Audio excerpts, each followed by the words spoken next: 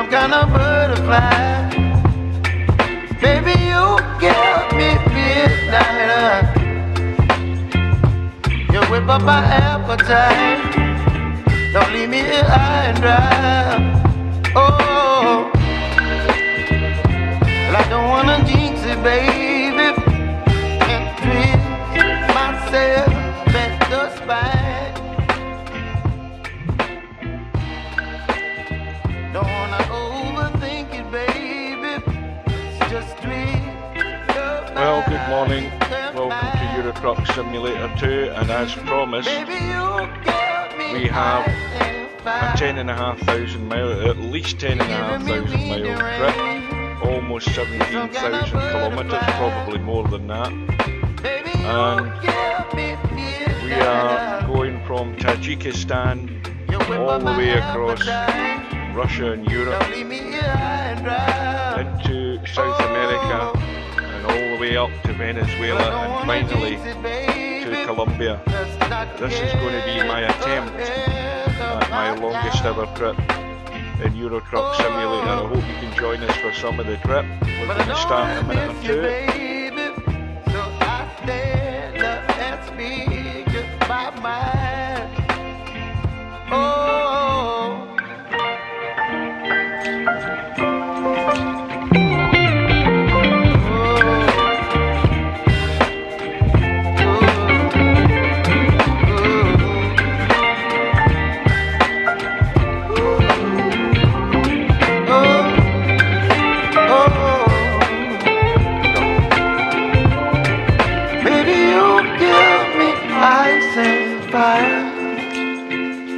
You're chilling in the rain. You're some kind of butterfly. Baby, you give me midnight. You whip up my appetite. Don't leave me here high and dry. Baby, you give me ice and fire. You're channeling wind and rain. You're some kind of butterfly. Baby, you give me midnight. You whip up my appetite. Don't leave me here high and dry. Oh, oh, oh, oh,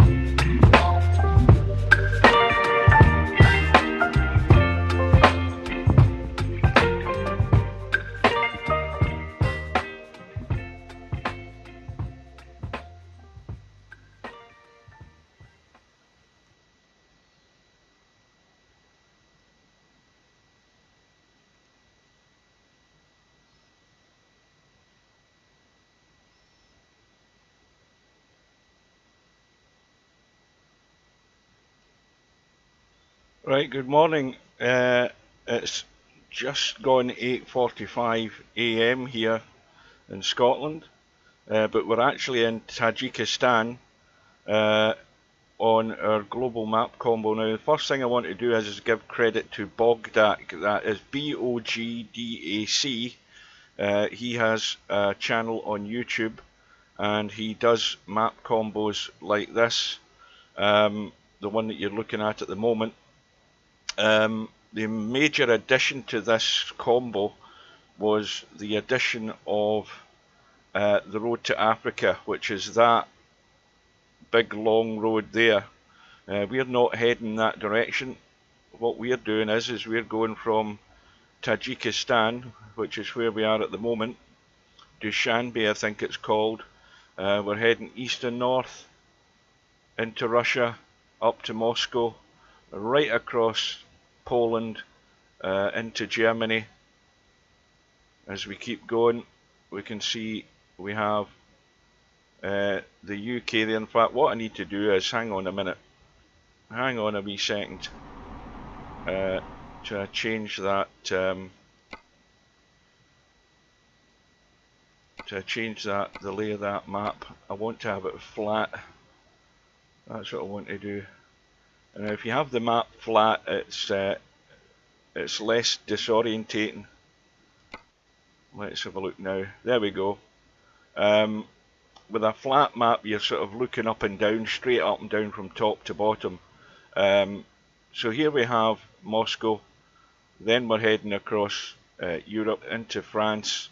There's the UK. We're not using any ferries in this trip, remember, as I did in my little preview video. We're going into Spain, heading down to Portugal, crossing the Mod Bridge into Brazil, or into the South America map, the EAA map, and then we work our way across and north all the way up.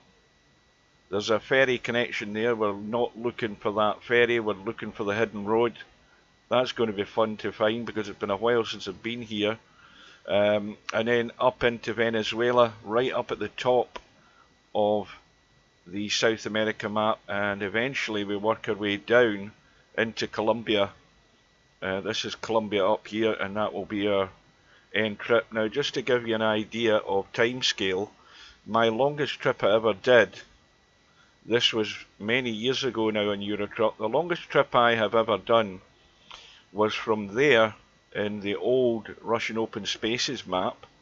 I then went down to, I think it was Moscow. The road took you to Moscow, and then worked my way across, took the ferry into the UK, and then up to Oban, somewhere up there it was either Oban or Fort William. Now that trip took me 8 hours, so that's going to give you an idea of how long this could possibly take. Now, I didn't manage to do that one in one sitting. I probably won't manage to do this one either, but it depends on the speed that we go at. I think we might be breaking a few speed limits on this trip. Now, I don't have the steering wheel in place at the moment. I'll do that in a sec. Quick look at the truck. If we just go outside the truck, we've got the MAN TGX truck. It has been modded. It's got an 824 gallon fuel tank, which is a modded fuel tank. If we go into the cab, I can't do this on my own. That's me there, and there's my little pussycat, which of course is a mod. They're all available on the download sites. And I don't know her name. I picked her up somewhere last night, and she stuck with me, so she's going to go all the way. We have just repaired our truck, so we have got no damage in the truck at the moment, and now we're going to try and head out and get on the way. So all that remains for me to do is to get my wheel in place and get going. So wish me luck. So it's about 10 minutes to 9. I'll just get the wheel in place. We're driving in automatic for a couple of reasons. First of all, it's unlikely that we'll need to go to manual gears on this trip because it's a good truck. It's got a good engine, 680 horsepower, and the other reason is that my gear stick is a bit dodgy and unreliable, and has been for a number of years. But let's see how we do. Right, we are almost on our way. Now, remember, I rarely do these where there isn't a problem. Let's see if we can get out in one piece. It's a bit busy here at the moment as well.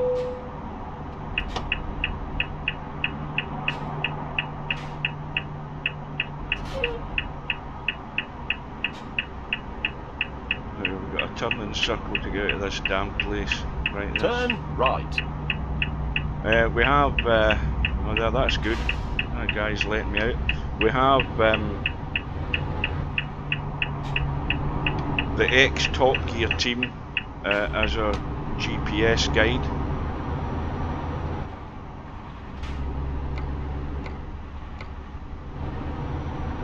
As you can see, we've got snow in the mountains round about us, because we're deep in the heart of Asia.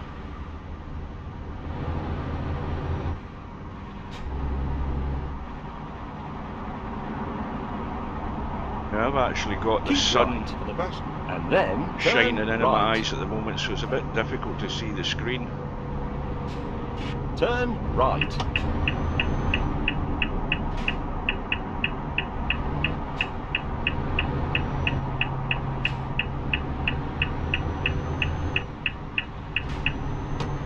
Well, it won't be long before we're out of town.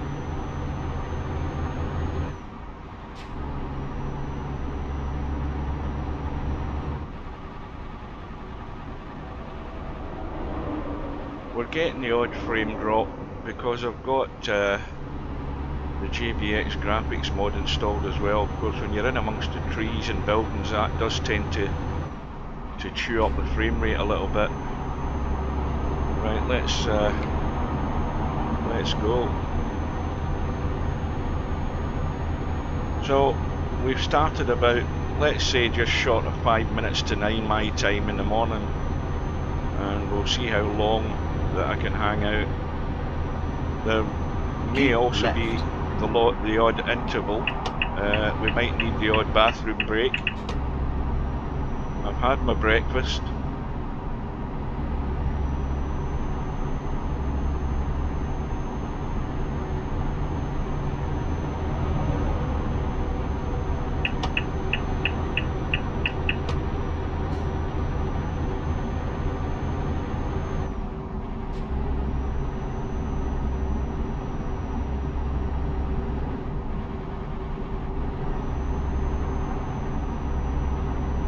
Once you're out into the open countryside, the frame rate moves a little bit better.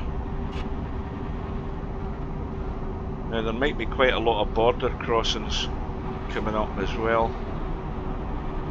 A lot of security checks. I remember going through a lot of them heading over this direction.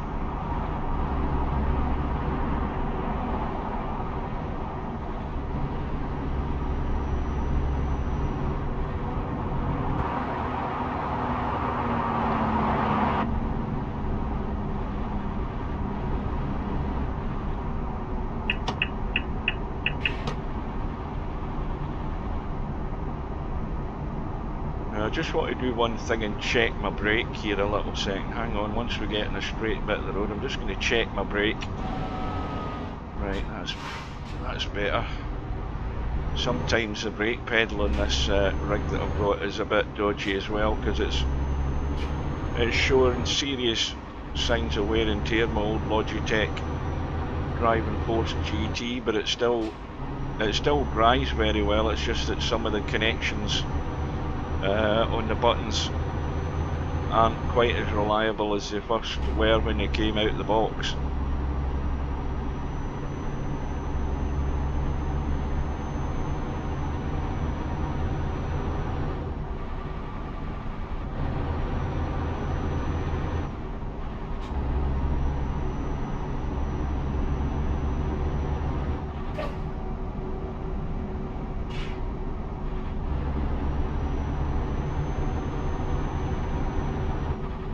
There's a guy on, I think what prompted me to do this is, there's a guy on YouTube who, I mean, these are boring enough to actually do when you're playing the game, to drive these sort of distances.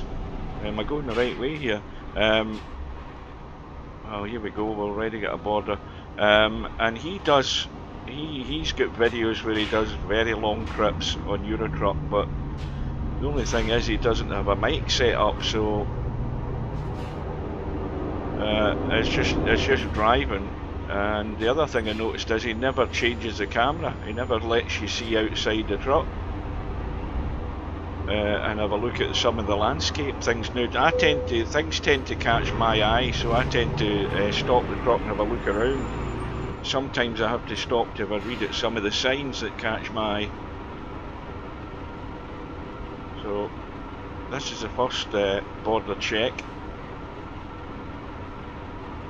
there's actually a lot less if we had started in China.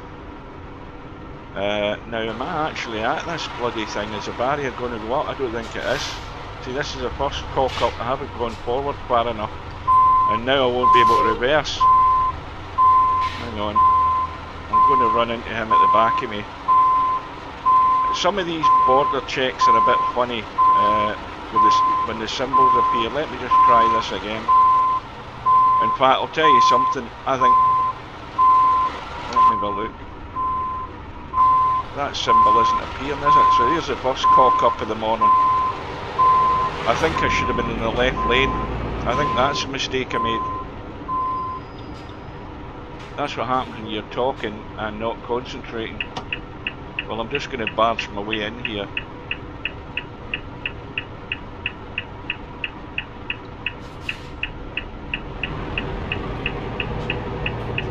I am going to barge in.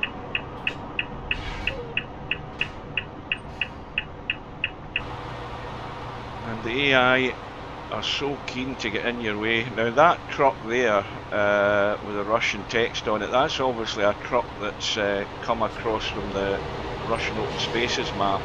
Let's just nudge him out the way.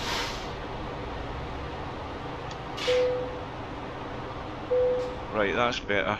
Once we get him out of the way we can get through this thing. So you will see certain things like that.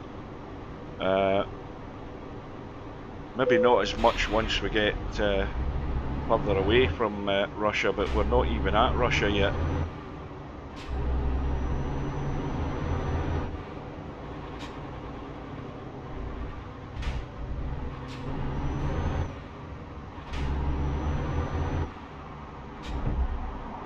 Now, what the hell have I caught there? Don't see anything I've caught.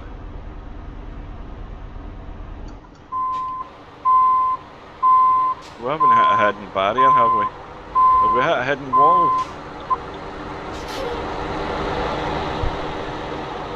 Well, that's interesting. That might be a bug. Give a check at this. Yeah, we're definitely going the right way. But I can't see anything that we're stuck on. I mean, that's just a curb that's behind us. I told you that it wouldn't be long before we had some sort of disaster.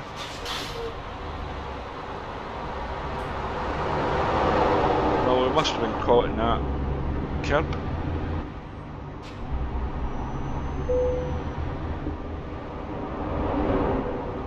I can't see that sitting back in my chair. I don't know what country that is we've gone into. It's probably another stand country.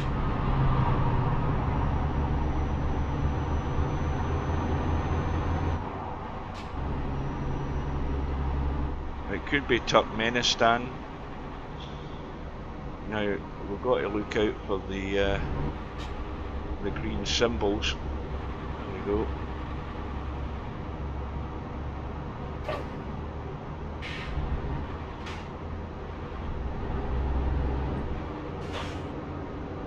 Now there's an awful lot of stop starting with these border checks. And once you get to, you know, the more populated parts of the map and we head into Russia, then the main thing is getting out of Moscow. When we get out of Moscow, then things can get moving and we can eat up a lot of miles.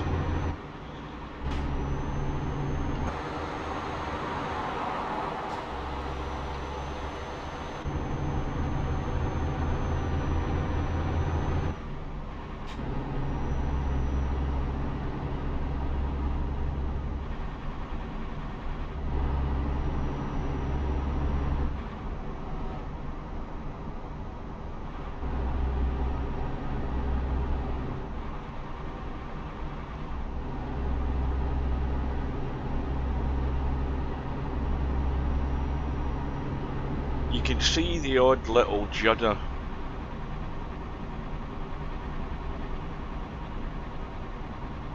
in the graphics.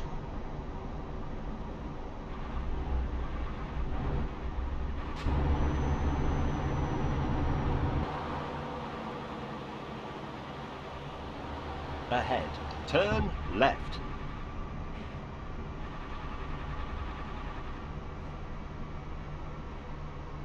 Turn left.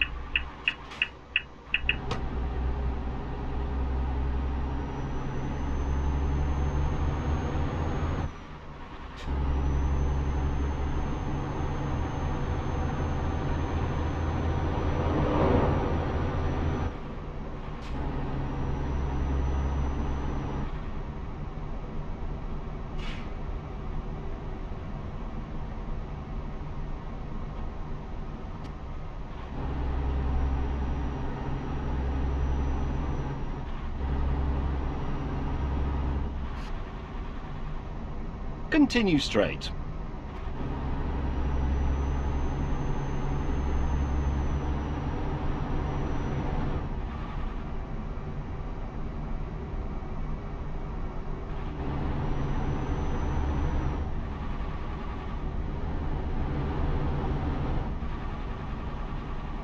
Continue straight.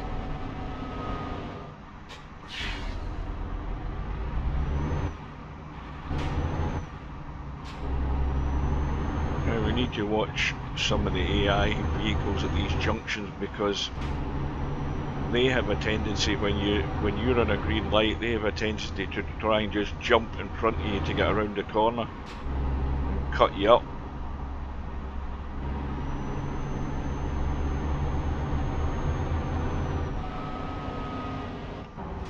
Now, why the hell is there a red... Oh, there's a junction there. I couldn't see the road there. I was wondering why we got a red light here.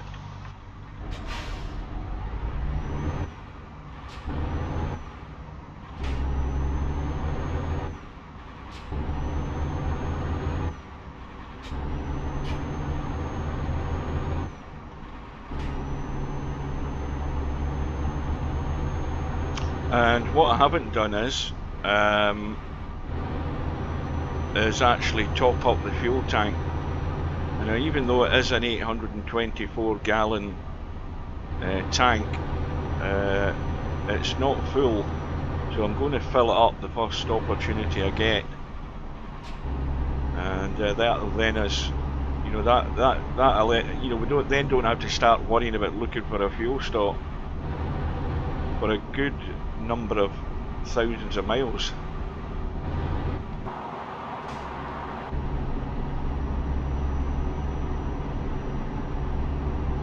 As soon as the sun gets around the corner a bit past my window, then I can see the road better in this bloody game.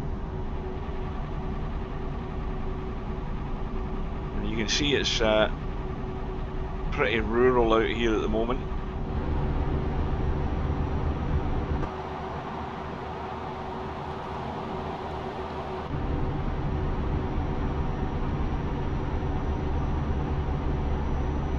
Of course, we are breaking the speed limit. I'm not paying really any much attention to the speed limit. Ahead. Turn right. Now, you know, there's James getting confused straight away. He's saying turn right, and all that's happening is the road's Turn just wide. right. The road's just widening up. So the thing about James May is Mr. Sense of Direction, as Jeremy Clarkson calls him, is never trust him 100%. Yeah, I think he deliberately throws those calls in to confuse you.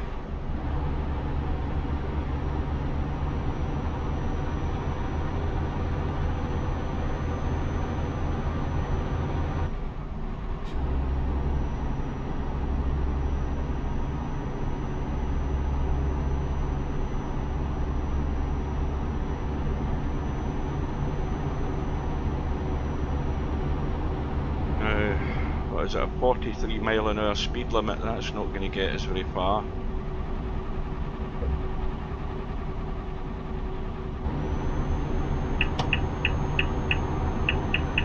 Yeah, we need to get past the tourists. We can't be stuck behind one of them for an hour.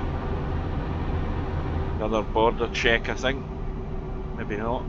I think there's quite a few going through here.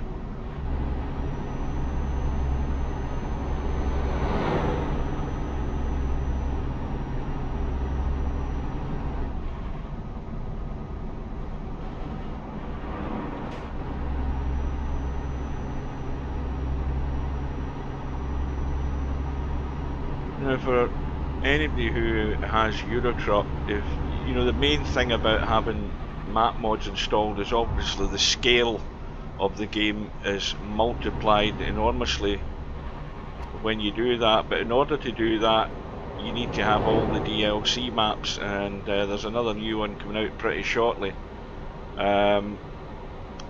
because all these map combos generally you must have all the DLC, and it then expands the game tenfold in terms of the miles that you're able to drive, hence the scale of this global combo, which is very large, biggest map combo that I've ever had in the game, especially when you add in that Road to Africa map.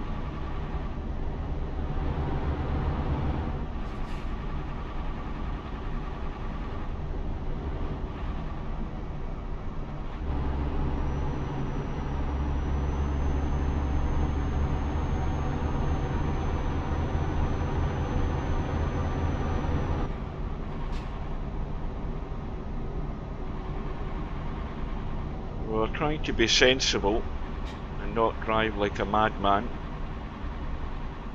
At least we aren't at the moment. I think that might have been a fuel stop there, but Ahead. Turn right. we'll wait until we get something more regular of a fuel station rather than just trying to squeeze into that tight space there. Turn right.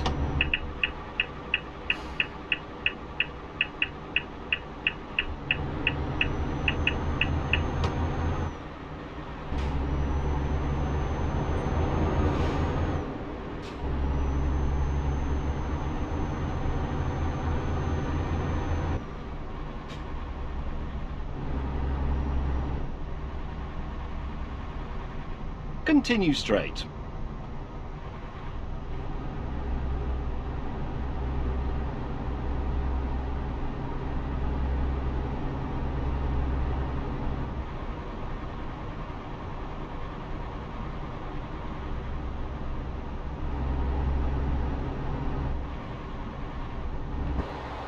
Well, it's a bit more arid looking here, a bit more sort of deserty look. And we might be down to a single track road pretty soon. Can't remember.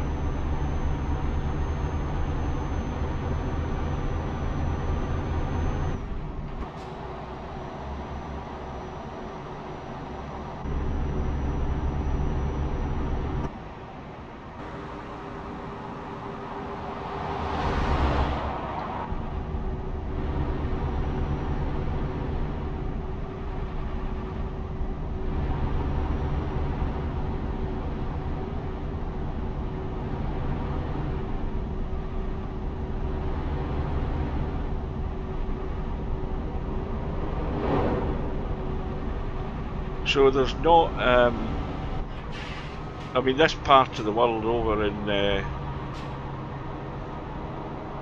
this part of Asia is a big, huge sort of flatland area. There's not a lot of mountains.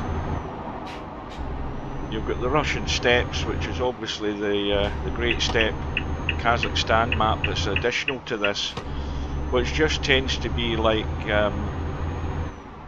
grassy plains and not a lot of elevation, but you will see elevation top of the Grand Tour. once we get into left. the South America map. Turn left. This is a weird part of the road here. You've got to do a complete U-turn. And my back end is sticking out into this outside lane here. Yeah. Complete U-turn. You'd have thought this could have been better designed, this part of the map. Let me just move my mouse out of the way.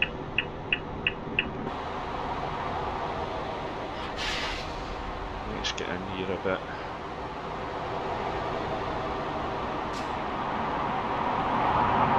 And that, of course, is the one of the skins that comes with the EAA map that you can put in your truck. This is scary turning here. You could easily get sideswiped. Now, what can I see coming? Not a lot. Let's get out and around.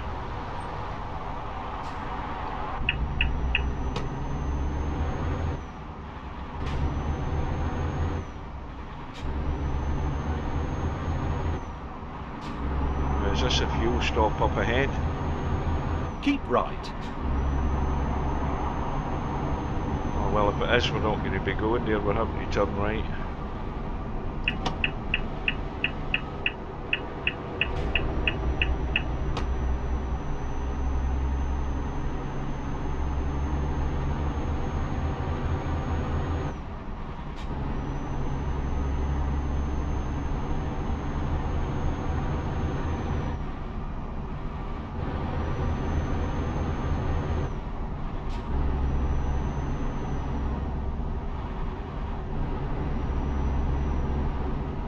At the roundabout, take the second exit.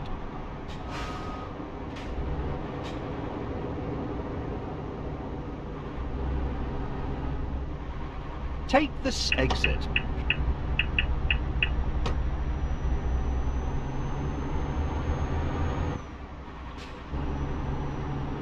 Now I've got the fatigue simulation switched off, and the main reason for that is you have to then find resting places at odd times of day. So in order to see the best of this journey, with having the fatigue simulation off, it means that I can drive during the daylight hours, and then when it's getting dark, because we don't want to be driving in the dark where you can't see the landscape, we then take a rest at a suitable time. That means that when morning comes round, we're going back on the road for a full day's driving. Well, as you can see, we're now off-road. Desolate looking landscape.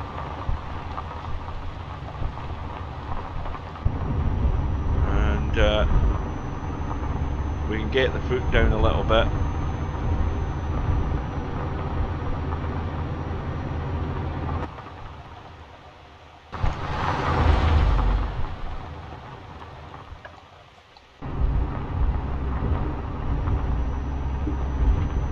Got to try and make headway when you've got a fairly open road with not an awful lot of traffic coming.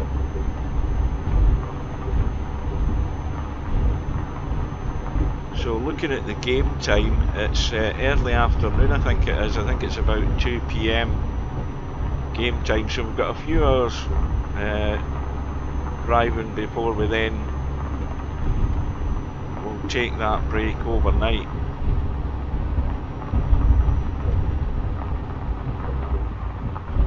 Now we also need to be aware of border checks and security checks on this road, I think, and you have to watch for this barrier or this wall that's in the middle of the road here like this, because I headed straight into this once.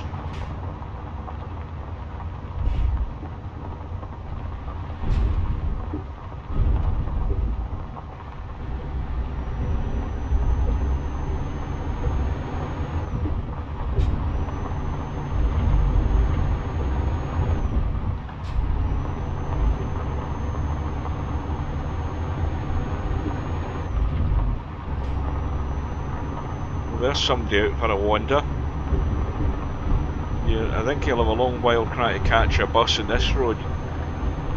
And there's another wall in the middle of the road, a couple of guys there hanging around.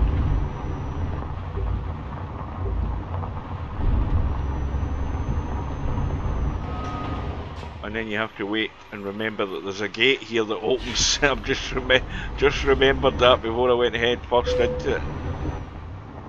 And we're into another country, whatever one that is, I can't read it. It's, as I said earlier, it's all the Stan countries that you're going through at the moment. Uzbekistan, Turkmenistan, Tajikistan,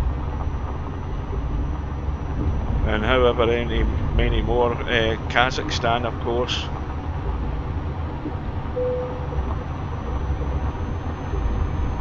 some of these, obviously, these pop-ups aren't countries, they're actually regional areas of the country that you're going through, or districts, or whatever you want to call them.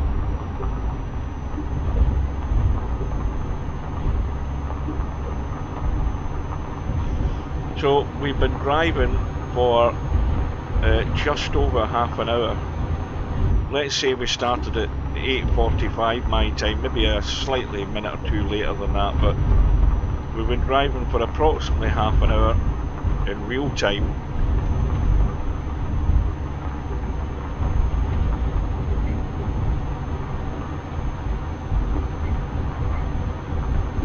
Now, if I remember when I did the trip about maybe, I don't know, 10, 12 years ago on Eurotruck, when I did the long trip then from the Russian Open Spaces map to either Oban or Fort William, I was doing okay at the beginning, but when it got near the end there was a terrible amount of accidents because I was so tired.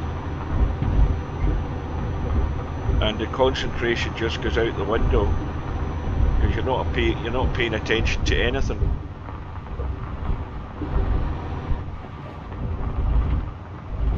Like that there,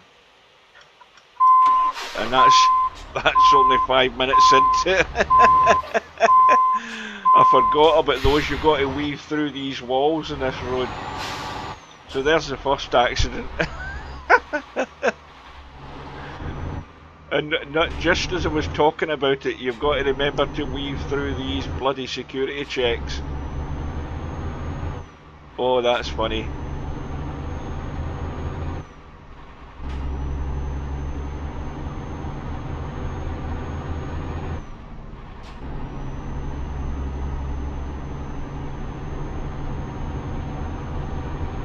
I'll keep the zoom on until we're sure that I think there's another one of these. There's at least another one of these.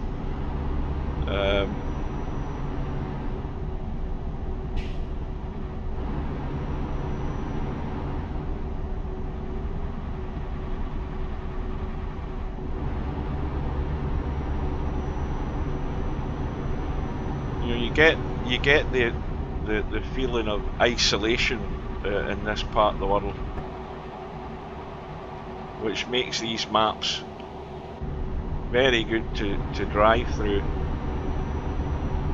You've got this wide open landscape with not an awful lot going on but desert.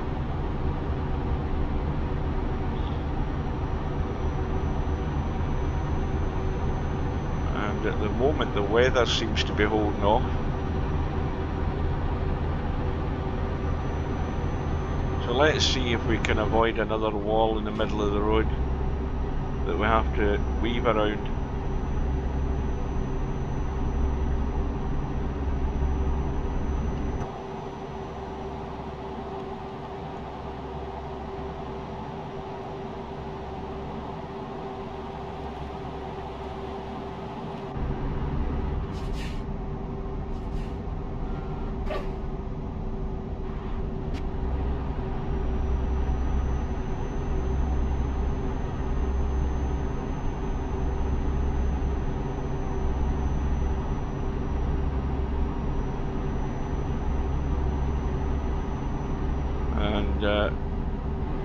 That feeling of isolation is multiplied by the fact that you can't see any other vehicles.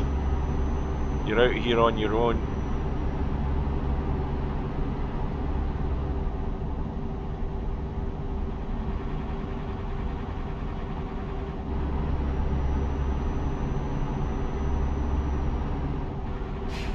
And now we're off road.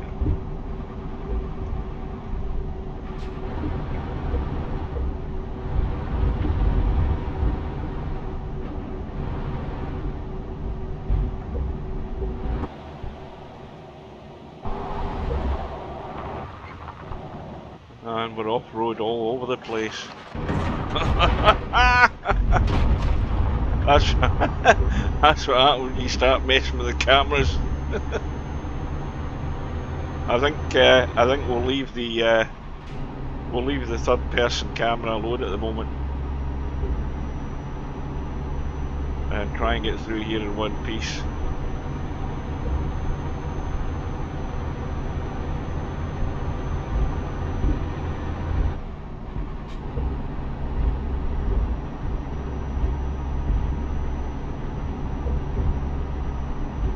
There's actually, where the hell are we going now? Why did James May not kick in there? There's actually more of, there's more of this off-road that you can actually take, but the GPS is taken as the quickest route. We could go on more of this dirt road section, but it's actually the slowest. It's the slower route. The route that the GPS has taken is probably slightly longer, but it's actually quicker because you end up getting onto the main highway sooner, and therefore you can go at if you're going by the speed limits, you go at the higher speed limit. Yeah, I think we need to keep our eyes focused on what we're doing here, because this has not been a pretty start.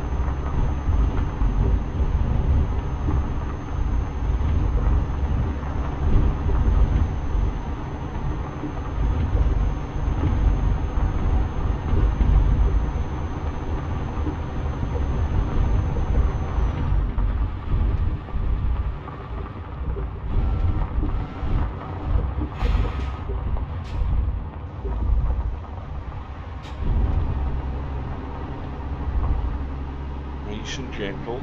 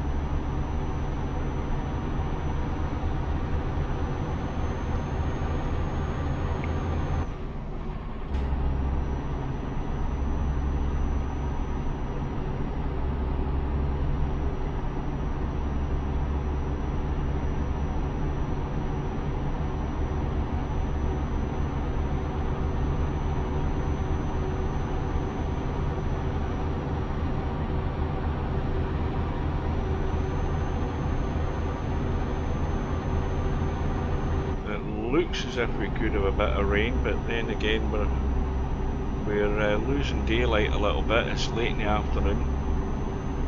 This wouldn't exactly be the place where you would find a resting place, because again we're pretty isolated.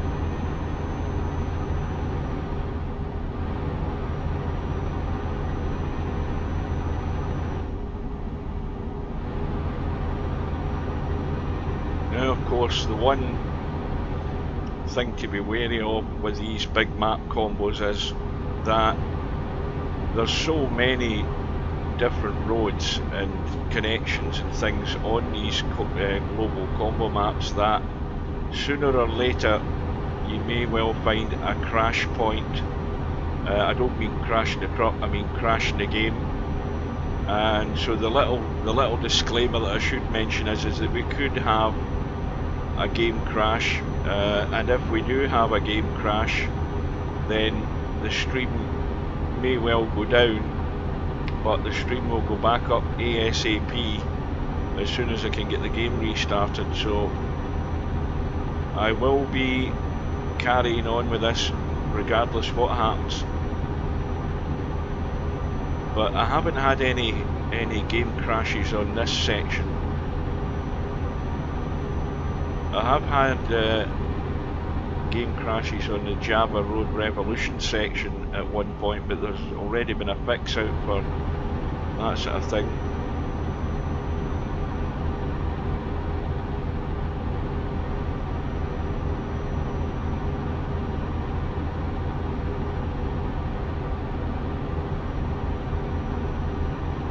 Well, it's good that there isn't a lot of traffic here, because that allows us just to, you know, make good headway.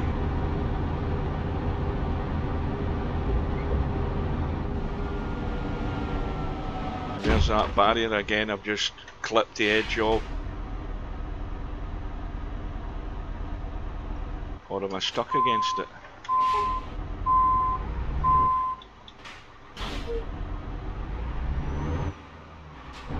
Well, the sun is on my right hand side in this room, and that's why it's affecting my clarity of seeing what the hell's happening in front of me here.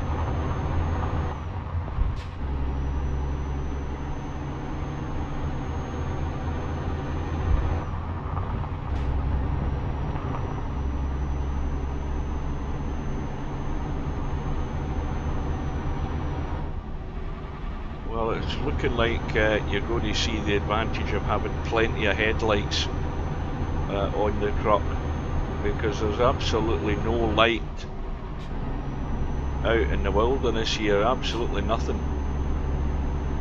So we'll be in total darkness pretty soon.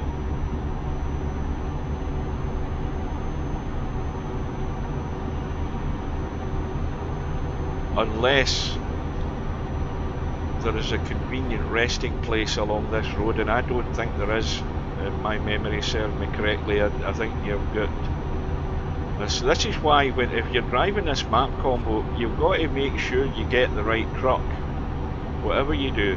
Now, this is a standard SCS truck, although there's been modifications done to it in terms of the wheels, the tyres and the fuel tank. Now, the fuel tank mod is on the Steam Workshop, so obviously I've got a much larger fuel tank than normal. That mod does not work with modded trucks. It only is made to work with the standard trucks that come with the game. So this is a standard MAN TGX truck that has been adapted. So that's what you've got to get on roads like this, where you've got a long distance to go, where there might not be fuel. If you just get a poxy little 100-gallon fuel tank, which some of the trucks do have, then you're doomed to failure. You've got to make sure you've got enough gas to get from A to B, or at least from the next A to the next B, so you can top up again. But with this modded truck, we don't need to worry about that. We've got loads and loads of fuel, although, as I said, the tank isn't full and it's far from empty. But whenever I get a good opportunity, I'm just going to get it full. And we'll probably have to top it up again before we complete this whole trip, whenever that might be.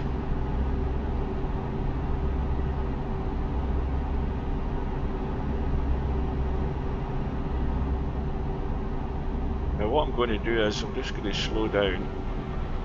I'm going to go to third person, and I'm just going to check my lights. That's us. We're now in full beam, although they don't really kick in until we lose more of the daylight, obviously, but you're best to just be prepared.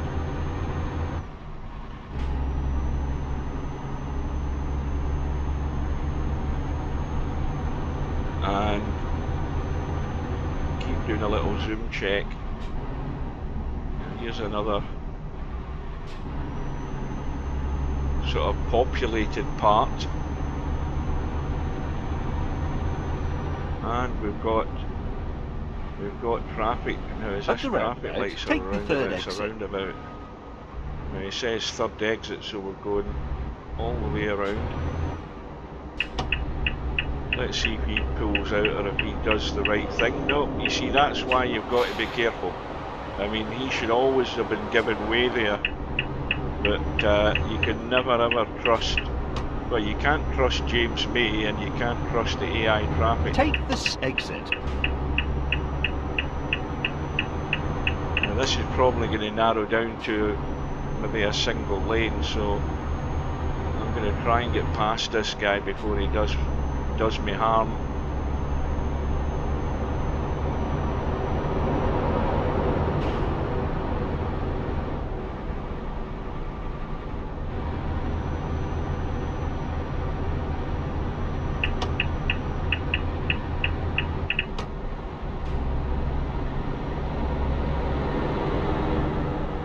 That's us now stuck in traffic. Now, if this car in front of us makes a move like that, we'll follow him and hopefully get past this truck.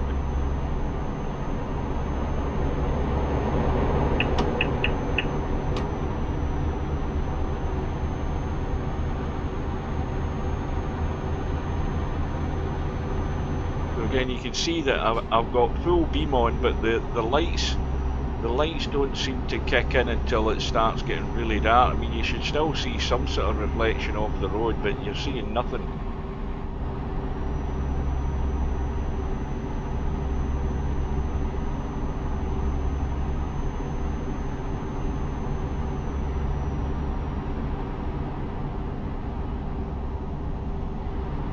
And I'm almost driving blind at the moment, sitting back in my chair with the light glaring into my eyes.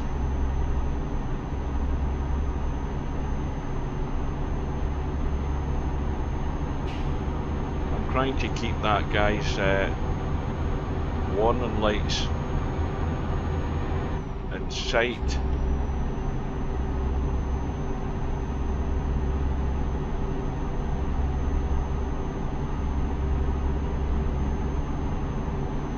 So it's not a priority that we find a fuel stop. What the priority is now is that we find somewhere where we can rest up, so we're driving in daylight again. So again, of course, you just don't get to see the scenery around about us. So the lights are kicking in now. And we'll just tailgate this guy for as long as we can.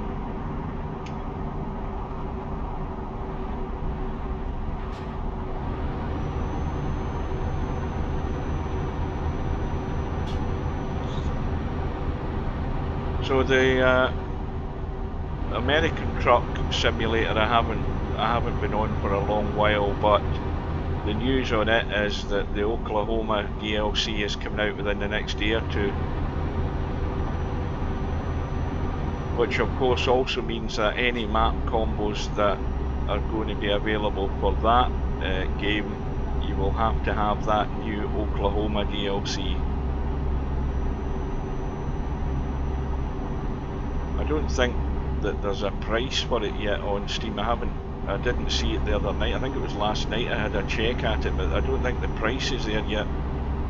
But it'll be around about, well, in UK money it would be like 10 or 12 pounds or something. Maybe 15 euros, I don't know.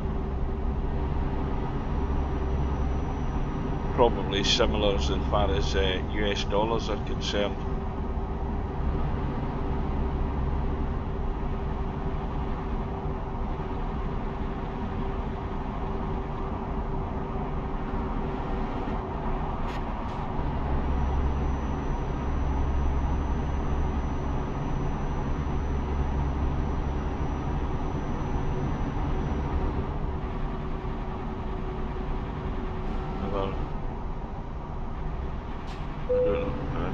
Another border that we've crossed, or another region that we're into.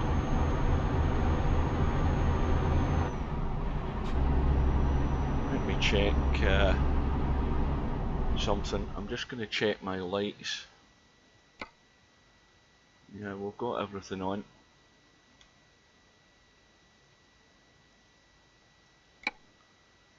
Get rid of that.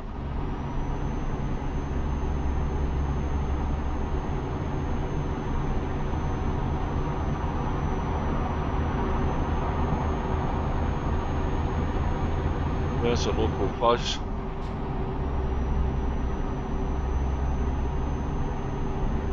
Or as James May calls them, the Rozzers.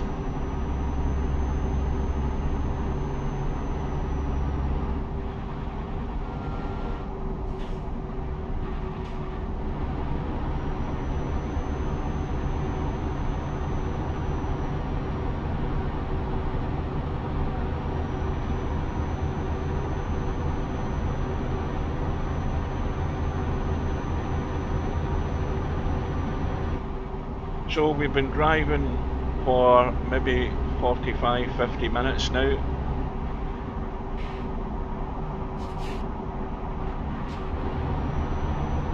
Uh-oh, what we got here? Oh, again the local. I think it's a medical emergency. What's going on there?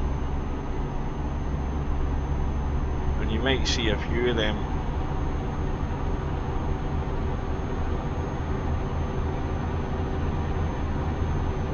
Now what time is it at night here? Is it gone 8 o'clock or something? I think it's about 20 minutes to 9 game time.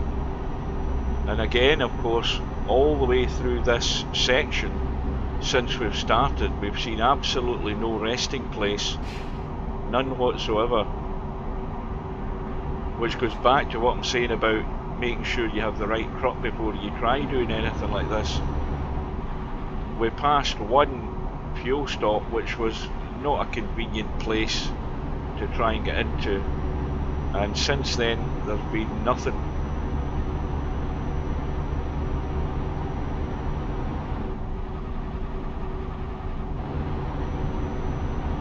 So it always helps to have the right tools for the job. Make sure you've got the right truck. Puny little fuel tank no good to you in this trip.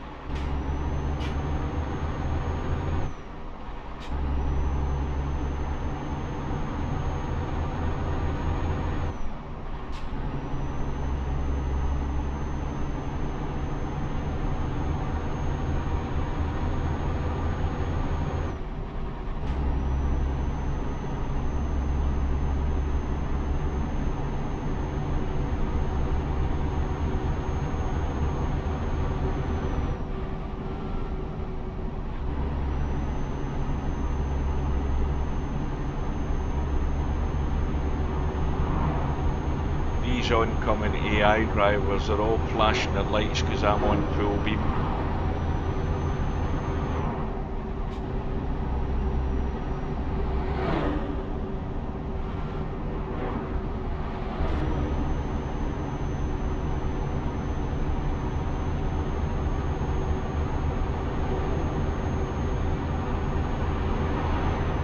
Keep right.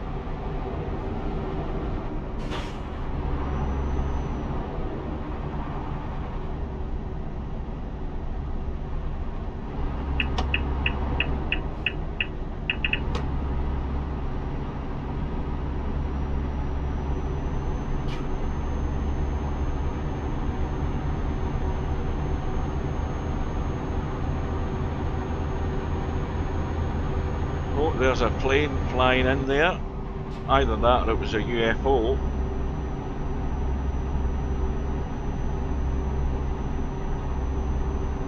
So this is the top speed I think we've gone at since we've started this journey.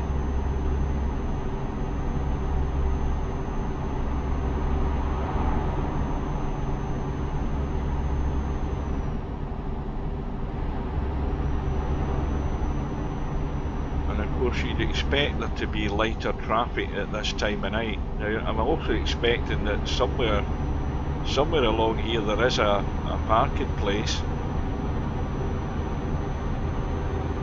It's now 9:45 at night. missing all this countryside and landscape.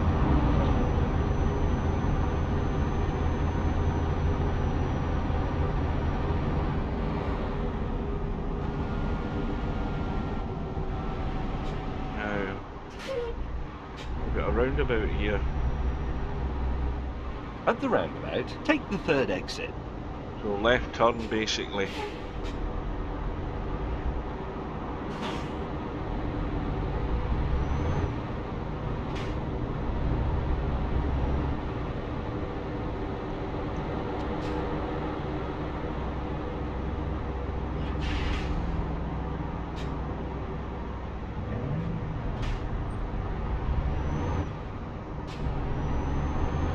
Again, at these roundabouts, you've got to be very careful. The AI do some crazy things. Take this exit.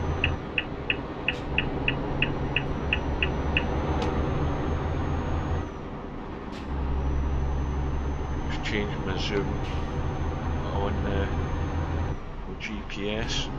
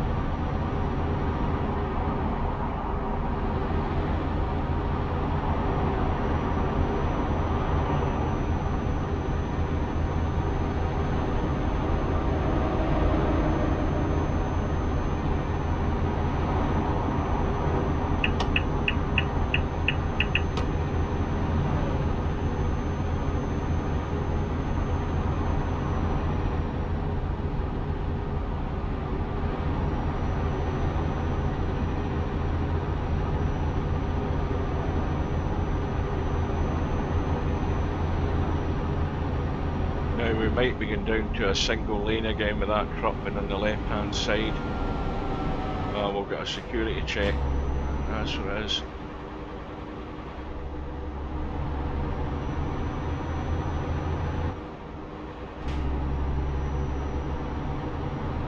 So we'll just follow behind him for the time being.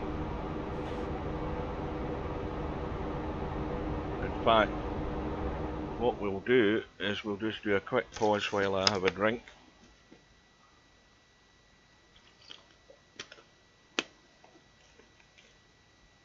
That's good.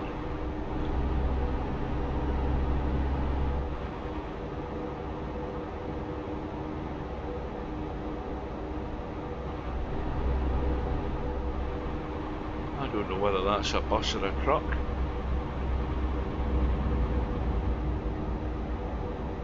It's hard to make out what it is. Looks like a bus.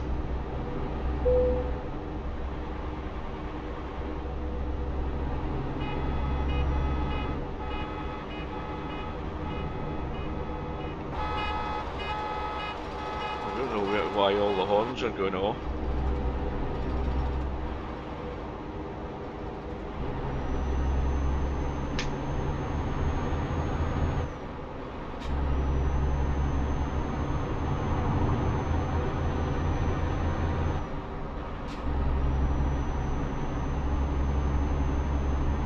it's now, I think it's gone 11 o'clock at night. We might end up driving through the night here and going on through the next day unless we find something soon.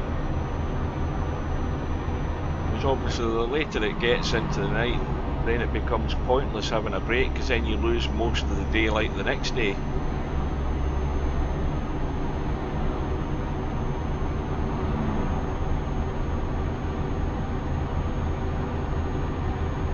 And that's the thing I didn't want to do, was do an awful lot of night driving, but again, you see, because it's such a remote area, there's not an awful lot of opportunities to do that.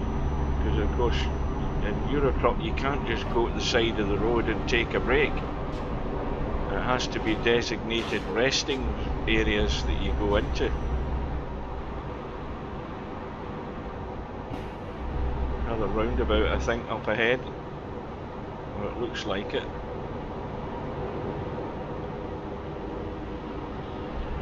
At the roundabout, take the second exit.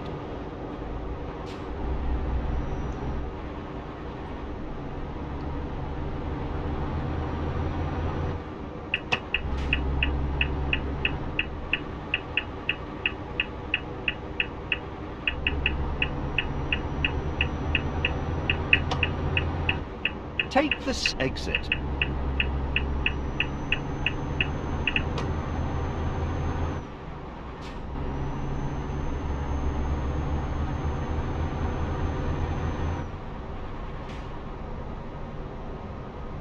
What have we got here?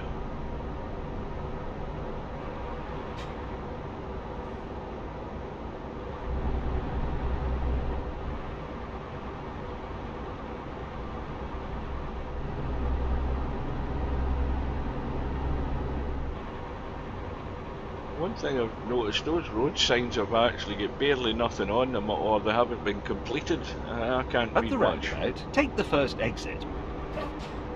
Right, so Take this exit.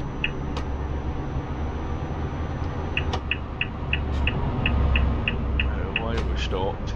Was it a level crossing? Well, there is a railway line there, but there's absolutely no barriers, so I assume there's no trains go along this.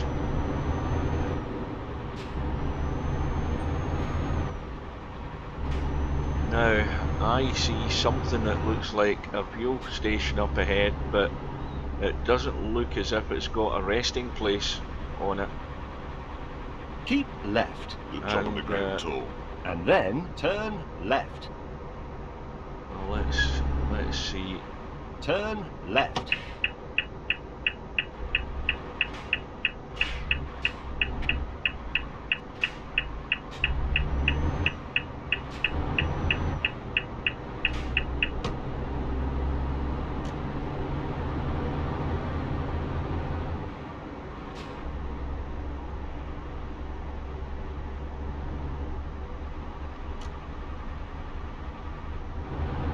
Well, there is a fuel stop in it, and you must have to go off-road to get into it.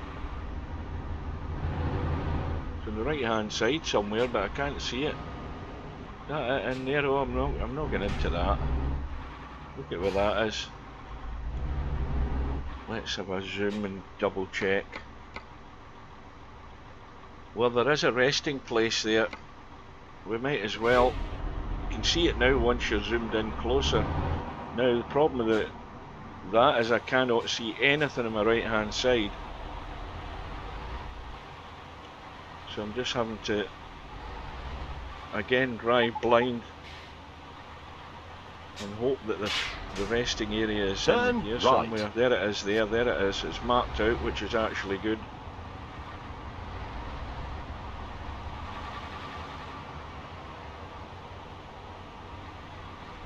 Well, it's going to be mid-morning when we get daylight, but that's good. Right, get these lights down if I can get them to switch off. I'll have another quick drink. Yeah, that's like 20 minutes to midnight or something.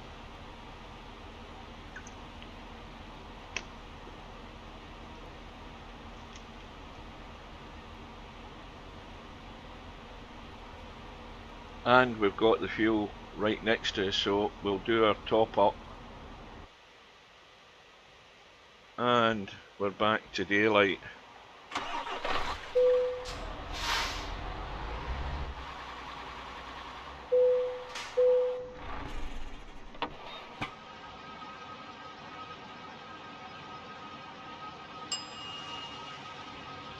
And the cat's, I think, still snoozing. It's having a long lie in.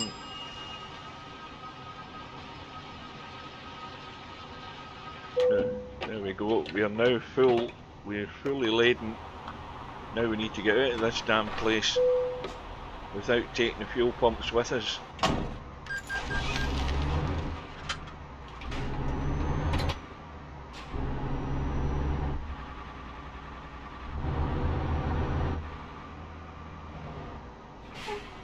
Well, we've got to go back round to this one entrance. There's not a second, there's not an exit down at the back end there. We've got to be back up here.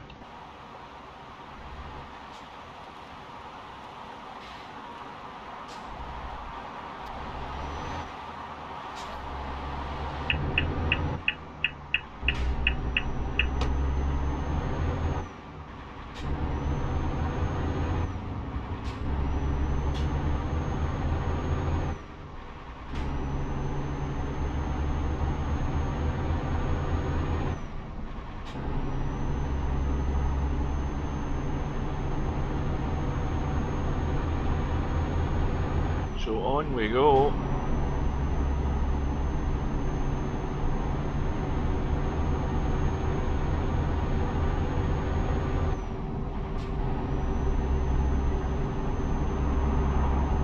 And we should make good headway here. Now that we've got, what is it, 9:15 in the morning. So again, we've got a full day's driving in daylight. Again, pretty desolate looking. See, I don't see anything on that sign.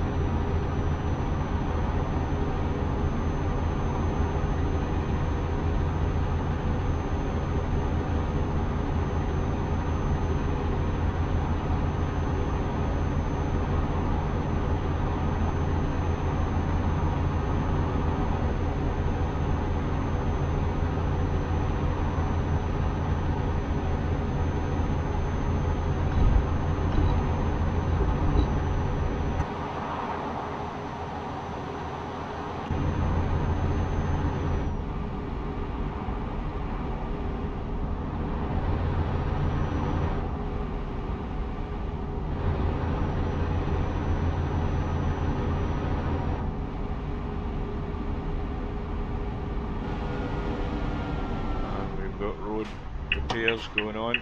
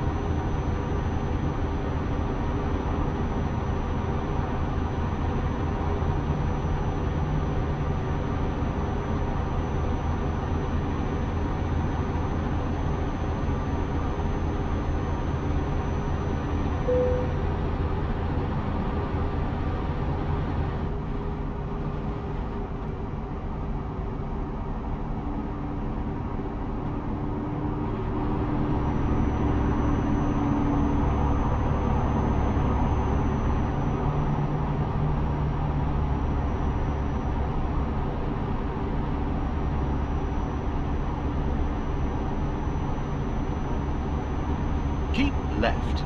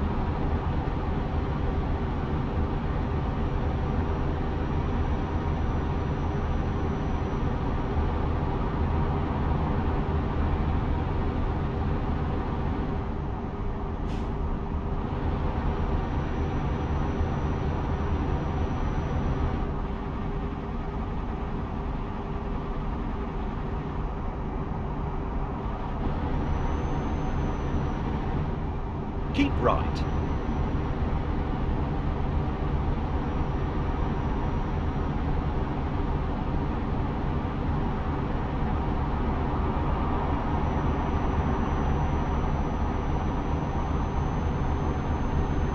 Keep left.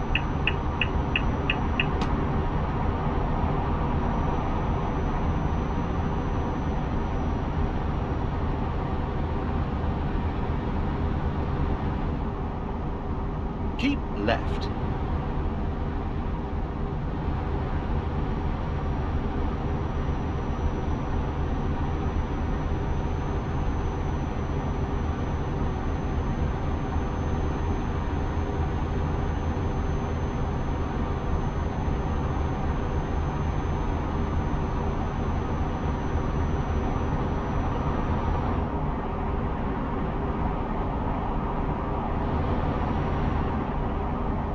Keep left.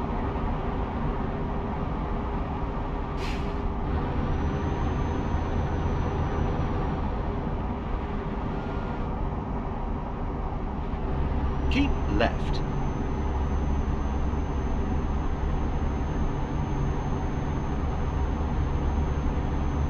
Keep left.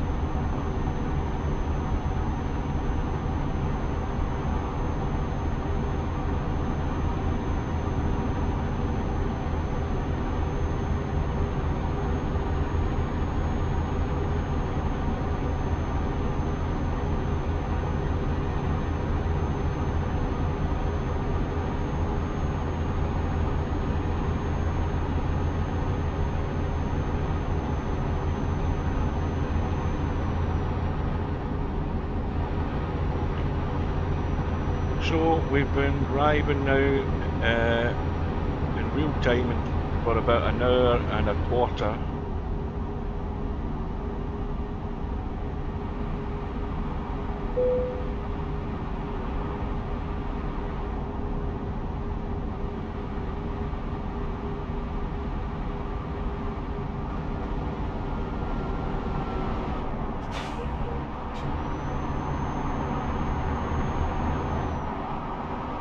At the roundabout, take the second exit.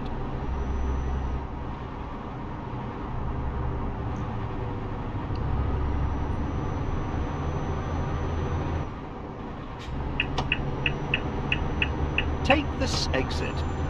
So we started about 8:45 my time, and we're certainly over an hour and a quarter now we've been driving.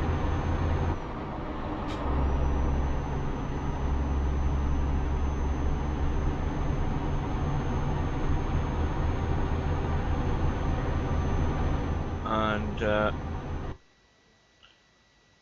from that to Shanby, which is that it there? That's where we started, and that hour and a quarter has taken us this far. That's how much ground we've covered. So you'll now appreciate how far and how long these routes are. So we've got a long, long way to go.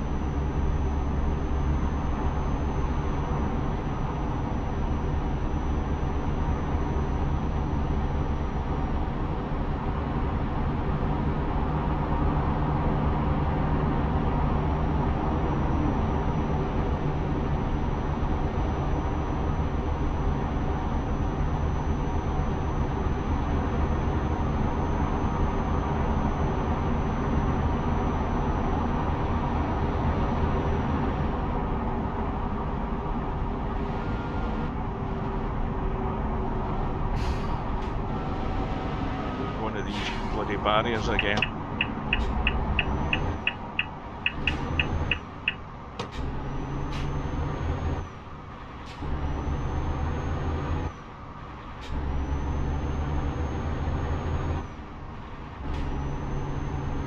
don't know what that's meant to represent.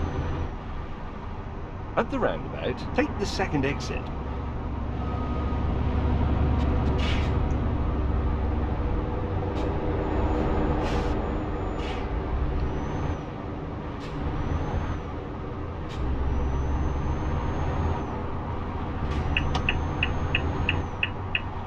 Take this exit.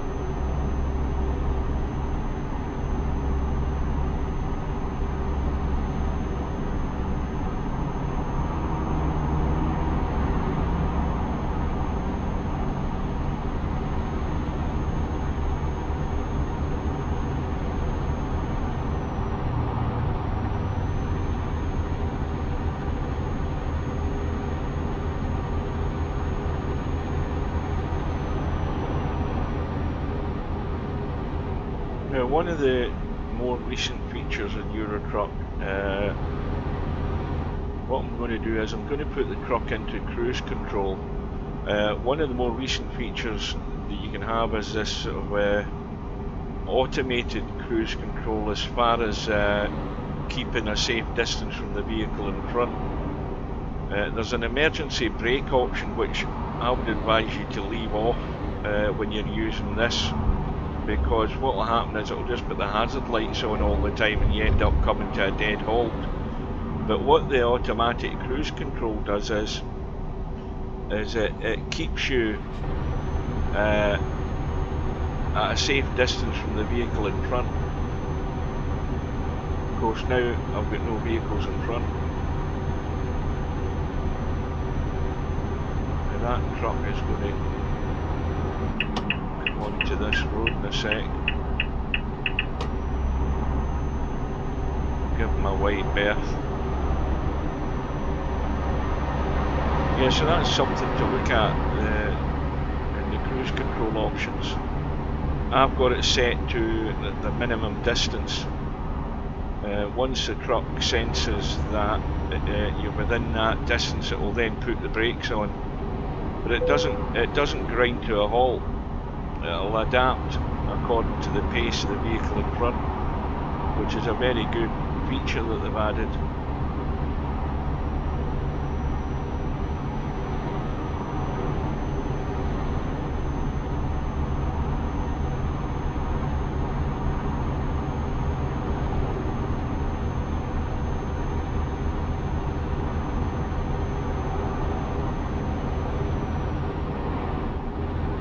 Got the cruise control on again.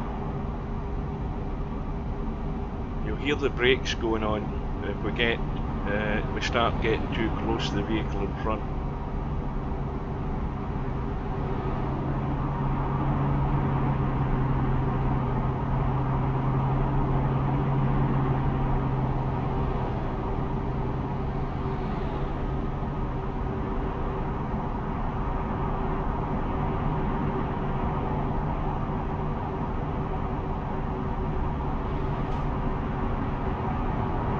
Well, that's not working.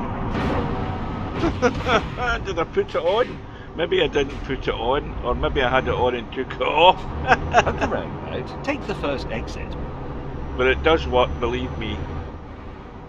This light is still shining my eyes. I can't see whether the function's on or off. Oh dear. Now, did he say straight on? I think he did. Take this exit. Yeah.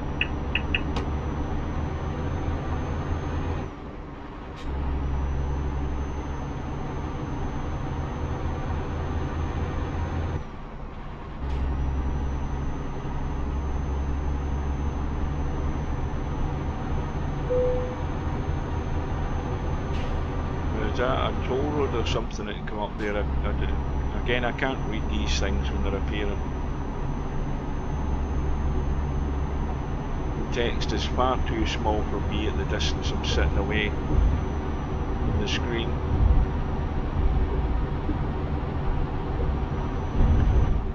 Oh, big bump there.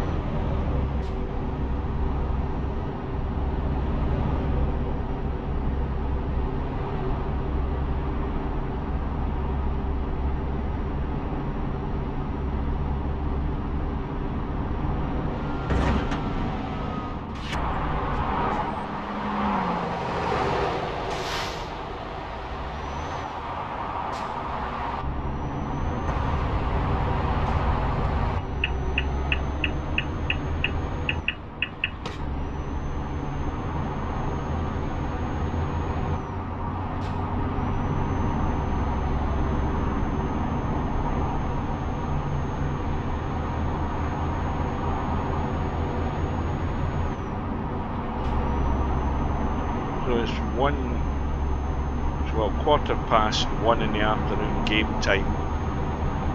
So once again we've got a good number of hours in daylight, and although we're still in a fairly remote area,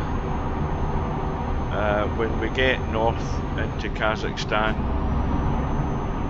although there's not a lot of light there, we certainly have to find a resting place before dark.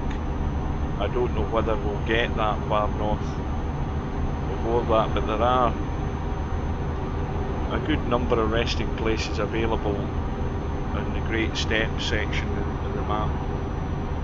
And then of course the next port of call after that is heading further north until we get to Moscow. And that's where things should open up quite a bit. It should be roads like this all the way, not only through to France pretty much, but all the way down south in France into Spain and Portugal. It will all be like this.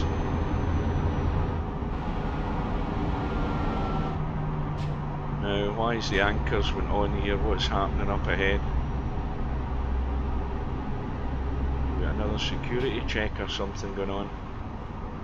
Or are we down to one lane? It might be that. There's tracked vehicles filtering to the left possibly. In fact, we might as well just make the move ourselves, just in case.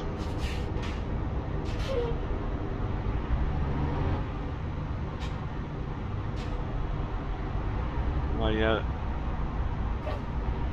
I haven't quite worked out what the hell's going on here. Why are they stopping? Is it a railway line again? Ah, there's a railway line going across the road. That's what it is. That's crazy. On a dual lane highway, you've got a railway line going across it.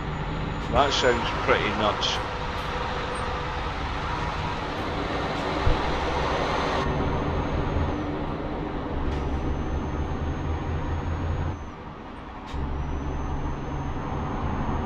Now we're in the wrong lane. Go over to the right. And I can see a resting place on the GPS up ahead.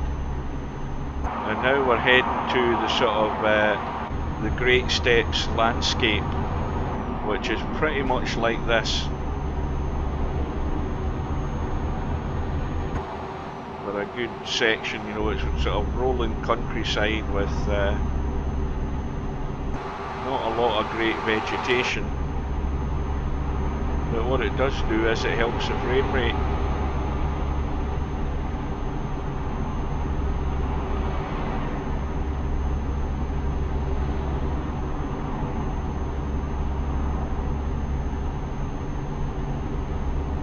And we can make up good time on roads like this and good mileage if we can get the foot to the floor.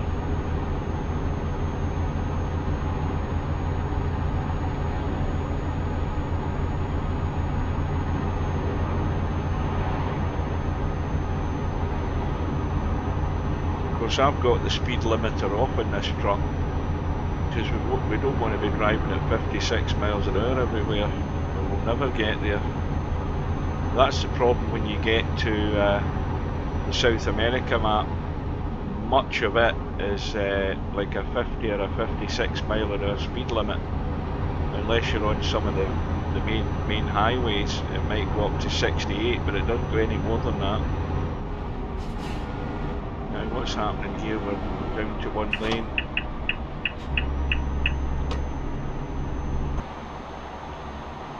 More sort of desert again.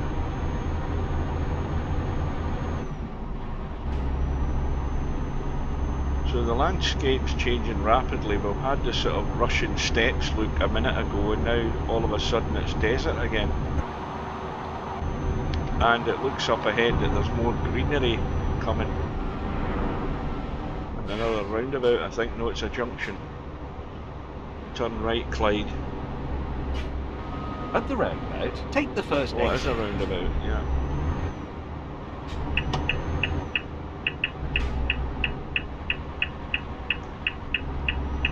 Take this exit.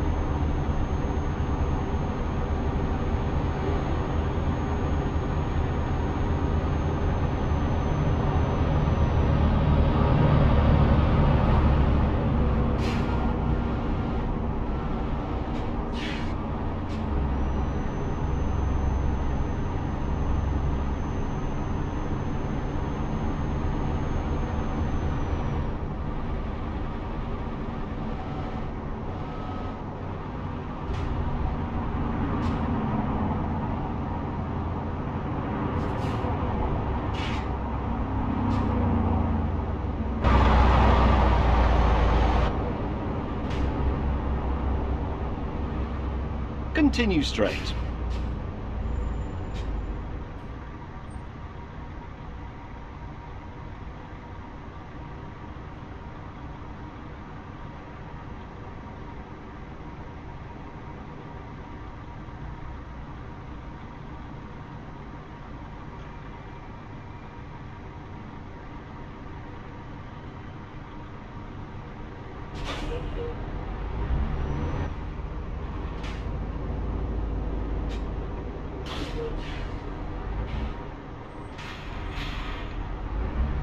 I do like to read the odd sign now and again. I hope that doesn't drop on top of the truck.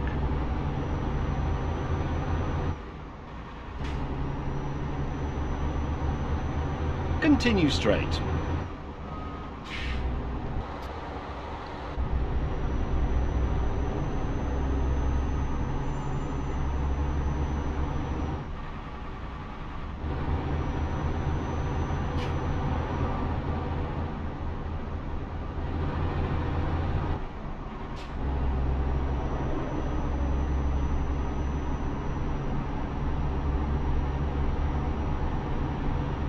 Continue straight.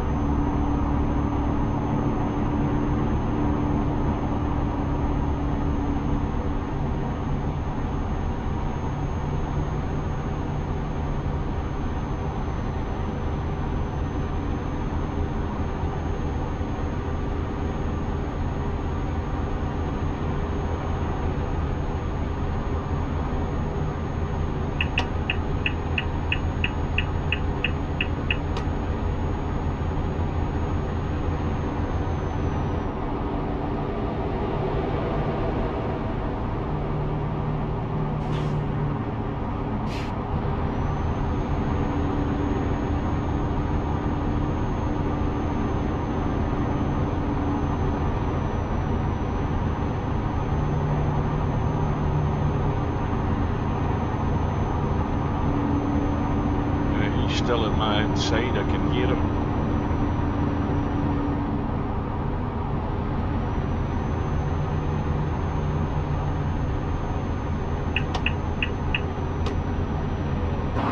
Some mountains now.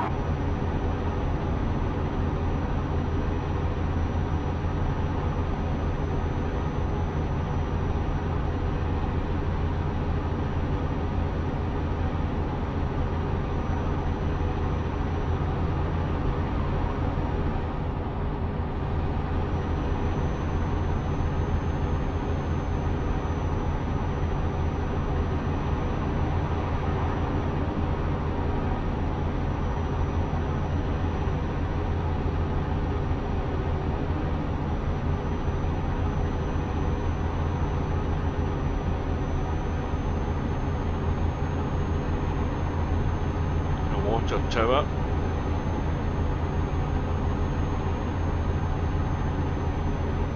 Presume that's what it's meant to represent.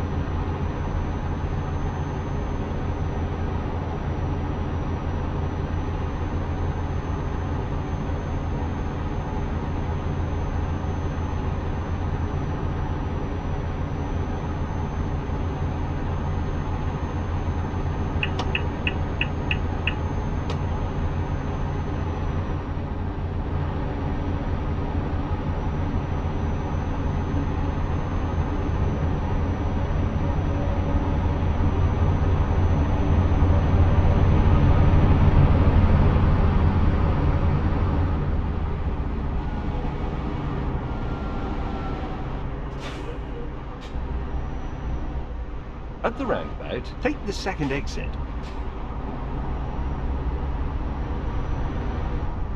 Take the second exit.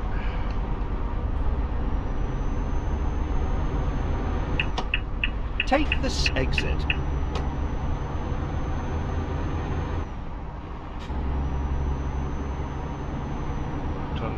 up Keep ahead. right for the bus, and then turn right. Turn right.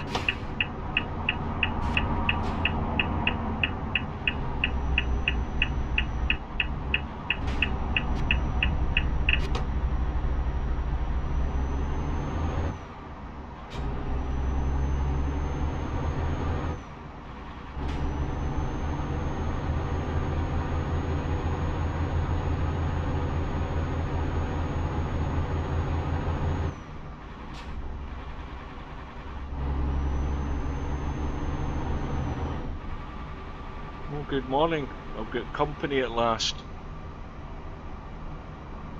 Well, I've been on the road for about an hour and 40 minutes on my epic journey, and I've got an awful long way to go.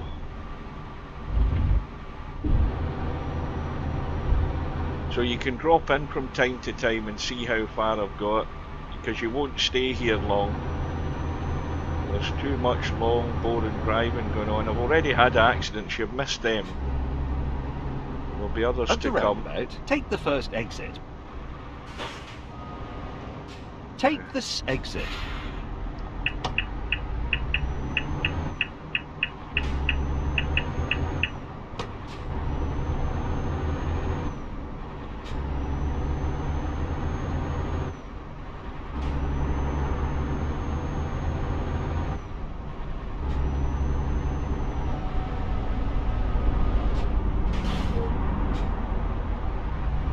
Let's have a quick look at the map. If it doesn't crash. That's where we are. This is where we started, up here in Dushanbe. And in that hour and 3/4 almost, or an hour and 40 minutes, that's how far we've got. So we've still got all the way north through Kazakhstan up to Moscow, and then across Poland, across Germany, into Spain, down into into France, then into Spain, then down into Portugal, and across the bridge to the South America map, into Brazil, heading east and north.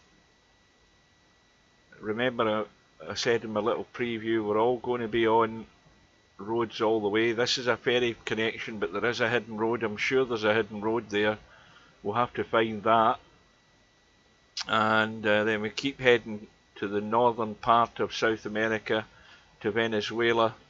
There's some quite twisty roads here, mountainous roads, and down into Colombia, and then eventually to that point there, which is where we are dropping everything off. It's only empty pallets we're taking, but that's where we're going. It is definitely going to be my longest trip ever. It's going to beat the 8 hours that it took me from deep in the heart of Russia to either Oban or Fort William, which I did many moons ago, and it is on my YouTube channel. It was one of my my earliest live streams, and goodness knows how long ago it was. The date will be on the video. You can go and have a look at it. You can crawl through it and find it. Ahead, turn right.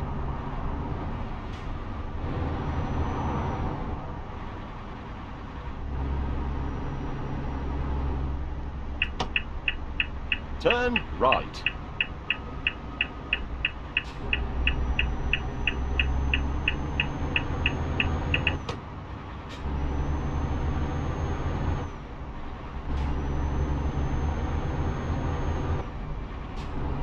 Well, let's have. Oh, here another roundabout, is it? At the roundabout, Yeah. take the second exit. I was going to say, let's have a quick look and see how the cat's doing. Well, it's giving itself a stretch. My hitchhiker that I found, she's still awake, although she hasn't said a word since I picked her up. And I think she was in the night out, because she's not exactly dressed conventionally here. Not as a truck driver's mate, she isn't. But it's not unpleasant on the eyes.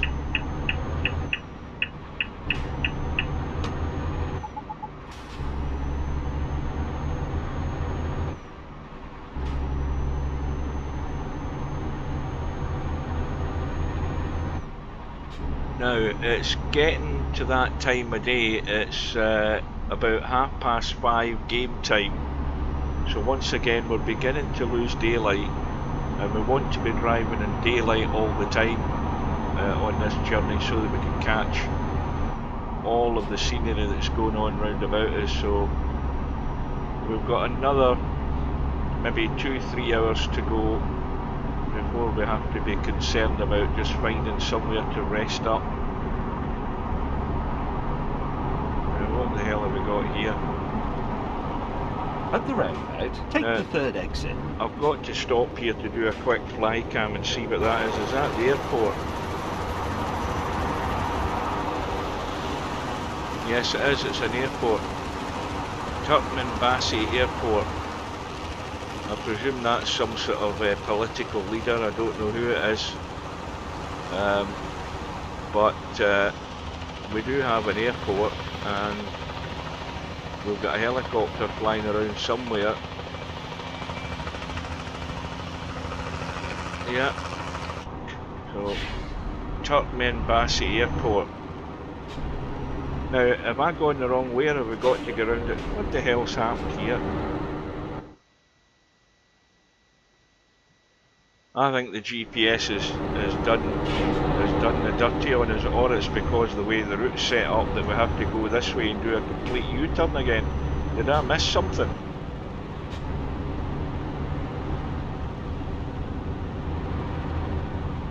Maybe that's the way the bloody thing's set up, but we're having to go back the way we came. Take this exit. Well, I'm going to have to double check when we get to the end of this this road here to see where we're going.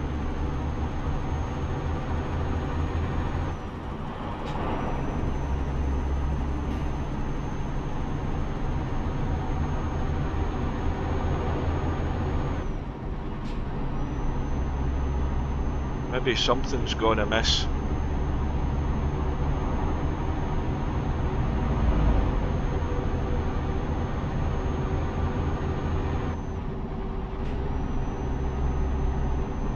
I certainly don't want to be going back the way I've just came. At the roundabout, take the first exit. Yeah, I think something's gone. Take this exit. Something's gone haywire with the GPS, or I've missed a turn. We might be on the right road now.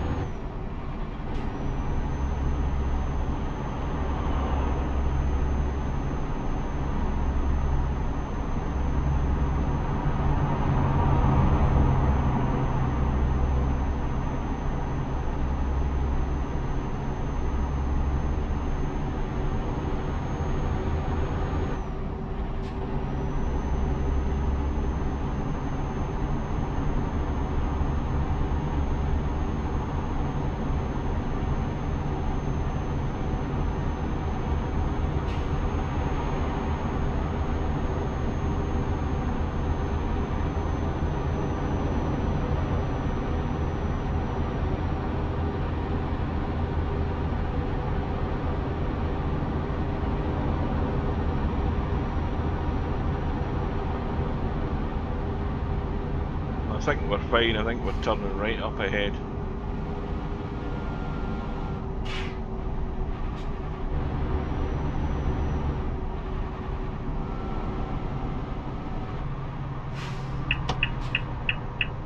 At the roundabout, take the first exit.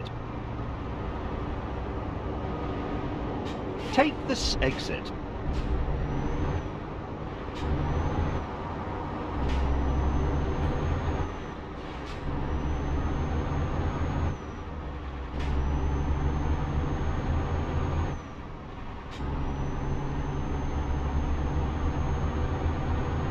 Out into the wilderness we go, and this might have a distinct lack of resting places by the look of it. But we're not quite desperate yet, but we want to get a full day's driving in every day if we can, so we want to be doing it always in daylight. Anybody that watches this, you don't want to be looking at it at night because you just want to see what the landscape's like. I don't know whether that's a sea, a lake or a river that's over to the left there. It looks a bit large to be a river. I think it's we're on the coast.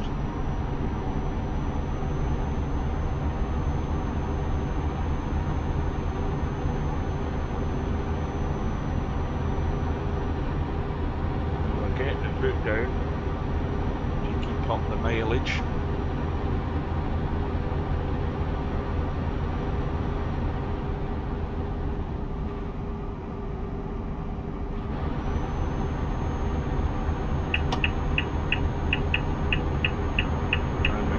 Stuck behind the caravan.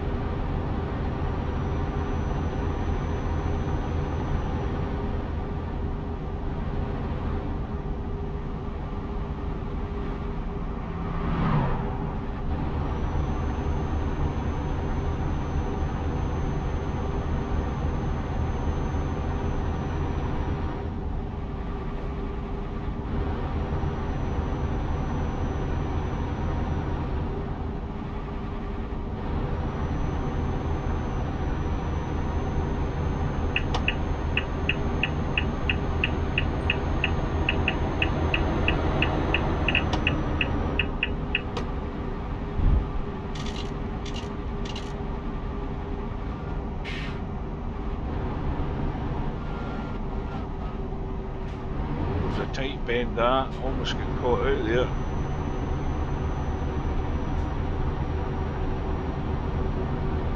Well, the sun's pretty much gone.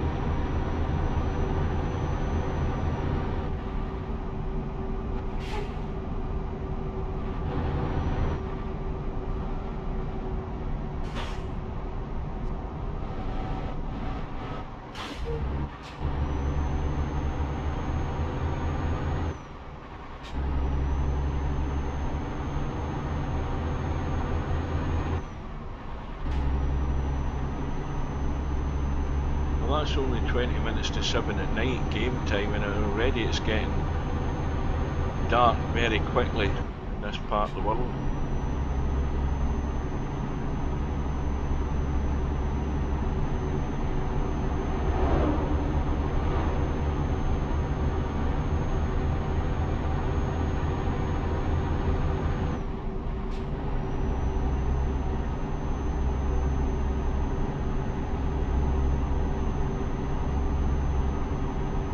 We haven't had any game crashes because of a map conflict so far. That is always a possibility, remember.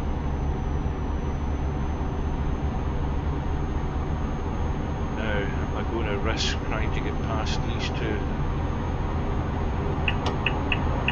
Oh, he was trying to overtake as I was trying to overtake, so I hit him.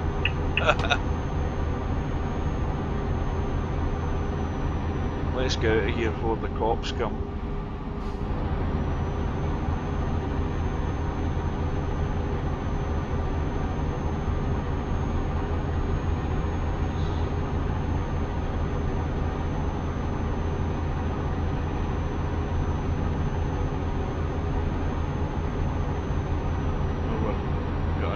turn right up ahead, or at least a tight bend up ahead.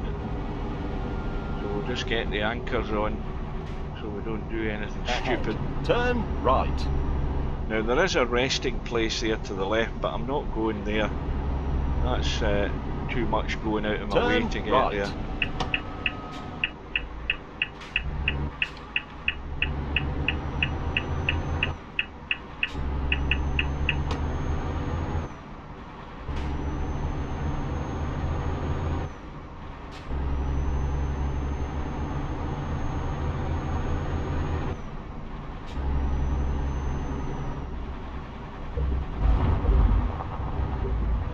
Down to a single track road, and I don't think the possibilities for a resting place are going to be very good going through here.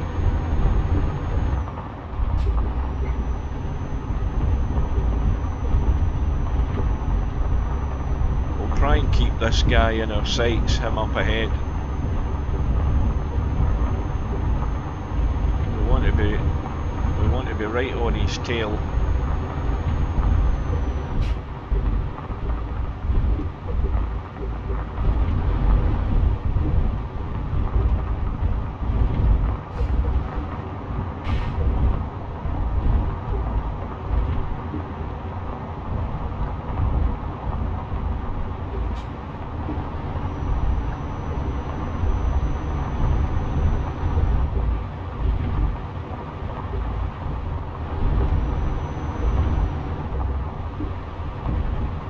There might be some security checks on this road as well.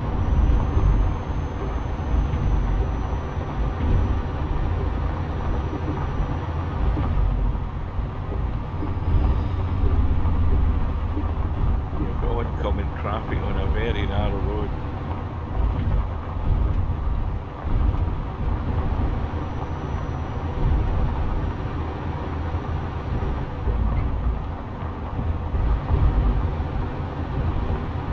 And we're back to two lanes at least. Security check again, I think, on border crossing.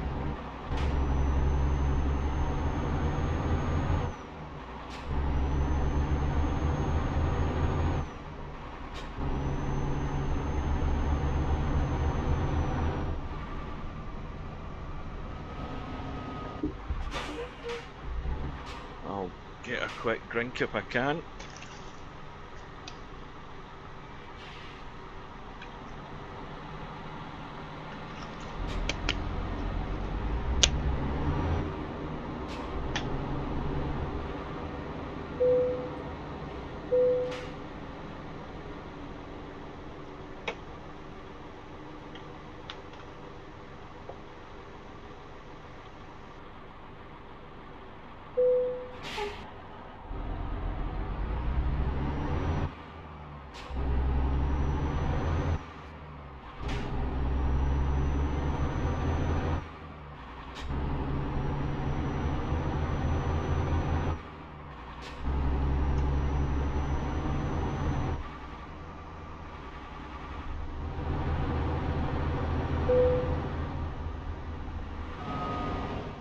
Now is that Kazakhstan?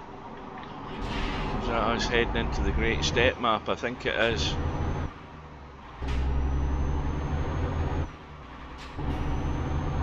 I think that's what that said.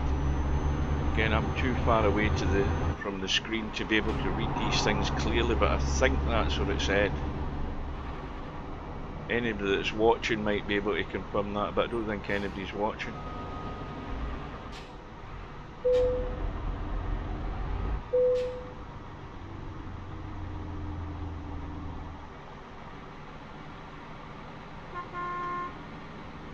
I don't know why he's tooting his horn. I'm waiting in the bloody barrier going, I'll have a bit of patience.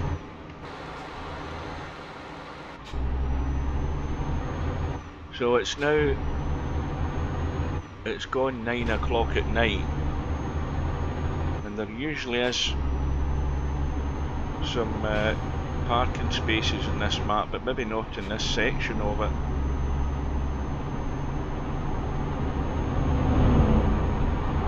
What's that up ahead? That looks like maybe something up ahead. Or maybe it's just the number of the road that we're on. It might be a fuel station. We're going to have to do a U-turn in it, I think, if it's got the resting place in it. I think it has. Let's head in there. See if we can get turned. I don't think the resting place is this side. I hope it's the other side. No. Yeah, I don't think it's there. I think it's the other side. I hope it is anyway. We'll soon find out. Oh, it's one of these that's on the side. But then, of course, we have to remember what direction we're heading in.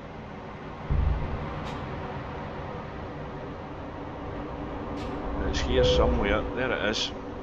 So we'll get the lights down and we'll take a break. And so now, when we start, we'll have once again a full day's driving in daylight.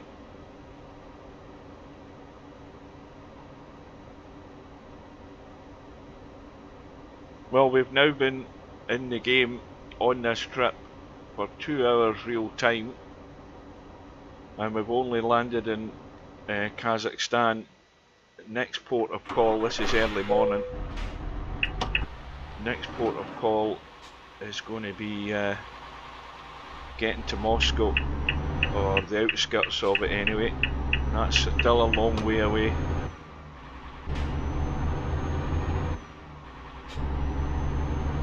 I've got money coming in from my drivers and my different garages that I've got. So that money that's coming in will pay for my fuel expenses that I'm going to be putting in this tank.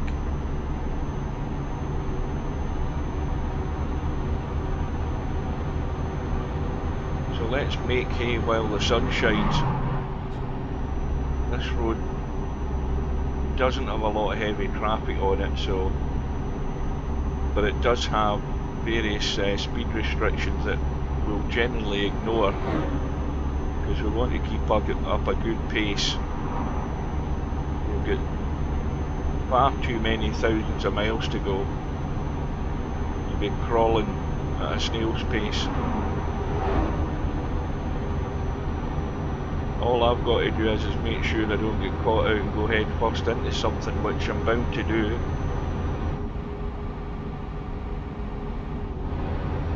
But we won't have any more of those silly barriers, border crossing things. It's just normal borders that we'll have now.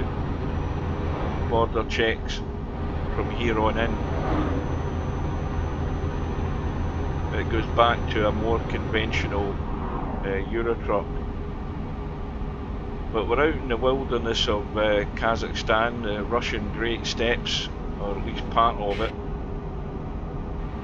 Let's get past him if we can, avoid a head-on collision.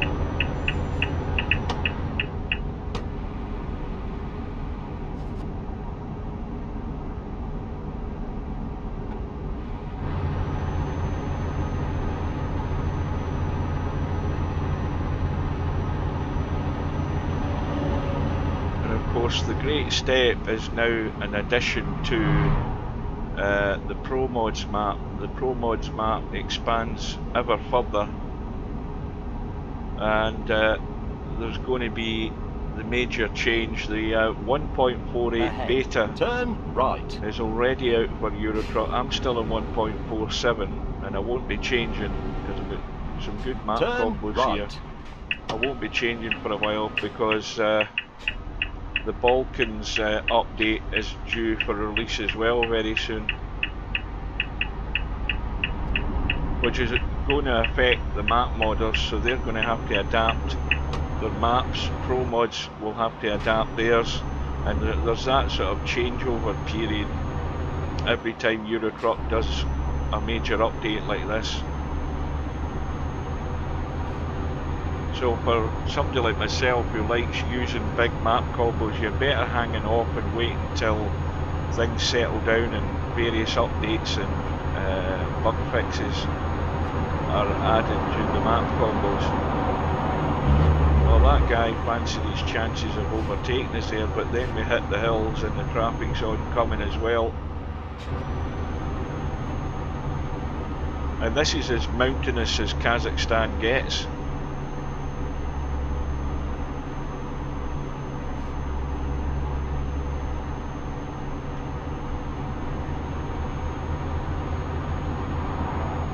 Well, the truck being an automatic, it thinks it can get up here in this gear. It's just winding up now.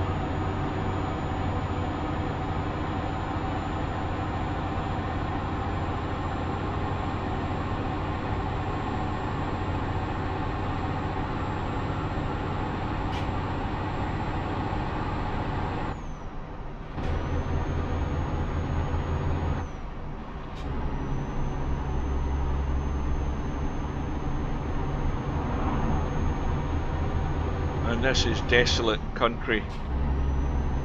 It's not good for grazing or anything like that.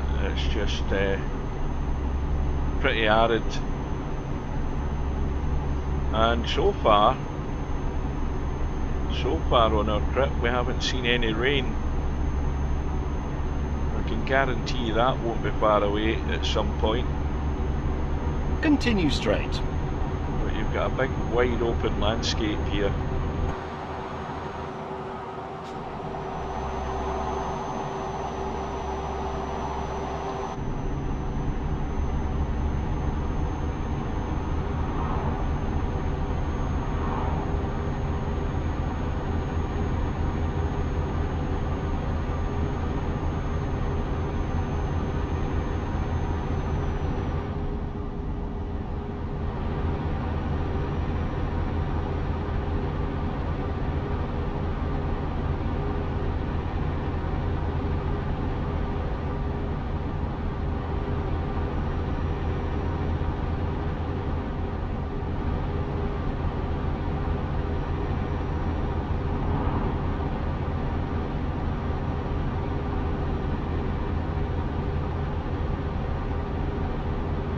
Ahead, turn left.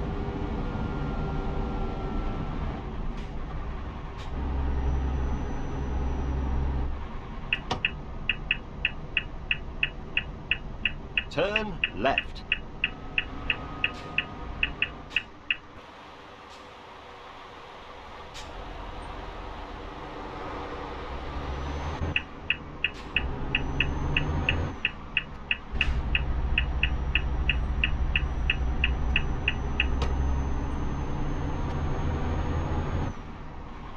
Well, it's a beautiful morning.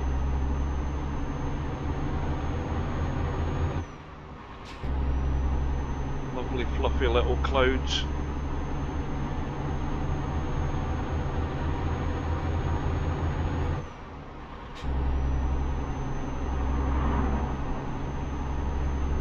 Don't know what that is up ahead. What's that over there? Is that a town or a city? Hard to make out. It's some sort of sign of human habitation, definitely. And the bus is chickened out as well now. These pallets are obviously quite heavy because our acceleration has diminished by the weight of the trailer.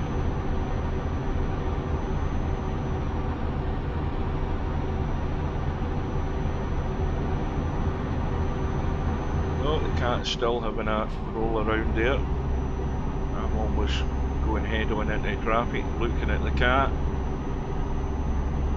Continue straight.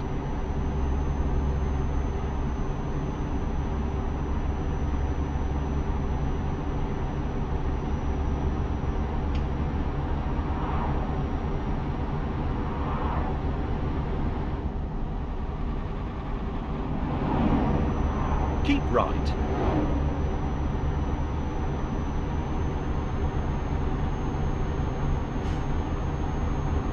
Oh, we're going right this way, that's where we're going.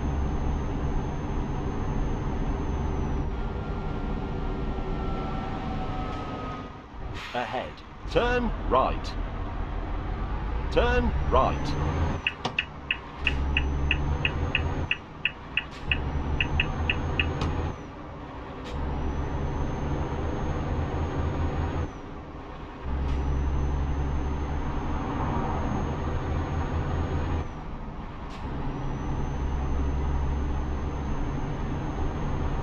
Continue straight.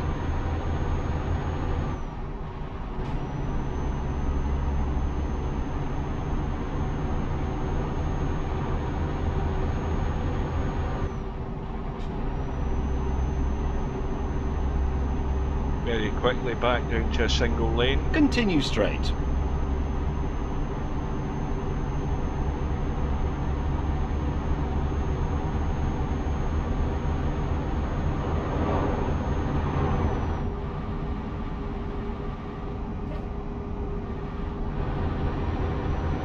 Continue straight.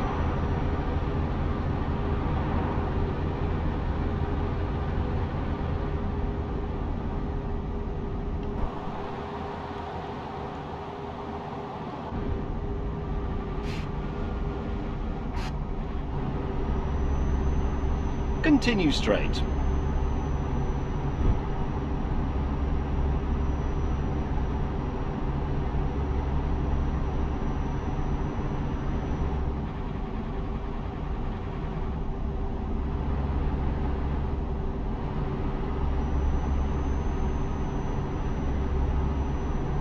Back out of the shadow of the clouds.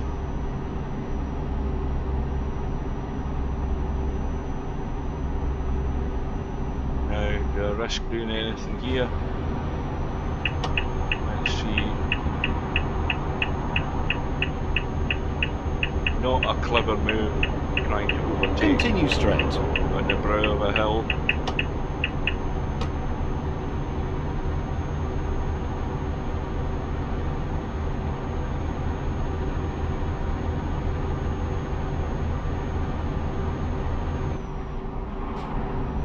Now this actually could be South America. It could be somewhere on that South America map, the type of landscape that we've got here.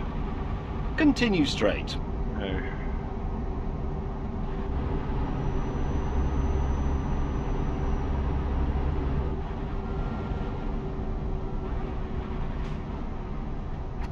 you see now we've got plenty of fuel stations.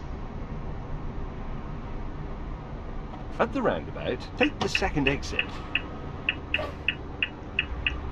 Take this exit.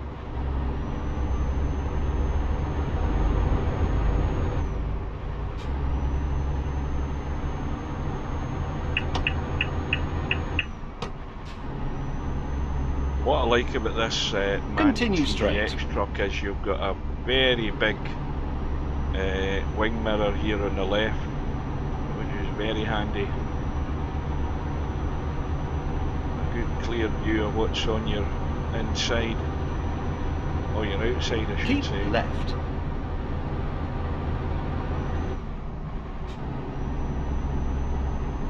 Oh, the buzzer sitting there. Wait to catch speeders.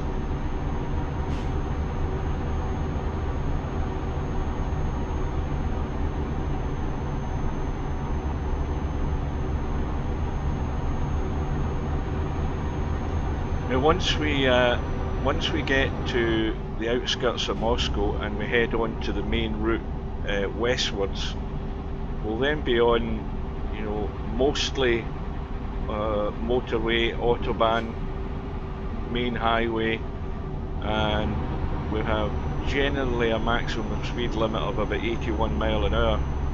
So the truck is the speed limiter switched off, and we'll be trying to use as much of that as we can all the way across Europe, all the way into France, down into Spain and Portugal.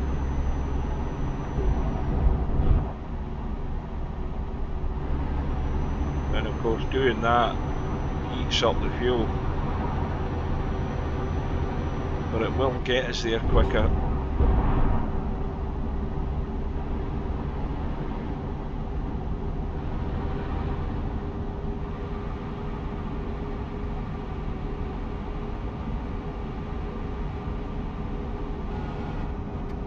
There's a little dab of the brakes here, we're just beginning to rock a little bit.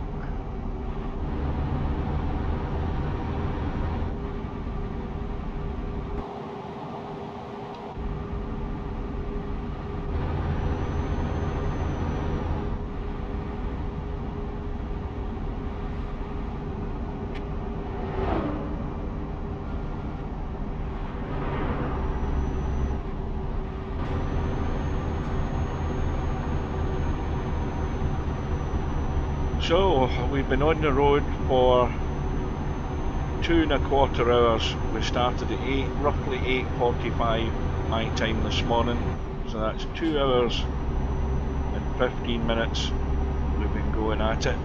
Now, is that road clear? I think it is.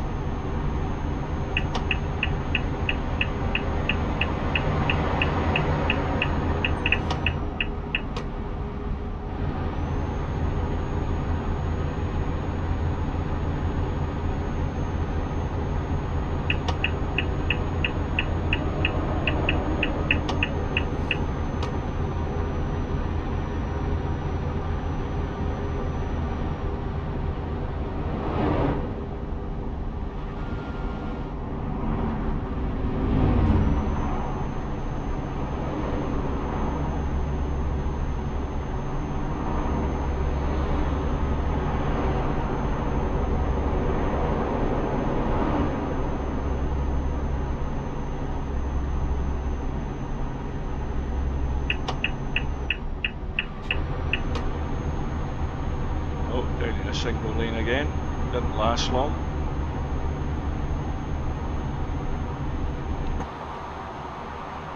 Again, it's pretty arid, desert looking landscape here. I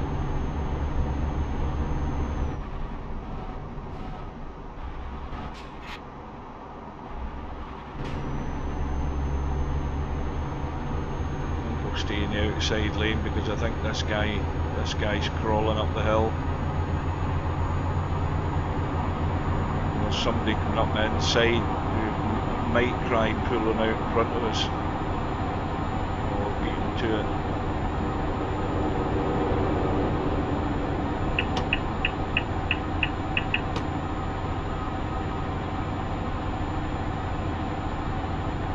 Now this is a crawler lane that we have on the inside for slower vehicles, so that's why there's a single lane coming the opposite direction. This will go down to one lane again, just like now. So it's good that they had the crawler lane there, or we would have been stuck behind that guy. But now we're stuck behind another one. So we just have to keep an eye on these AI cars to see whether one of them's going to make a move to get past him. Uh-oh, he's turning left, I think, and that's why I went straight into him.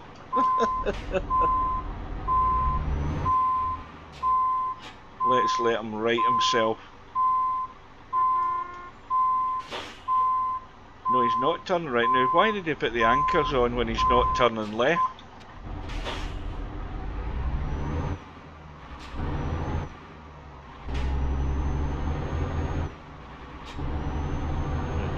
Doesn't matter, it's another collision to my collection.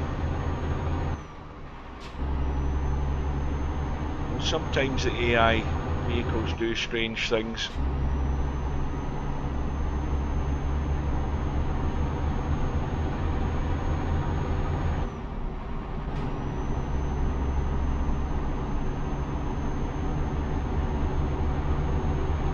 Keep right.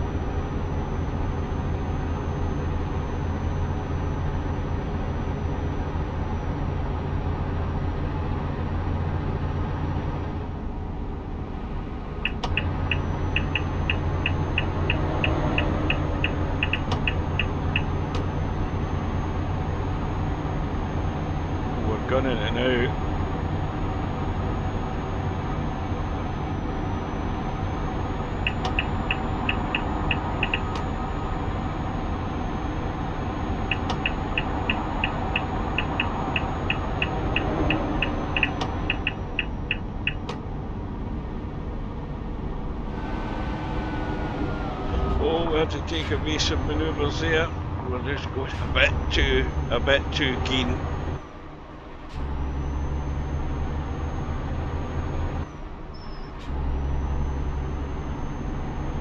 Yeah, I think we got overexcited there. We just need to calm it down a little bit.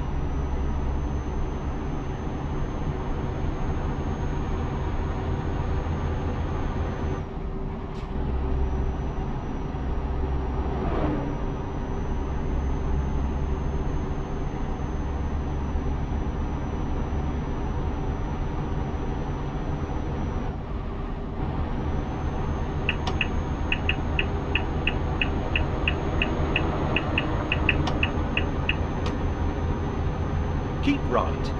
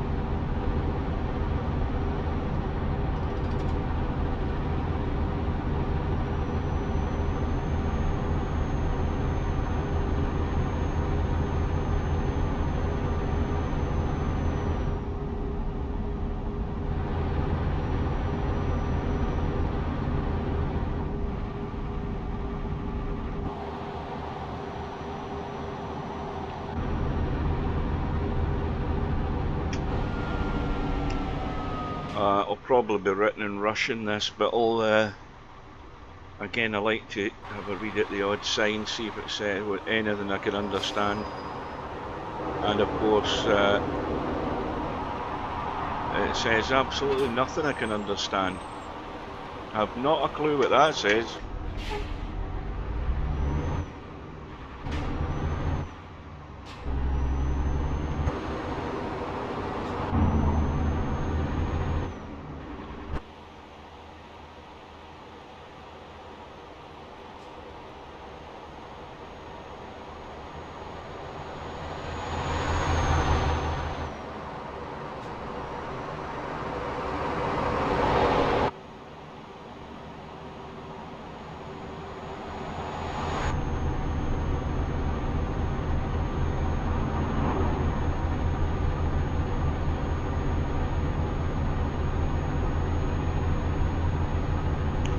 Well, it won't be that long before we're heading out of Kazakhstan.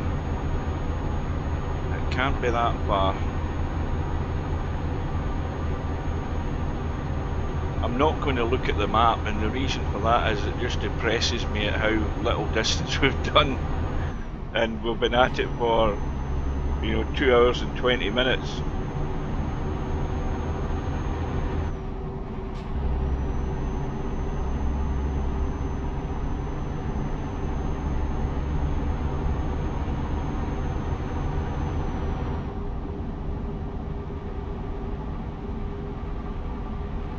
But we'll eventually get to what you would term as civilization.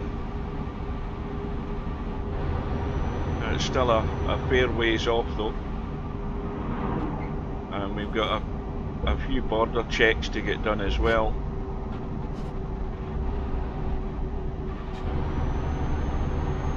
And my backside is already getting sore sitting here. My right butt cheek is getting sore. I'm going to have to stretch my left leg. Continue straight. I've got no foot on the brake at the moment. I've got my leg outstretched. And considering the distance that I've still to go, I might be in poor shape by another few thousand miles into this trip. Now we've got a bit more greenery. Continue straight.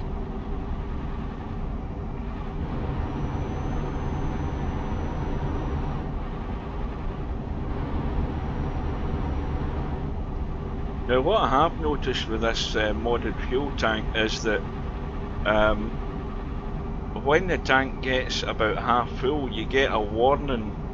You always get a warning to tell you you're running low in fuel anyway, but you get a warning coming up. I had one in the last trip. Continue straight. And with this modded fuel tank installed, and it came up when there was still 400 odd gallons left in the tank.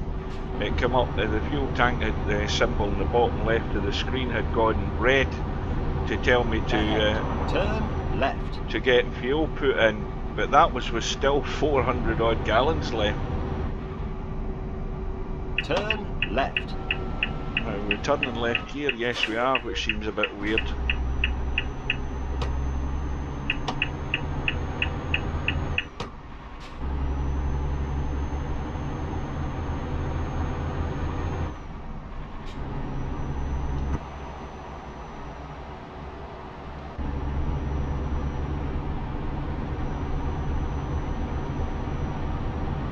Is that, what the hell is that there? Is that meant to be like an X-ray or something? I don't know.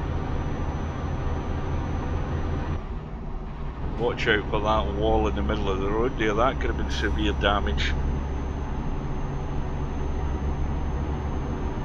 So, I'm not going to go near a fuel station for a long while now.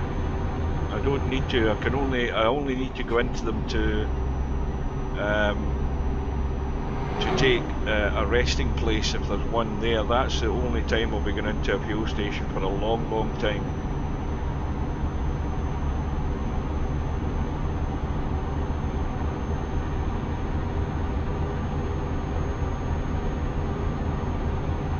Let's have one quick look before I go into the wrong lane.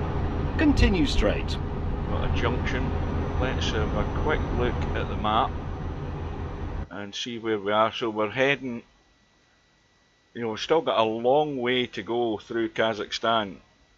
We're nowhere near the left turn at the top of this section. Long way yet.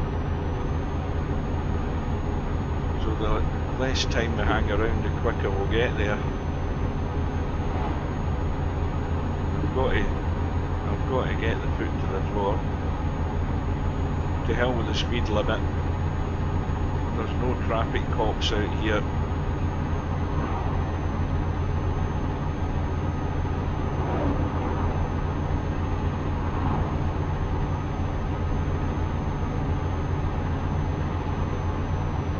Now, as much as Eurotruck has its flaws, and could have other features added to it, it's still by far and away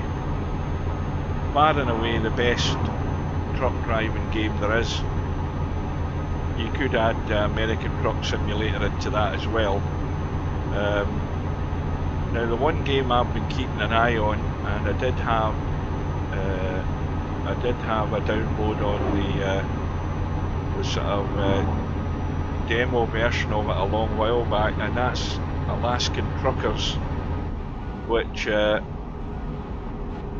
is on the horizon, and that's a different kettle of fish, that game, because there are features in it that Eurotruck should have had. Features like, for example, you have your own base. It's obviously set in Alaska. You've got the winter weather effects in it. You have to feed yourself. You'll have to maintain your truck. You have to buy stuff to. You have to buy supplies. So there's a scope that Alaskan Truckers game could be a good game. Although having done the sort of demo version that they had, and I think I've said this before, I requested that they put in virtual mirrors like I've got on the right hand side there in Eurotruck, because I don't have you know, eye tracker or anything like that. I like to have the mirror, so they did add it. I don't know whether they've kept it in or whether they're going to take it out, because when they did add it, the frame rate in the mirrors wasn't great. Are you ready? Turn left and then continue straight. They've obviously got I had plenty of time to work on the quality of the game. So that's one to keep an eye out on it. And in fact, when I tested it, I don't think the game was really set up for wheels. I tested it and used my Xbox controller, and the truck drove pretty well. And you've got the functionality in the cab as well. So you know you have to start the engine by using the functions on the dashboard.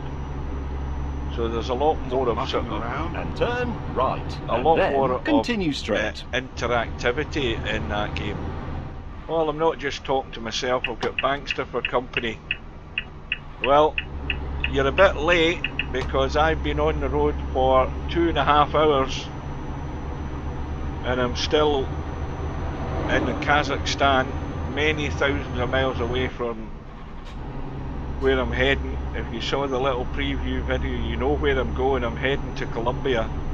So I've already been 2.5 hours at it, and you can drop in every now and again when you're bored or get nothing else to do to get even more bored watching this and keep me company. I've been talking away for 2.5 hours. Lad came in. Nobody else has said anything because nobody's bored enough to sit and watch this. And to see how many accidents I can have. You've actually missed a few. It's going to get to the even more boring part in a little while once we get to Moscow and head on to the motorway.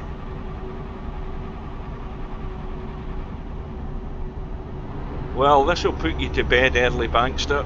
I can guarantee that for you. If you want a good night's sleep, just watch this for the next 3 hours and see how you go. But this is an attempt at my longest ever trip, over, well, probably 11,000 miles, and it is all going to be driven. It's not going to be on any ferries or anything. There's no shortcuts.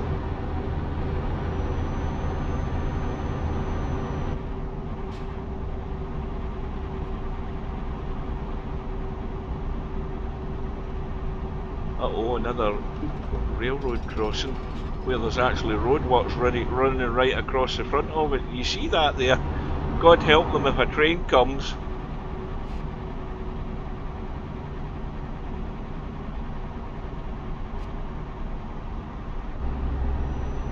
Well, I'll say this to you, Bankster. Good luck in your one lost side match, whenever it might be.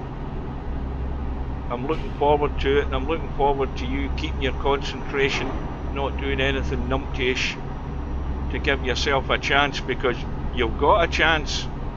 You're a good enough player to be taking opportunities when you're given them. You saw what happened to Stubb last night. Well, if you haven't saw it, you can watch it when he was playing Bedhead. But Bedhead was just too good for him. And I almost got my prediction right. I almost got it right. I was one rack out. I said Bedhead would win 9-6. He actually won 9-5. But it was a pretty close call. Stubb won the lag, broke off with the amp on, blew the cue ball off the table, and promptly lost the first rack, and then lost the second one. Bedhead broke and run the second rack. So Stubb was always trying to chase him down.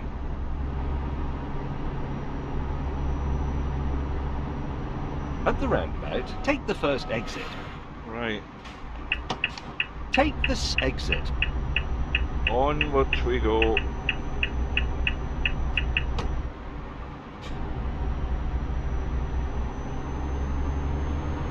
And we've still had good weather all the way through this trip so far. We've been, you know, beautiful blue sky, lovely fluffy clouds, no sign of rain.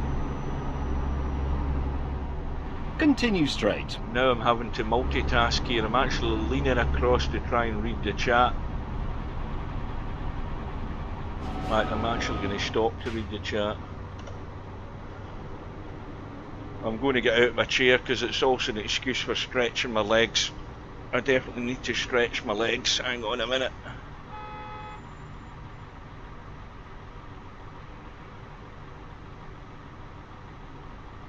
Well, all I would ask you to do is, if you're going to play Saturday, try and do me a favour and make sure it's no later than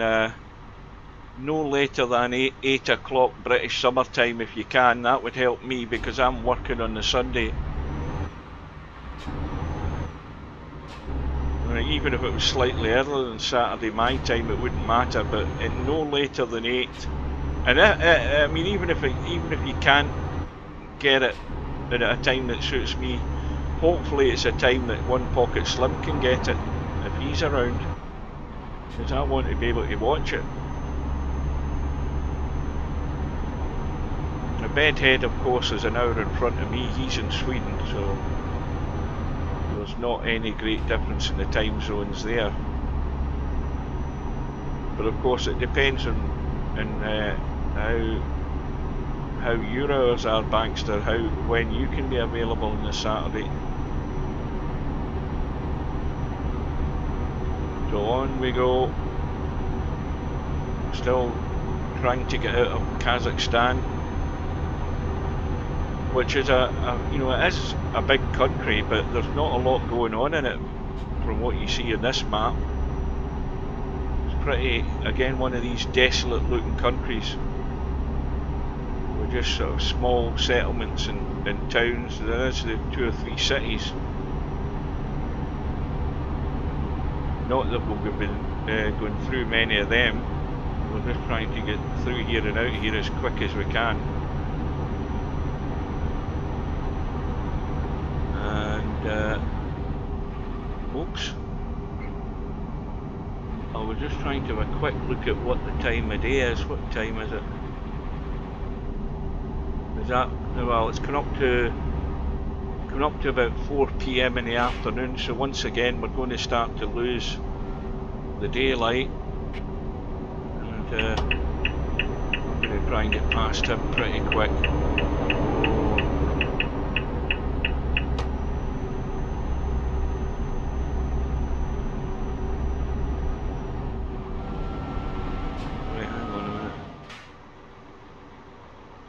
Well, Sunday's exactly the same, Bankster. I'm up at 4 AM on a Monday morning, so all through the weekend I'm working.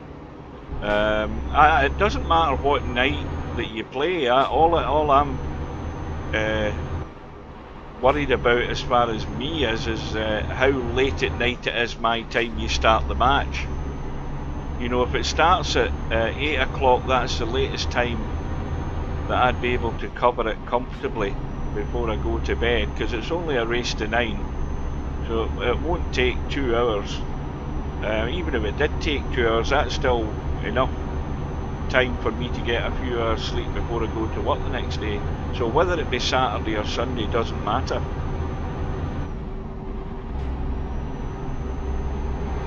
But whatever you guys can agree will do. I mean, I'm not the priority in this. If I can't get it, then I'll message Slim, and hopefully if he's around he can get it. I just want to see the thing. Whether I cover it or not is immaterial. As long as there's video evidence of it, I want to be able to watch it.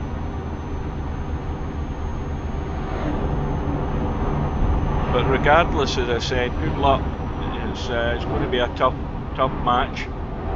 You won't be favourite, but you're more than capable of pulling off a shot as long as you can stay with him and take advantage of any mistakes he makes. Because rest assured, he'll be taking advantage of anything you make.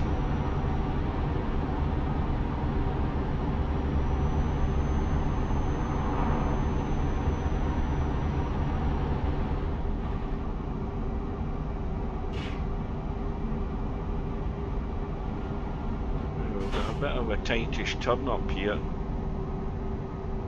At the roundabout, take the first exit. In fact, it is, it's a roundabout.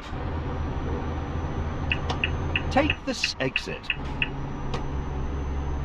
Ahead, turn left. This way we're turning left. No, it isn't, it's the next one. I was over keen there. Turn left.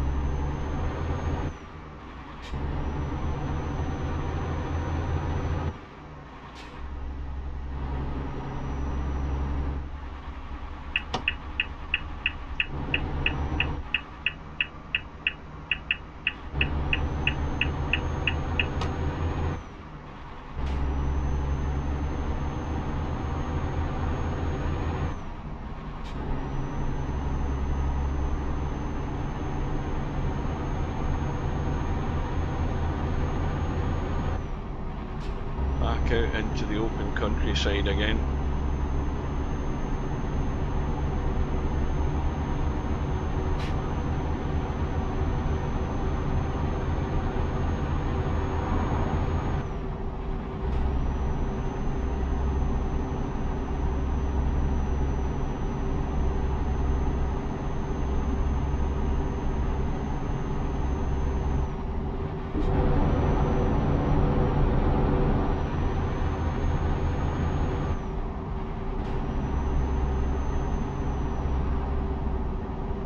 Well, that's good if it's 7 PM or 8 PM my time. That's perfectly fine.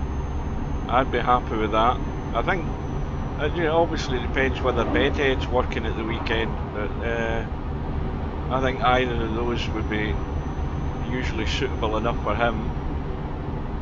I mean, that match last night started at 7 PM my time, which was again perfectly reasonable.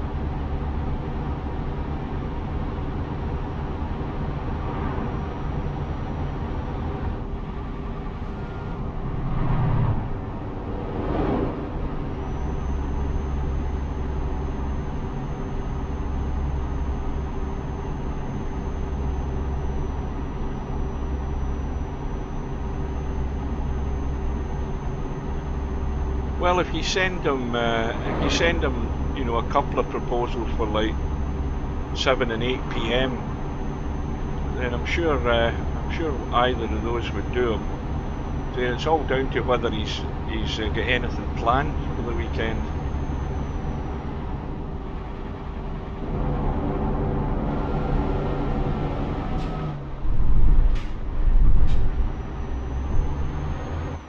Right, good luck, enjoy your lunch. I won't be getting any lunch for a while. I'm not that long past getting my breakfast before I started this. So it's now almost 2 3/4 hours we've been on the road.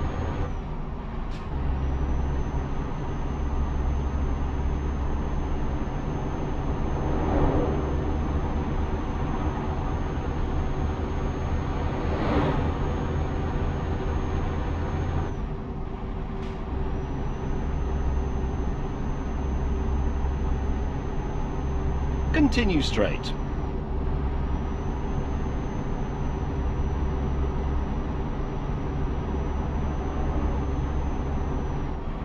I think we've got a right turn up here. Looks like it. Might be another roundabout.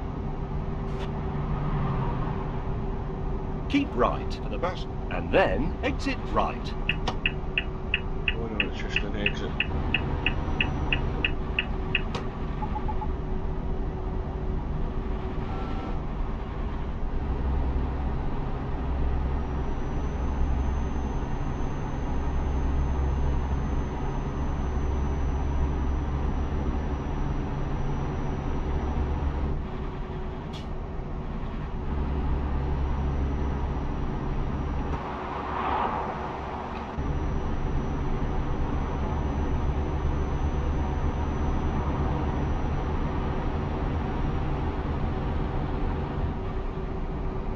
Ahead, turn right.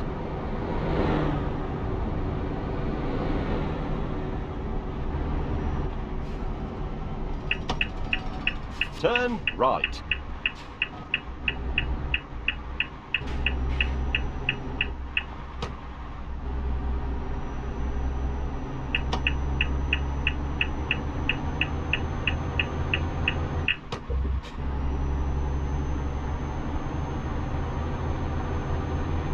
Continue straight.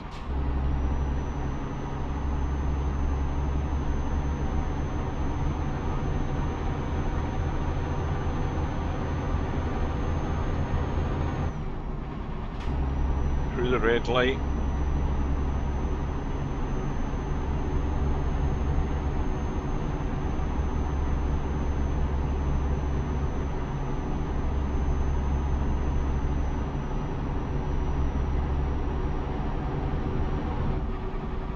Well, it's now 25 minutes past 5 in the afternoon game time.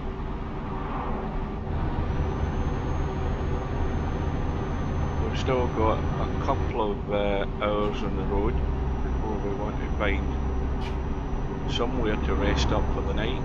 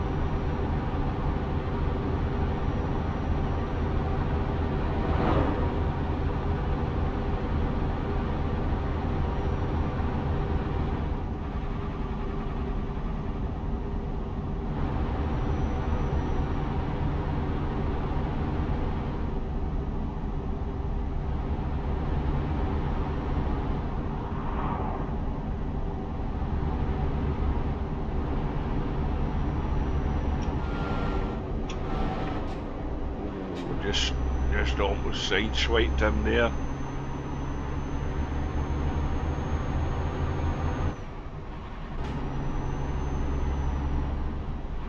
You know what? It might be a bit early, but I think we'll just take advantage of that and get in here. We'll be starting even earlier tomorrow morning. So we'll have the rest. I'll have a drink.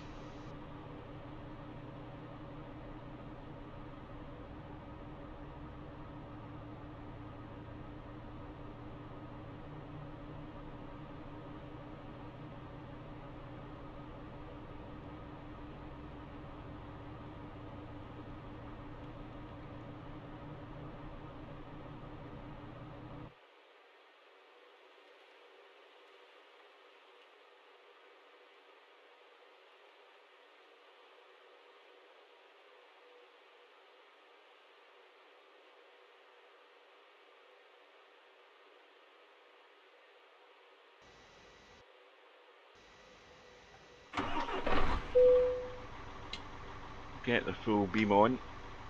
More money coming in from my drivers, which again covers my fuel expenses.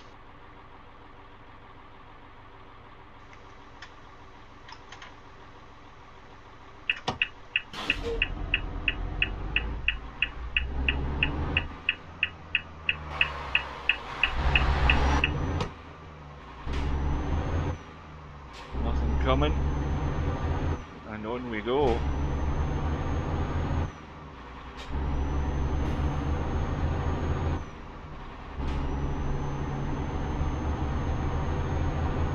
So we'll get even more hours on the road today. Oh, there's, I think that was a donkey or something at the side of the road there. So we'll get, as I say, more hours on the road once daylight comes, and the daylight is just over there. Or that's the moonlight, one of the two, but it won't be long in getting lighter.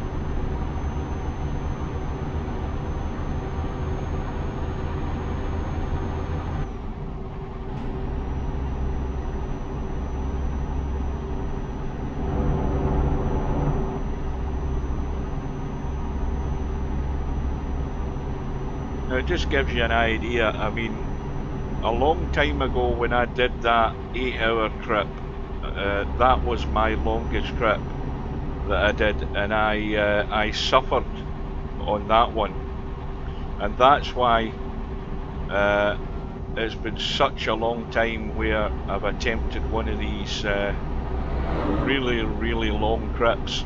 As I say, this is the longest one I've ever done, and whether I get there in one piece and whether I get there in this one complete stream, I do not know yet. The question is, ask me in another 4 hours time how I feel, because we are 2 hours and 50 minutes on the road, and the fact is, knowing that we've got such a long distance to go yet is the thing that's very off-putting, and whether I've got the stamina to stay the distance. Now, I don't want to be risking anything here. And besides, if we're going to obey the rules of the road, which the AI don't do, we've got double white lines, so it's single file traffic, no overtaking. I just did a quick look there to see what's in front of him. We've got another truck in front, I think. So, and we've got a bit of heavy cloud cover here. This could maybe lead to the first signs of rain, or it could burn away when the sun gets up.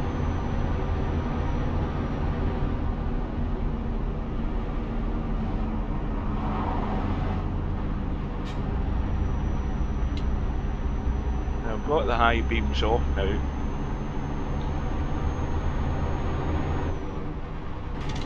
Put them back on, yeah.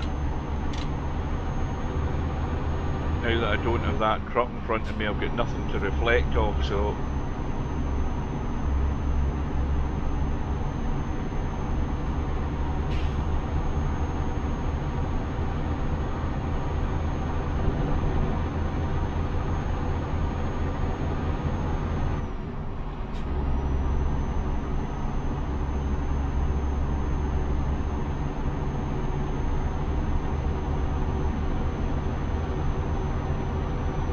Now, I just wonder who else is going to, at some point during their day, come and join me and give me a chat for a few minutes, take my mind off the board of my head. Right, I think we'll take the lights off now and see if we can manage without them.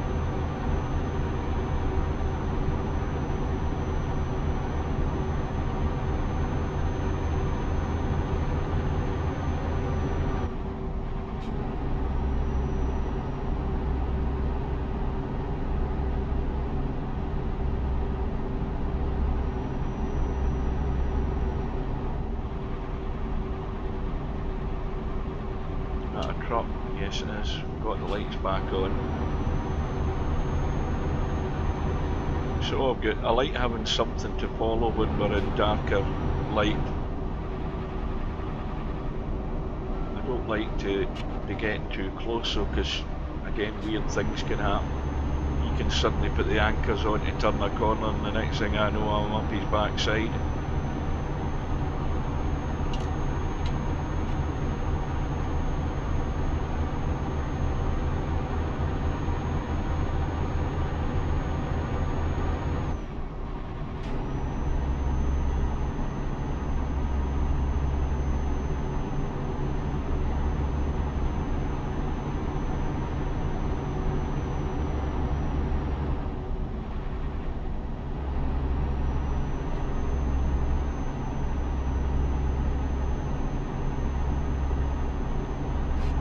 We've lost the white lines in the road,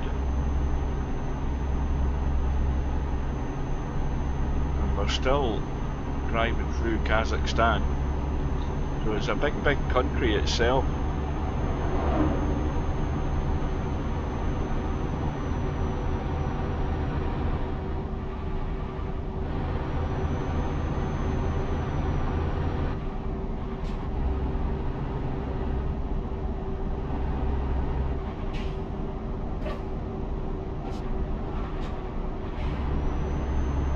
That's better. Got the high beams off, we don't need them now, we're fine, got more daylight.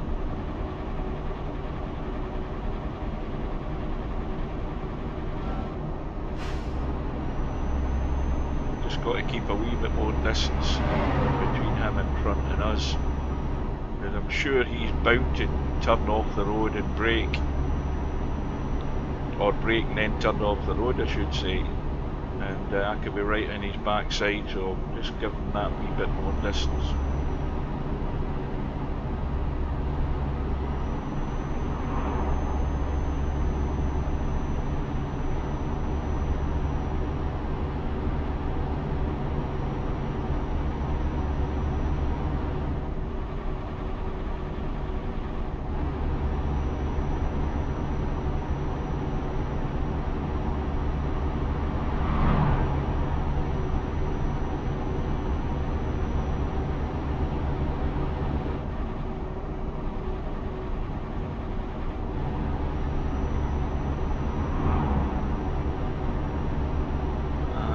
now, what, 5:15 in the morning. Loads of driving in the daylight this day.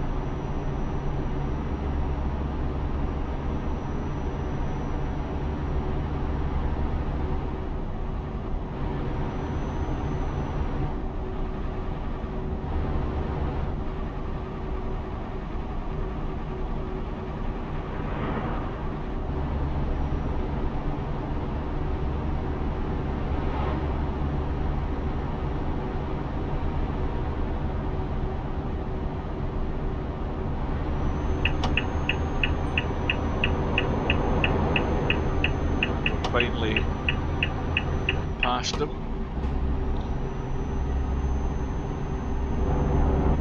Now we can get the speed up a little bit.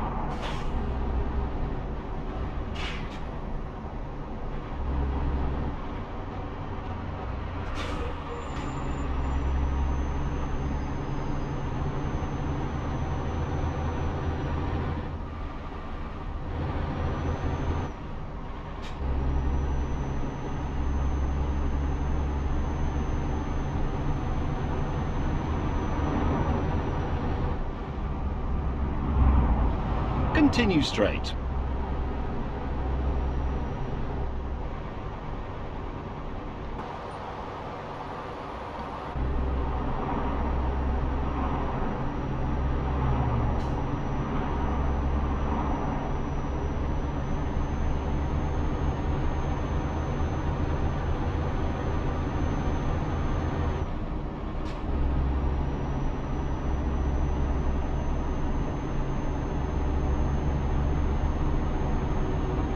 Now we're going to risk an overtake. I think we will.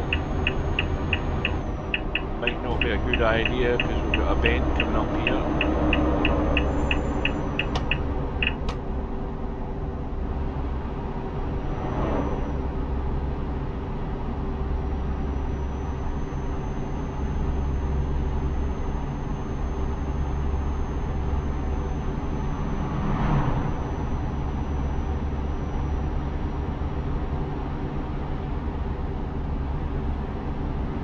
Still a cloudy day. No sign of the sun breaking through.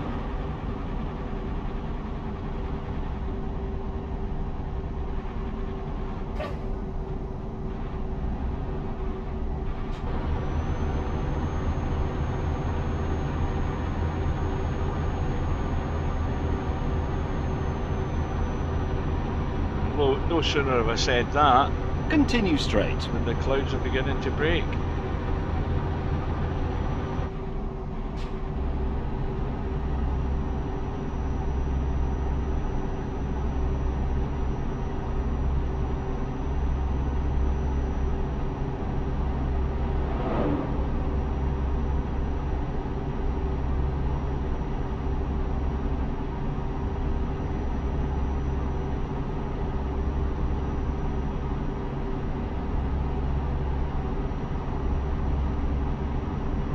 Continue straight.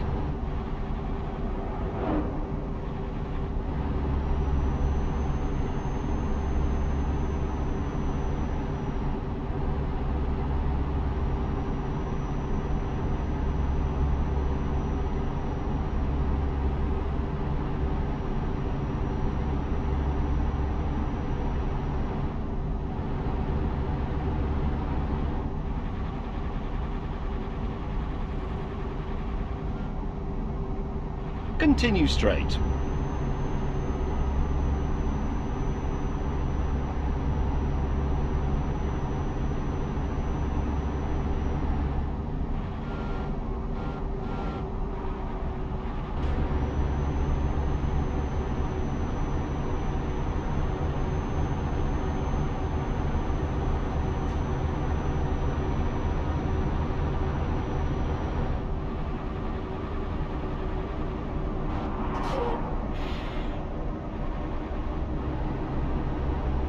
So we've now been 3 hours on this trip. It's now just gone, well, it's almost 10 minutes to midday my time. Started at 8:45 this morning, just after my breakfast.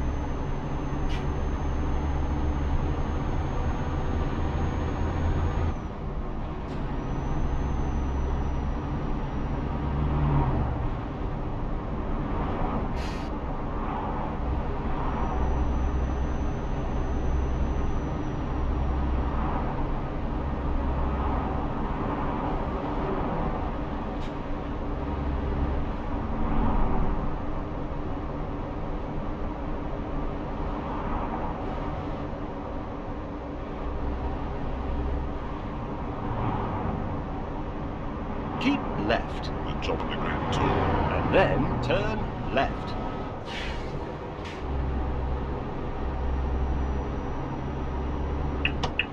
Turn left. Well, I think it's time for a quick look at the map,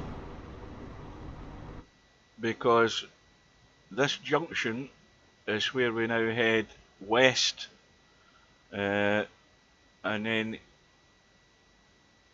northwest up to Moscow. So we're now leaving, or about to leave, Kazakhstan eventually.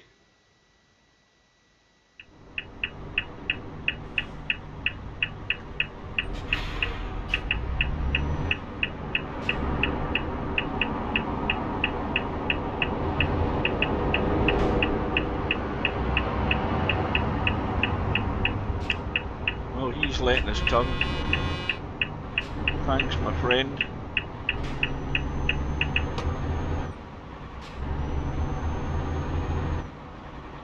And we'll know that we've left Kazakhstan when we cross the border, because we haven't done that yet. Pretty certain we'll get that to come, unless I'm going some weird route that avoids it.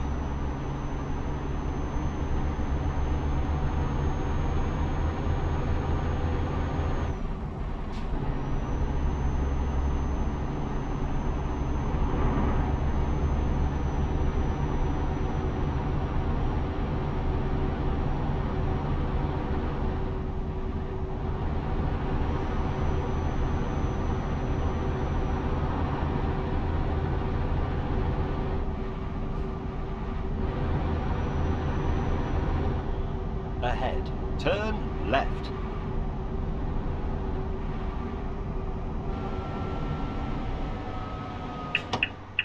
Now surely it's not here, it's further up, isn't it? Aye, because that's a dead end, that's blocked, that road. It's up at the road end here. James jumps in too soon. Left. So he does. Right, now let's see if we can block the road and at least get across the other lane. I think he'll let us out.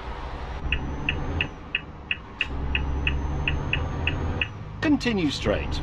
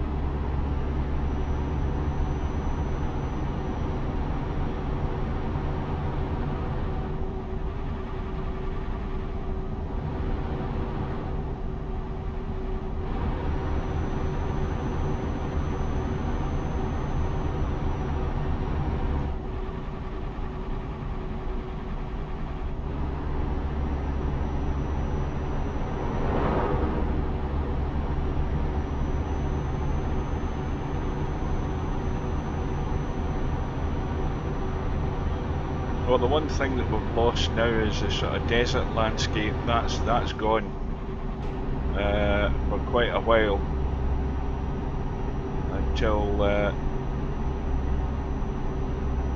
until we get well into the South America map. Then we may well see more of it. But that's still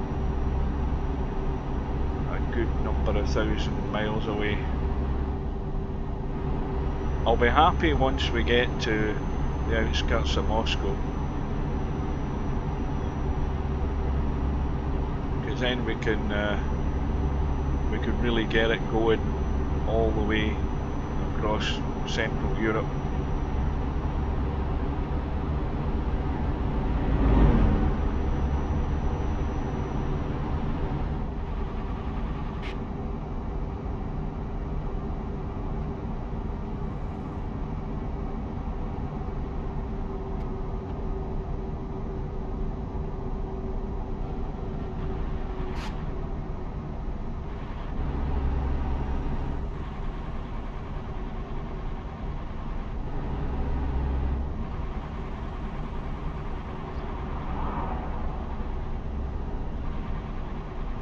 Continue straight.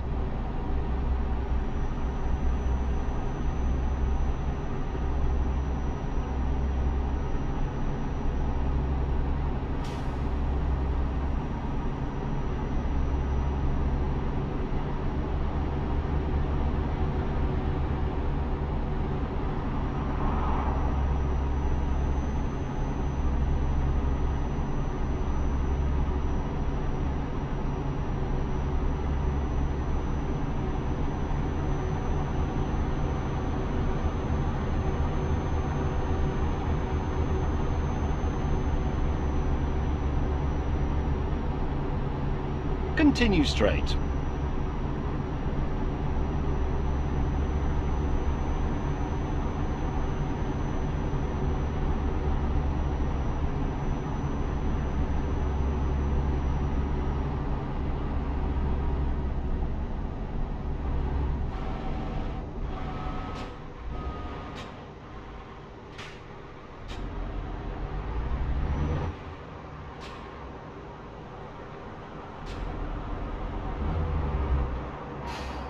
Now this is the border.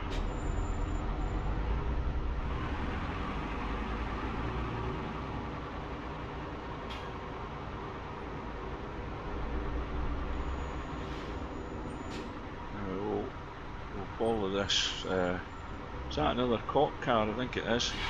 We'll follow these. I mean, I know the road goes to the right there, but we're just going to stick to the green line.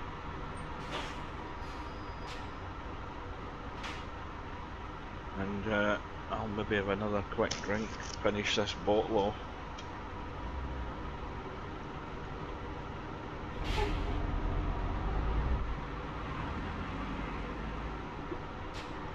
And that's that bottle gone. I've got a reserve though.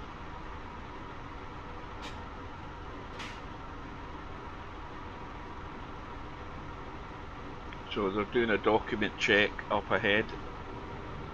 That's why it's taking longer to get through here. It's not just a toll fee that you're paying.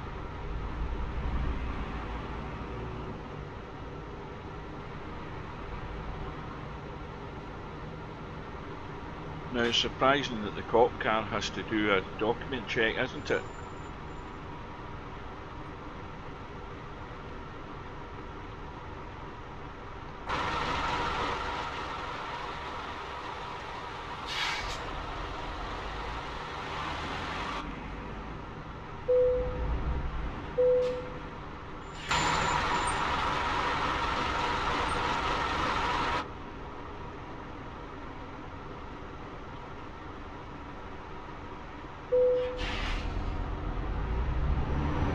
It's a 5 mile an hour speed limit through here, that's why he's crawling in front of us.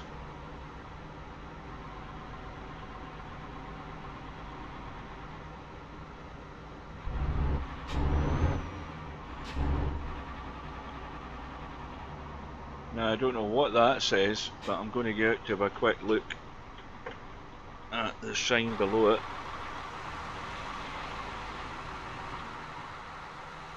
Well, it's not, it's more a symbol, it's not a sign, but whatever that says, I have no clue.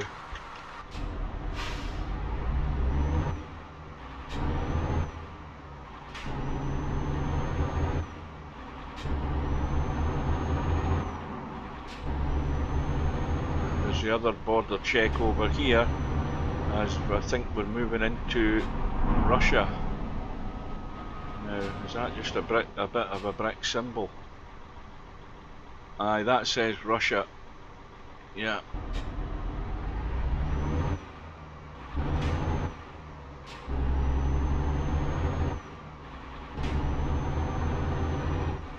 Well, it's taken us a while.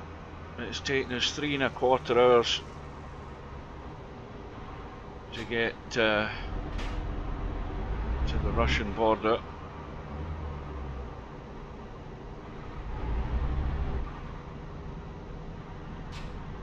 The cat's still having a good time. My hitchhiker come assistant is looking at what's going on round about her.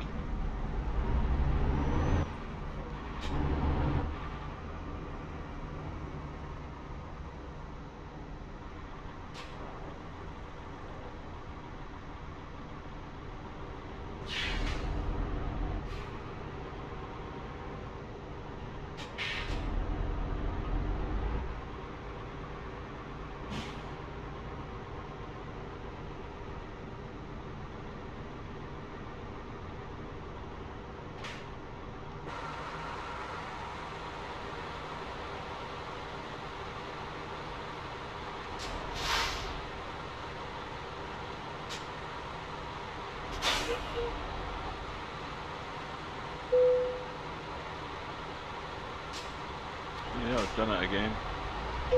You've got to move. You've got to move further past that symbol, or the little message doesn't come up, and then you're just stuck at the barrier.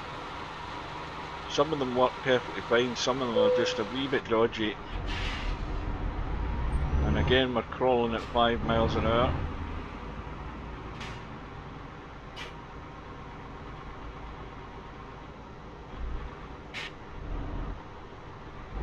Well, without coming to a dead halt, this is as slow as you'll ever drive in Euro truck.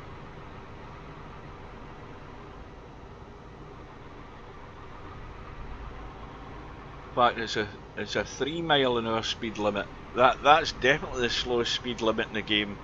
I've never seen it. I've seen 5 miles an hour, but not 3. I'm already speeding.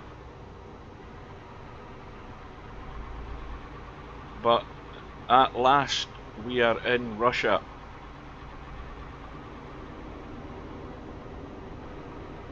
Right, come on, this is boring. This is even boring than the 3¼ hours I've done so far.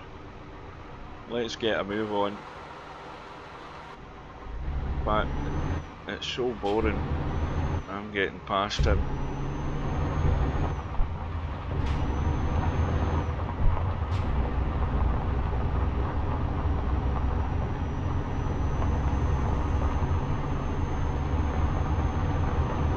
Well, clearly the Russians weren't really fussed about how good the road was going to be to take you to Kazakhstan. Oh, we've now got asphalt.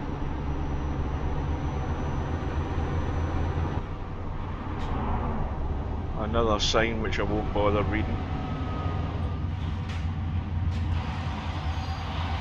Now this is the alarming thing about this level crossing. I don't think there's any barriers on it at all, but it is a live railway line. I don't think it's managed. It's not got any lights. It's only got a stop sign.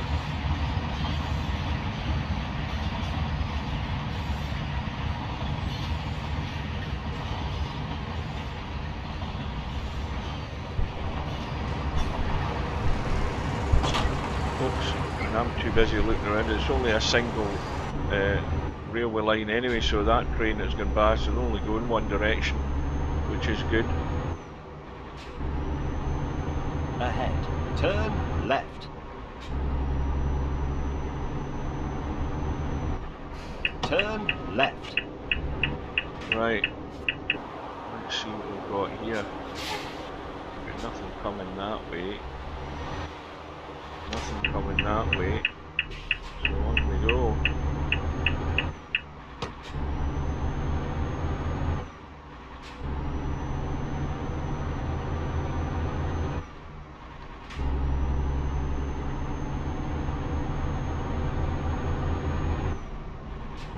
And it's what, almost 11:30 game time in the morning.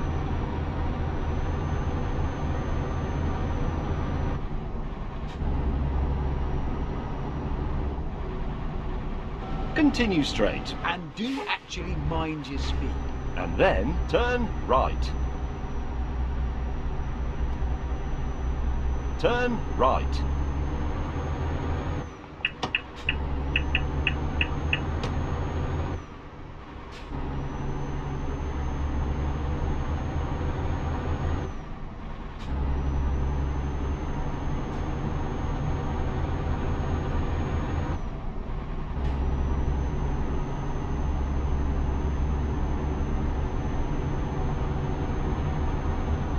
I think this is us now into the Rus map section.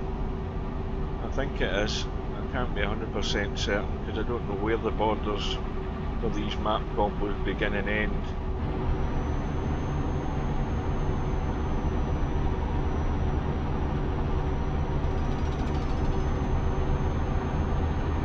Continue straight.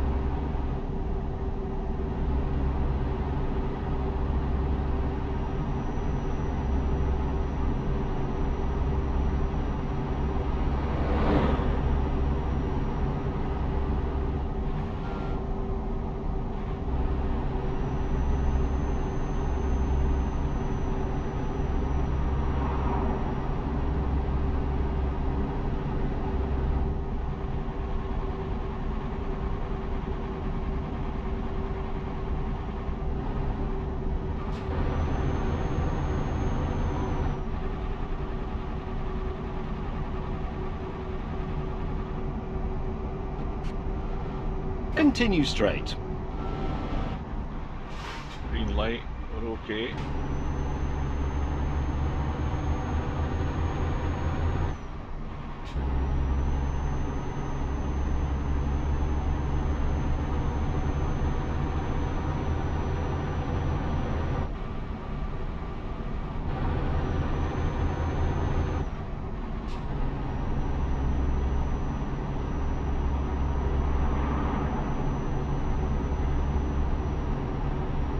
Ahead.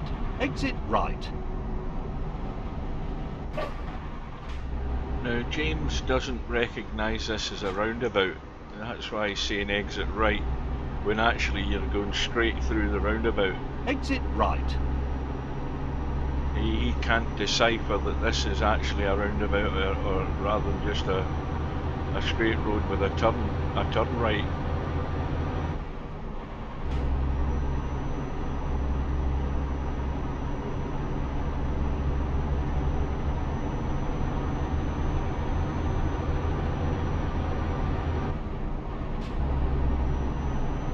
Continue straight.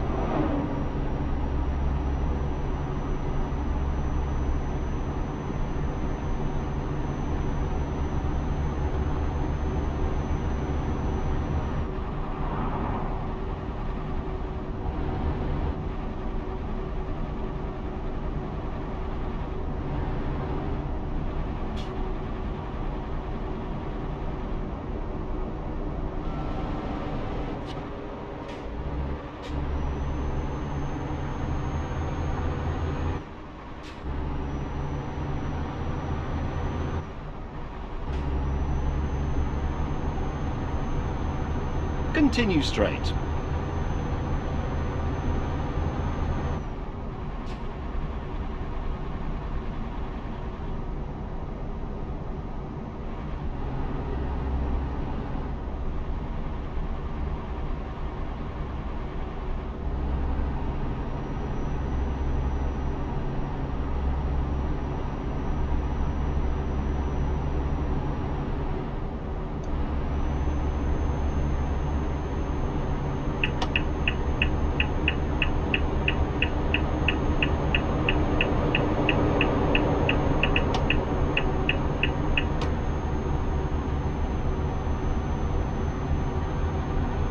Continue straight.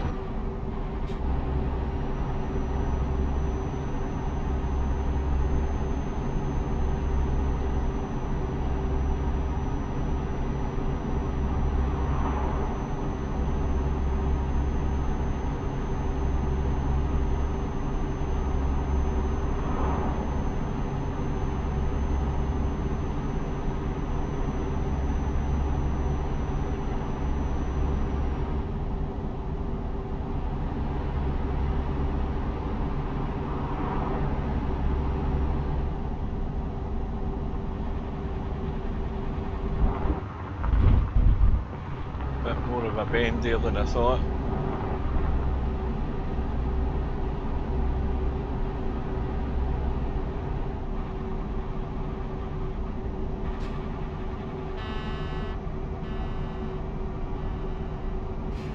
Now why did that truck's alarm start going off?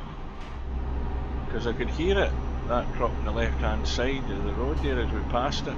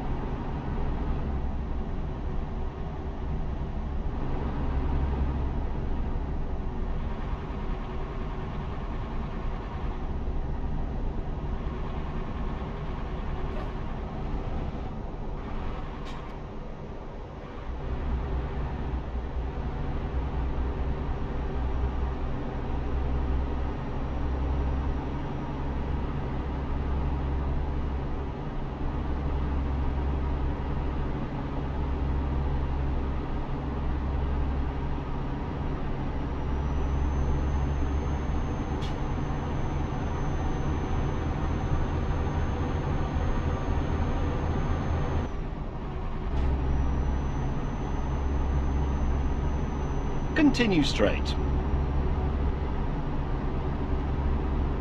Well, I think what I'm going to do, let me just have a quick look at the map. Yeah, we're still a long way away from Moscow. A long way away from that. We're only there. But in the not too distant future, I'm going to have a little interlude so I can stand up, stretch my legs, let my backside recover for a little while. So we'll have a little musical interlude while I go and do that.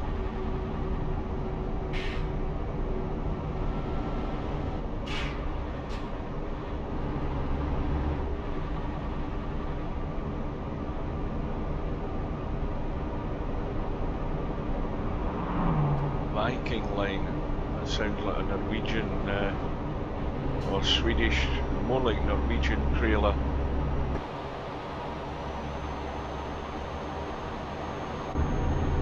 Get past it.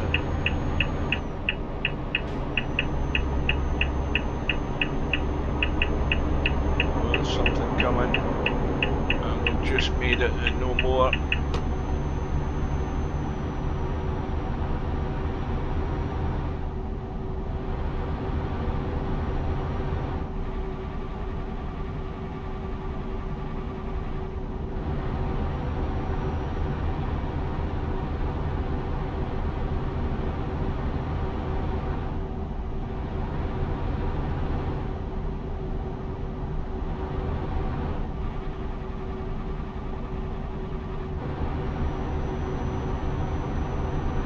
At the roundabout, take the second exit. Now he sees this is a more conventional roundabout, but those Take bigger this ones, exit. he hasn't worked that out.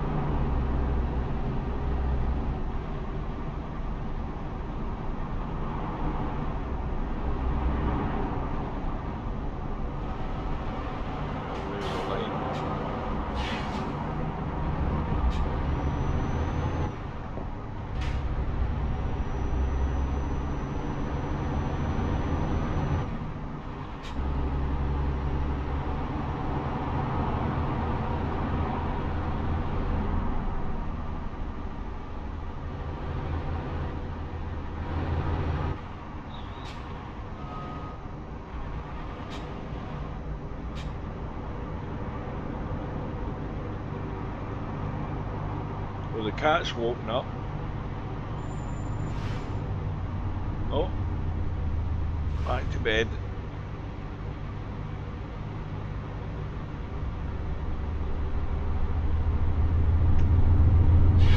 The lights at green, I'm falling asleep.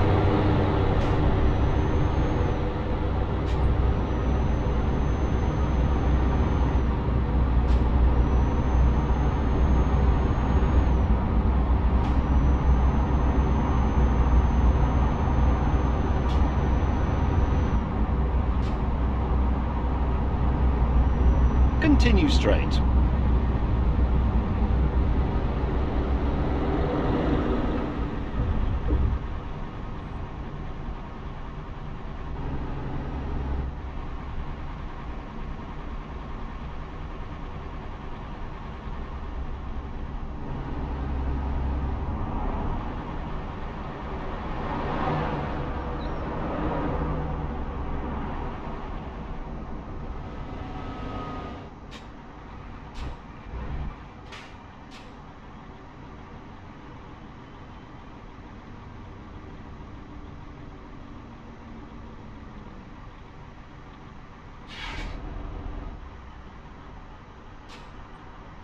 Now I can see the lights better.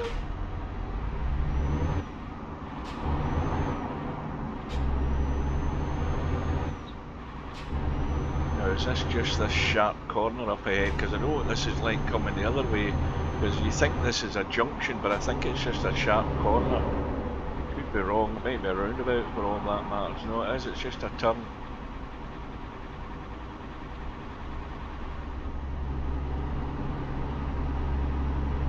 Yeah, I've gone the other way on this map many times, but going back the ways is just visually confusing if you're not used At to the it. roundabout, take the second exit.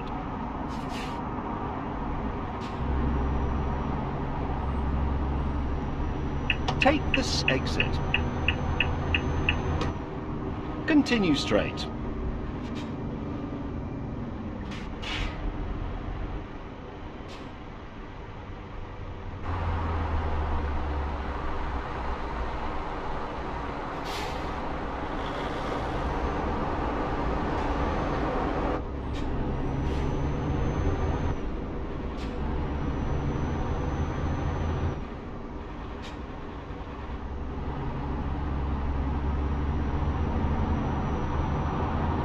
Keep left, The top of the Grand Tour. and then turn left. Turn left.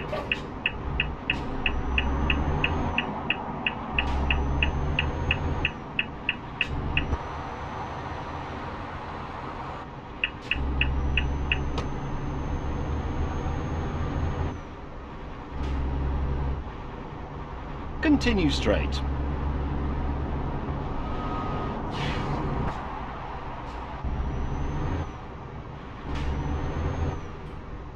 Keep right, For the best. and then turn right. Turn right.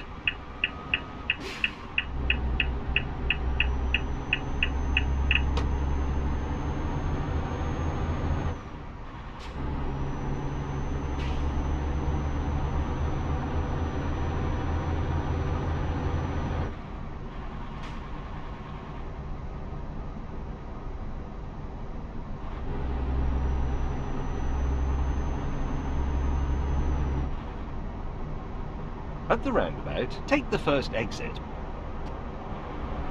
Take this exit.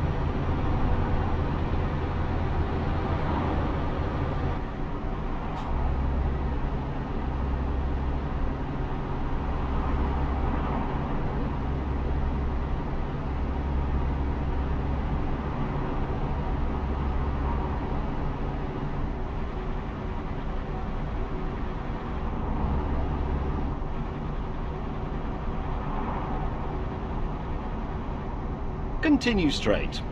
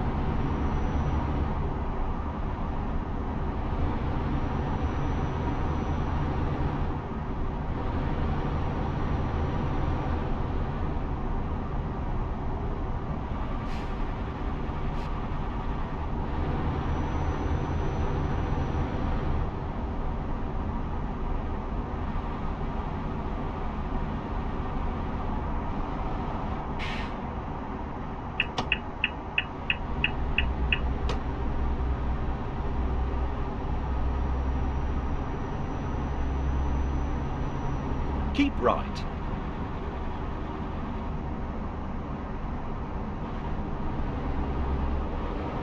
At the roundabout, take the third exit.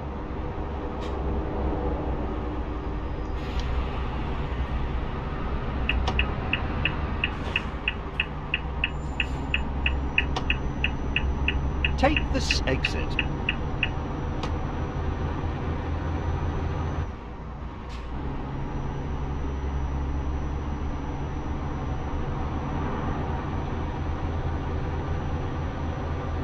Continue straight.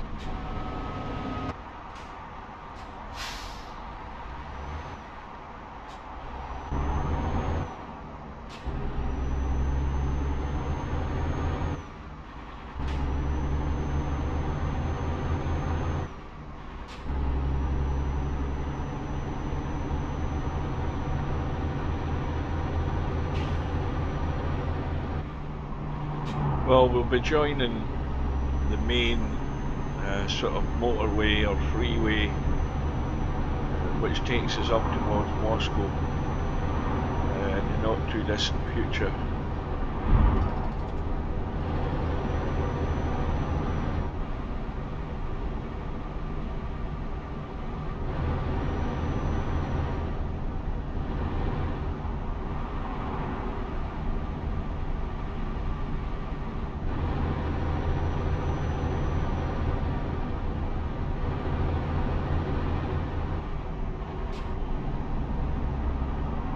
Continue straight.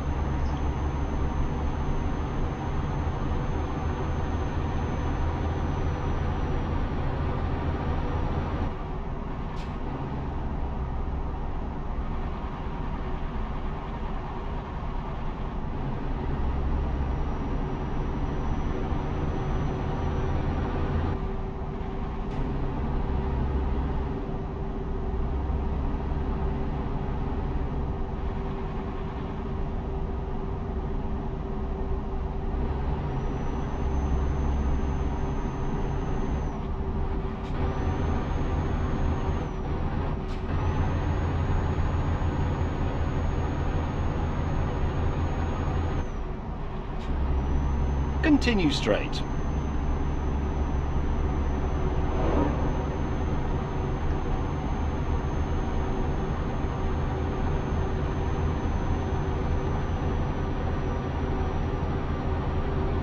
Oh, I never noticed that there. I was too busy concentrating on the road ahead there.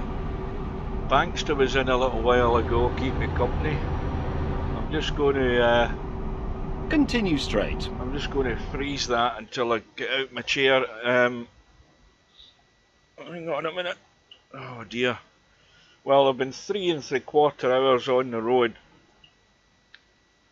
Have you made it much further? It looks like you've put in a decent shift. Right, well, I've made it into Russia. We're actually heading north to Moscow now, and you should know by now how far we've still got to go. But you've joined at the wrong time, because I'm about to take a break. I'm going to go and get something to eat. It's lunchtime here now, so I've got a long road to go, and I can't do that approaching an empty stomach. So I'm going to put the audio library on YouTube and go take a break, but not quite yet. Let me just unpause this. Oops, hang on. That's what happens when you turn the steering wheel. When you're paused, you end up going skew. If we have a look at the map, we'll see that we are still way south of Moscow. We're going to head obviously along this route here until we then turn right and head northeast, and then from there on in, as I say, it's major routes pretty much all the way right across Europe. And that's where we'll do the hardest part of the driving, because then we've got to gun it across there, down south through France, through Spain, through Portugal, and then of course the other major part of it is driving up through South America, getting this off-road section done, and getting all the way up to Venezuela, all the way across the top of South America, down in Colombia. So that's a long route. Continue straight. And we're turning Turn right right. up here. Turn right. I don't know how many miles we've done, but we've certainly done 2,000 or 3,000 already. The trouble being that we've still got 3 times that amount left, at least.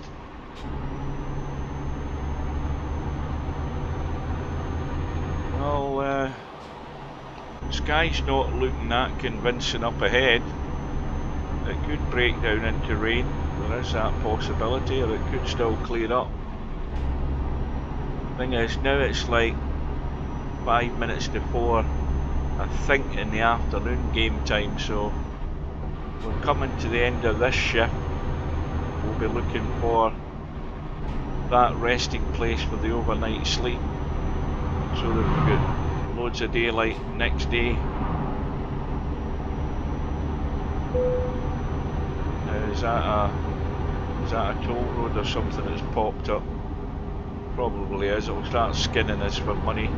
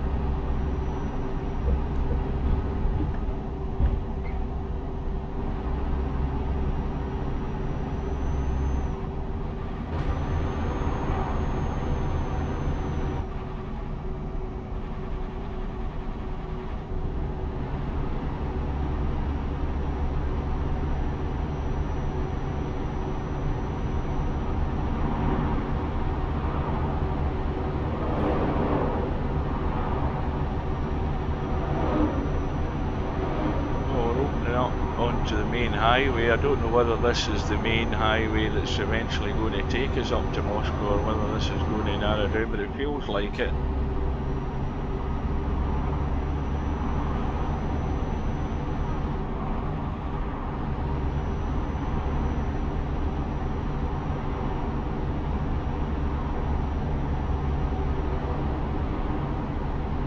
I think that was a mistake I made the first time round when I did that original long trip that I was talking about, the one that I did from deep in the heart of Russia, way over on the eastern side, right over to Scotland.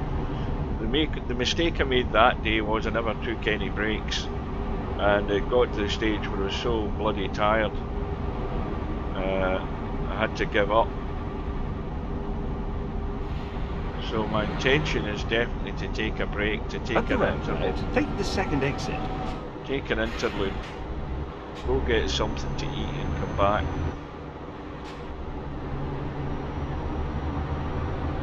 I've got Take enough. this exit. I've got enough liquid to drink. I've got enough water here. Let's see if we can get past this guy before we narrow down again. Go on, get going, get going, get going. Pick up speed.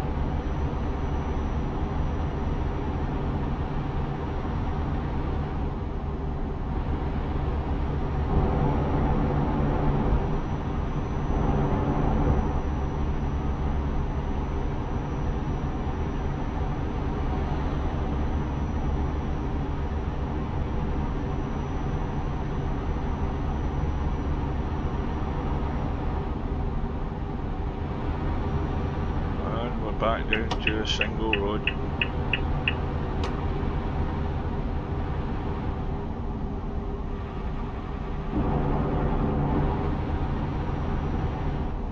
Continue straight.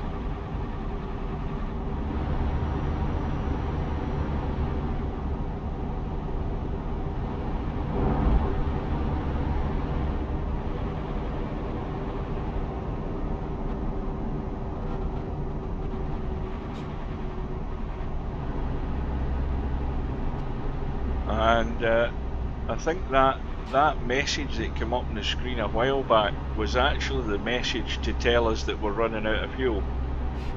So if you look in the bottom left hand corner, well, not quite the bottom, the middle left of the screen, you'll see that the fuel tank is now red, but the fuel tank is still showing half full. And I know that we've got at least still 400 odd gallons in the tank since we last topped the fuel up. So unless the mod that I have for the fuel Continue tank straight. is bugged in such a way, then we've still got loads of fuel left.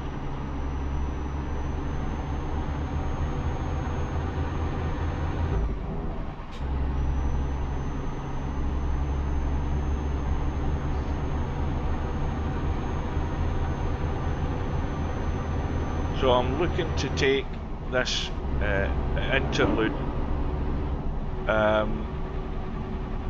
I would suggest once we've done 4 hours. Now at the moment we've done 3 hours and 50 minutes since 9:15 this morning my time. It's now approaching 1:45 in the afternoon.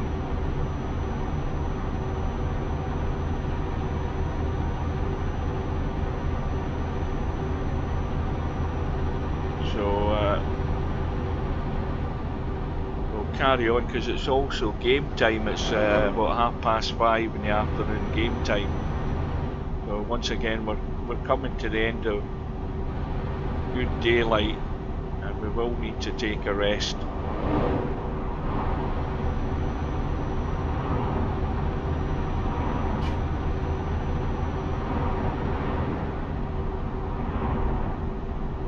Continue straight.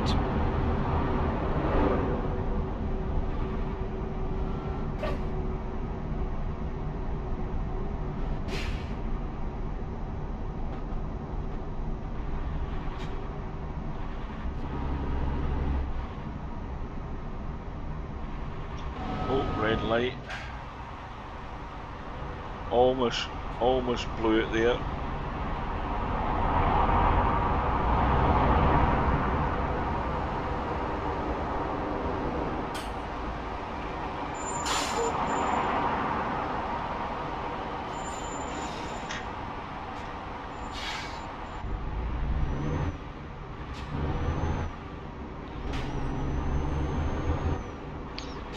Continue straight. If we can find a conventional fuel station that has the standard resting place, then that would be a good place to go, but we don't want it quite right now. It's still a wee bit early.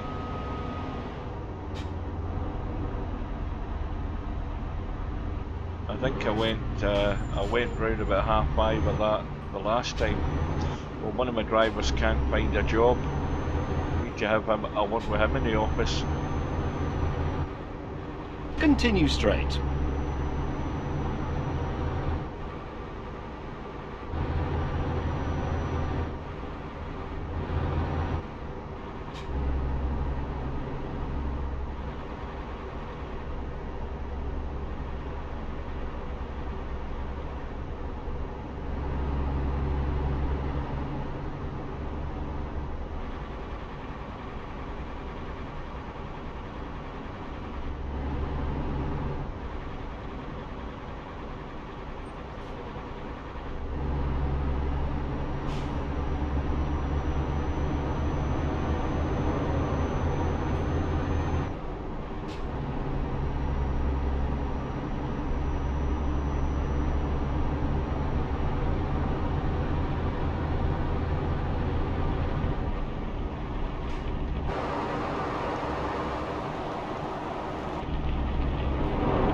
And the rain's finally arrived. We've gone all that distance from Asia right over to here, and finally the rain has arrived late afternoon.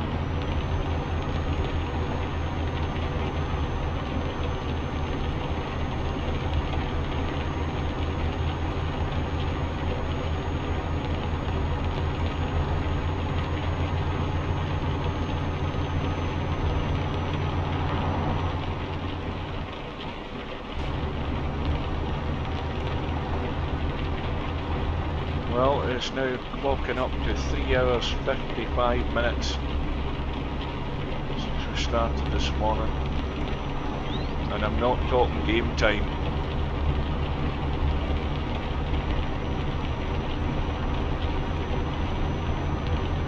So now this looks like the major turn. I might be wrong, but I'm thinking it's the major turn heading up to Turn Moscow. right. I'm not looking at the map to verify it, but I just right. think that it is.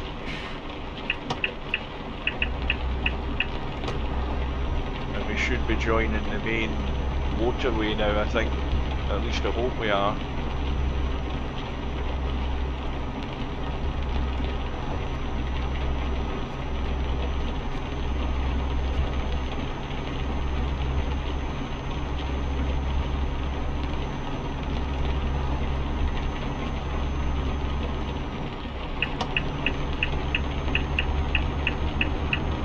Certainly isn't it. We're back to a single lane again. I built my hopes up too soon there.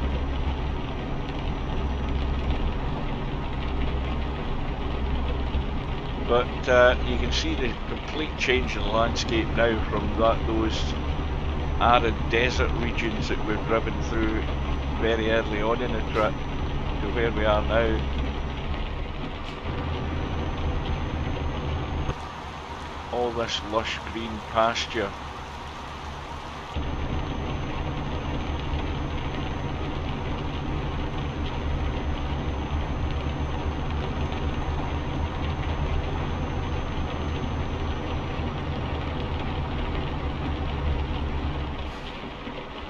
Continue straight.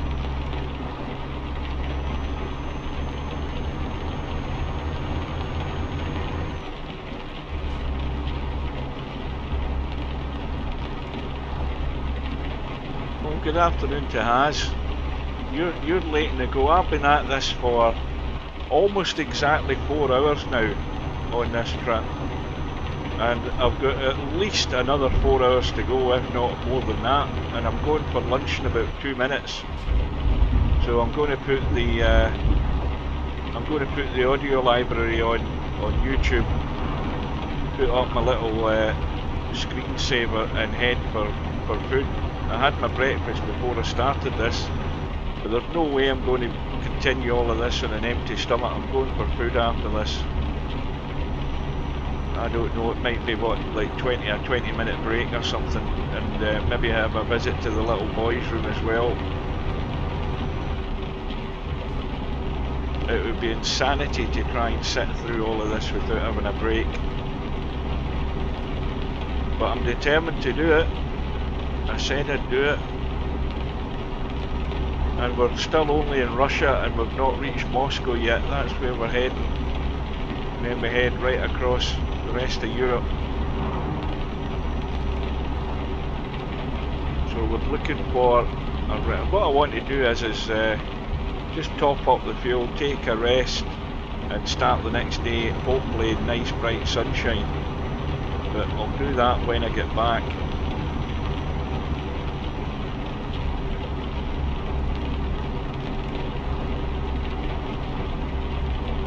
It takes somebody crazy to attempt journeys like this in this game, and I'm the fella for that job. I fit the description.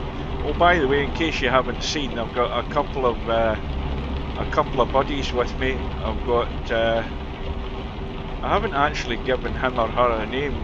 Neither of the two of them have got names, but that little friend there lying in the dashboard, a little pussy, you know, he's an animated cat. He's not animated at the moment because the bloody bugger's lying there sleeping again. But he might stretch in a minute. There he is. He's come up just to have a look at the GPS to see where we are. And she's sitting there. She's showing signs of life, but not a word out of her. And I think it's appropriate to say that we've got a resting place here that I'm busy rabbiting on about. There's no fuel at it, but I think what we'll do is we'll just reverse. We'll get fuel at the next fuel stop somewhere. Let me try and get the indicators working. I think we'll head in here, if we don't crash that is, get ourselves in a decent shape.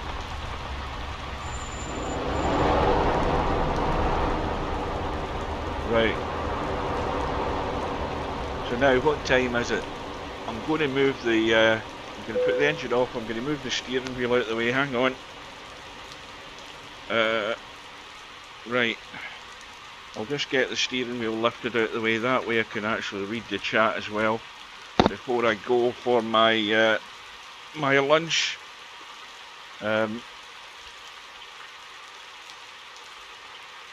Yeah, she's if I can get that to work, she's tasty looking. She's certainly not got a boiler suit on as a co-driver. She's not prepared to do any of the hard work here, driving for like 9 hours or however long it's going to take. And little Corky the cat, or whatever his name's going to be, he's not been much help, because that's all he's did, is just lie there, yawn occasionally, look up at the GPS and then go back to sleep. Right, so I'm putting the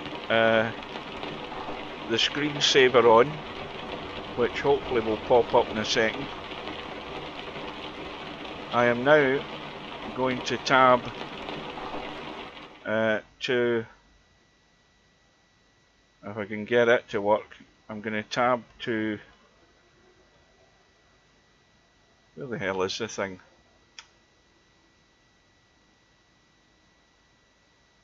That's what I'm doing. if we can get things to work right, I'll do it. So if you hang on, I'm just going. I don't know what order these songs are in. They're just on my playlist, so I'm just going to let them run. So I am heading off for a break and a snack, and I'll let these just run. So I'll see you in a little while. So don't be scared to join me later on. You can go and have a break now yourselves, or go back to what you were doing, because you're going to have to suffer this for the next 20 minutes or so, however long it takes. I've got to take a bathroom break as well.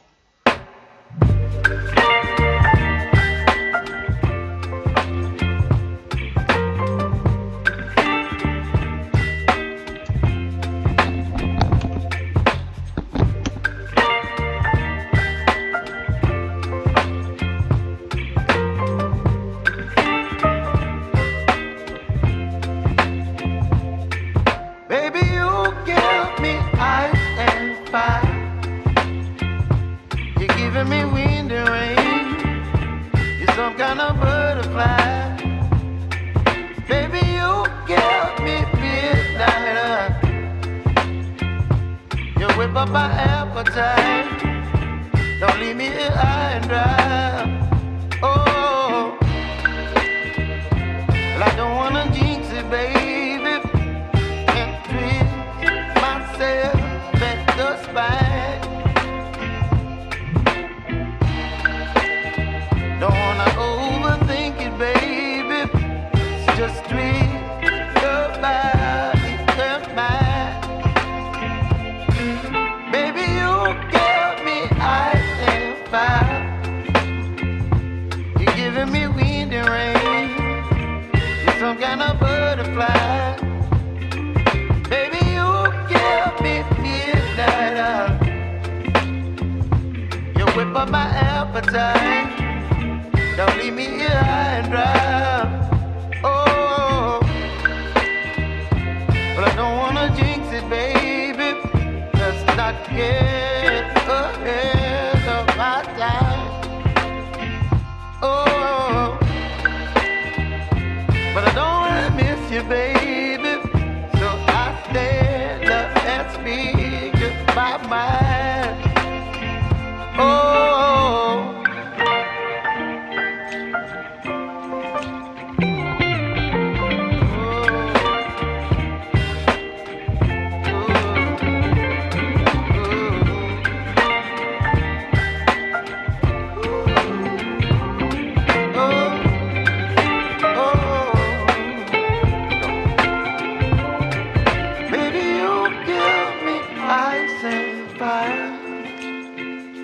You're chilling wind and rain. You're some kind of butterfly.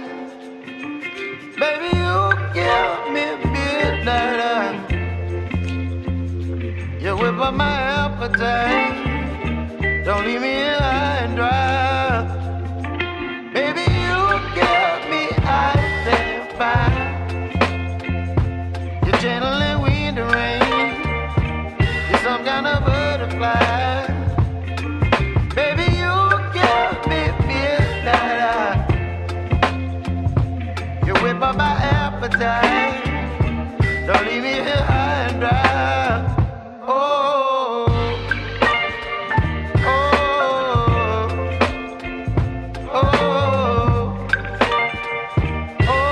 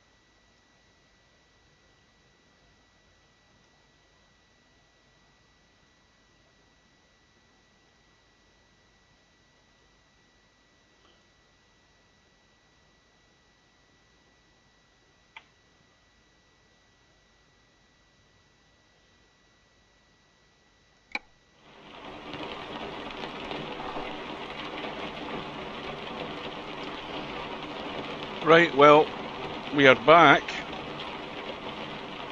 after our lunch, and of course this is where this time of night has just gone 10 to 8 at night somewhere in Russia, but not quite at Moscow. This is where we're going to take our overnight break. I'm going to have a drink of coffee, so you'll hear a few slurps of that while I wash down my lunch. So we'll take the break, and then all we're doing now is then looking for somewhere to just top up that fuel tank.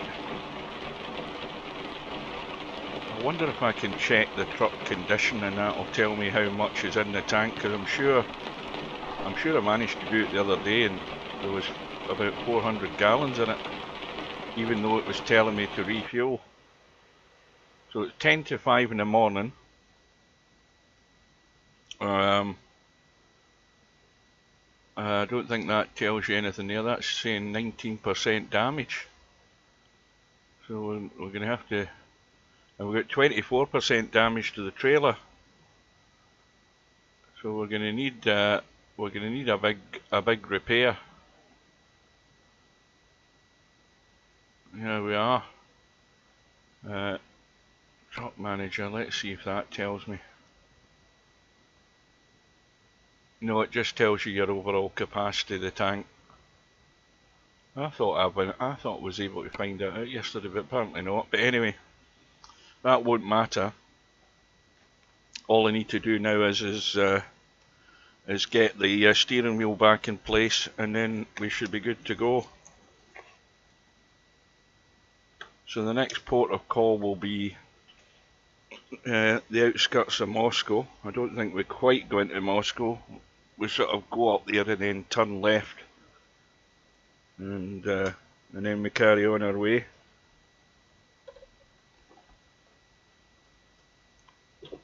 Right, the wheel is more or less back in position.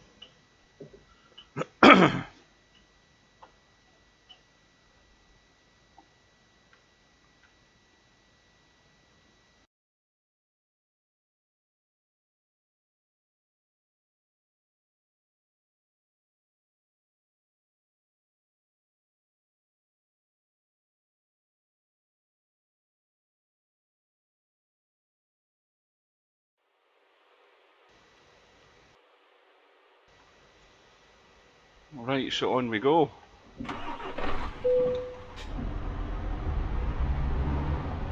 Well, the wipers will go off automatically once we've washed or wiped the remains of the rain off the windscreen.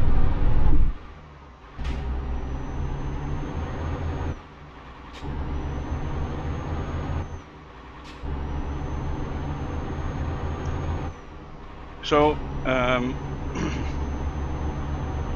we started at 8:45 this morning. We've had a 20-minute sort of lunch break, and we're back on the road. In fact, that's handy. That is very handy.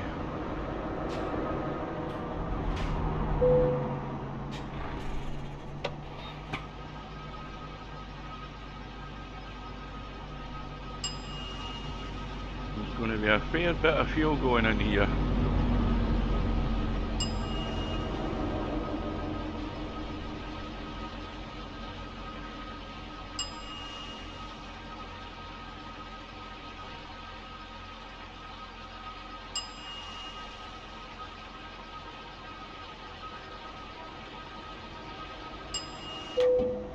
And you can tell it's an 824 gallon fuel tank, the amount of time it took that to go in. That'll cost me a fortune.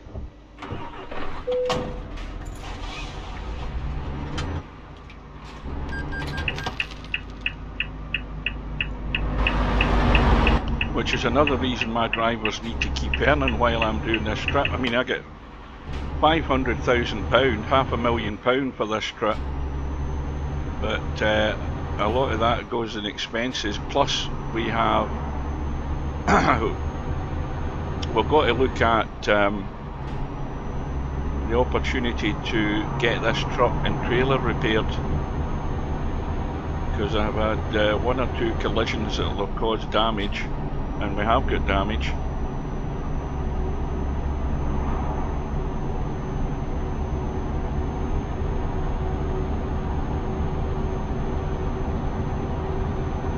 That was the first rain we saw last night on the journey. Hopefully we've got a nice dry day ahead and a good few game hours driving as well in the sunshine.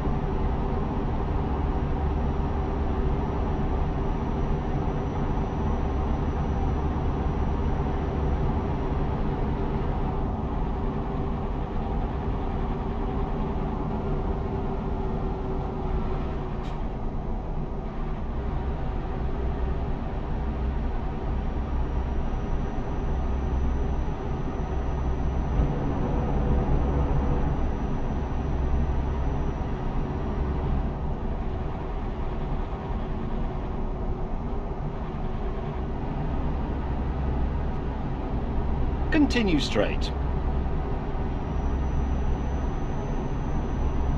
Ahead, turn right.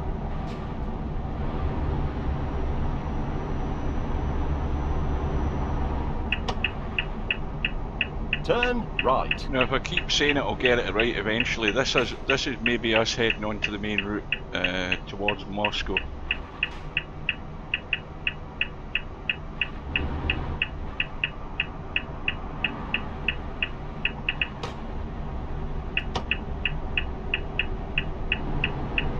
Keep left.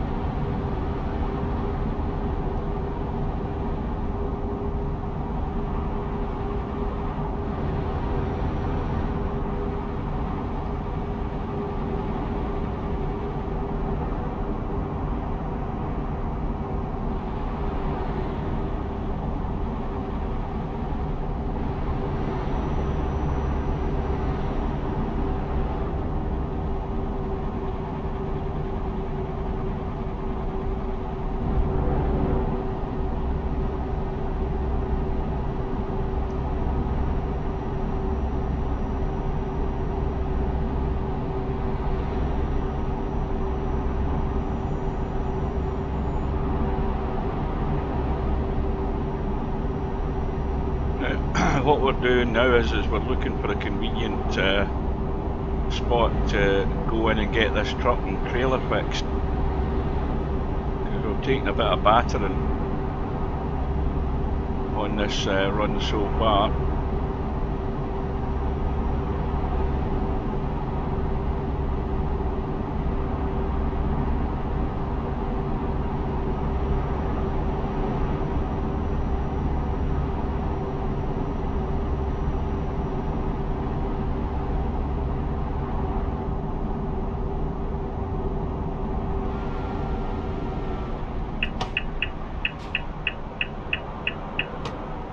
Contraflow system running.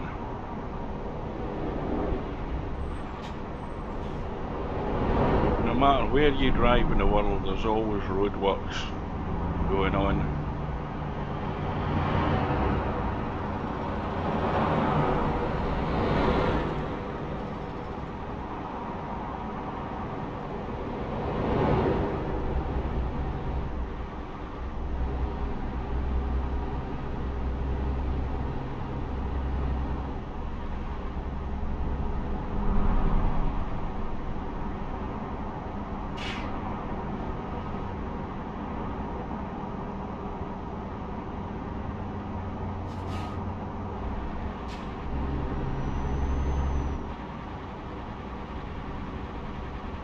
I'm going to try and have a drink of my coffee one-handed here. Driving and drinking coffee at the same time, now that's multitasking. So you're going to have to excuse the slurps because I ain't muting the mic.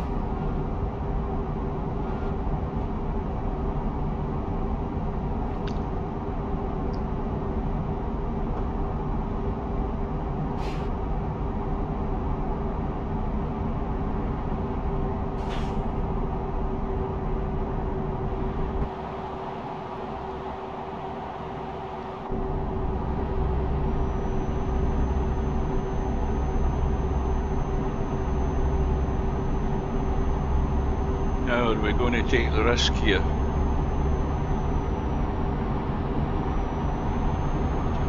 think something's coming. Yeah.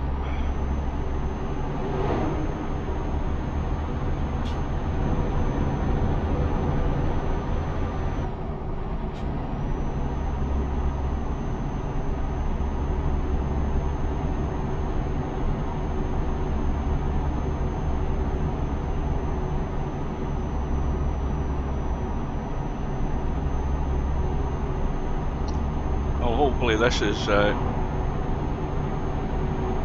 to stay as a motorway for the foreseeable future. We can get past this bus.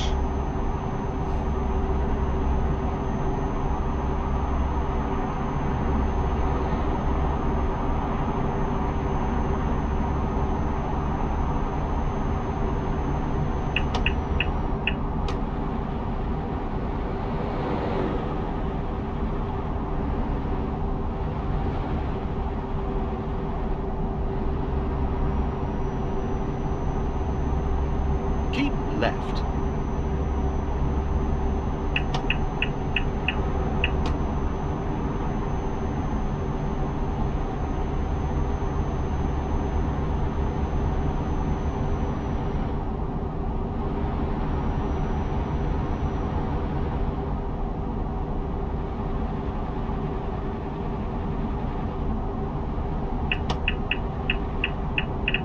Well, it didn't last long, did it?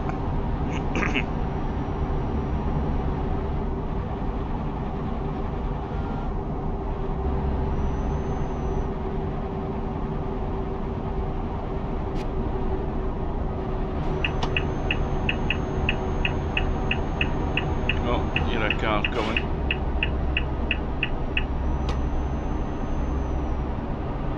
Or a van, whatever it is. Come on. Get round the corner quick.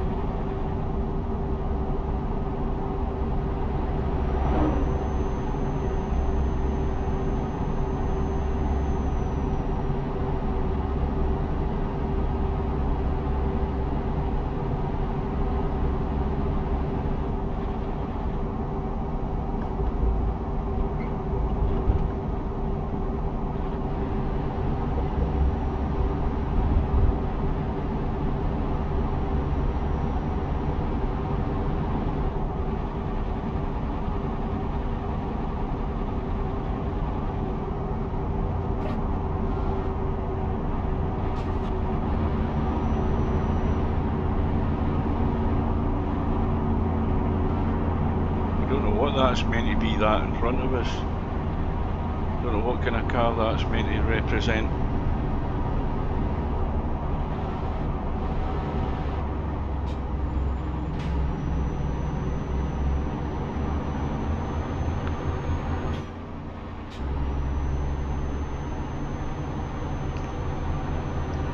Obviously they've got licensed trucks in this game, but they don't have licensed vehicles, AI vehicles. So any cars and other vehicles that you see will all look like something, but they won't have the names on them or the logos on them.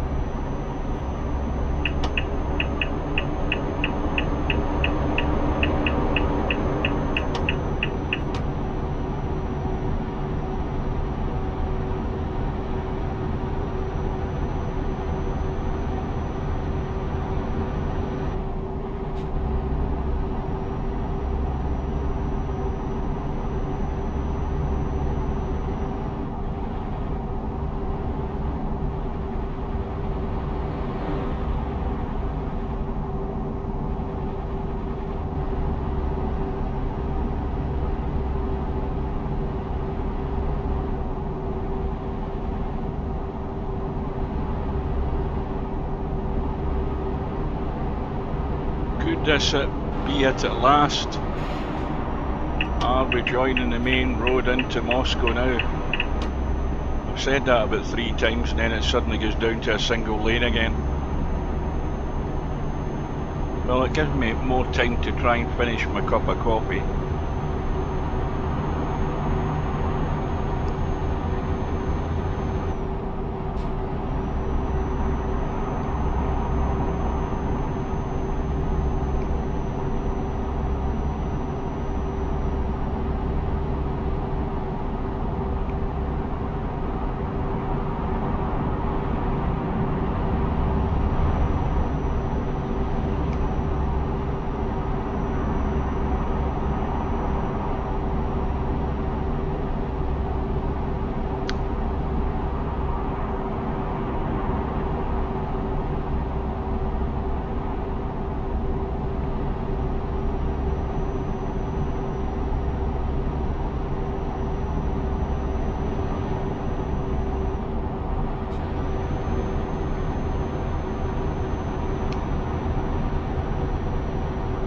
Right, that's the coffee cup out of the way. Coffee has been consumed. I'll have a quick cough. There we go. Continue straight. Moscow on the signage. We're on the right road.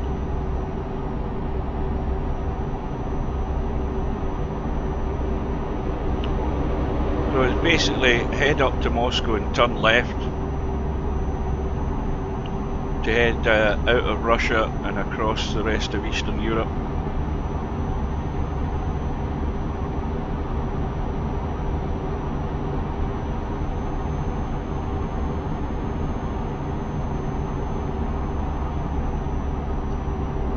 Now this is just a fuel. Now the thing is, if I don't get the truck repaired and the trailer repaired, especially the truck, if I don't get that repaired before I go onto the autobahns, then I probably have little opportunity to do so, because you're not heading through that many towns. You're mostly on the motorway. So it'd be handy if there was something round about here that I'm actually keeping my eye out for. And there might not be much chance of that here either, by the look of it. There we go. That's Keep right. Moscow. And then exit right. So we're entering the outskirts. Well, we're not even entering the outskirts of Moscow because we're basically bypassing it. Exit right.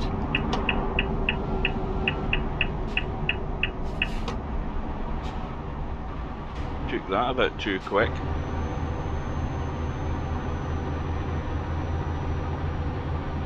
So this is our left turn I was talking about.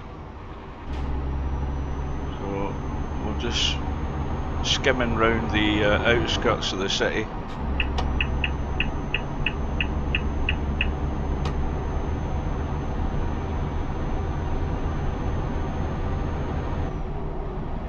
But this is a major achievement getting this far. Continue straight.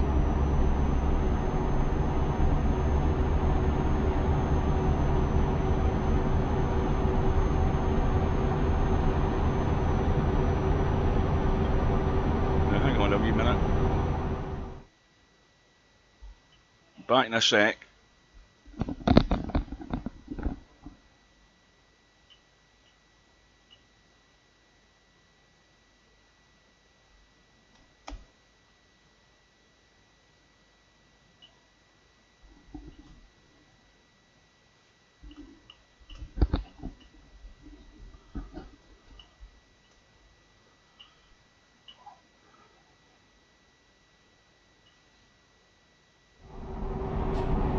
Just check to see where my phone was.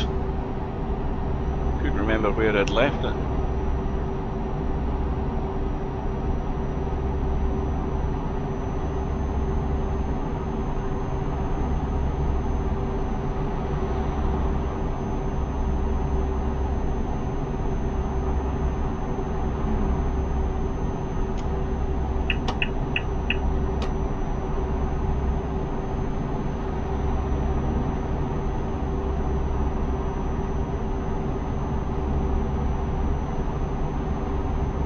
Keep left. The top of the Grand Tour. And then continue straight.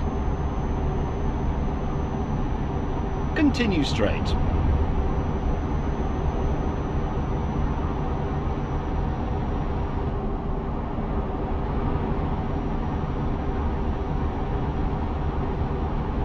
Continue straight.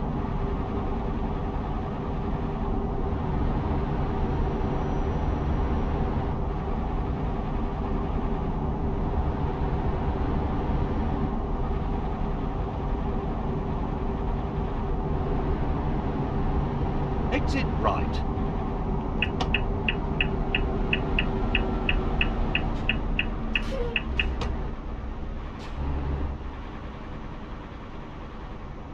Well, that's about all you're going to see of Moscow, what you're looking at right now.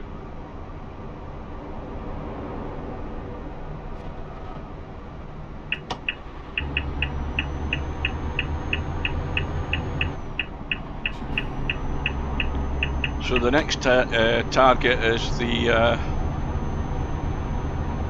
Polish-Russian border, I think. It might be, I'm not sure whether it's that or maybe one of the other former Soviet Republic countries. It could be, dare I say it, Ukraine.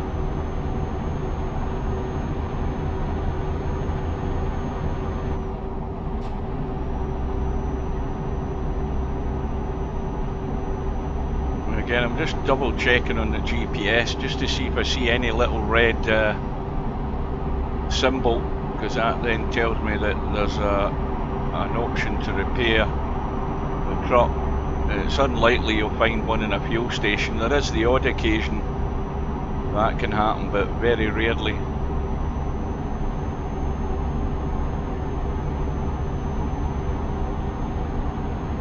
But this is more or less, with the odd exception, this is more or less what it's going to be like from here all the way down. Once we cross into the European countries, it's going to be like that all the way down to the bridge over to Brazil. Straight.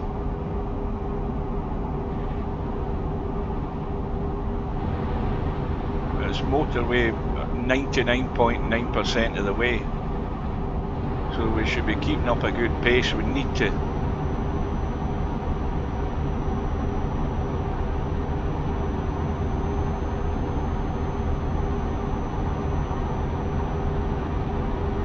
And we'll put the cruise control on. See if it works better this time. And we're only, what, 20 minutes to, or something like that, noon. So we've still got, again, a good few hours daylight.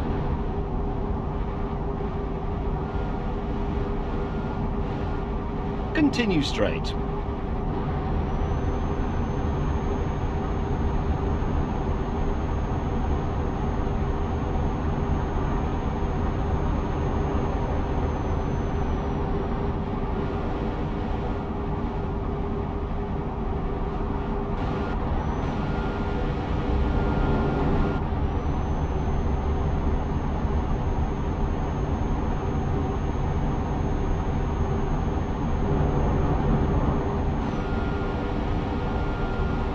Now this is what I was trying to show you earlier with the automatic cruise control. When you put cruise control on, if you have the fail-safe feature switched on, you don't have the emergency brake switched on, because that's just annoying. What you want is this, whereby you can set your speed on the GPS, on the cruise control, and you can also set the distance that you want to remain from the vehicle ahead, and as soon as the cruise control detects that you're within that range, it will then slow the truck down, but it doesn't come to a halt.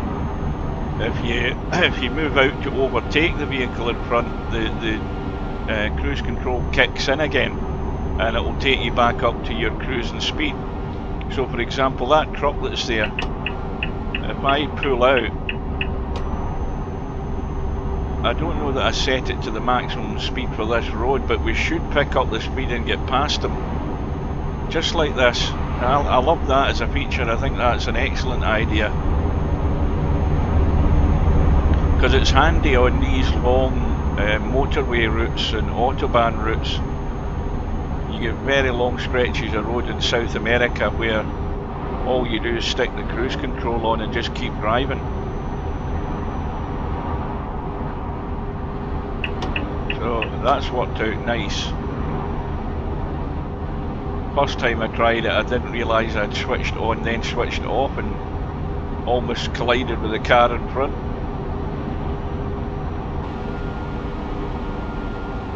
And we're just coming into range again. You can hear the brakes going on. Because we're actually speeding, I think, for this road. I think we're just over the speed limit. Right, let's pull out again.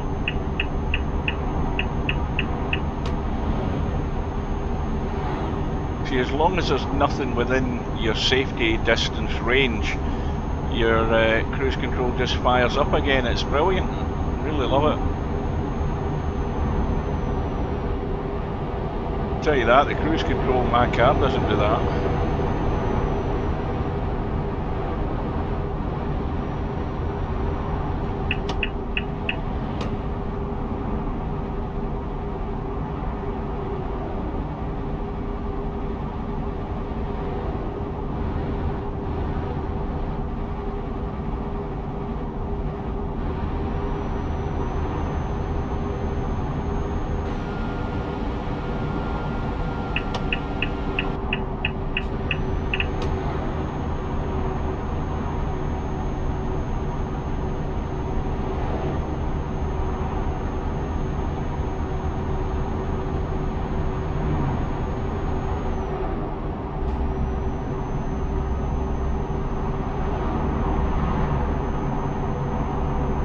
Slightly uphill, that's why we're taking a while to get up to speed.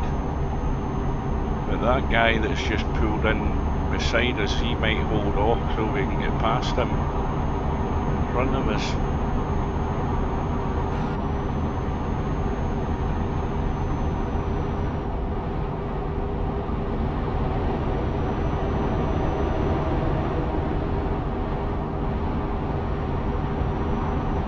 Keep left at top of the Grand Tour, and then continue straight. We should slow down now that we're Continue behind straight. that truck in front of us.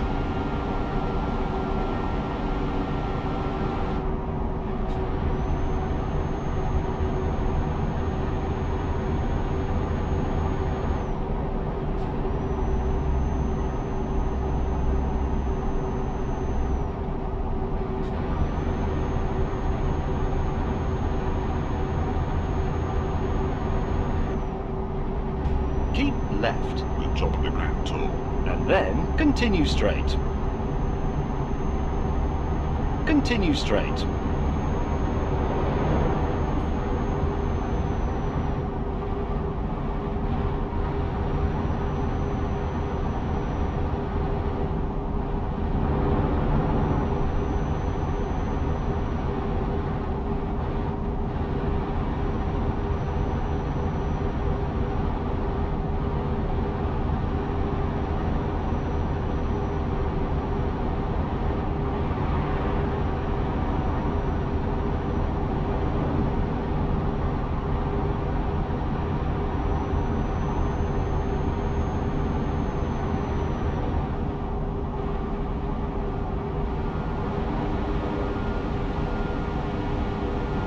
Looks as if it's a little bit misty up ahead. It could be coming to rain again. That's usually how I tell it's going to rain, but now that we're turning on the road here, it doesn't look so much over that way, but it did go in the other way. Touch and go whether this could turn to rain.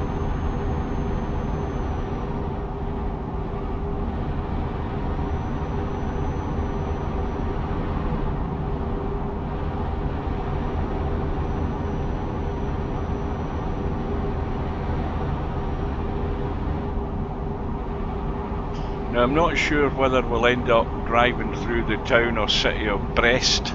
There's a Brest in France, but there's also a Brest, I don't know whether it's Poland or whatever, but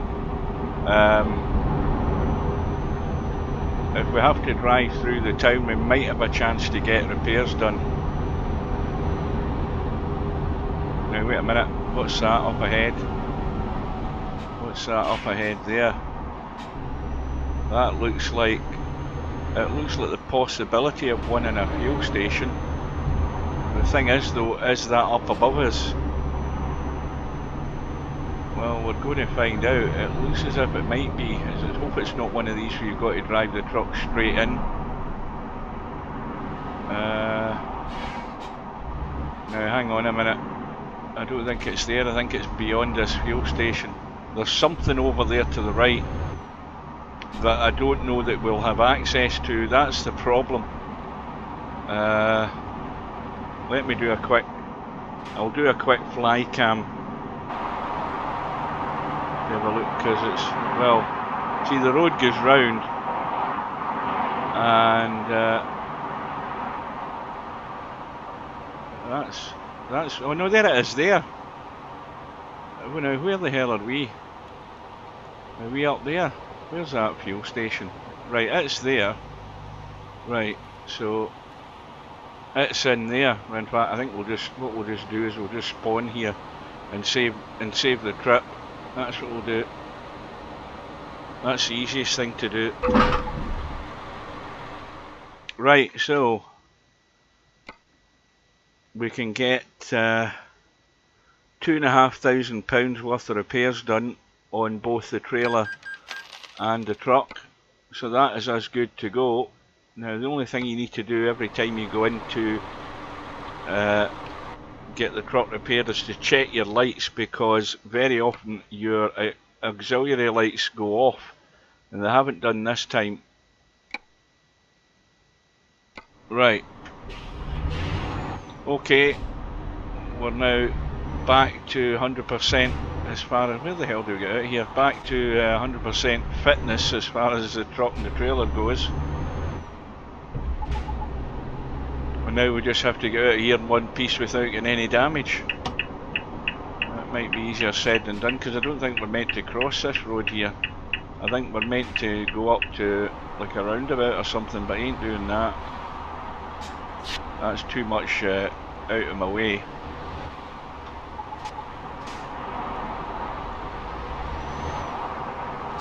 Keep right to the back, and then continue straight. Right, so that was a slight Continue straight. a slight delay and detour, but we've had the major objective there done, which was to get the truck fixed and trailer. So now we can get back up to speed, and that money that's just come in from a driver down the bottom right there, that'll pay for that repair.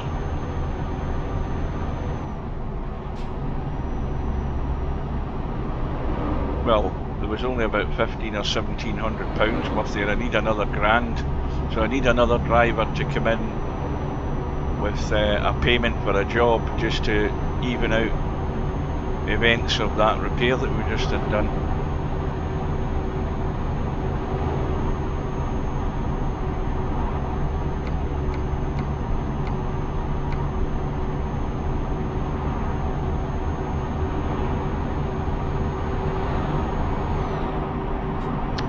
So we started at 9:15 this morning,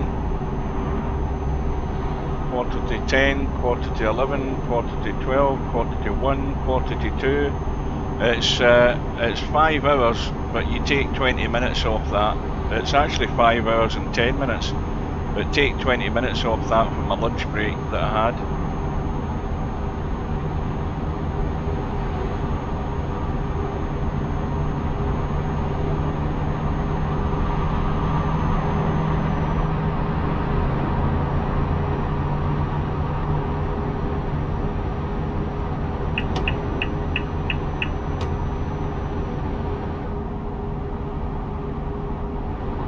Keep left, the top of the Grand Tour, and then continue straight.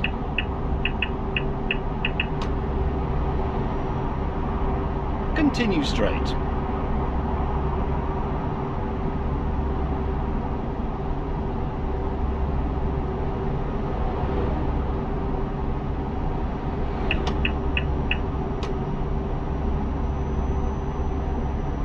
And this road out of Moscow is a long trip as well.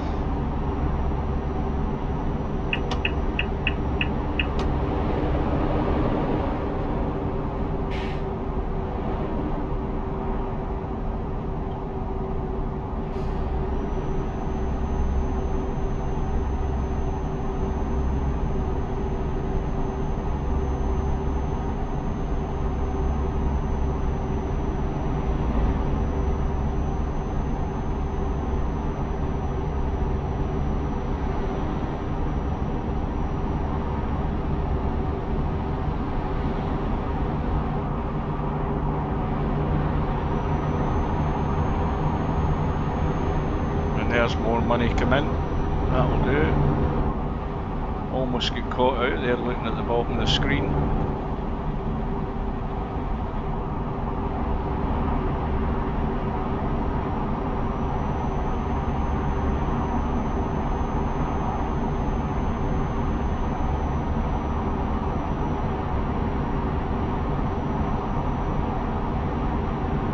Continue straight.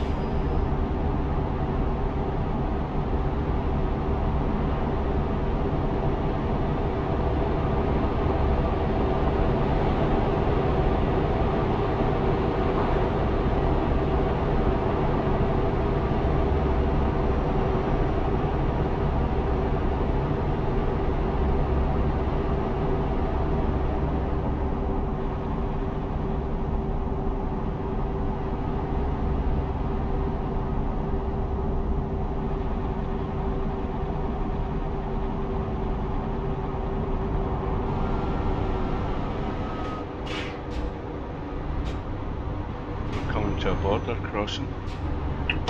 Seems a bit soon.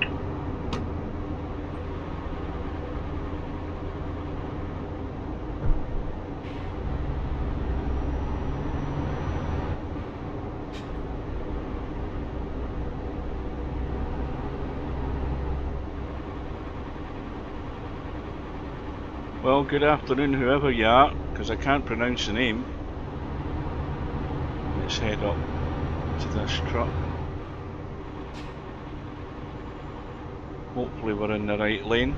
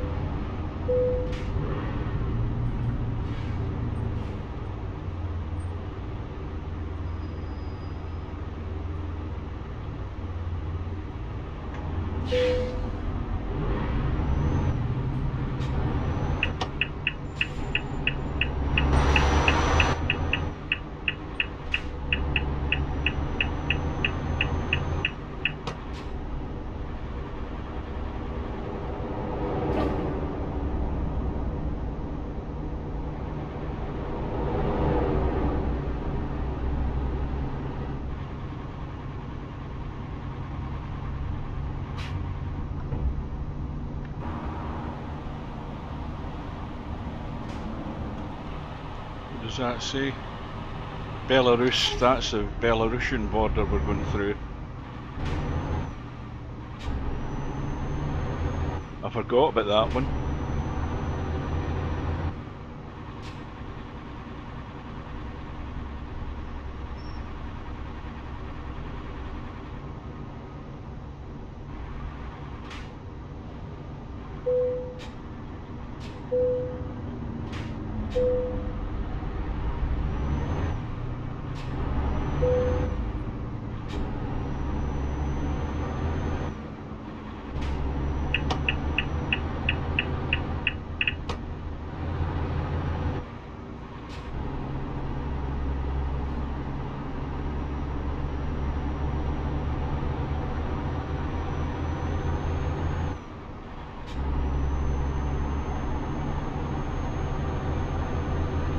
Well, I think we're on our way again.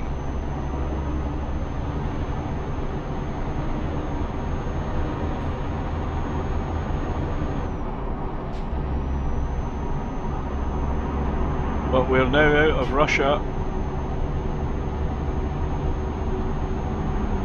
And we just start reeling the countries in now.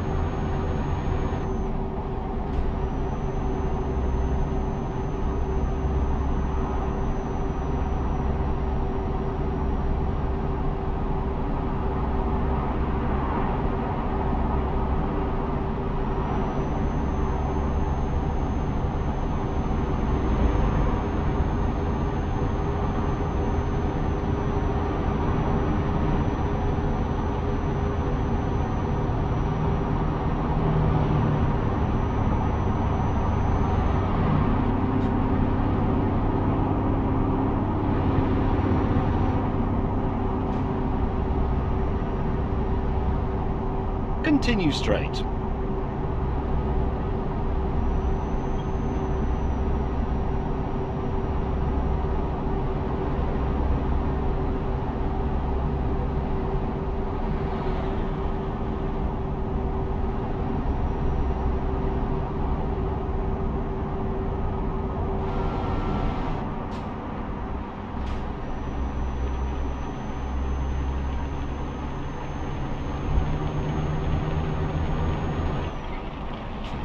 The rain on. I knew the rain was looking like coming, and eventually arrived.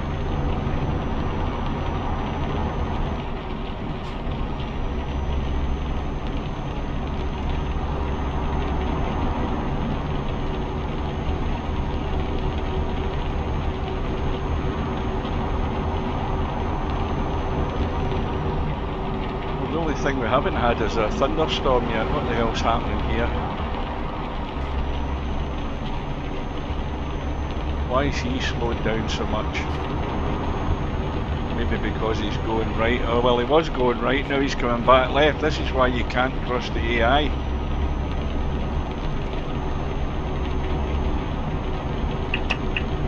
I think, well, he's now in the inside lane. He might change his mind again, but we'll give him a wide berth and get past him.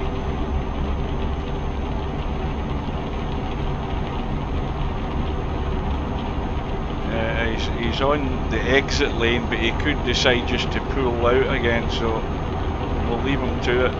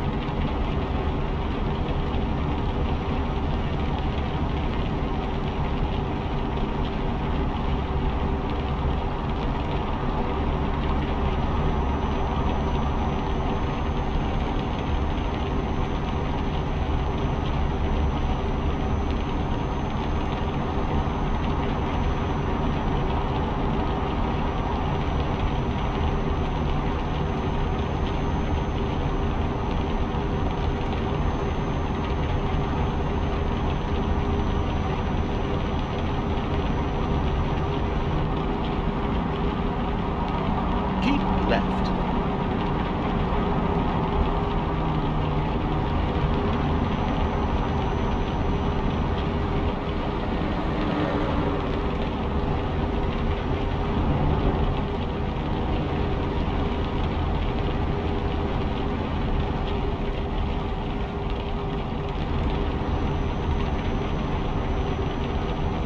Right at this moment, it's touch and go whether this is going to be a proper thunderstorm or whether it's going to clear up. It's sort of in between. It hasn't quite made its mind up.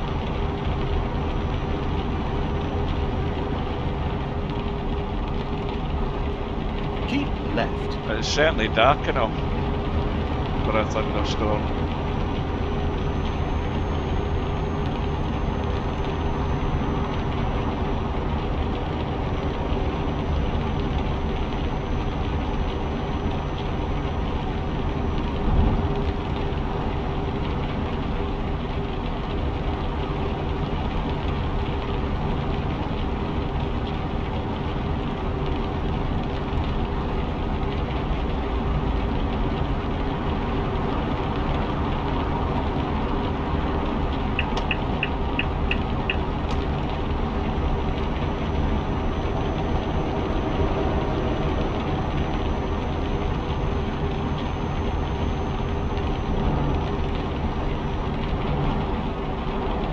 Just a bit too quick. Just a wee bit too much in the gas.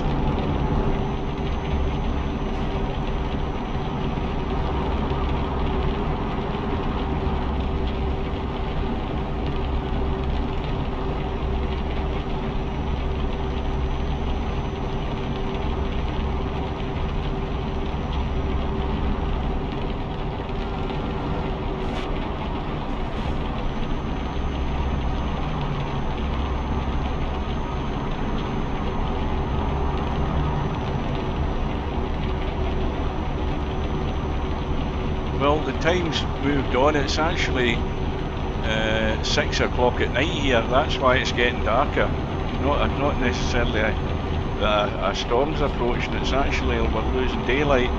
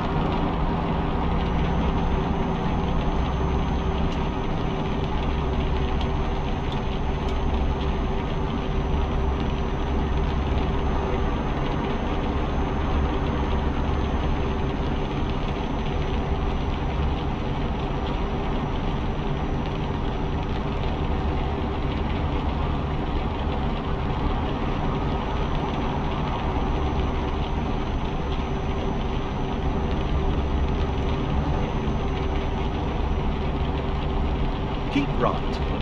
And then exit right.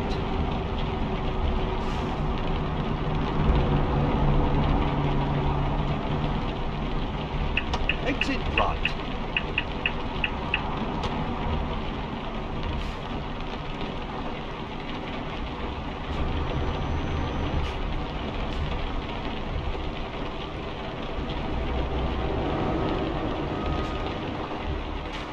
Where the hell are we going here? This looks as if something's been cocked up. Yeah, there's been a bit of a cock up when I've been laying these electric poles here. Look at that. That's a bit messy.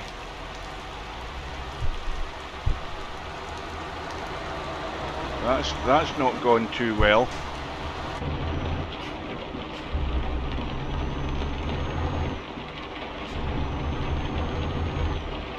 So that's something that needs fixing. I don't know what part of the map we're on here. Is this still part of the Rust map? Maybe I'm not sure, but that's something that needs rectified. There's electric pylons right in the middle of the road there. They shouldn't be there.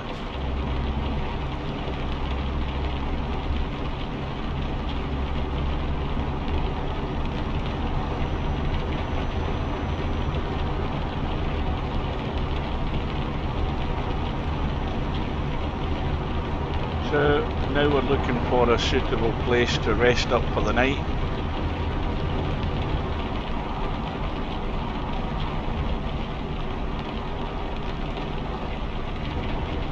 I don't recall coming through here before. I haven't the foggiest idea where I am. I don't remember anything about this place. Although again I haven't come through it this direction, that's the thing.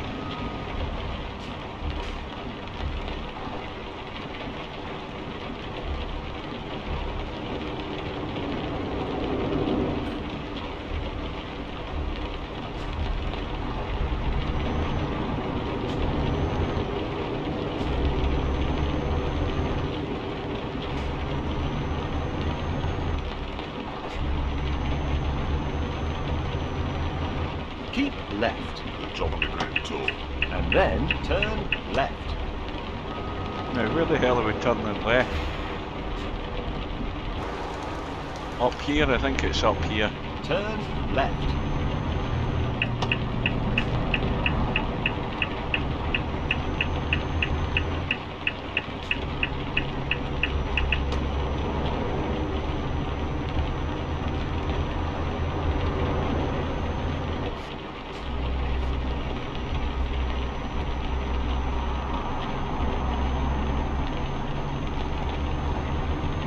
Keep right, To the back. and then exit right. Exit right.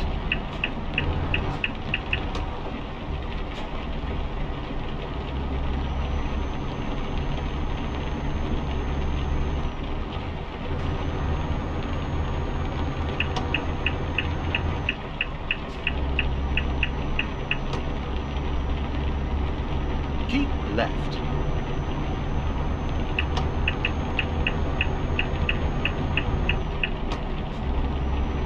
That's the rain off.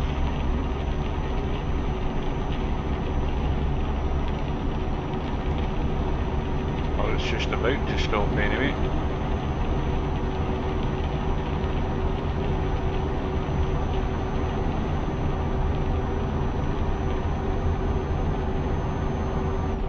And that's what's left of the sun behind those clouds up ahead. That's not the moon, that's the sun. Because it's only, what, is that 7:30 or is it? Keep Yeah, left. it's almost Top of the Grand 7:30. Tour. And then continue straight. Continue straight.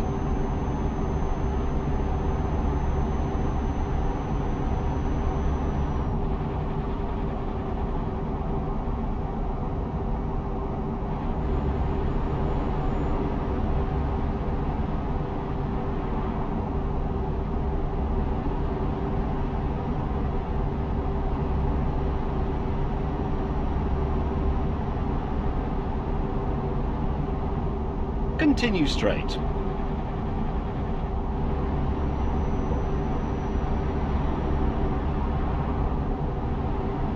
Now there's a resting place ahead. You can see the beds.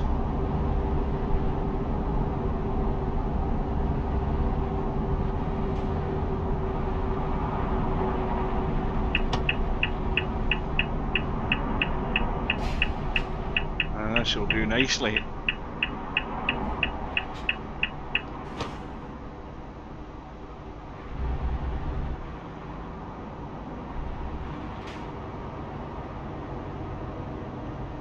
The question is where's the resting place? Well, we don't need any fuel. Oh, there we go. This is straightforward.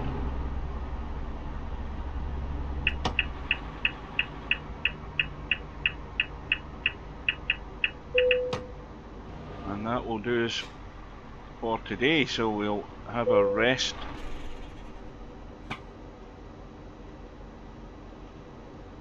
I'll adjust my seat because my backside's getting sore again.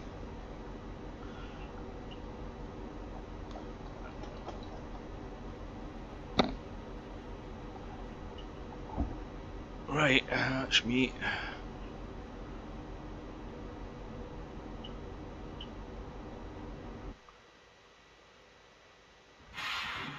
There we go, 4:45 the next morning.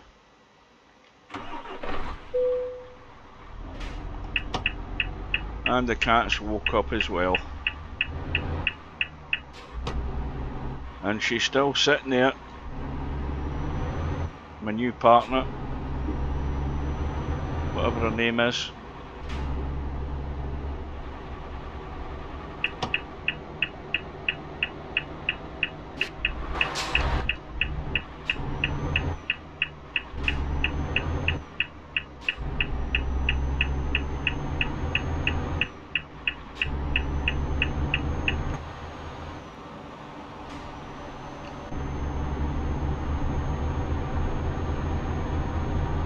Continue straight.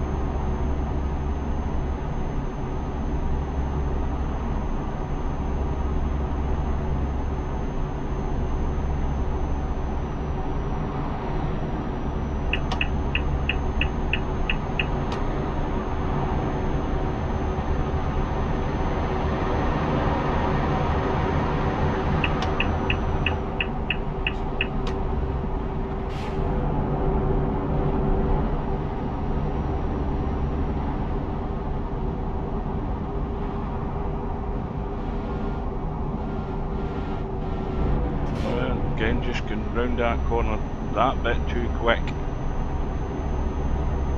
Unusual for to have as sharper corners on a motorway like that.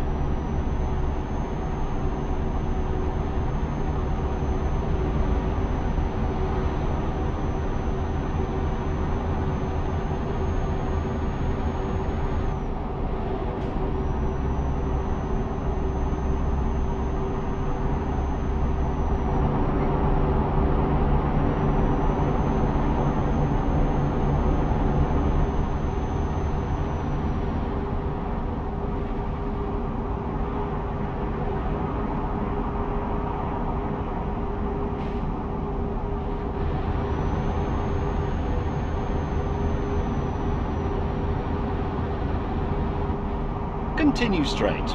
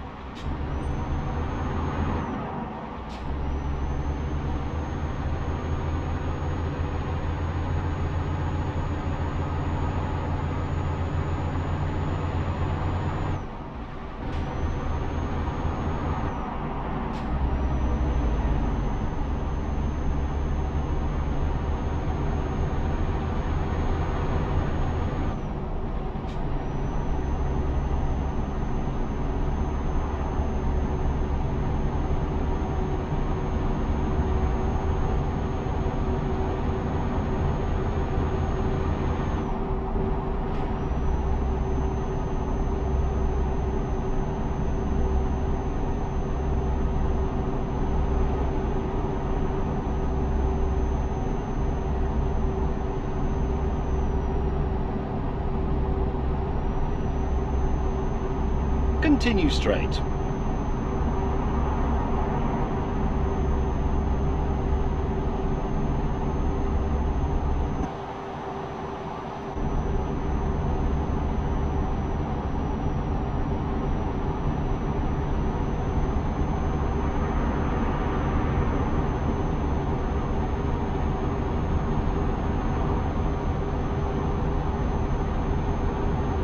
Well, this is the speed of the major motorways. Top speed, I think it's 81. That's the car speed. Obviously, I've got it set to car speed rather than throttle limit.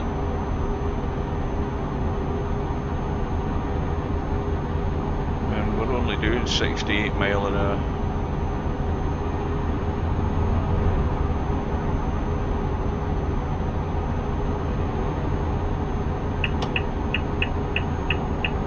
Got to be careful with the overtaking them, because these cars, when we get onto the autobahn, they fly up at all sorts of speeds.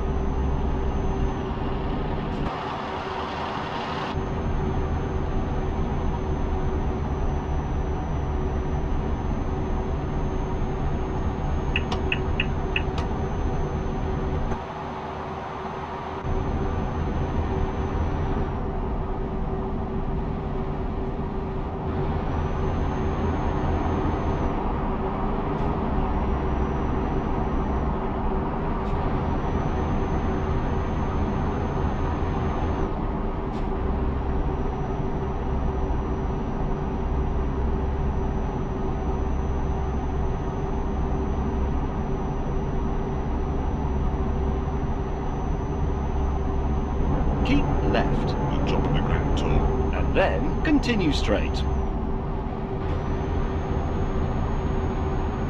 Continue straight.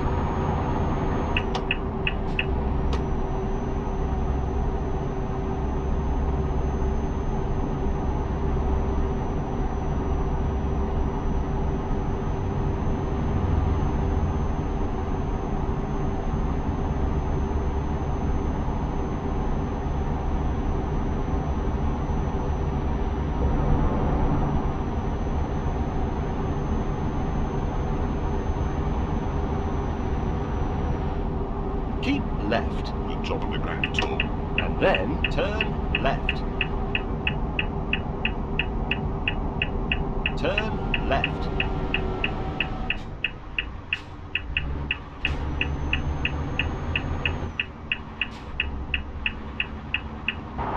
This is one of these dodgy junctions. Very dangerous.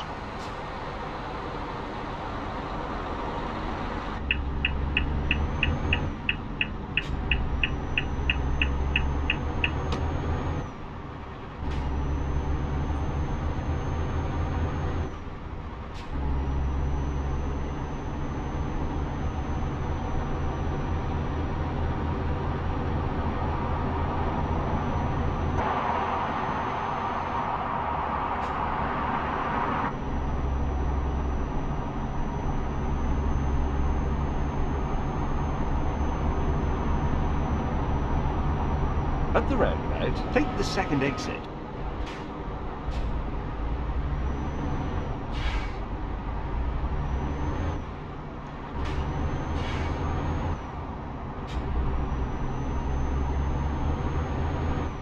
Take this exit.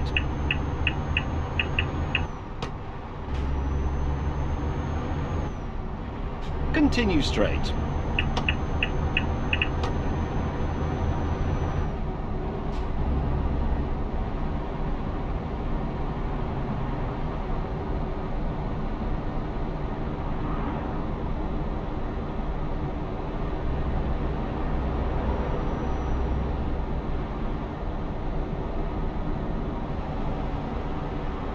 At the roundabout, take the third exit.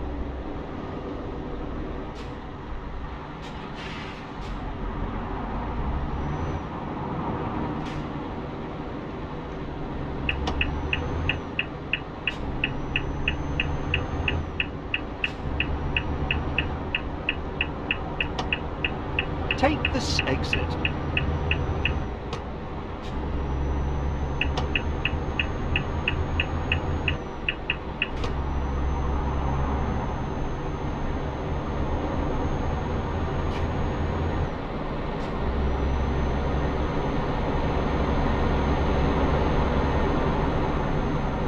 left, the top of the Grand Tour, and then continue straight.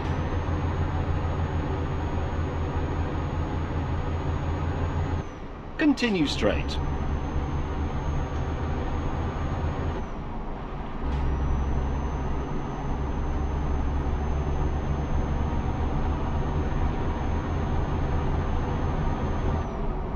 It's still only 10 to 7 in the morning game time, the whole day ahead of us.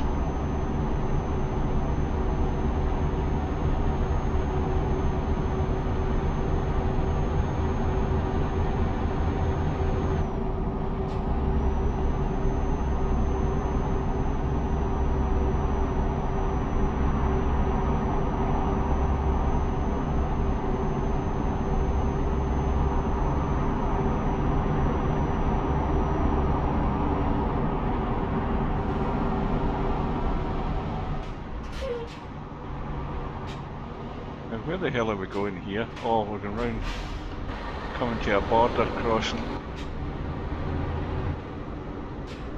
I think I've got to stay in the left lane for this.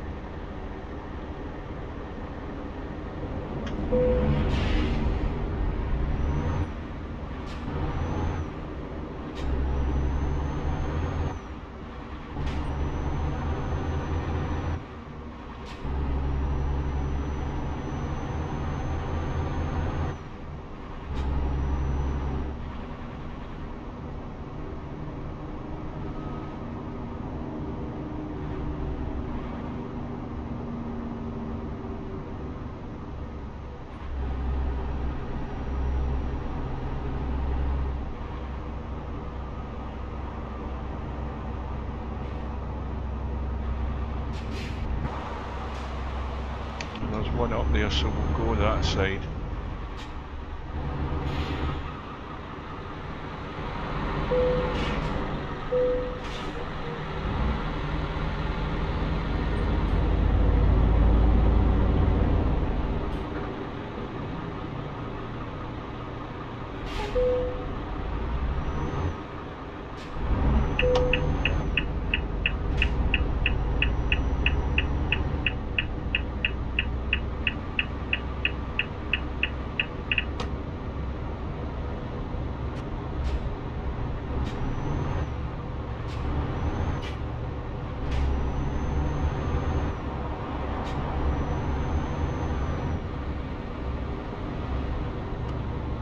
Well, I'm sure the flag's about to come up.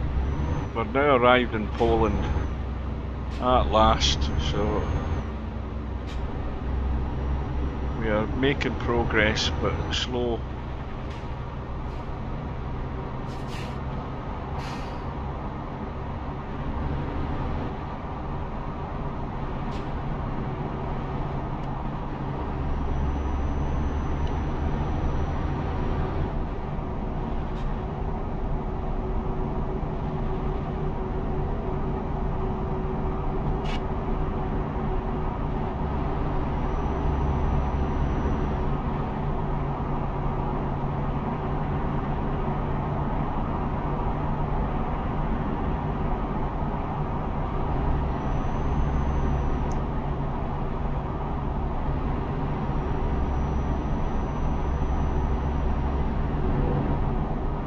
That looks like the usual ETS2 hot air balloon.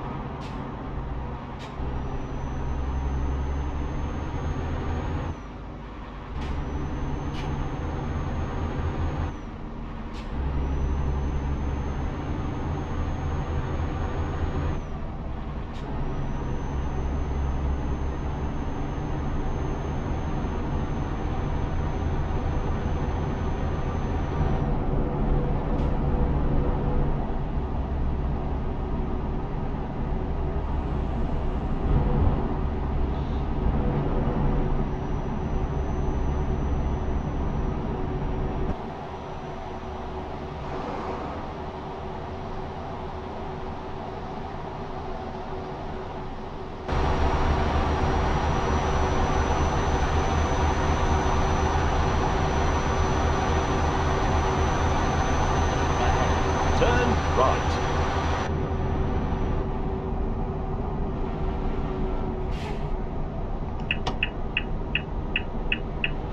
Turn right.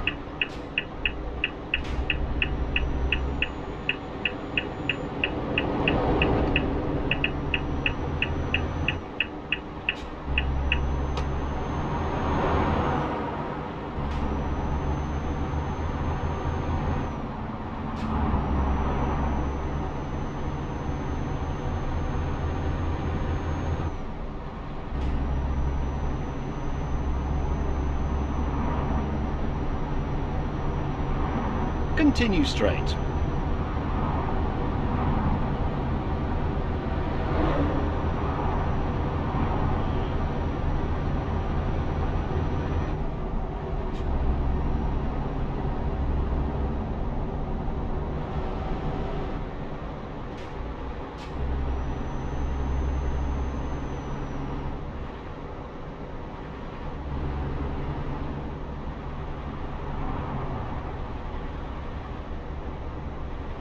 Ahead, turn left.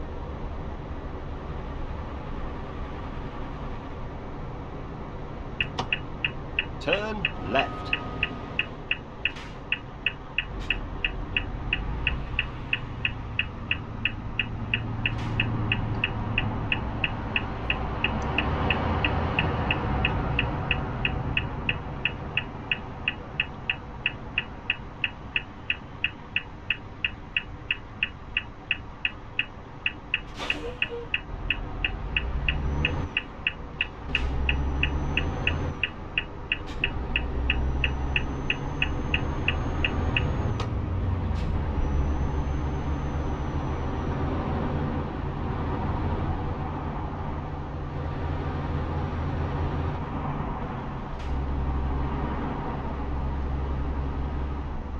Continue straight.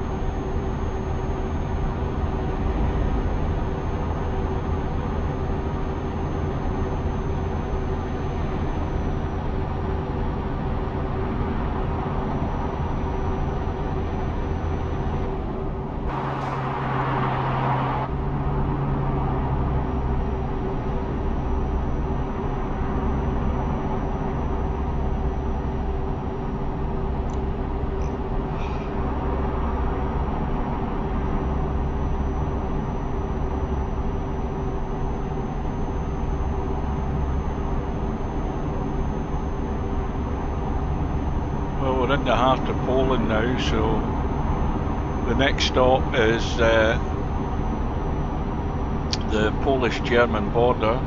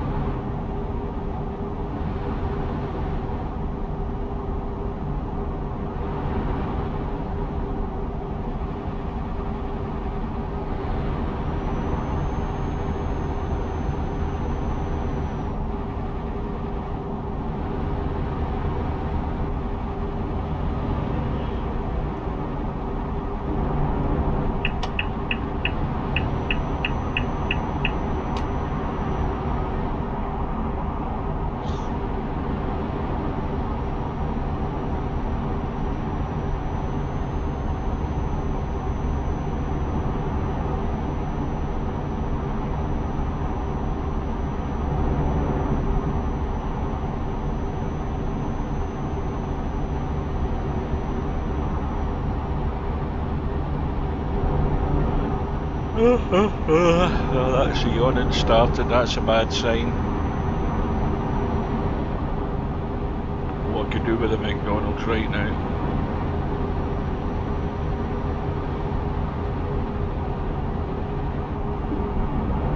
Continue straight.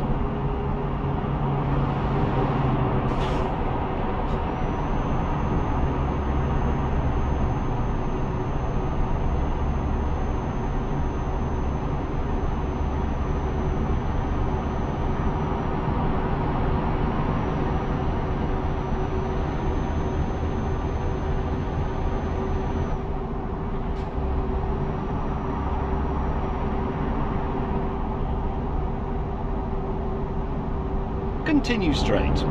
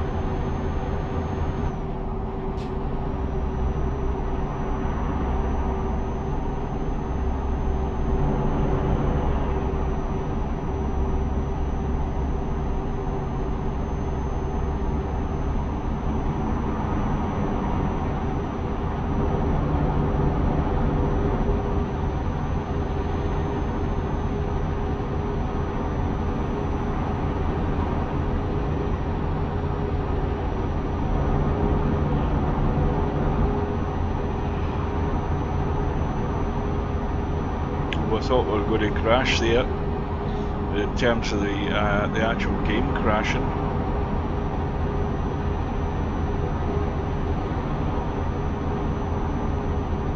So it's 10:15 in the morning, still got plenty of hours left in the day.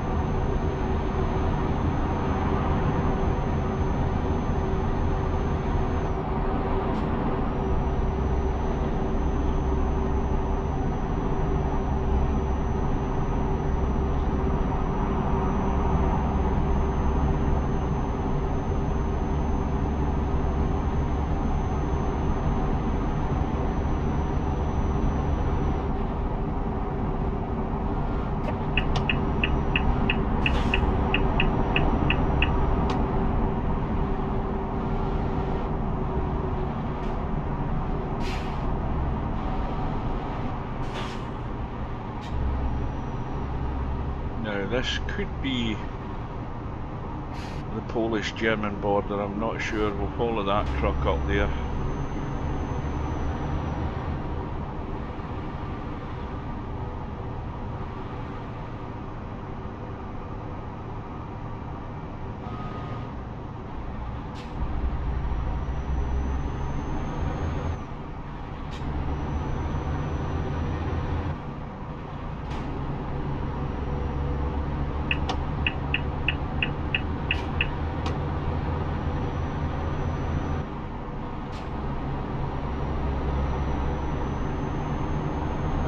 Another hot air balloon. Always have to have one or two of them hanging about in the sky.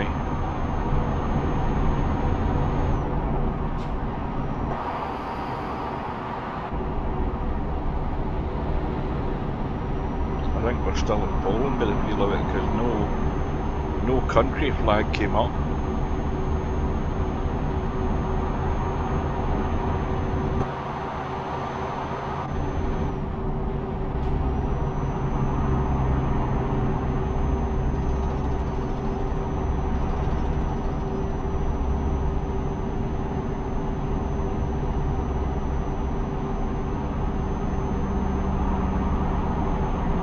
left.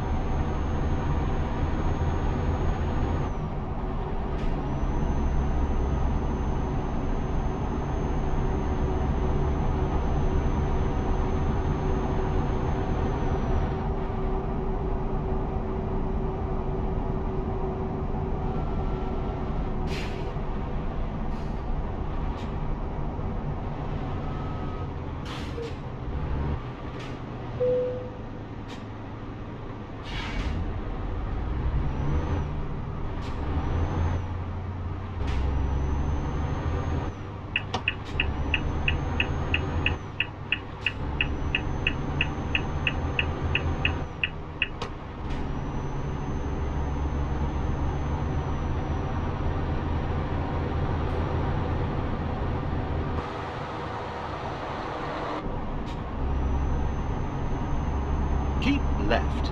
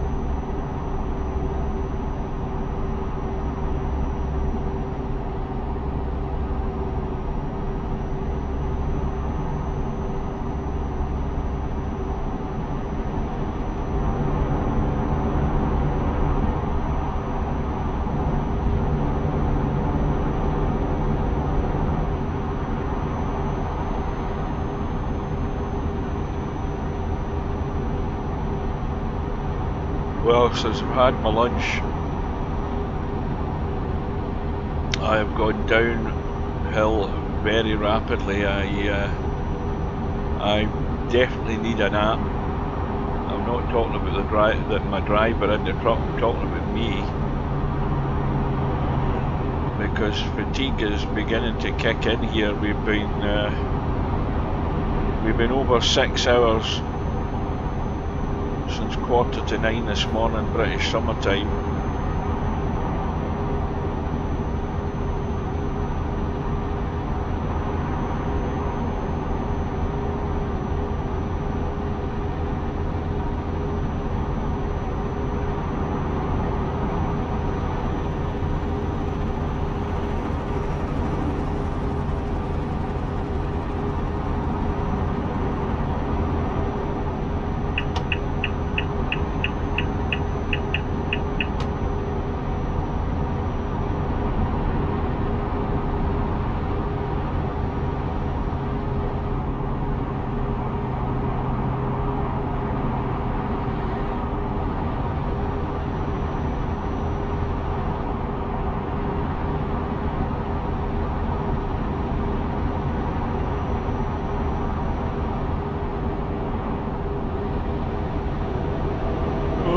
Yeah.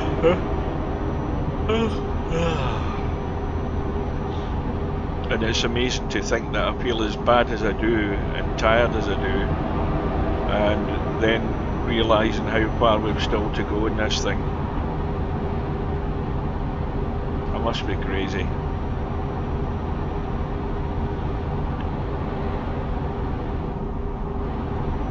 Well, there's one thing I can certainly confirm.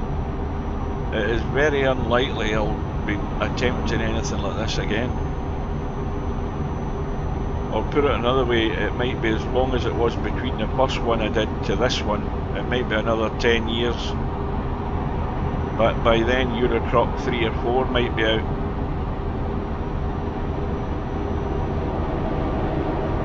It might not be Euro Truck then, it might be Global Truck Simulator.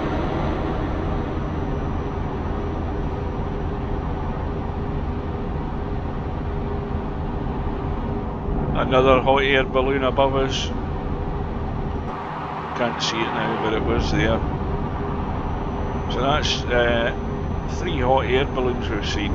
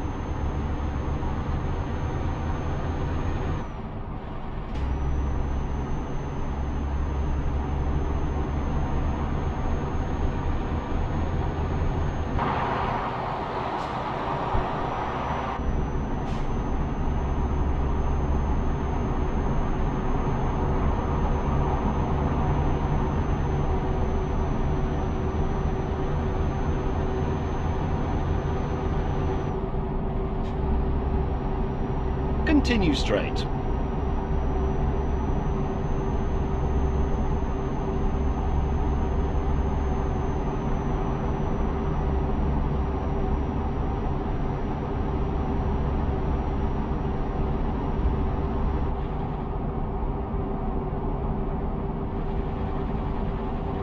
Continue straight.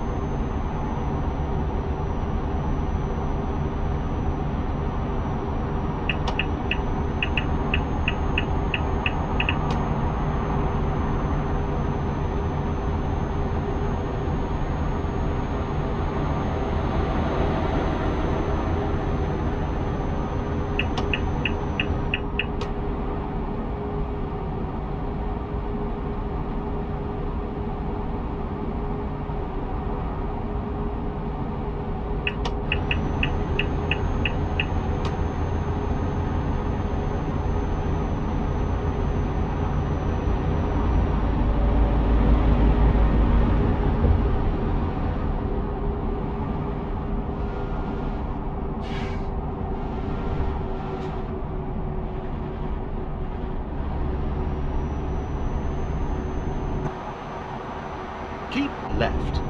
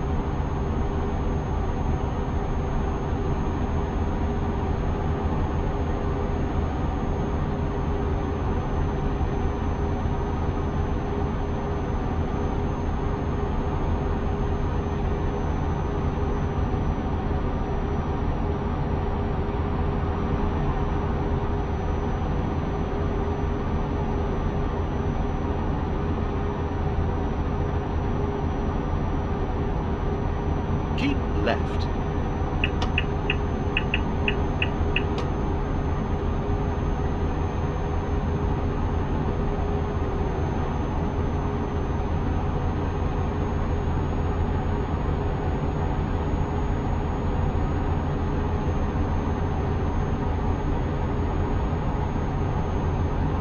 Keep right, and then exit right.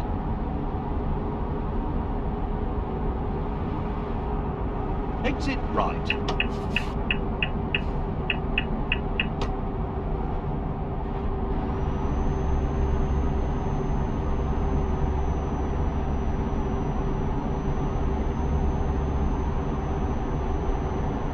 Keep left.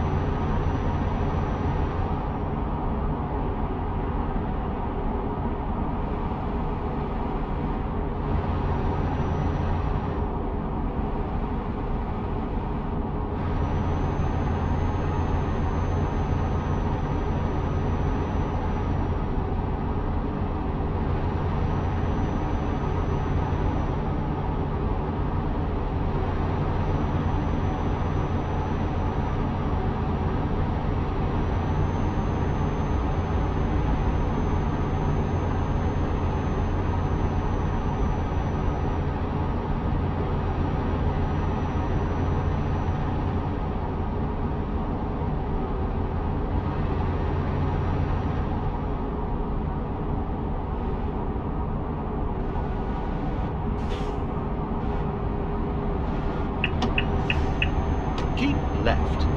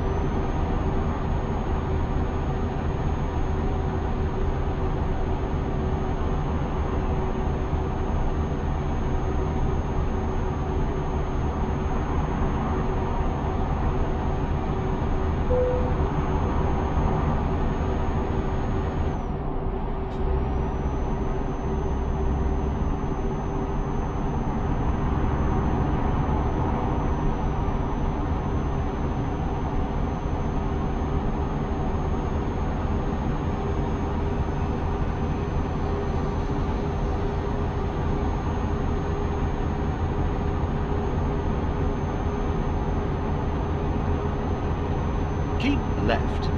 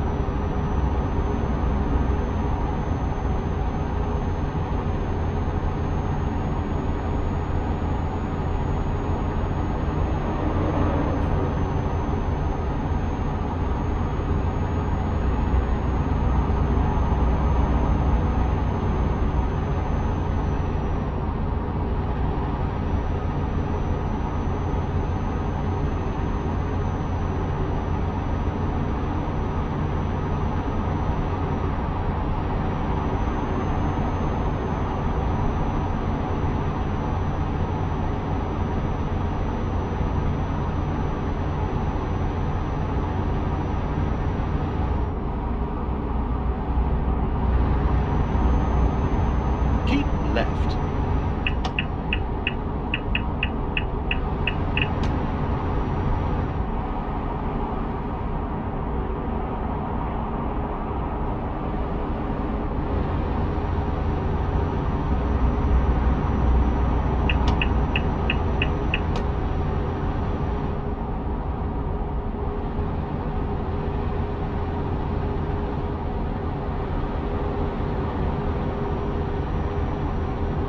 Keep left.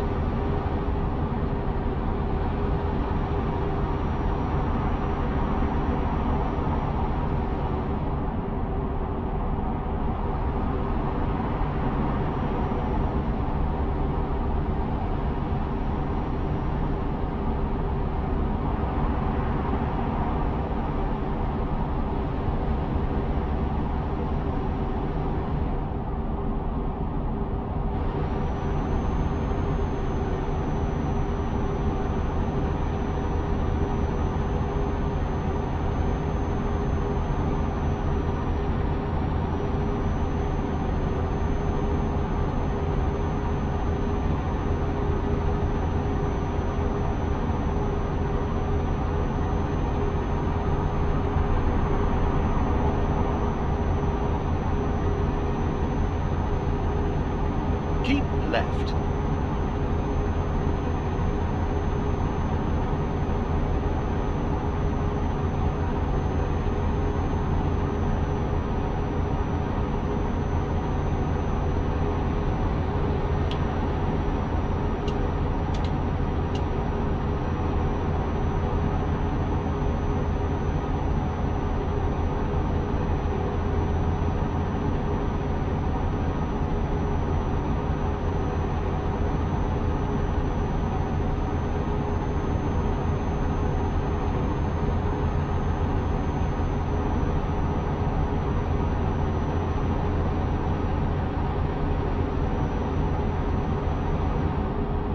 Keep right.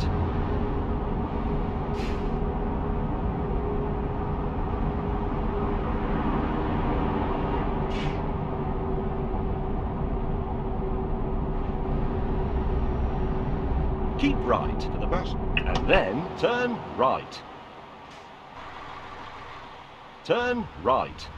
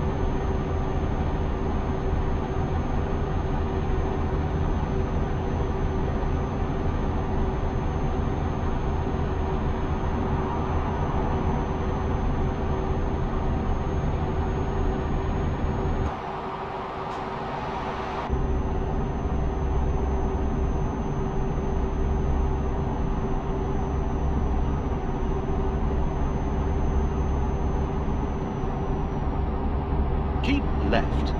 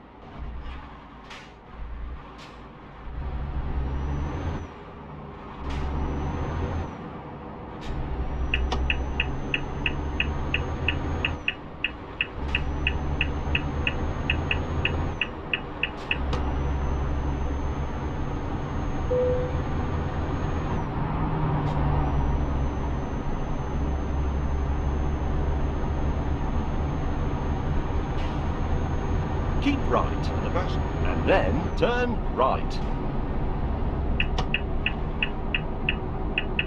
Turn right.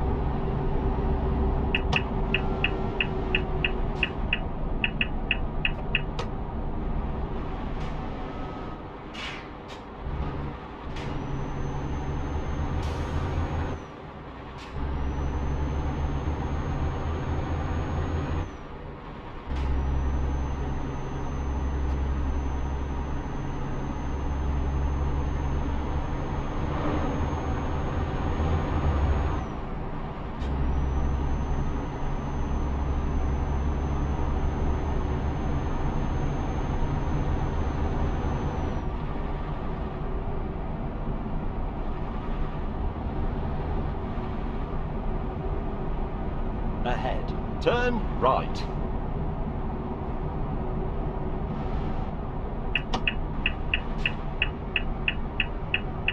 Turn right.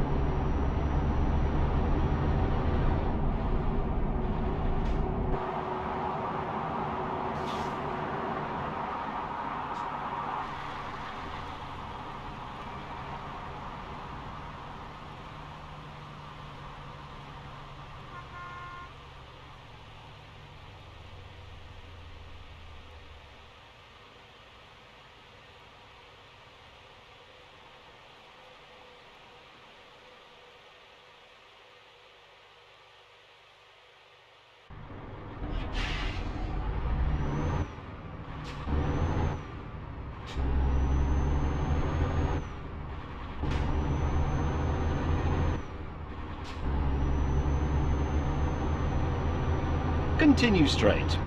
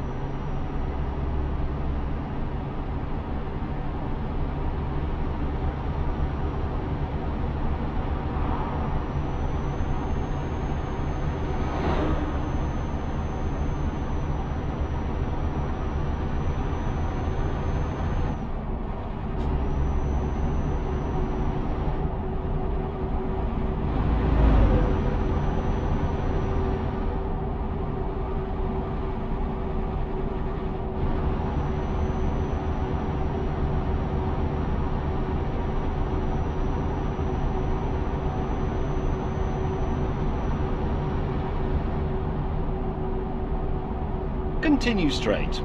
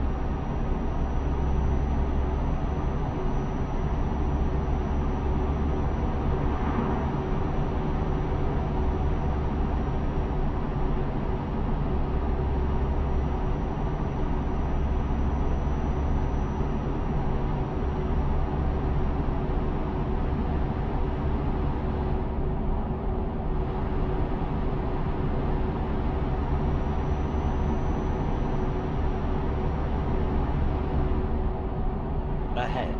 Turn right.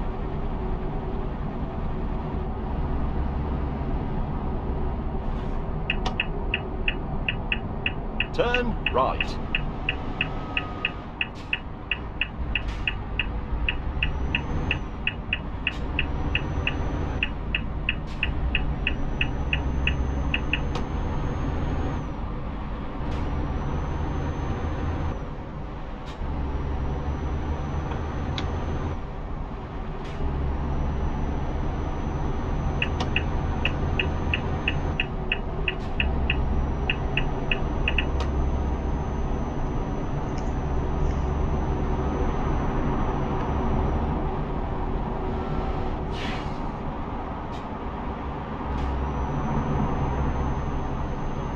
Of course, we naturally get stuck behind another slow coach truck driver.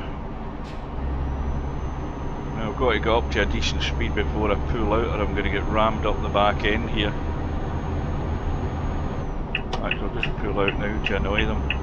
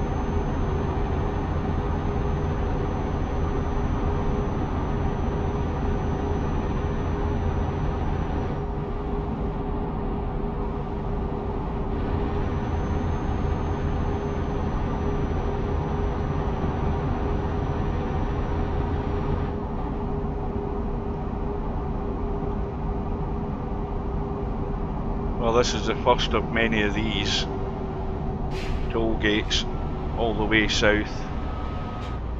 I don't think we can get into that one, we're going to have to follow him.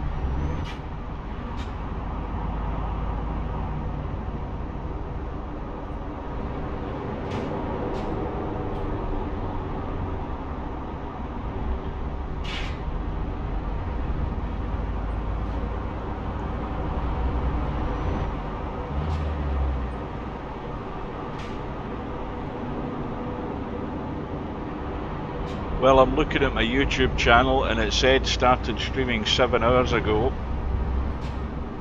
and that's exactly how long we've been at it.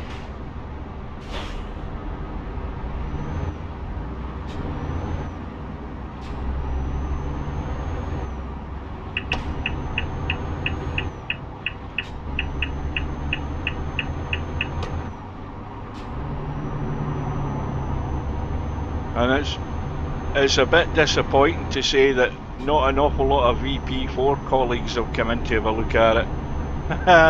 They know to steer well clear. I've only had 3. Bankster, Hazard, and who the hell else was it, because I've totally forgotten.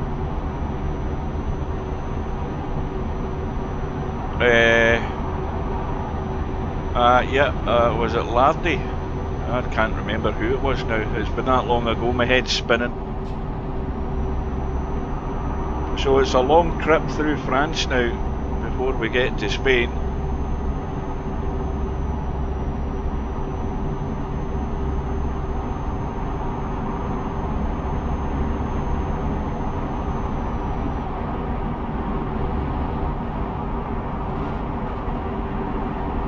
Can't sit in here, we need to get out past him.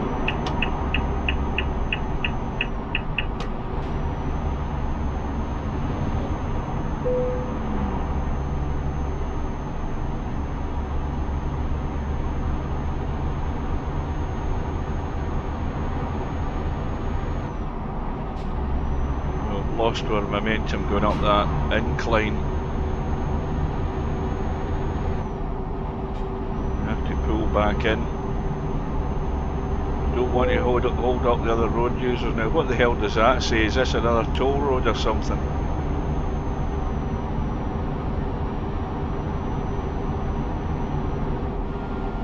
I think it is. I think it's a toll road.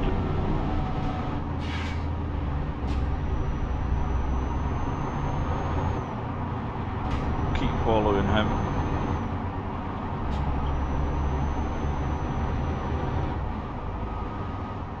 But we'll get past him in a minute or two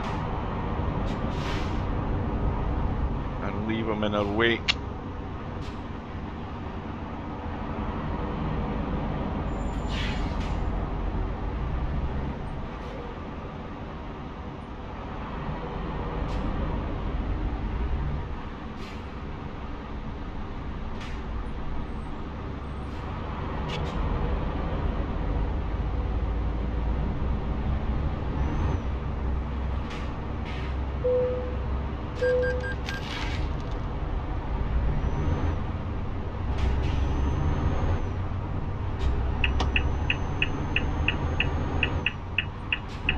Let's rev this old beast up and get it going. Get past this this truck carrier up ahead.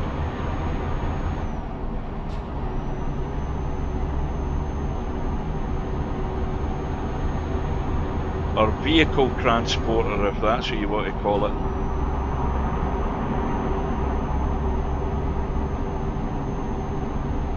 Keep left. I will do that, James. I will keep left. In fact, he's away that way anyway, so that's him gone. Keep right to the first, and then exit right. Oh, we're heading out as well. Exit right.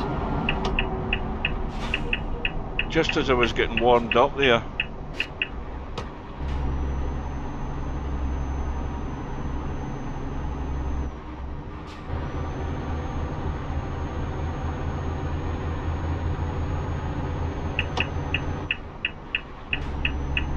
Keep left.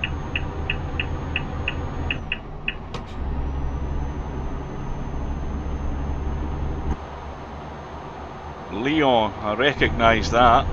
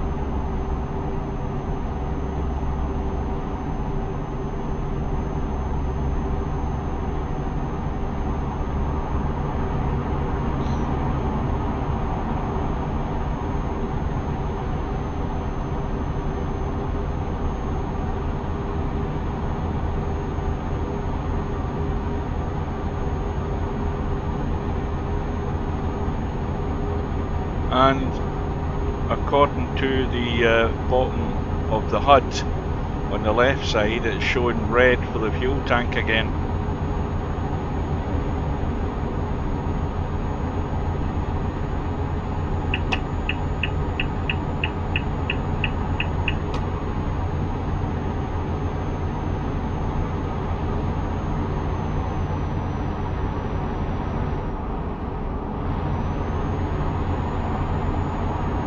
Keep right.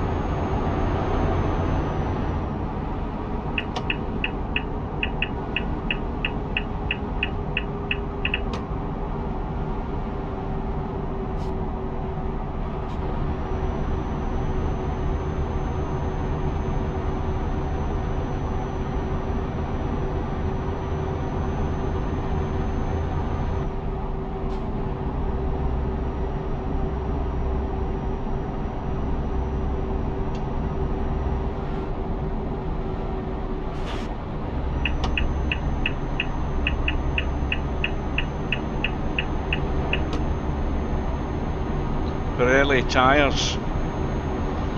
I've got a trailer mod installed which brings a lot of different trailer companies into the game. That's something you can subscribe to on the Steam Workshop. It's not anything you need to download. You subscribe to it and it installs it into your mod folder.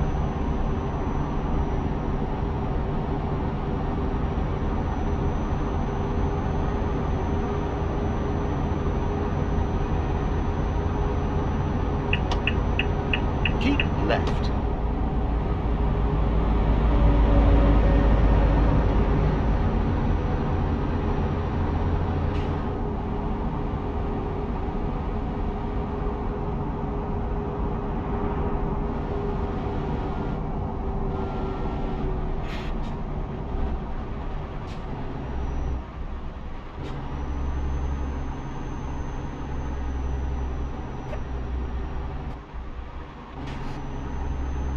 Now, did I miss that chat there? Hang on a minute. I can't remember whether I've read that or whether it's just popped up. Oh no, that's Haz. Haz has come and gone. He'll be away to get his dinner. Right.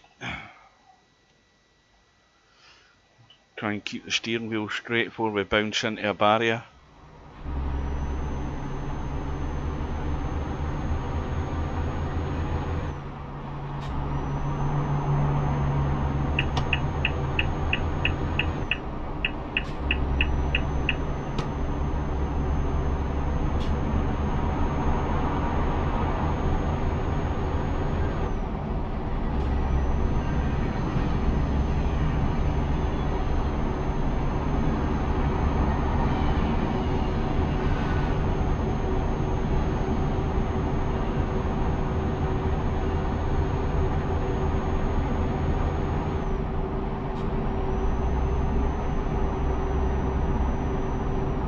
Another toll gate.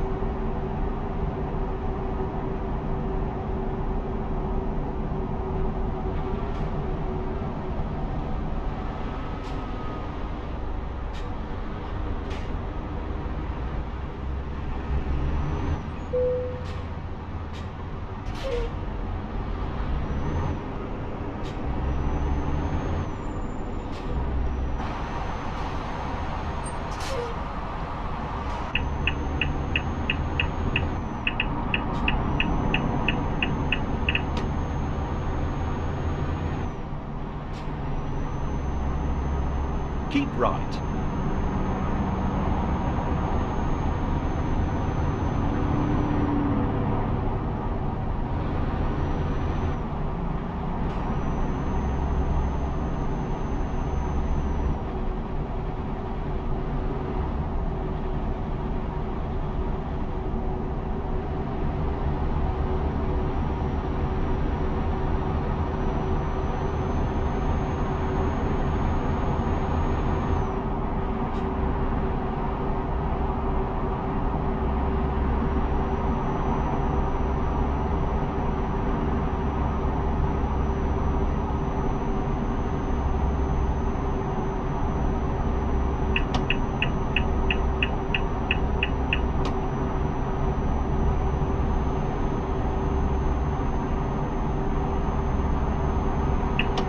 Into the inside lane.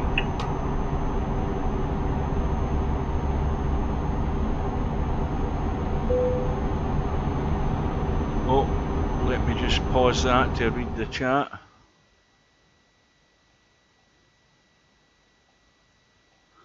I need to stand up. I'll have to get an excuse to stretch my legs. My back's going. No, we're nowhere near there yet, for goodness sake. We're only in France. Now, I started this at 8:45 this morning, my time. 8:45 I started this. I had a 20-minute lunch break and a bathroom break. I wasn't 20 minutes in the bathroom, I had a 20-minute lunch break. And we've, well, if you look at the bottom of the HUD, you'll see how many thousand miles we've still to do.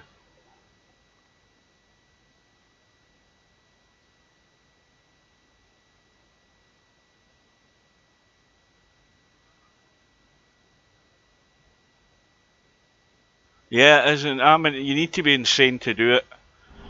Now, this is going to top my longest ever trip by a mile. How far have we got to go yet? Are we at 6,000 miles yet, I think? And it's all going to be done on road.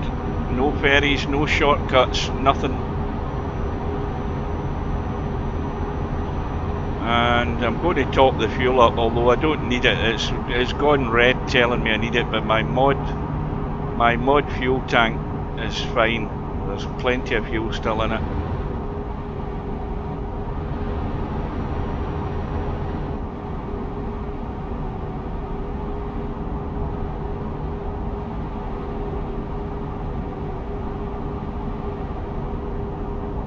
Well, that is my intention. I'm going to stick with it all the way. I'll get my dinner before I go to bed tonight.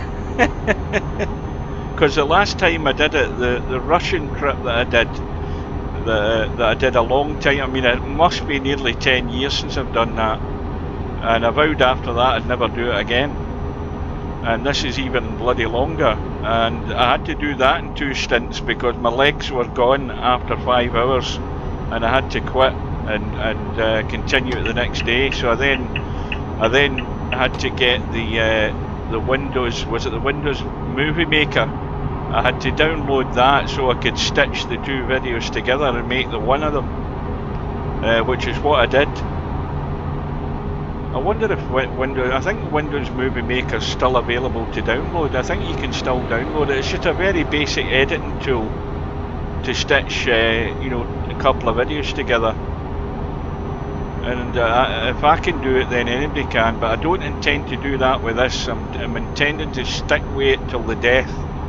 And there's a lot of tortuous driving to come yet, I can assure you that. This is all easy, this stuff, through France and Spain. This is fine, this isn't a problem.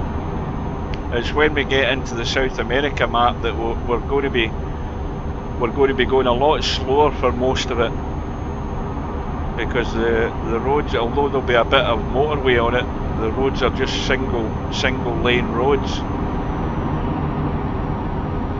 I think I've missed a fuel stop there chatting away. We'll get the next one.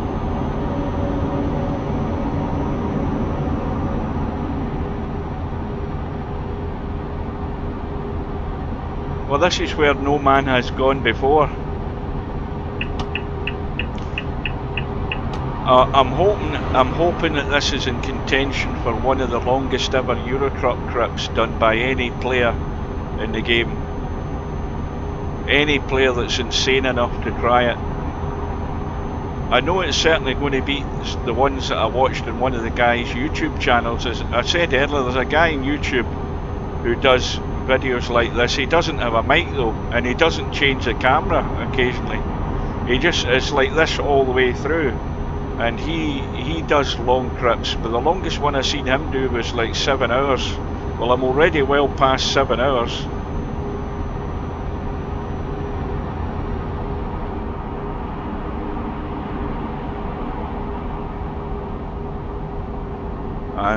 I need to pause before I crash.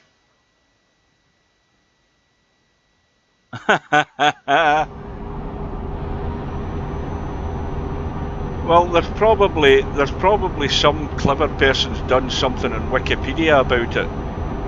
You know, there are longer trips than this. This isn't the longest trip I could have done in this map. If a job had come up in the right way, I could have done an even longer one from China. That would have added another 1,000 miles onto it. I've been here for a fortnight.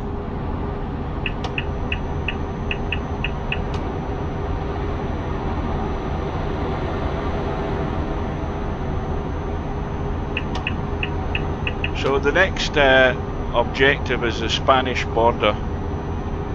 Once we get there, I haven't a clue where we are in France at the moment because I haven't looked at the map for a while.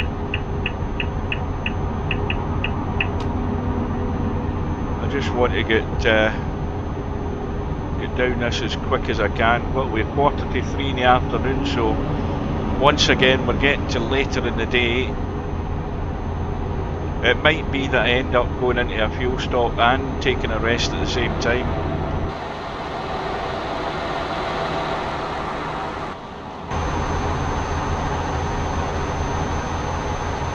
Here's the one we haven't done for a little while. We'll do that one. That camera. Where you've got to hold the steering wheel straight when you think you're running into the gutter. Like that. Oh, that's dangerous when you do that. Right, we're heading in here for fuel. That came in handy. Is there any fuel here? Yes, there is. Continue straight. But we won't be taking a rest stop here because it's still too early. Now wait to see how long it takes to fill this 824 gallon fuel tank that I've got modded.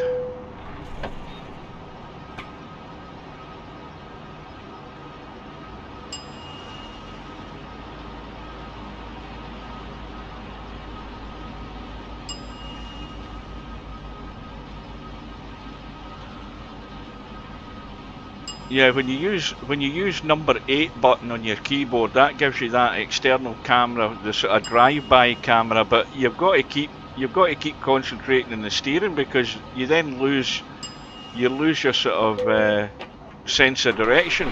And it's not the first time I flew into a barrier or tipped a truck doing it. Right, so that's cost us another grand's worth of fuel. Now where the hell am I going here? Because I'm losing track altogether. There we are.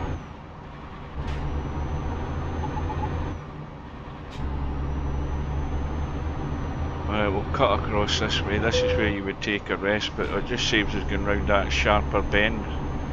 We can get out here quicker. Now, sometimes there's something comes along that road just to hit you.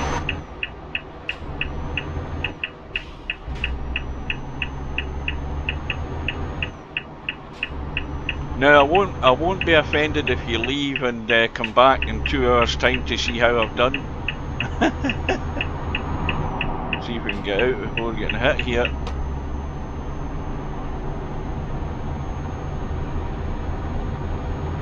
Right, I've got to pause. I need to get a drink of water.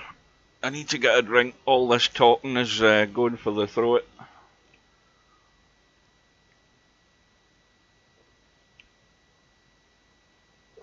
And that's me now in my reserve bottle of water that I brought with me early this morning to make sure I didn't run out.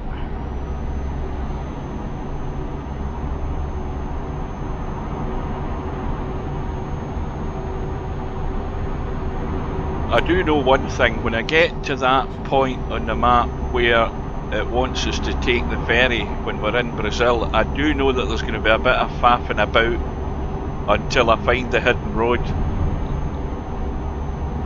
I'm fairly certain that's the route where there is a hidden road, but I'll have to probably look around and use the fly cam to find it before I make a move.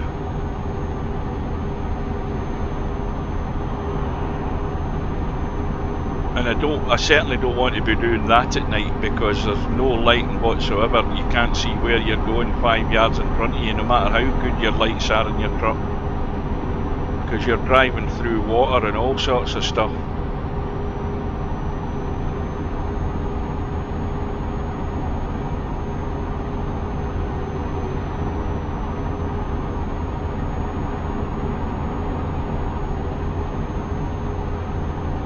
Well, what time is that? Is that 7:15 at night, is it? I'm leaning, or is that 5:15? I can't see whether that's a 6 or an 8. Is that 16:40? I think it is, so it's only 5:15. Right, we need to get out of here.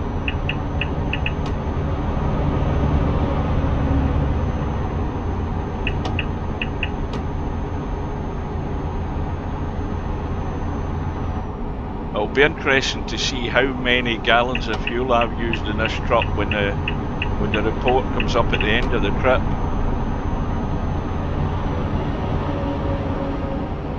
A vast amount of fuel.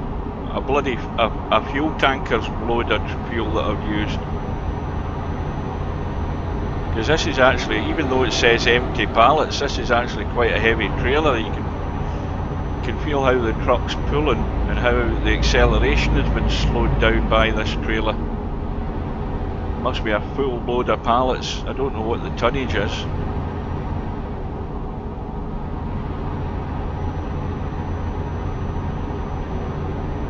But onwards we go.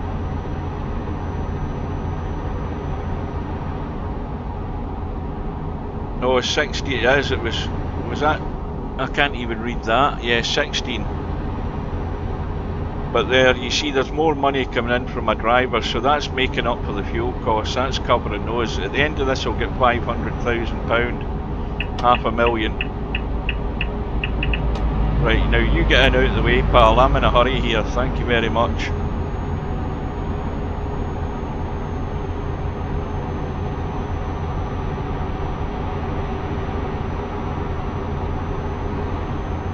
Now I think we're looking for somewhere like Montpellier. What's the names of the cities in the south of France?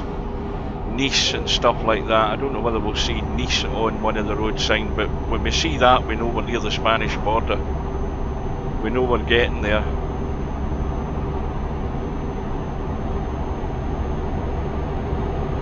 Now the one thing with that the trailer mod that I've got installed off Steam, you will rarely see two trucks with the same logo on them. There must be hundreds of them in that mod. You'll see the Pepsi truck now and again, but most of the other trucks you'll rarely see. It'll be a while before you see the same one again, if you know what I mean, because there's a lot of trailers in that pack. I don't know how many there is, but there definitely must be a good couple of hundred. I've looked at all the trailers that went past today, and I don't think I've seen any of the same. The only one, as I say, you might occasionally see more than once is the Pepsi truck.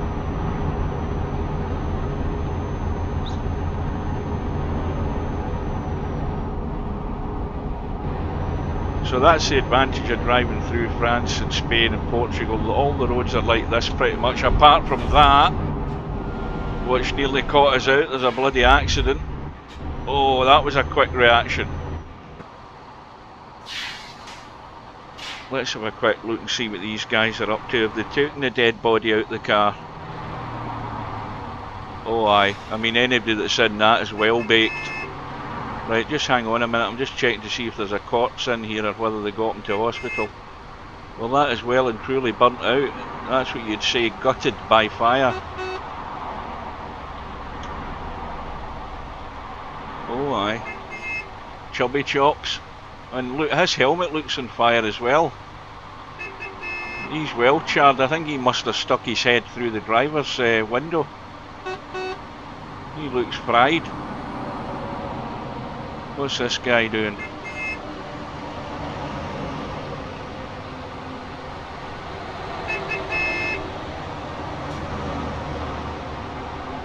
Alright, well we'll leave you to it, guys. I was hoping to see a corpse there, but unfortunately there's nothing. Probably lying in the morgue. Right, let's go.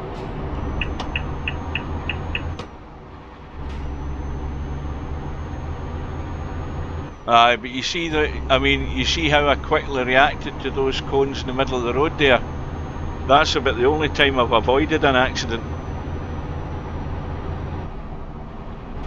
Well, it's like anything, you drive past an accident on a railroad, you always crick your neck round to see if you can see any dead bodies lying on the road, don't you? So I just thought I'd do the same, except I would stop the truck in the middle of the main highway and have a look.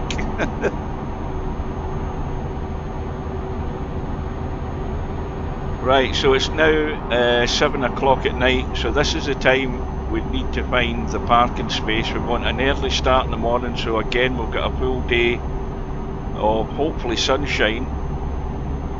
Now, the weather should be better down this part of the world.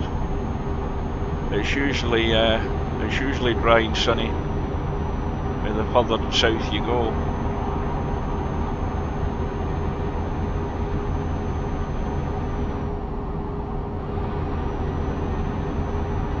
Now what does that sign say? I couldn't read it, it went past too quick. Couldn't read it.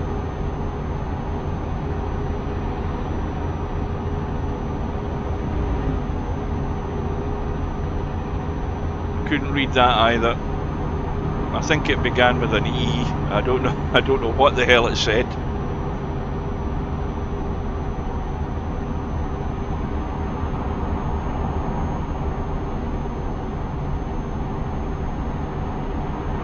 Now, what time is it in my watch? Well, that's almost 7.5 hours.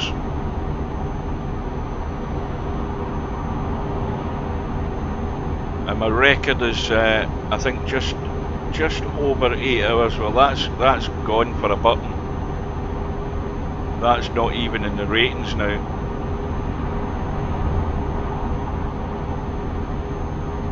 And the slowest sections of this journey are the beginning and the last section for most of the trip in South America.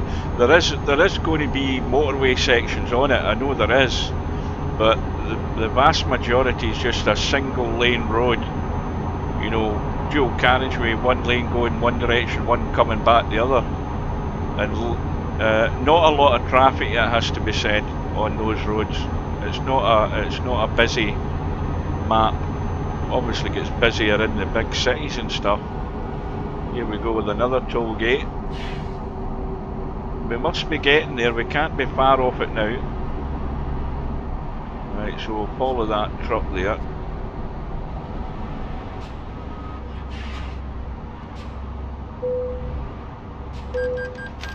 Right, off we go. In fact, now, is that a parking place over there? I think it is. Let's do a quick right turn, Clyde, and see if we can get across without getting ran into. Now, there it is. That's it there. We're going to park there. We'll park in the inside one. I think this is a parking place. Yes, it is. Right, so that'll do us for the night. That'll be the end of the day. And hopefully we'll have a nice day again next time round. Takes a while for the night to go through in this this combo. Some of them are a lot quicker than this. It does a bit of thinking about it, and then eventually the clock moves on. So it's going to be an early start again.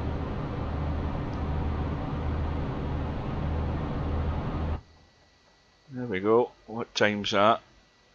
4 o'clock in the morning, that's fine. We'll get full beam on, if I can keep them on. And we'll head out. Making the most of this daylight when it comes.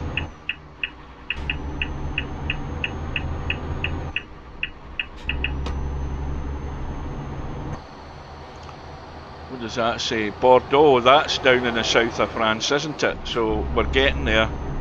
We're definitely getting there. I mean, goodness knows how far Bordeaux is to get to, but I know that that's... Did he say keep right there? I think he did. Montpellier, that's another one. Yeah, we're heading towards the southern end of France now.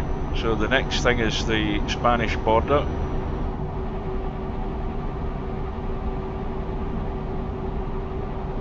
Oh, my backside is really sore. I'm stiffening up here.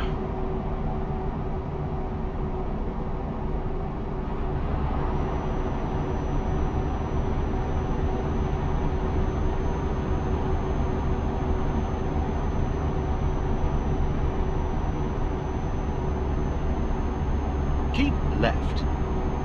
I will do that, James, if you're telling me the bloody right information, of course. Right, I think the high beam can come off now. We've got enough daylight to go. Get in the inside lane.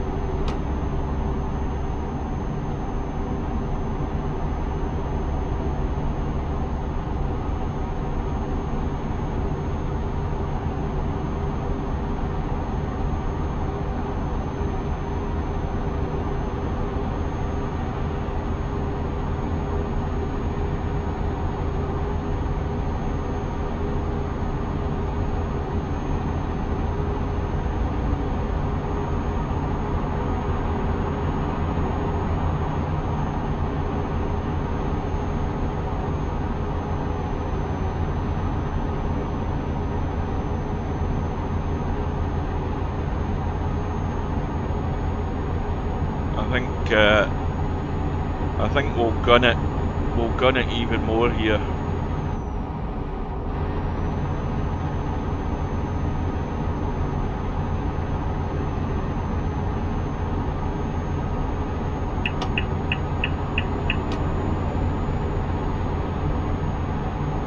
Keep left.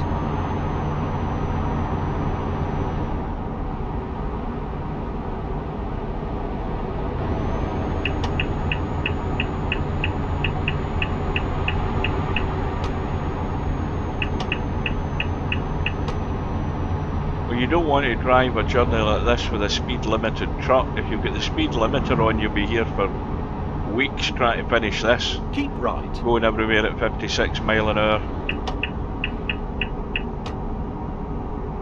Right, so we're heading. Again, I don't know what that sign said.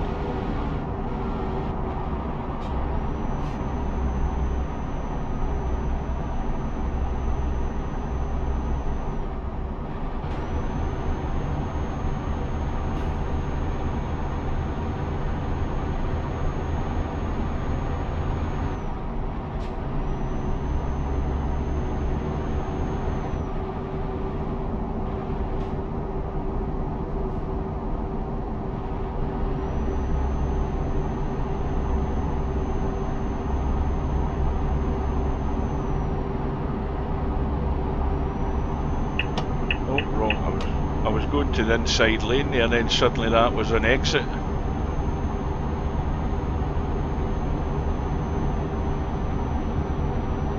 Oh, he's definitely gone. That car that was in front of us. He suddenly put the hammer down.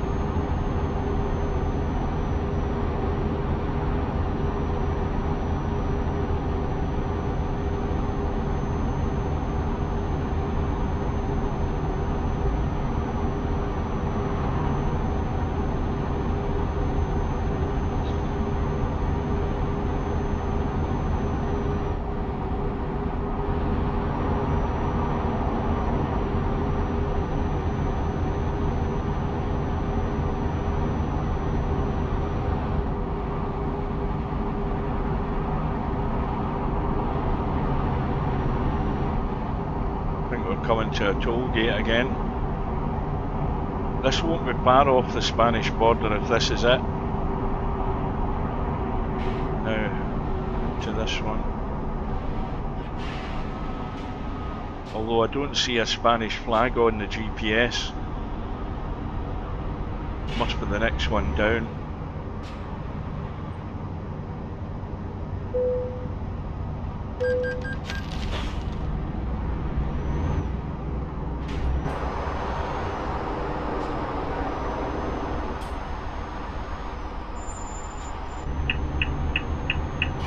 What the hell's going on here?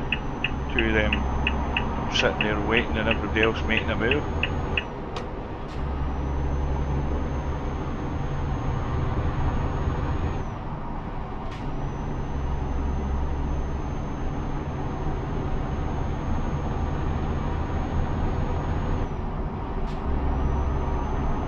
Well, it's just gone, what? That's 6 o'clock in the morning. So traffic's going to be getting busy. Rush hour time.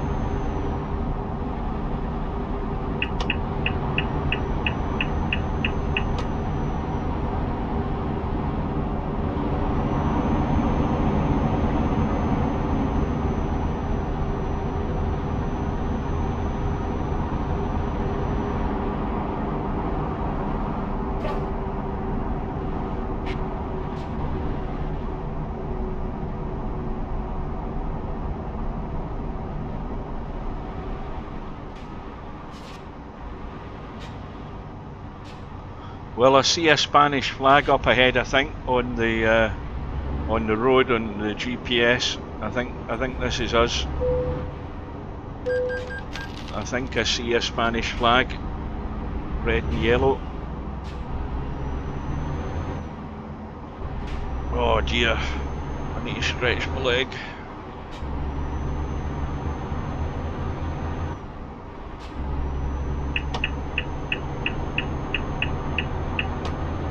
Well, we should get the little Spanish flag popping up. Well, we're a wee bit away from it. Just heading onto the straighter part of the road. It's about to pop up about now. If I'm reading this right. Well, clearly that was only it wasn't the Spanish flag. It was actually the number of the road. I got it wrong. Must be another checkpoint yet. It was only the number of the highway, that's all it was. So better get out and let him out.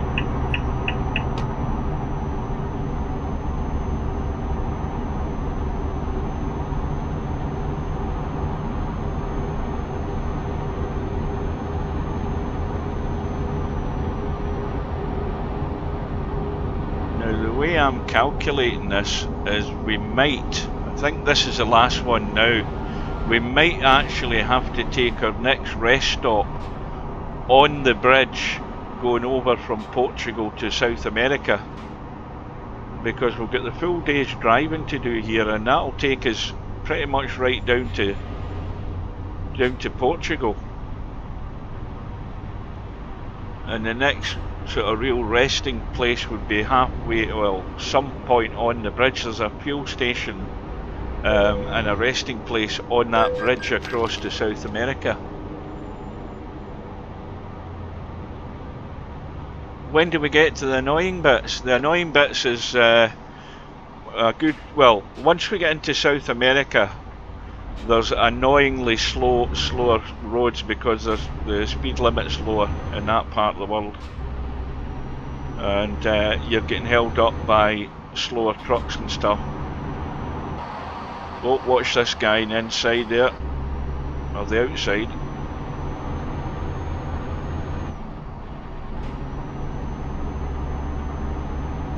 I think also this hidden road I've been talking about, the one that avoids using the ferry, I've actually only ever driven that at night time, I think, so I've never been able to see where I'm going or what the landscape looks round about.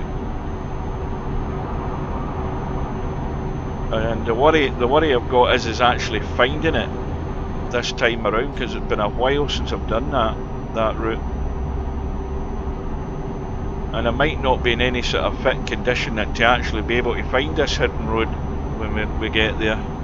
I'll be using the fly cam to find it though. That's Bayonne, that's right on the border, that French town or city that's just showed on the map there. Now what's that say in the chat? I'm going to stand up again by way of just stretching my legs, and so I can come over and read the chat better. Does the game follow the real life seasons? No. The game doesn't have a weather or a seasonal feature to it. You can add mods that will give you an autumn feel. Probably the most popular one is the winter mod, which gives you winter daylight. You know, the sun rises late and it sinks early, that type of thing. Plus, obviously, everything's frosty looking, and when it rains, instead of rain, the precipitation is snow. You get snow in the windscreen and everything like that. There's plenty of videos on YouTube and Twitch will show you that. But this doesn't have, seasonal built into the game. It should have, possibly. It should have allowed you to do that so that you can set, like for example, Fernbus Simulator that I have.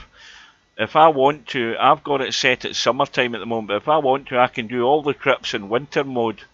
You set it to the winter weather, and everything's frosty and icy, and it snows all the time. I've never actually done that in Fernbus. I've actually need to try it.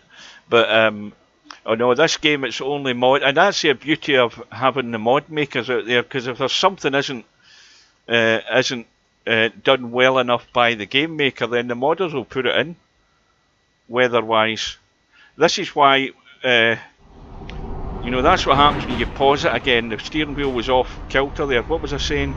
Yeah,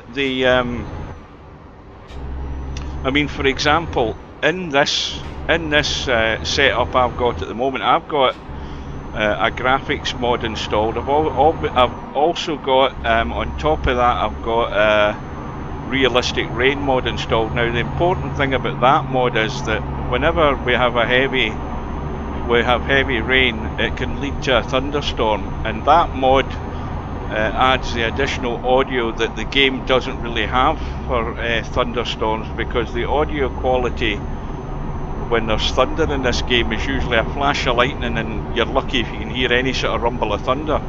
But with the realistic rain mod added on top of the graphics mod, when you do get a storm, you will hear the thunder, I can guarantee you that. But we haven't had any in this trip so far. We've had a bit of rain and the occasional bit of heavy rain, but nothing that's led to a thunderstorm yet. But I'm pretty certain we'll get that in Brazil.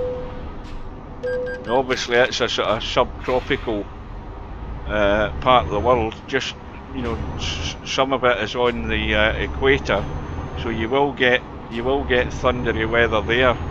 I'll pretty much guarantee it that you'll get a thunderstorm once we get onto that South America map.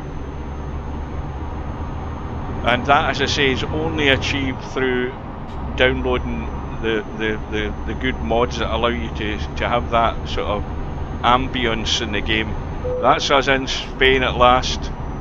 Thank goodness for that. Well, we've covered a whole pile of countries so far. The countries are actually running out. But next stop is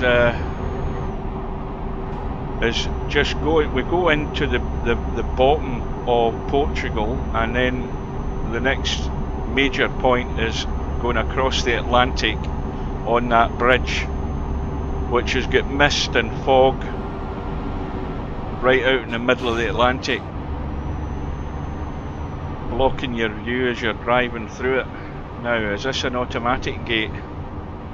I think this one might be. We'll see if it's automatic. It's green, so we should be able to get through it. Yeah, we're okay. Now that barrier, it better stay up, and it has done.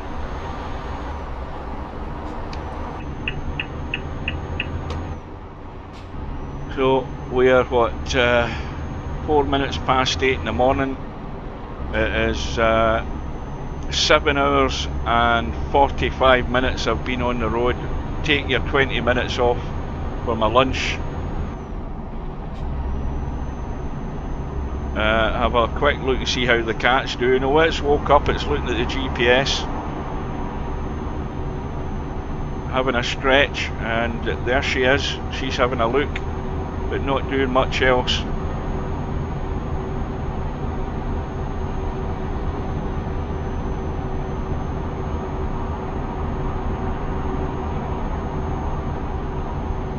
Well, it looks as if it could end up in a nice day.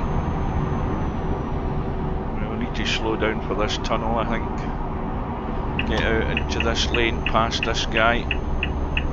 More Scania trucks getting transported.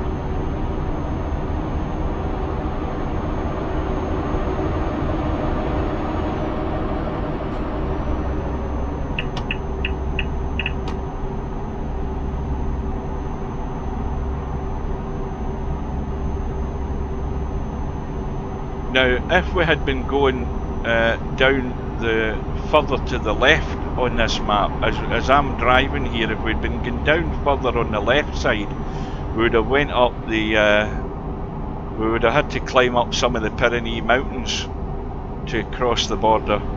But from this side, obviously you've got hills and mountains round about you, but you're on a major highway, so you're not doing any climbing as such. But on the farther side of the map to the left of us, as we're looking, it is a bit hillier. and there is some mountain roads there that you've got to get up and down. There are big mountain roads in the South America map, I can tell you that.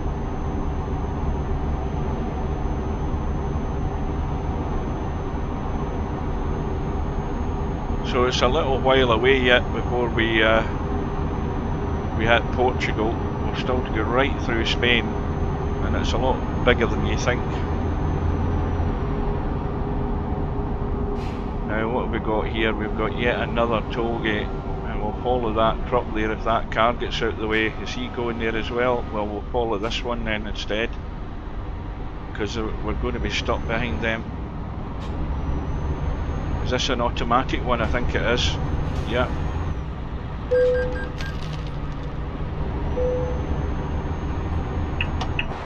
Oh, watch that joker there.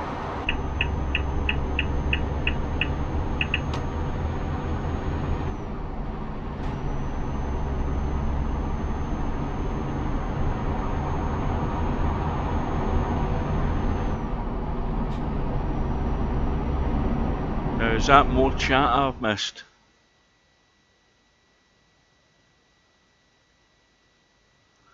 Well, I mean, the cat is my own. I brought the cat on board. This girl that's in the cab, look at this idiot. Look at this. What a numpty. I've got right away in the outside lane there, and this half-wit has just cut me up big time. What was I saying? Yeah, I picked her up in Tajikistan. That's how she's been dressed, so she's obviously been in a night out and not well, she's not going home now, she's in here with me.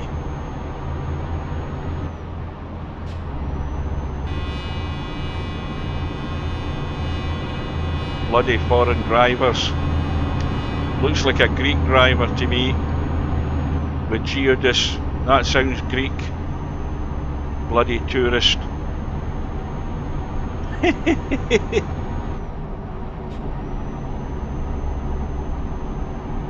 But that wasn't my fault. I was on the outside overtaking him. He decided, right, I'm having this. Bloody swine. Right. Here we go. Get the brakes on a wee bit. We're just going a bit too fast. Now, are we going straight through here? I think we are. What does that say there? Zaragoza.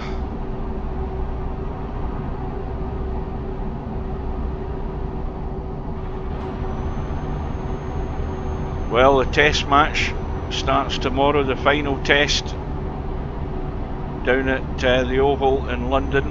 I'll be able to watch that. Well, I'll be able to watch the first day's play of it until I go back to work on Friday. England looking to win the match to actually tie the series, but Australia have already retained the Ashes. England can't win it. They can only tie the series now if they win the final test.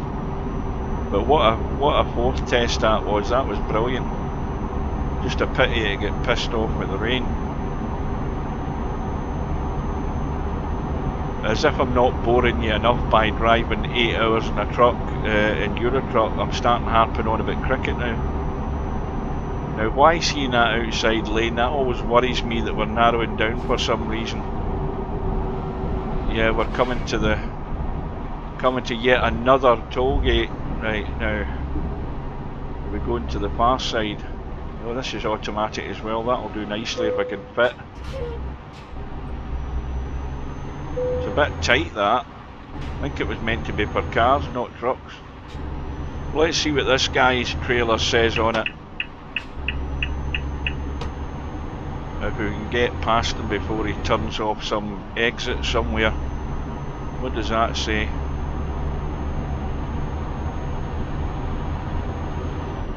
Oh, it's German. That's the only thing I understand about it. German truck, or a German trailer anyway.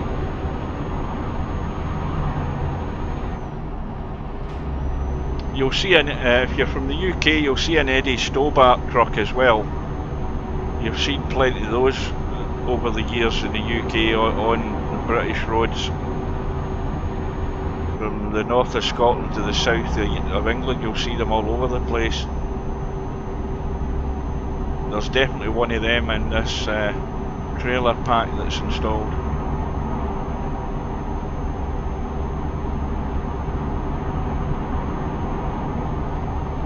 Keep right, and then exit right.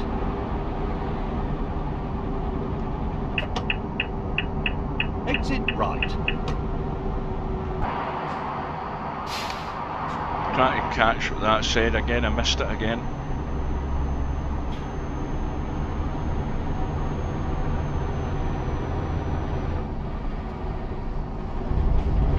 Another bloody Keep toll right. gate. Keep right. Well, I'm going right then. I'll listen to what you're saying, James. Although why it has to be this one, I don't know.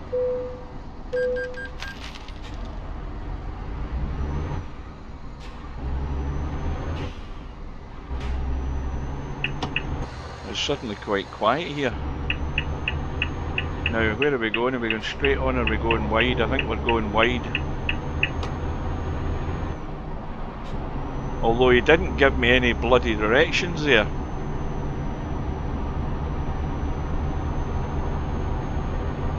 I just made a lucky guess.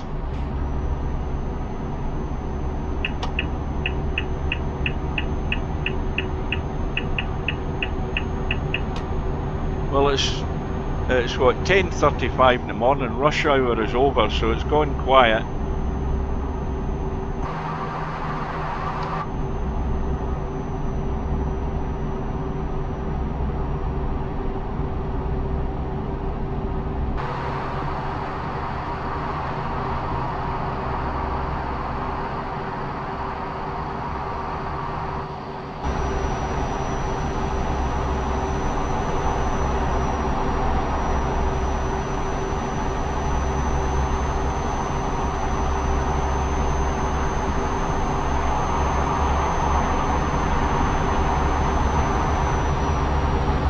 That's supposed to be a little Mini, that on the outside there, that car that, well, that was passing us. I don't know where the hell he's went to.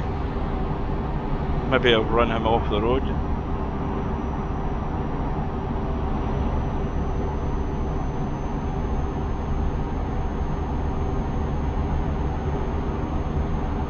Well, it's not far off 8 hours now.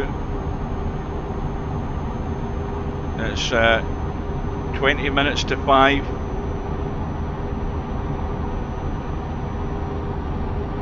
And I'm still not out of Europe yet.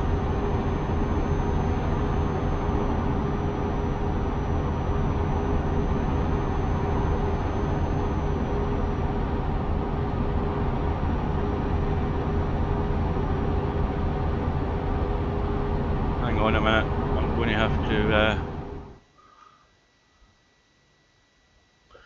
have to get out my seat again. Oh, just a sec. Oh, I can barely get out my seat.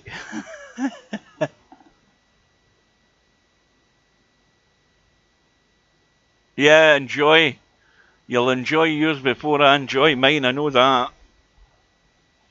It's going to be a while before I get something to eat now. I need to keep the steering wheel straight here before I unpause this. Oh, there we go.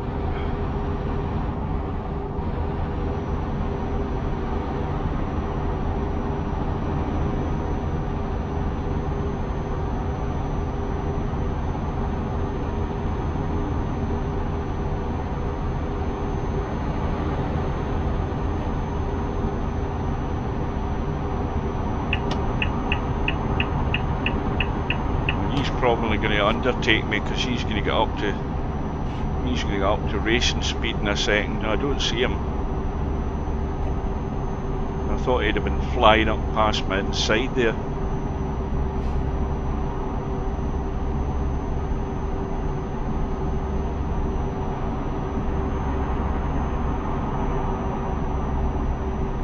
Now, what does that say? Can I catch that? Goodness knows what it said. Haven't the foggiest. Keep left. I will keep left, James. I'll try and see if we can read anything in this one. Valderrama, did that say? It certainly began with a V. I don't know what it ended with.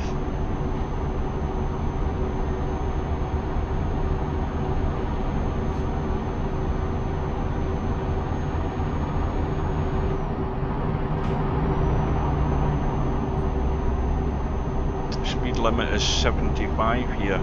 Keep left. Oh, view ship or something.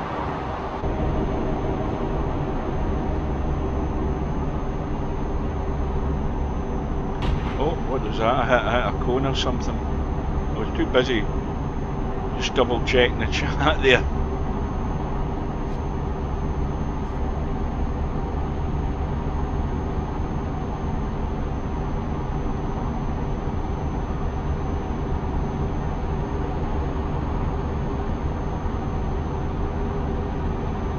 Well, we're just waiting on the Portuguese flag popping up, notifying us that we've crossed that border, and that'll be the last one that we'll cross in Europe.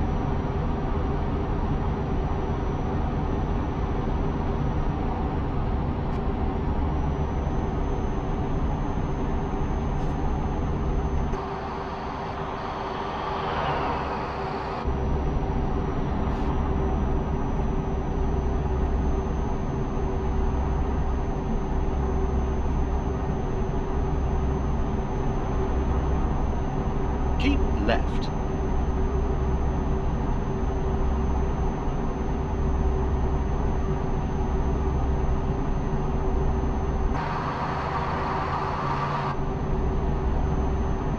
I think that said Malaga, so that's still Spain.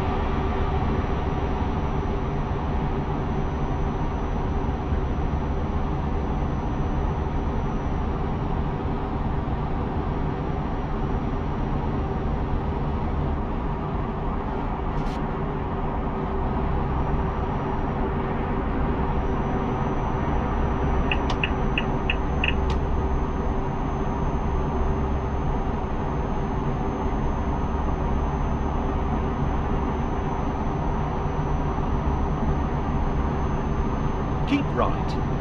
Oh, now we need to get in. We need to get into lane here.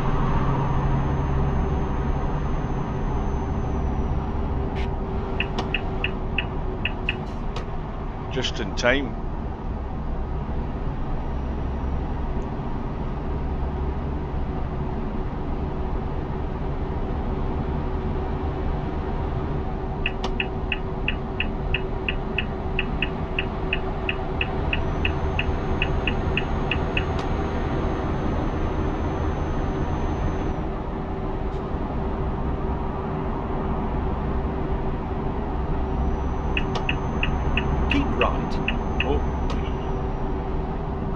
again.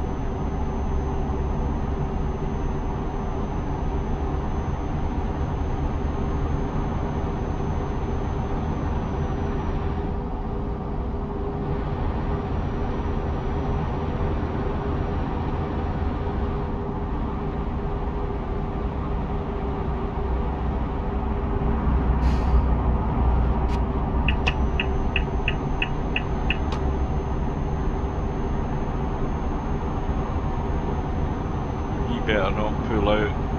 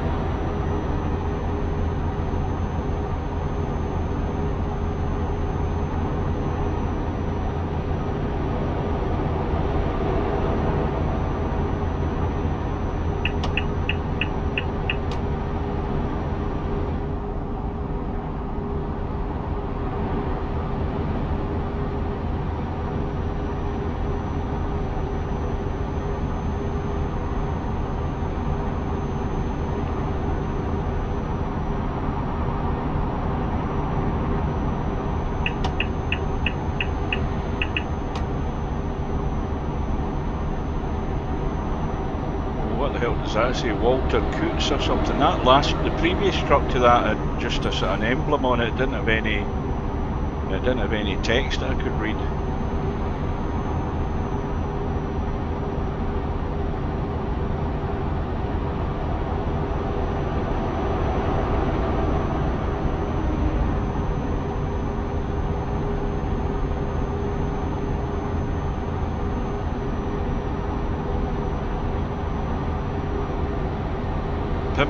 Pimp, P-I-M-K.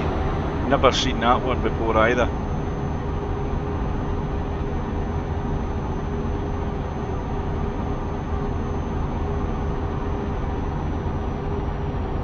And we've still not crossed into Portugal yet.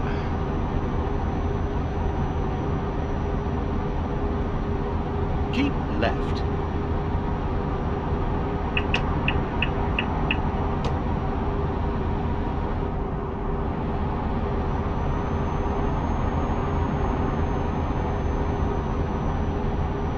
Well, we've now been at this for 8 hours.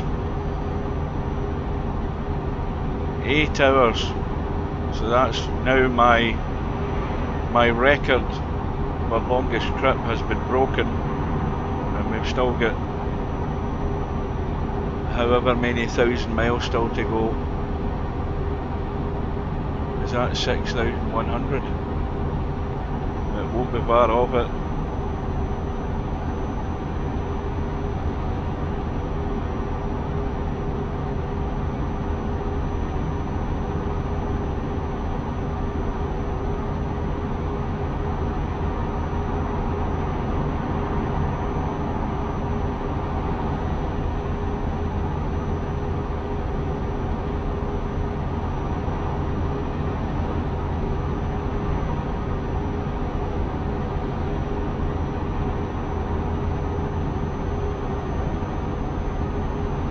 It's 2:45 in the afternoon game time.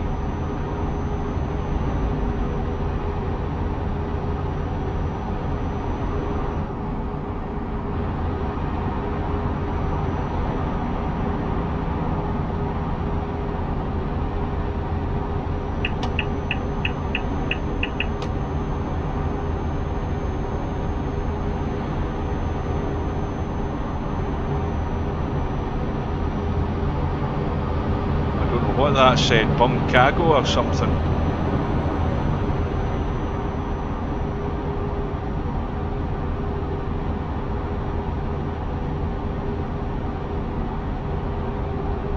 I suppose what I should have done on a trip like this is have a pen and paper and mark and tick off and count up the amount of different company trailers that I've seen, but I've seen far too many already.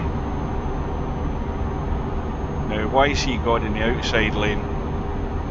I always start asking questions of the AI drivers when they start going in the outside lane. Is it just to overtake, or is the road narrowing down? But clearly it's to get the foot down.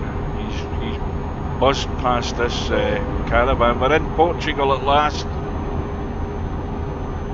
And that's the last European country that we'll see on this trip. Next thing we'll see is the Atlantic Ocean. And we're getting stung for, yeah, well, pounds it is here, but it's euros obviously in Portugal.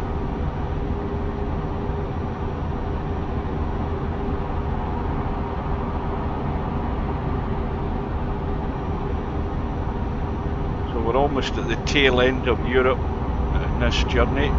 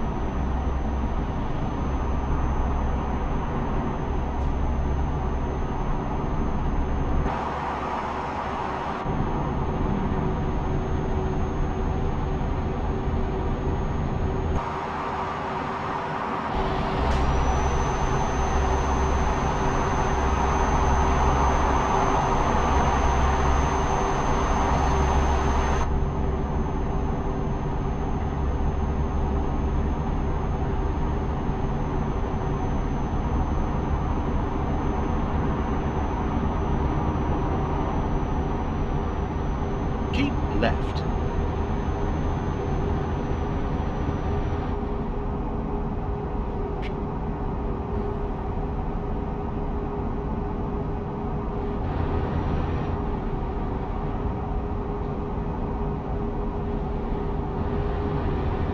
Well, I said earlier on that from when we started today's trip, it's looking likely that our next rest stop will be on the bridge across the Atlantic.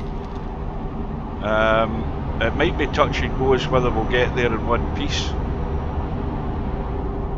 but I don't think there's an awful lot of options to have a rest stop between here and there.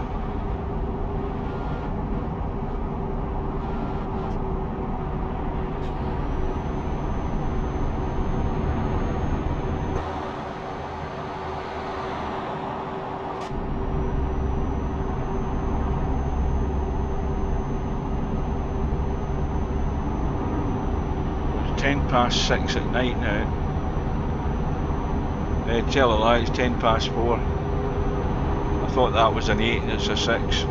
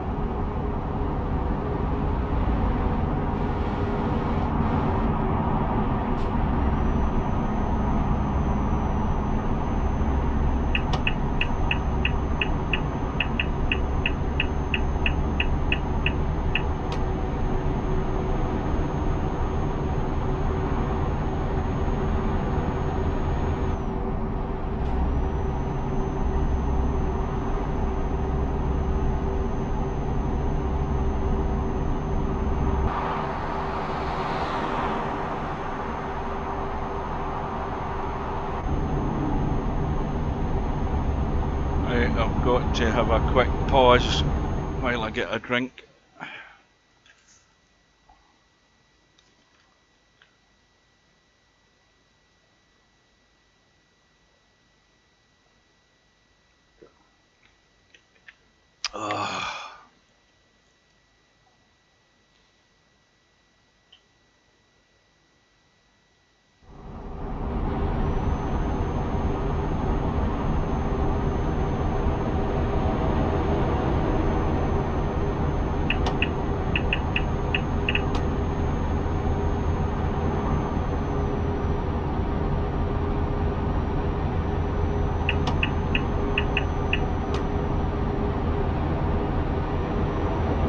I think that's it.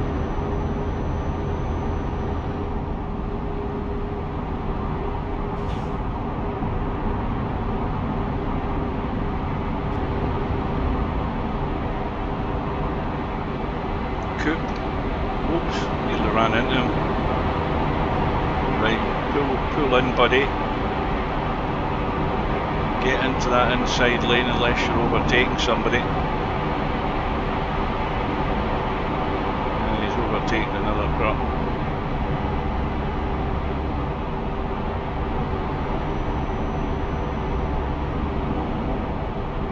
Offer Gelt.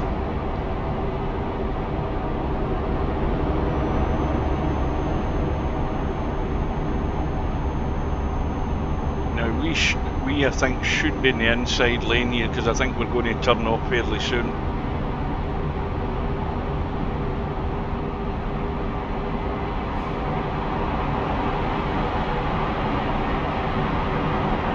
Suddenly he decides to slam the anchors on for no apparent reason.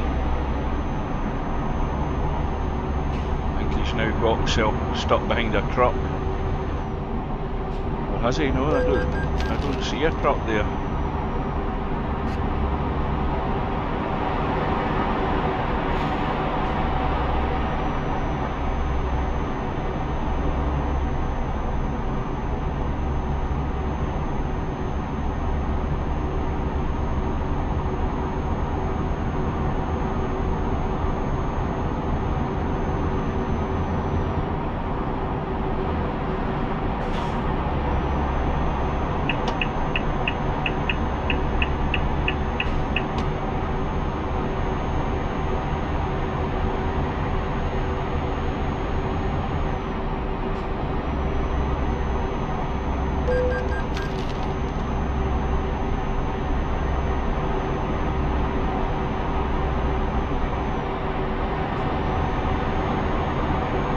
Overtake, whatever you do, stay where you are.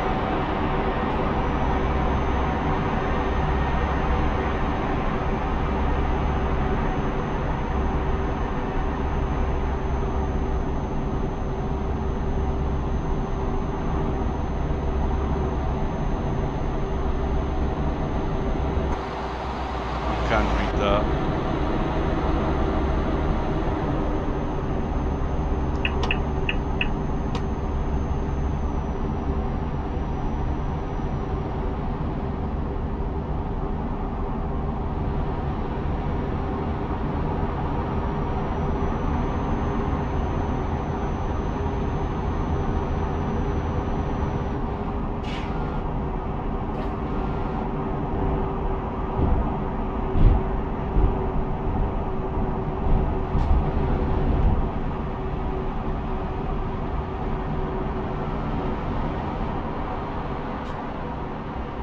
Automatic one will do nicely.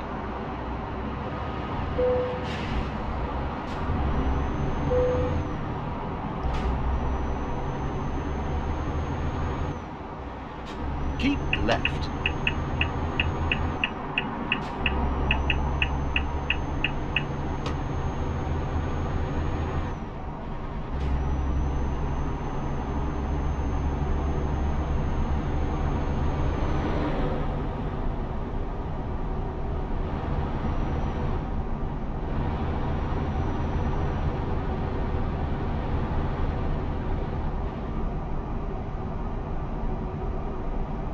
Oh, I've got both my legs in mid-air here, trying to stretch them. just cruising round this corner.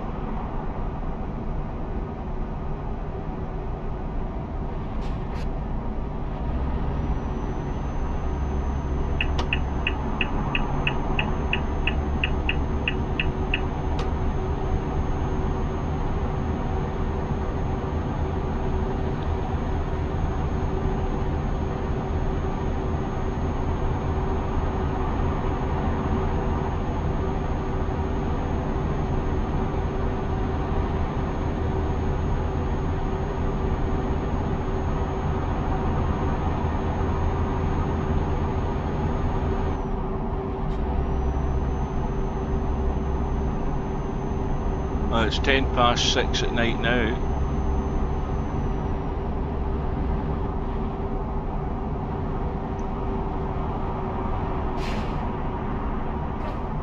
Now, where are we going here? Are these all automatic? They better be.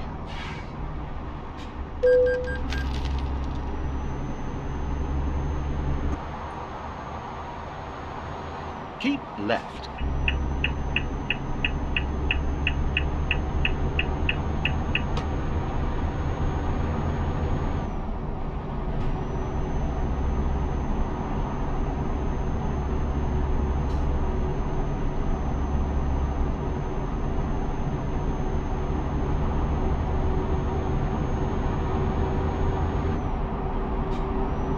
Keep left.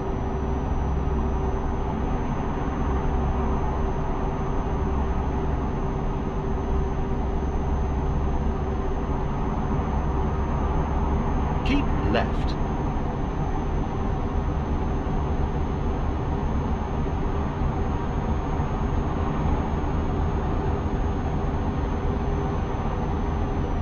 Keep left.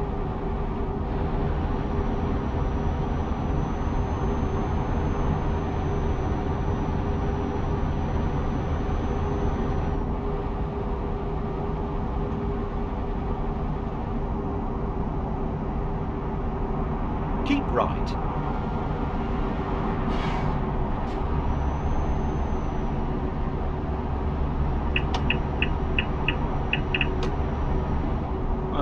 I don't remember seeing that viaduct there before. That's nice looking.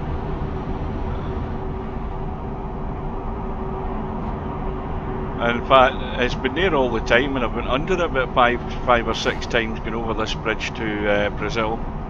And that's it just caught my eye tonight.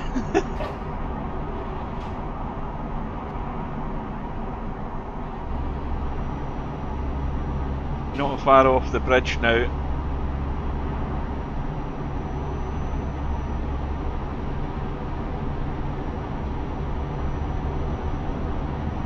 So it is beginning to look that we are going to have to take that break once we're on the bridge, once we pass that fuel station. And we then head to the right here. There's a road that takes us right, if I remember.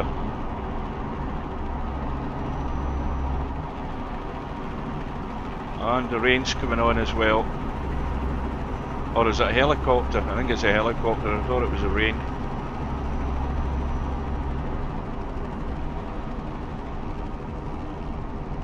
There's traffic lights along here somewhere.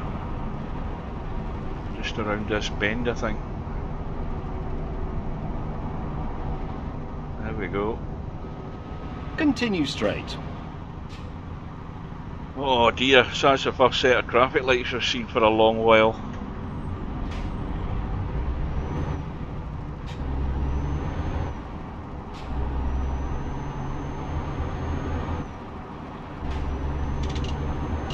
Keep right. The best. And then turn right. Turn right. That's not the bridge there, not that one.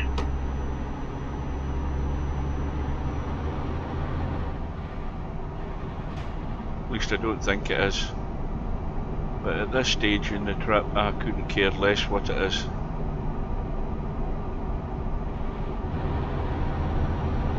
No, I think it's up ahead.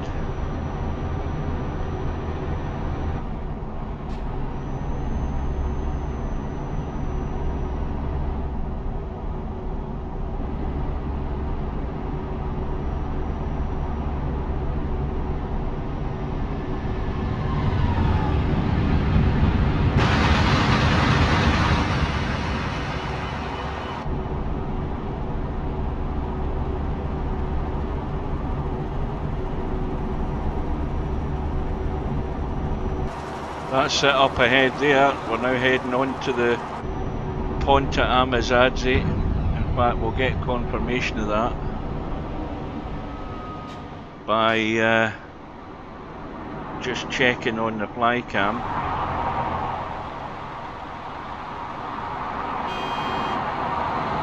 It's Ponte Amazade, Brazil, Portugal. No tractors, no horses and carts. What the hell's that? Nobody pushing a handcart or somebody with a big machine gun. No pedestrians, and no mopeds or cycles. Right, so off we go over the Atlantic. There's a fuel station on the bridge, which is where we're going to take our rest stop for the night, and that's just come at nice time, or at least it will do once we get there. It's quite a bit away. And of course, driving at night, you don't get to see what's going on in the Atlantic. There are oil rigs and things like that. There's also the sea fog, which we may or may not go through before the fuel station. I don't remember. But we're just going to gun it until we get there.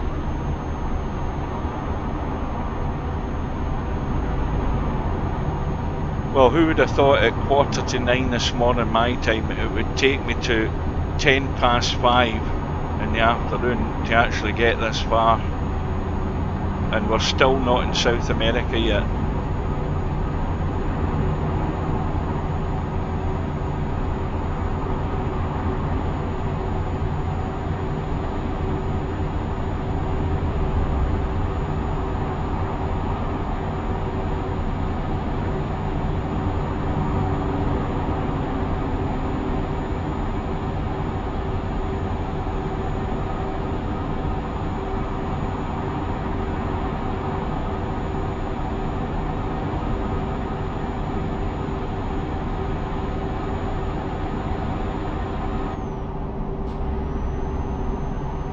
Well, the sun has gone.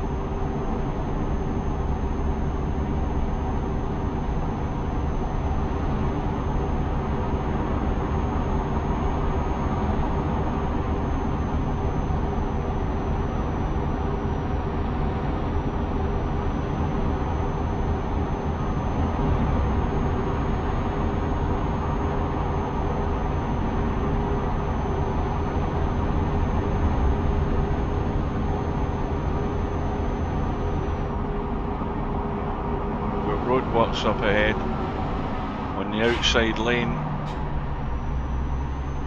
just to cause even more problems.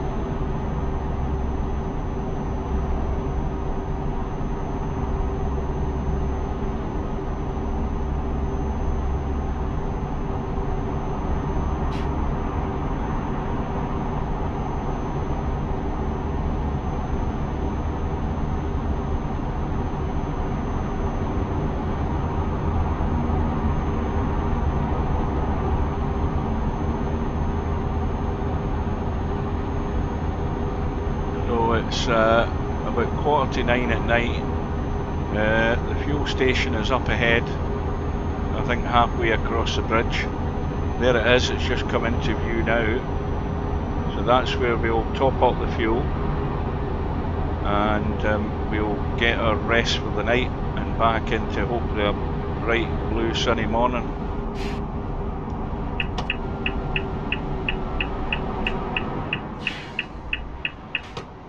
pull beams off.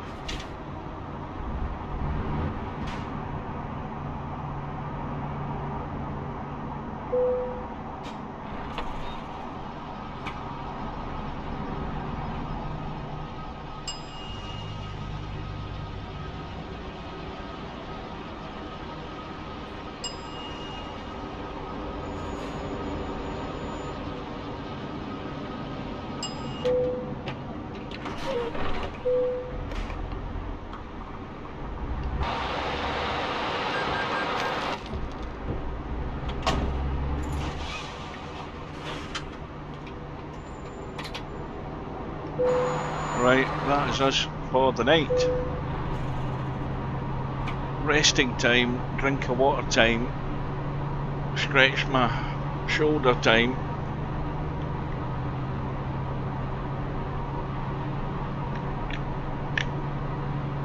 Oh dear.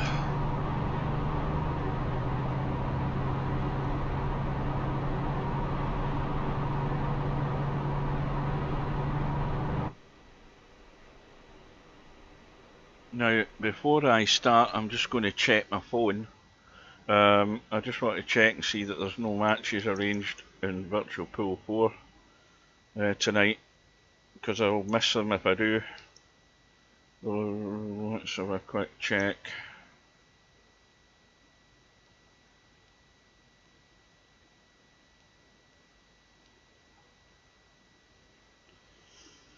Oh.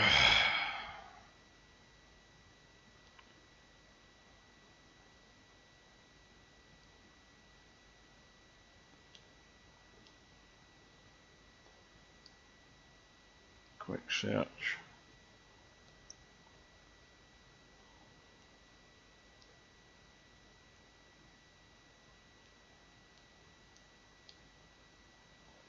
Yep, no matches scheduled, so I'm okay. Right, off we go.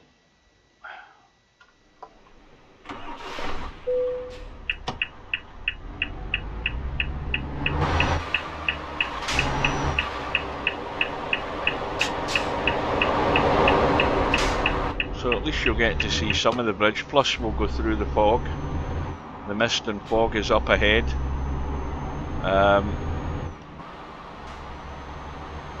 And we'll go past the oil rigs. So we're right out in the Atlantic now.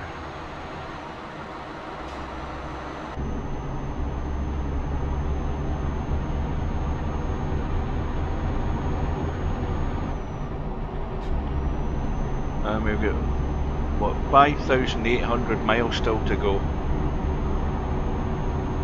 And that's the bridge going away over there up ahead, up to its highest point.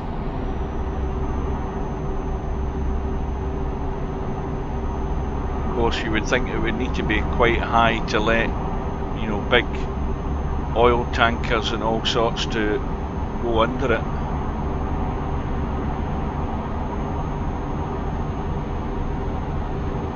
And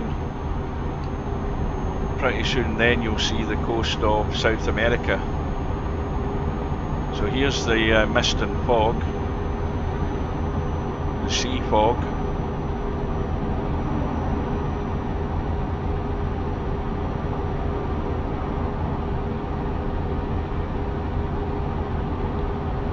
And at the end of the bridge there's a tunnel to go through. The bridge dips down, so it then joins the tunnel.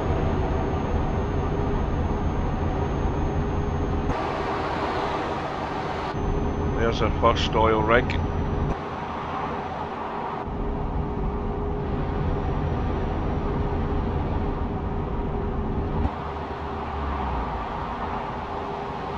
There's a little boat there as well. There's something there. But it looks bigger than a little boat. It looks like a tanker.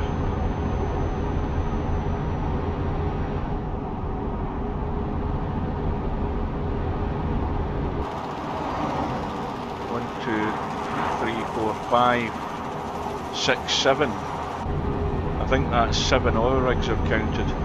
Might have missed one behind, that might be another one there.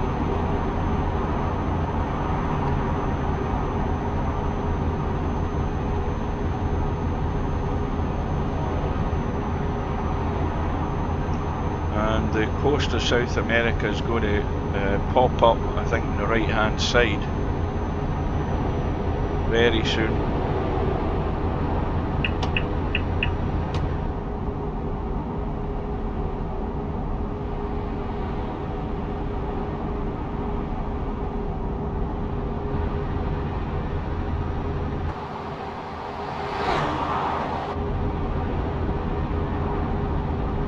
Drifting all over the place here, looking around with the camera.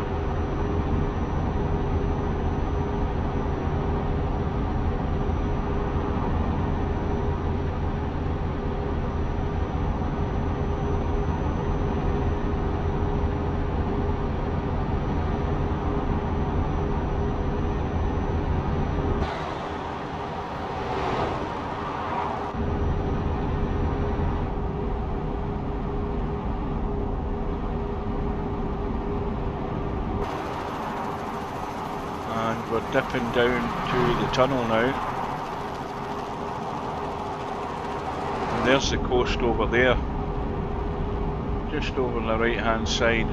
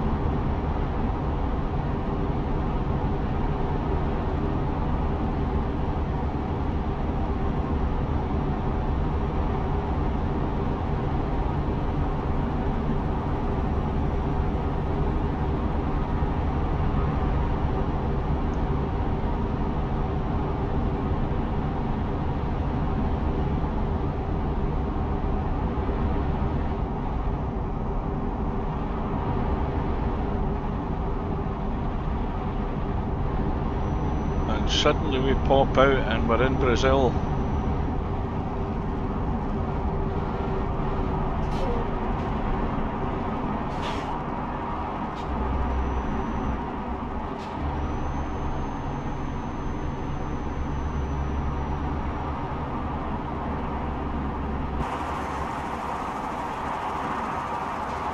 Welcome to Brazil.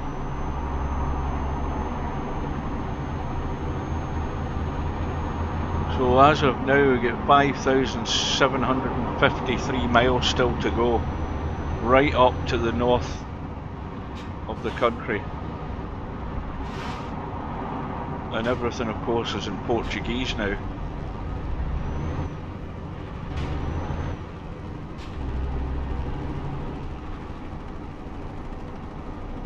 Which is appropriate because we've gone from Portugal over to Brazil, from one country to another where the languages are both the same.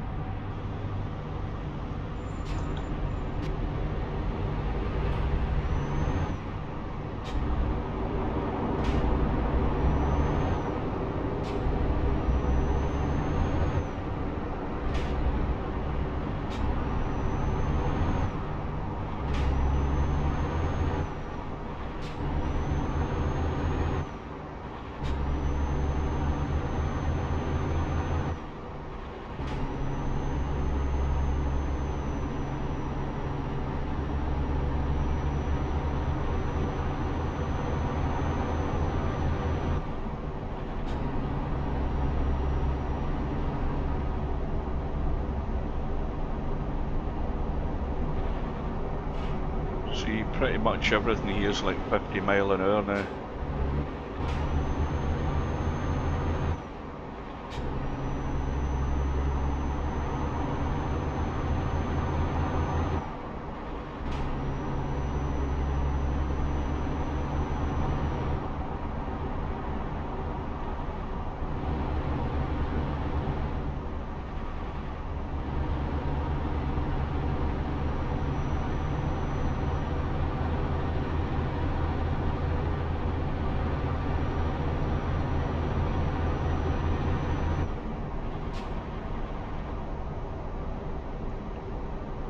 At the roundabout, take the first exit.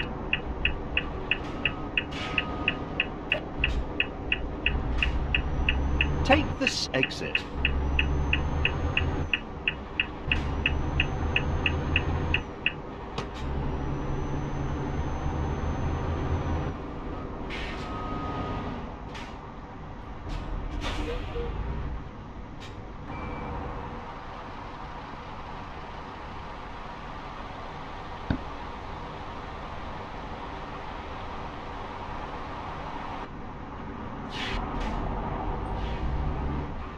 Just.clever.solutions.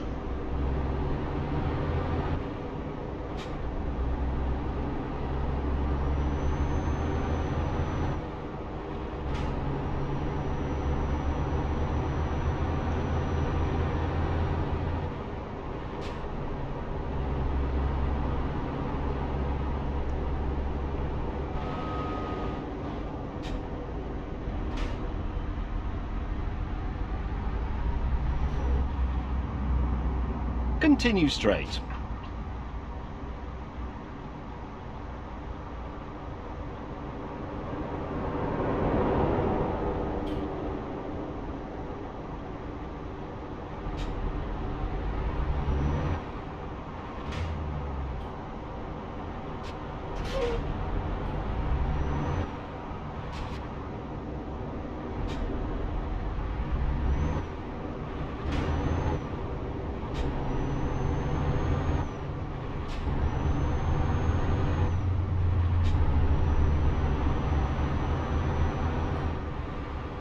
Continue straight.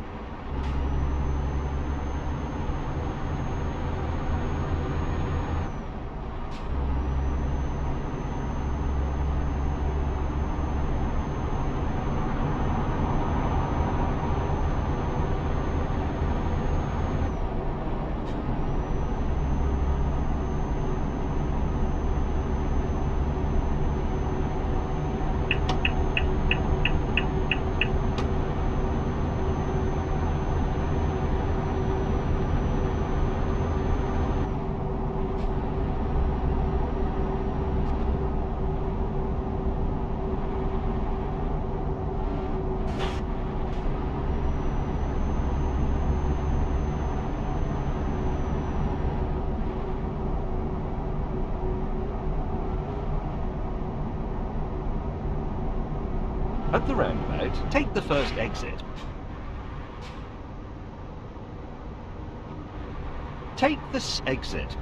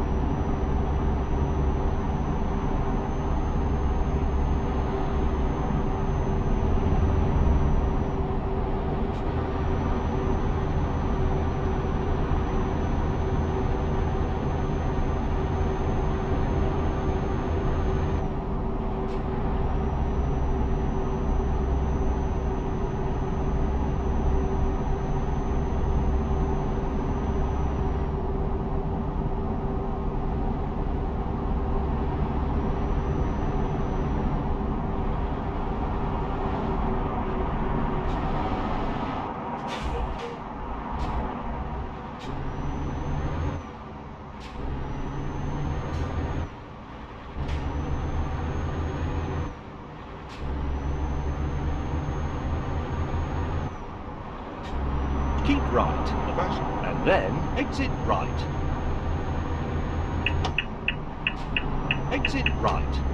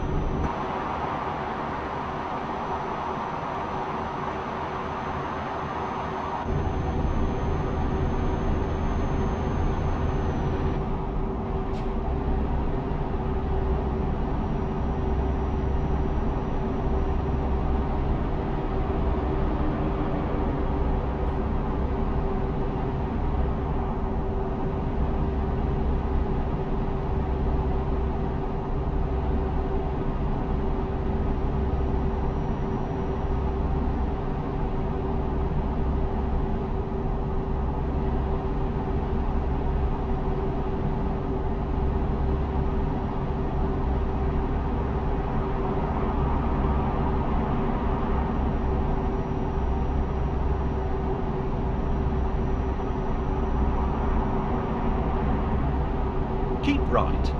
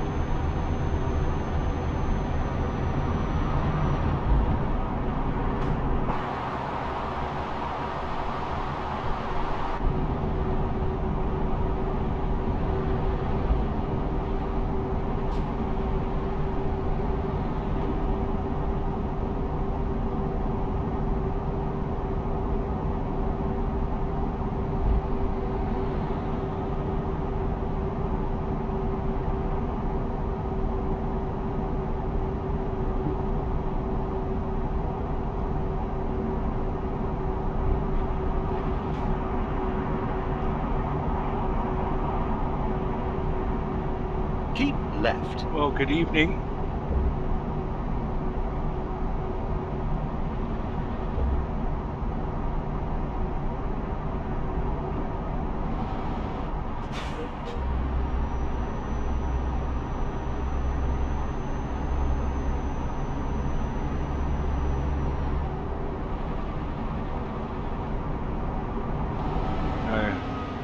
There's something up in the hill there that we want to double check. We don't want the wipers on.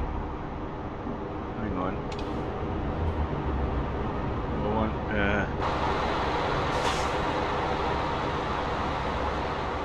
there's the statue of Christ the Redeemer in Rio. That's where we are.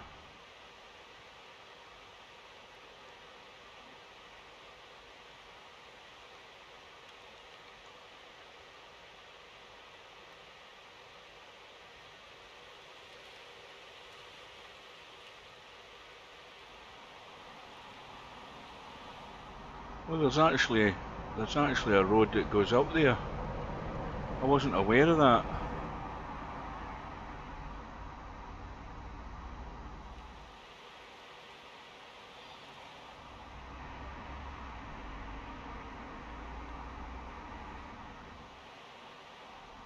That goes up and around,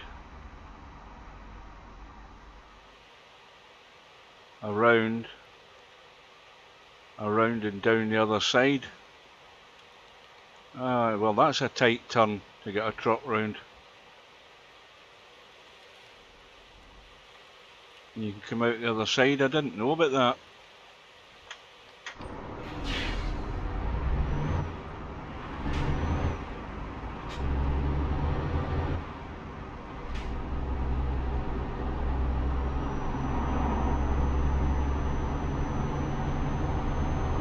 Now, what lane should we be in?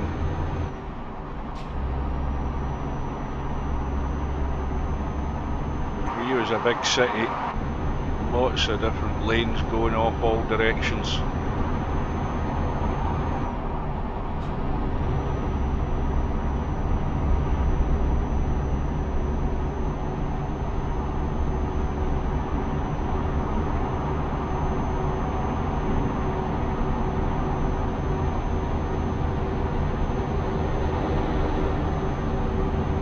Keep right, and then exit right.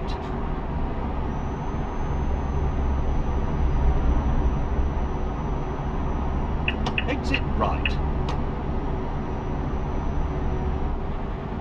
Turn right.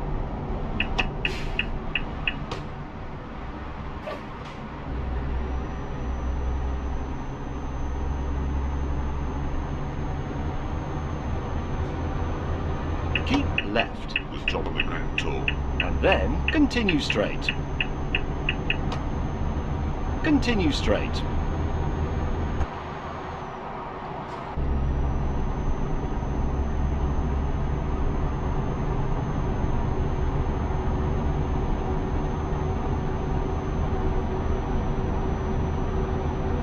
Keep left. The top of the Grand Tour. And then continue straight. Continue straight.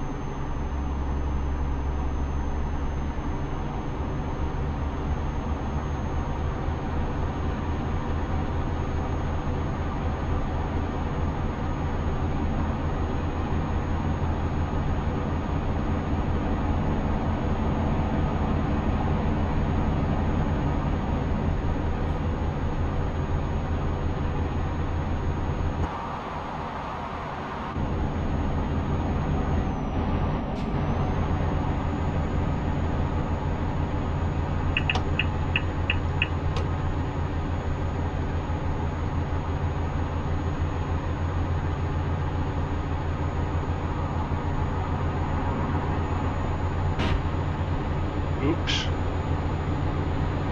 Something right out the outside there. I'm trying to look at the scenery and I cut them off.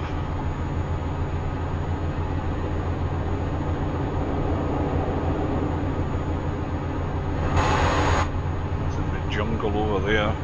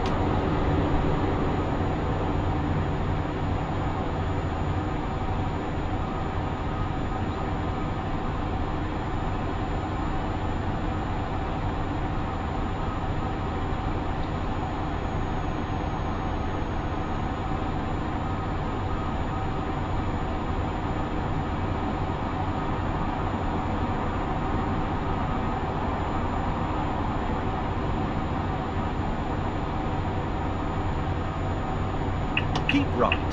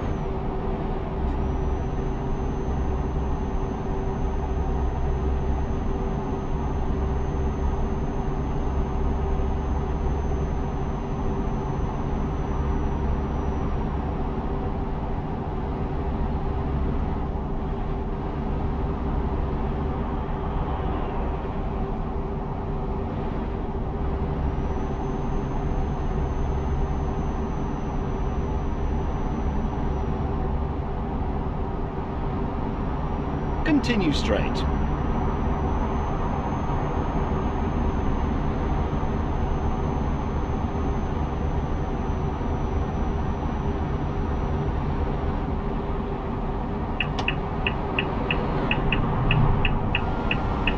Oh, just made the brakes there in time.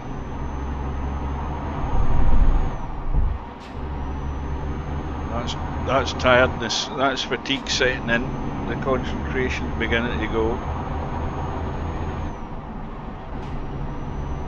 I've got cramp in my left hand now as well, holding the steering wheel.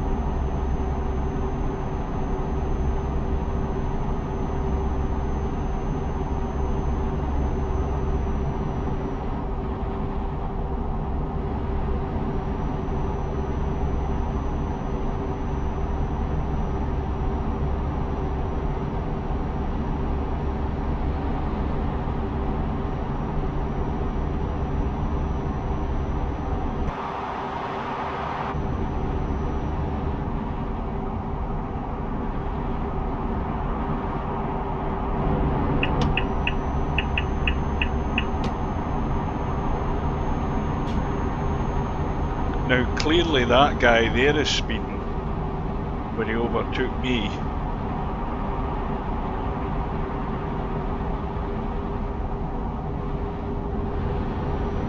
Because I was speeding at the time he overtook me.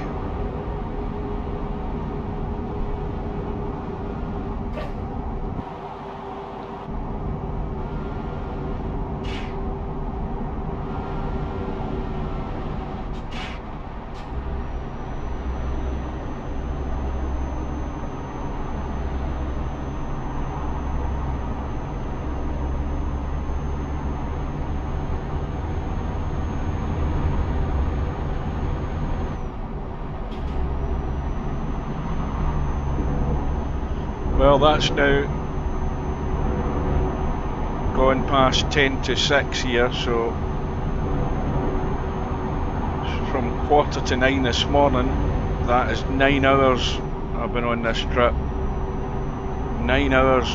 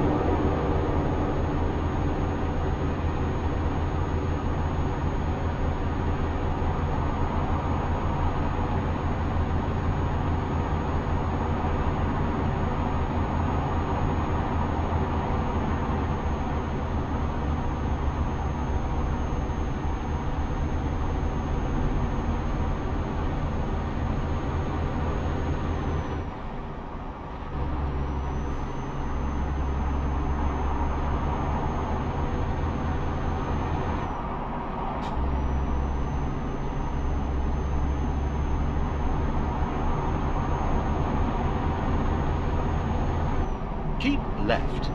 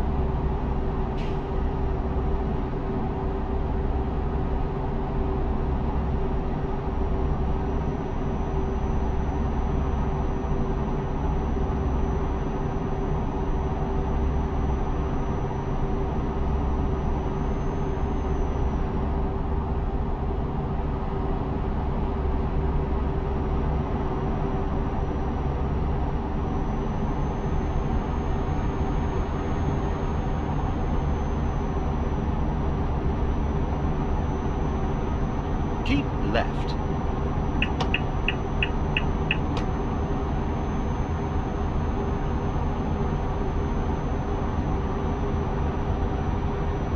Quarter to 4 in the afternoon. It gets dark quite early here in this part of the map.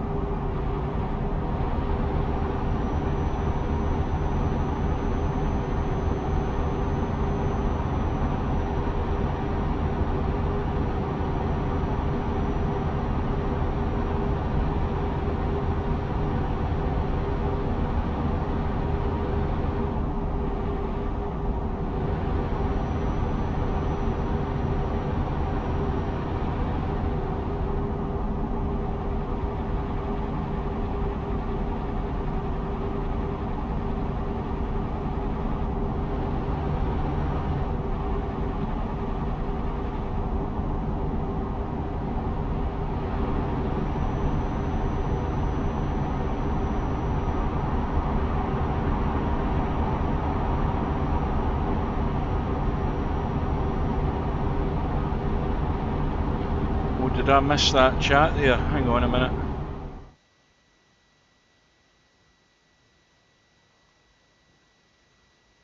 Yeah, I don't know when you said that.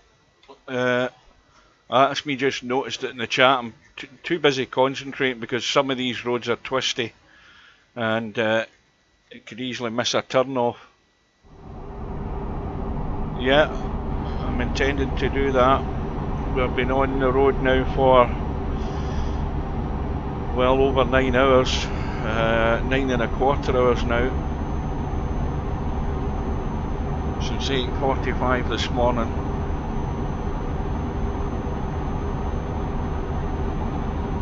I'm well past my old record, well past that.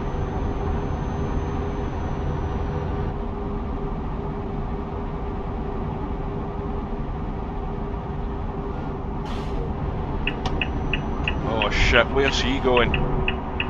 Why does he decide he wants to pull out?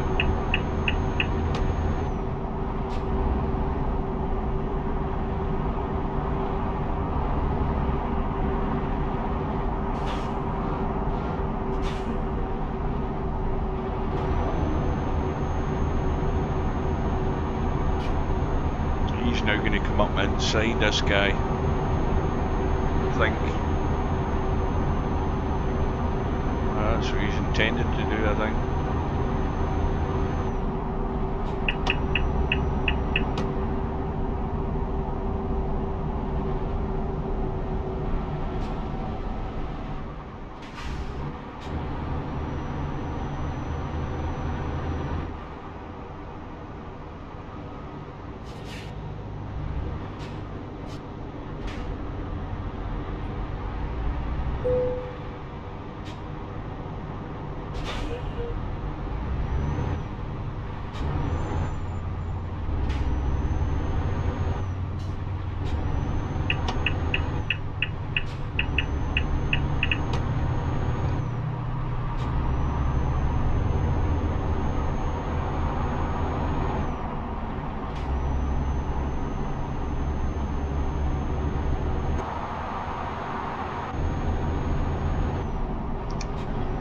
Another big Brazilian city, lots of them in this area of the map.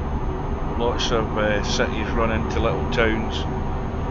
A huge construction job this map's been over the years. I mean, it's an old map, but it's expanded to an incredible size. But this is where most of the work's been put in the obviously most populated parts of the country. But you've got big cities and big complicated road systems, big complicated road network in a lot of these cities. I mean, I didn't realise back there when we went through Rio, I didn't realise that there was actually a road, albeit a difficult one, that takes you right to the top of where the Christ the Redeemer statue is. That's the first time I realised that.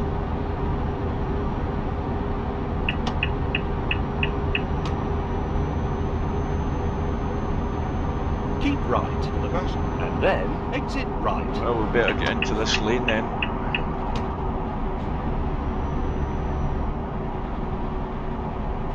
Exit right.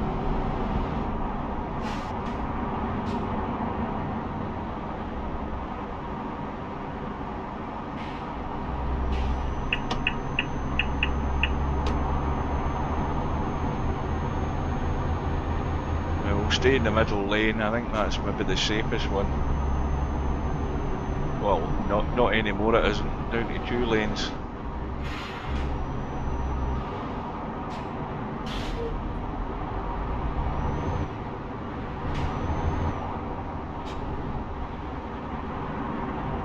So it's already, what, 5:10 at night, so the light will go quickly here. Now what's happening, we're going down to 1 lane, so we're filtering in. Oh no, we're actually moving on to the main highway again.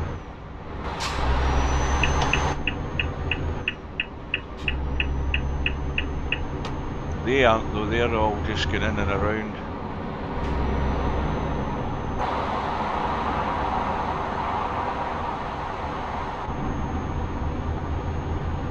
Get to this lane.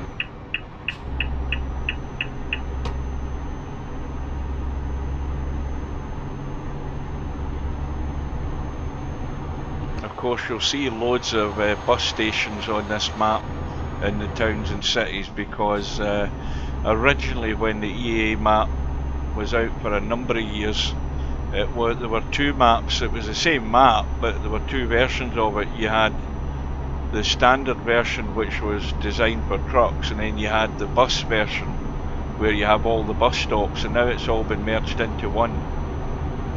And when you download Keep left. the EAA map, it comes with the passenger mod that allows you to pick up jobs in the bus stations. So all you need then is also a decent bus mod. Keep left.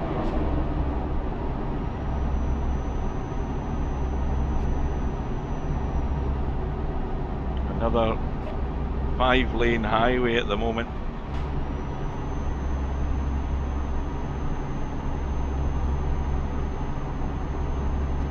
So that's 25 past 5, and already Keep we're right for the bus, and we're then losing light exit quickly. right. But we won't be long until we're back out into the Exit countryside. right. Now, where are we going now? Turning right.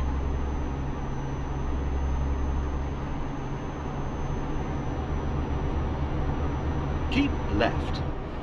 Keep left.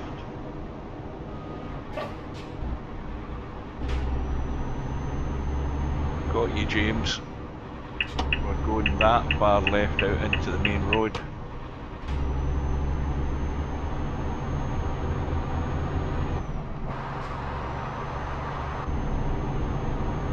Looks as if the weather might be turning here.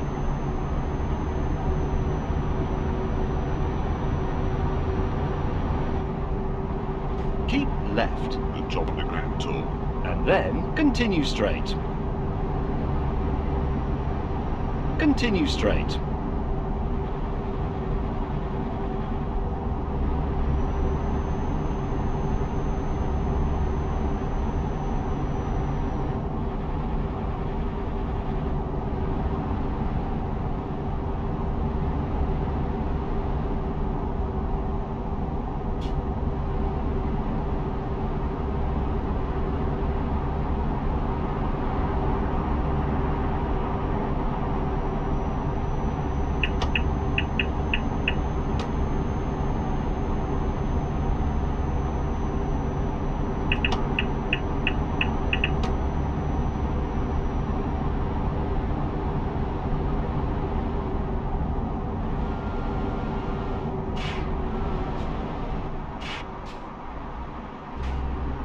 I think the outside one's an automatic one.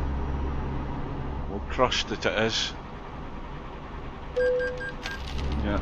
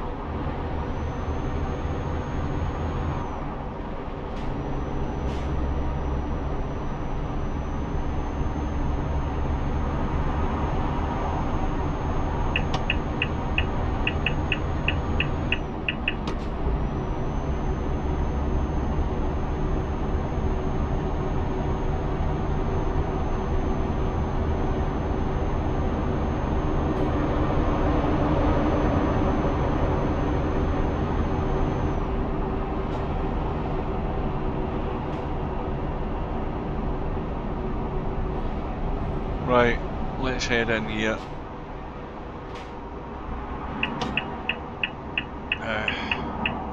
Question is where's the resting place in here? It could be anywhere. Let's zoom in a bit. It's over there beyond the fuel pumps. And we'll just top up the fuel.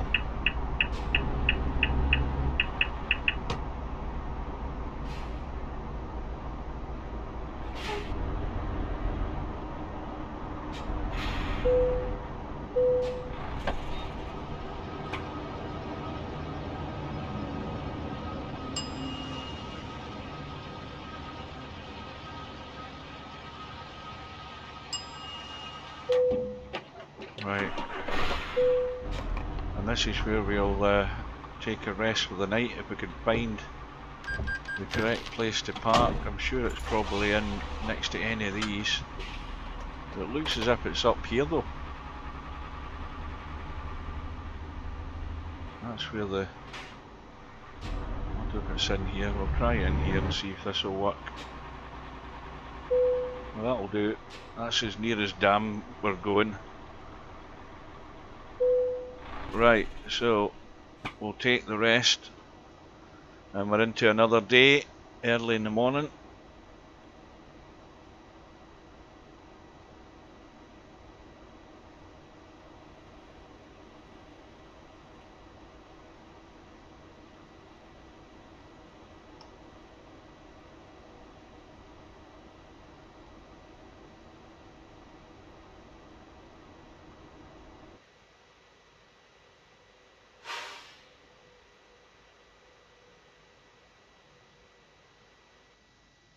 Right, I'm going to take a little break for a minute or two.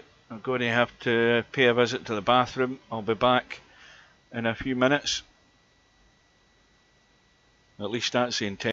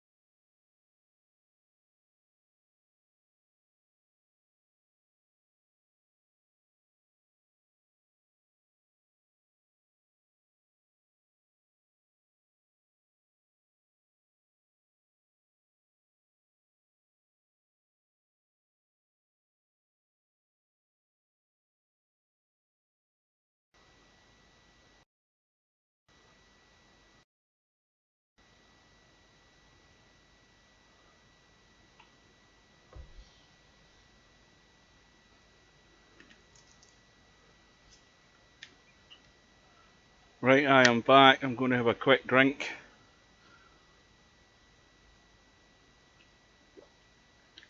Oh dear. I just had to have a 5-minute walk around and visit to the bathroom.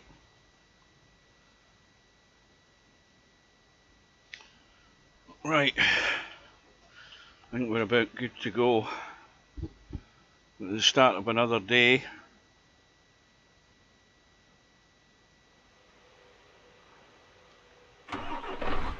Early in the morning.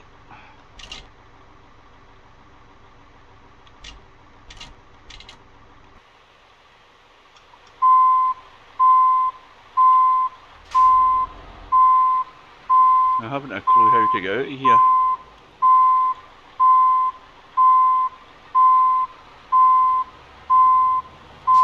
I don't know whether this isn't the right way. We've got to do a U-turn.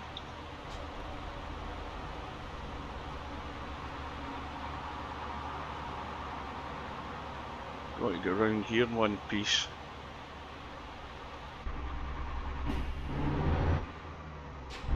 I think the road's over here somewhere. At least I think it is. What time is it? Just gone 3 in the morning, so...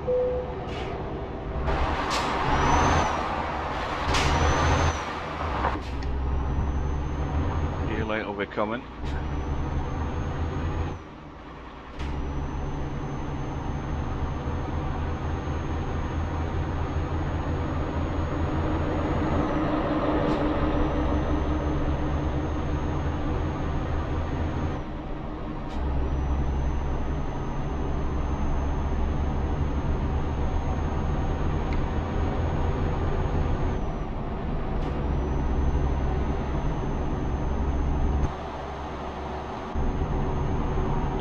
There, dawn's just about to break. But once again, we'll have a full day to be able to look at the landscape as we drive by.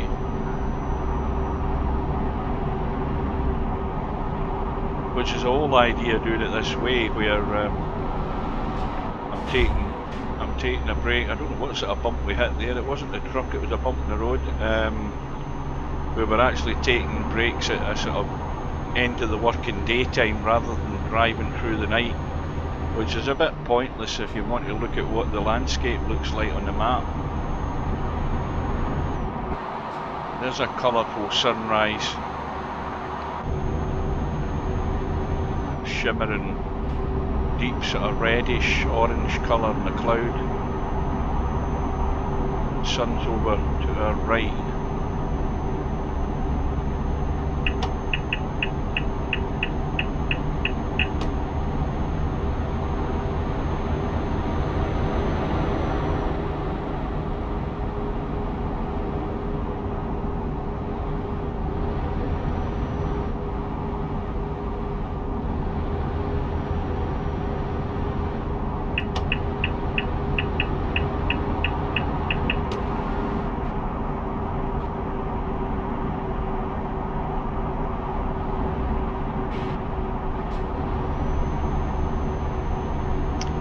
That looks like a big storm cloud that up ahead. Now what's going on here? Roadworks again. This time we've got lucky, we're in the right lane.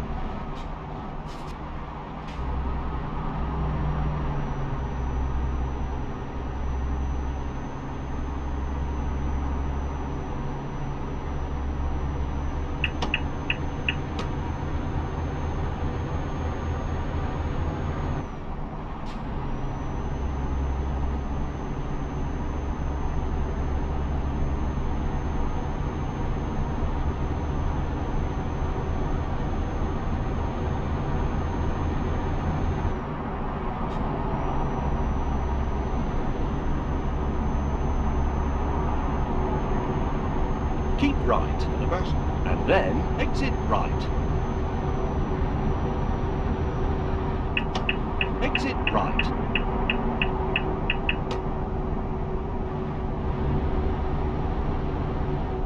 Well, it's blue sky over this direction.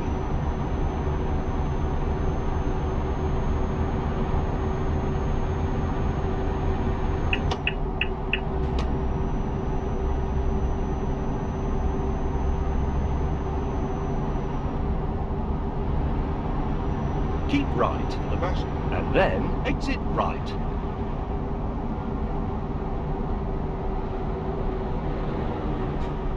Exit right.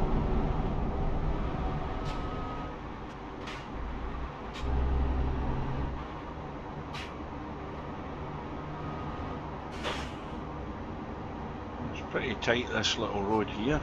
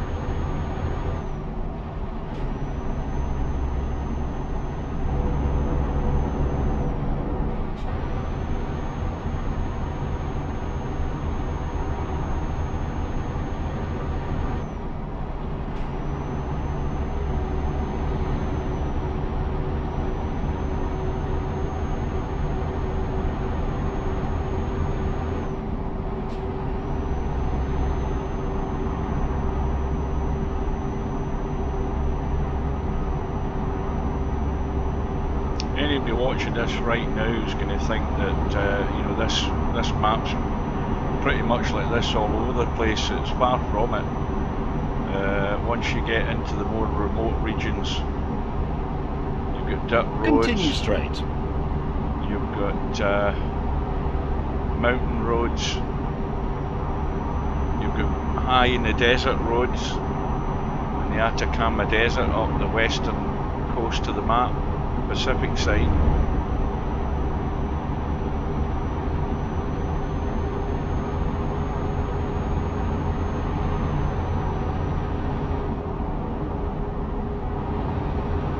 Well, I'm doing 70 odd mile an hour and those cars are still keeping their distance from me, so we're all speeding.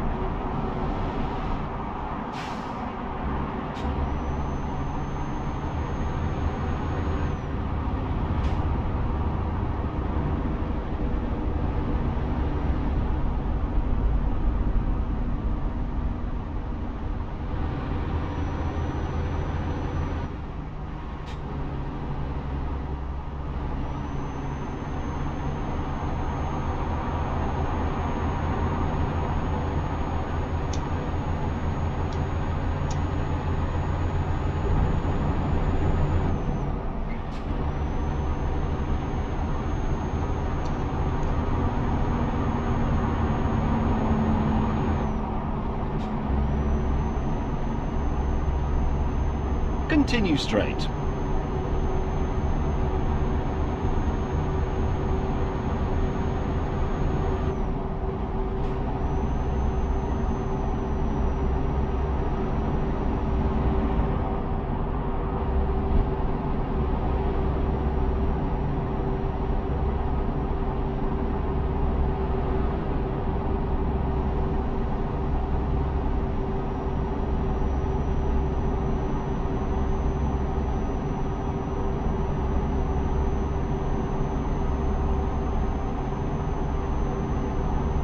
Continue straight.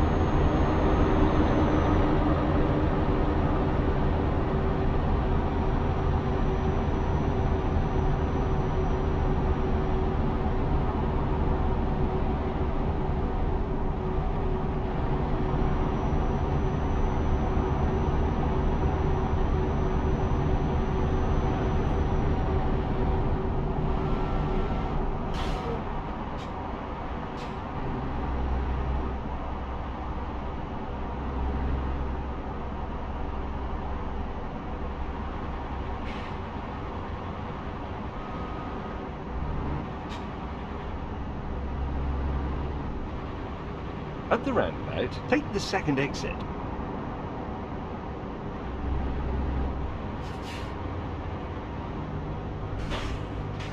Why she stopped?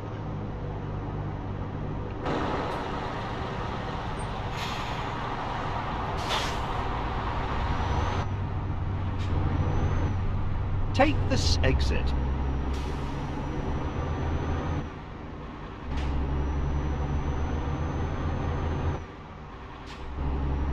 Is this us crossing one of the dams?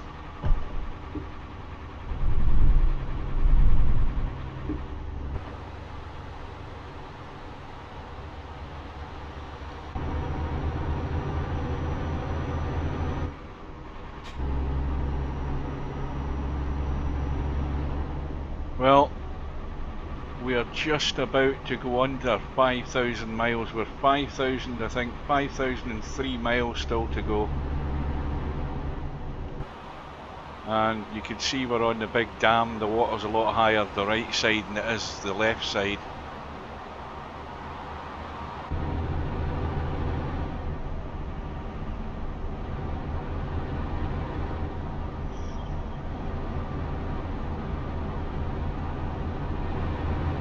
Of course, we're heading up to the Amazonas region.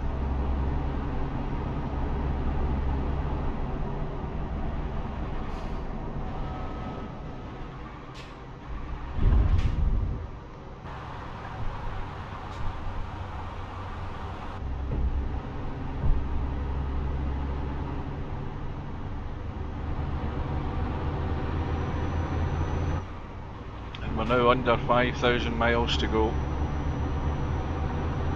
That's a milestone.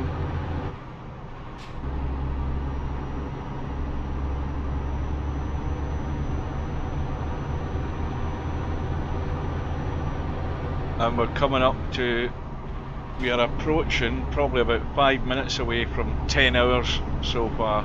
At the roundabout, take the second exit.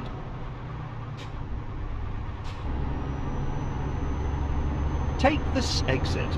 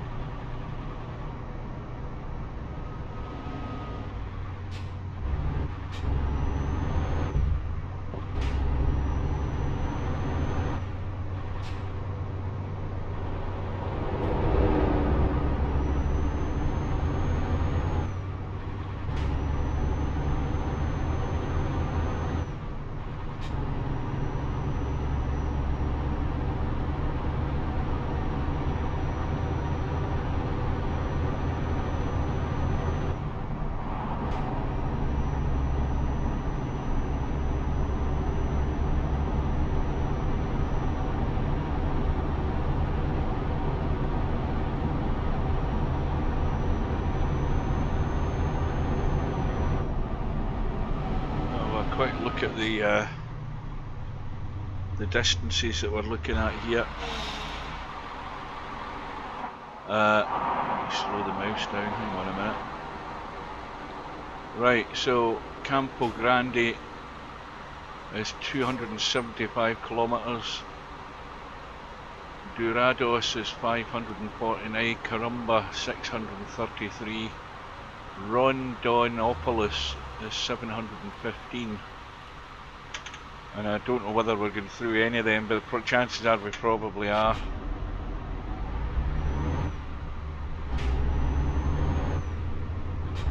So it's now 10:35 in the morning, game time, on yet another day. And I don't know whether I'm ahead of schedule or behind schedule. I could well be behind. I haven't the foggiest idea.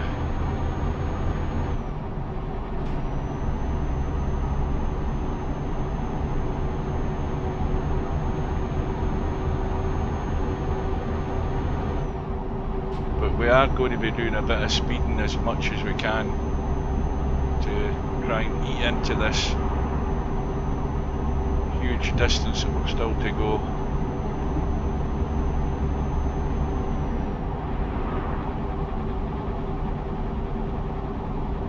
We're not driving with insanity, but hopefully a bit more controlled.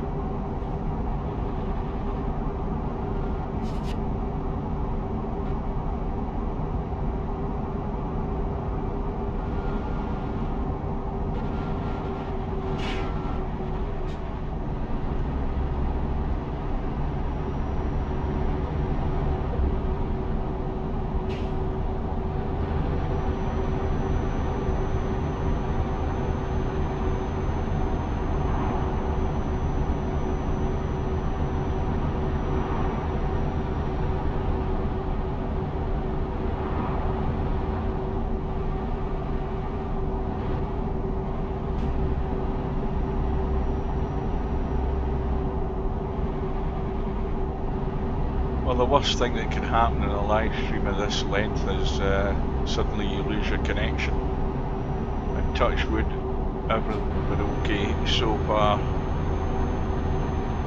I might have actually just put my foot in it saying that.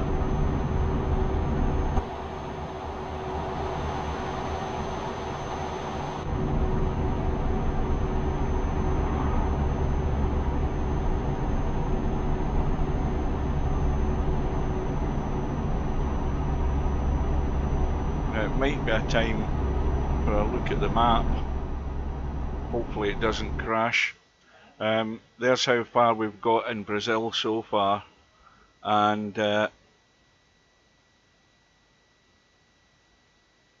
we've got all of that way to go. So we've only done that distance from the bridge where we joined the South America map to here. And on we go.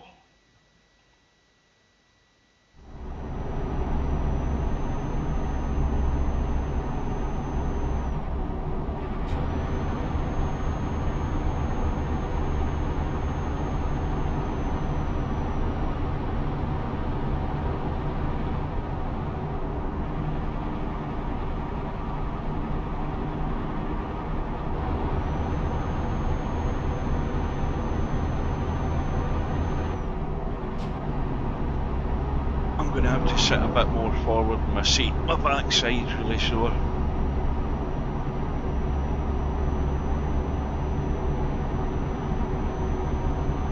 And now we're in a bit more remoteness at the moment. It feels like it.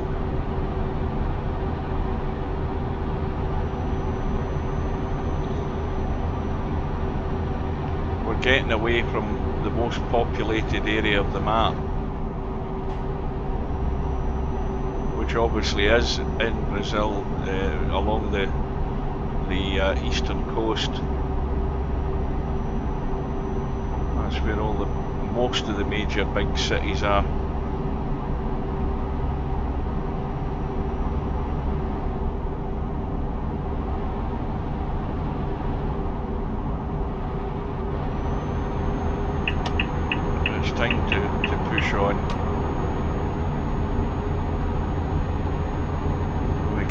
advantage of a nice long straight piece of road, getting the foot down. Probably won't last long. I think we're coming to a settlement. That's a hotel there on the right hand side. I think, is it? Yes, it is.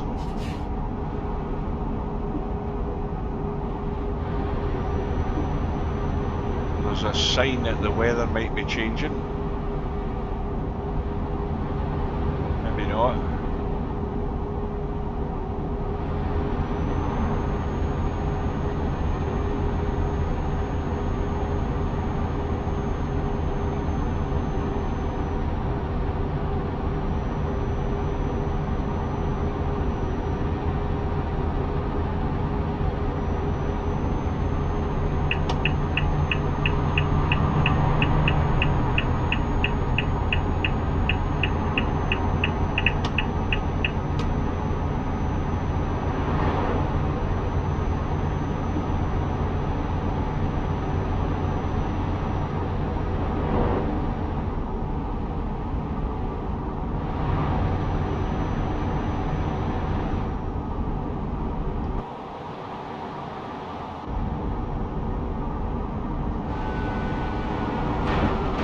Just take him out because I was worried about overtaking there and then that car appeared. That's another accident to my collection. I'll apologise to that guy later on.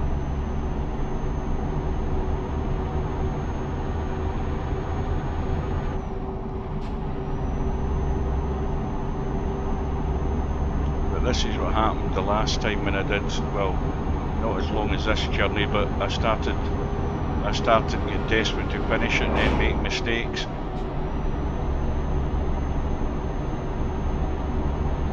Desperate to overtake.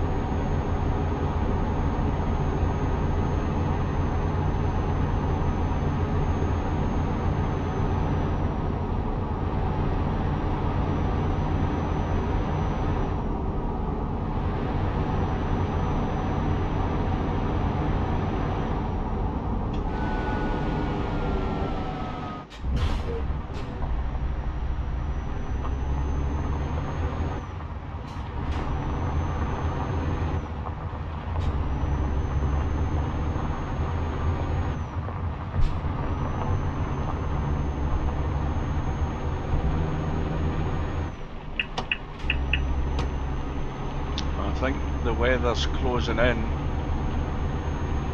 It feels like it.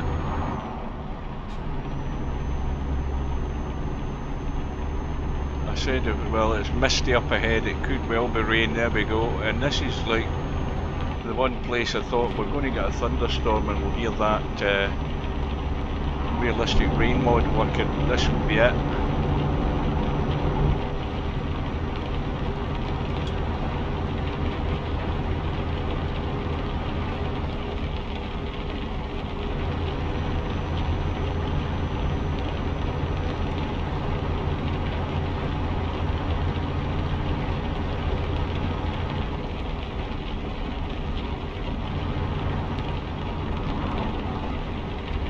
This is either going to be a sort of shower or it'll get worse.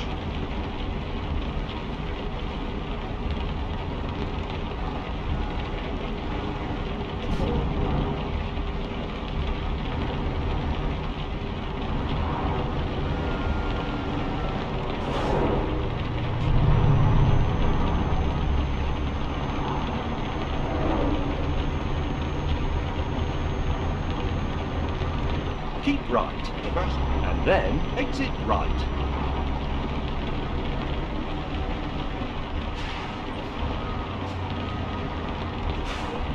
Exit right.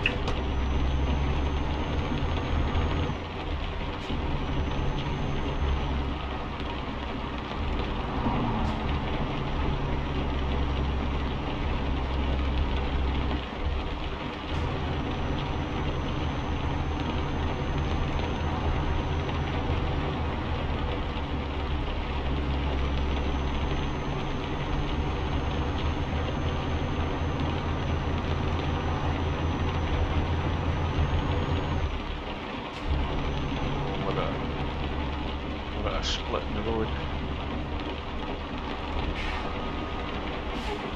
Thought it was going to be a chance to get past him there.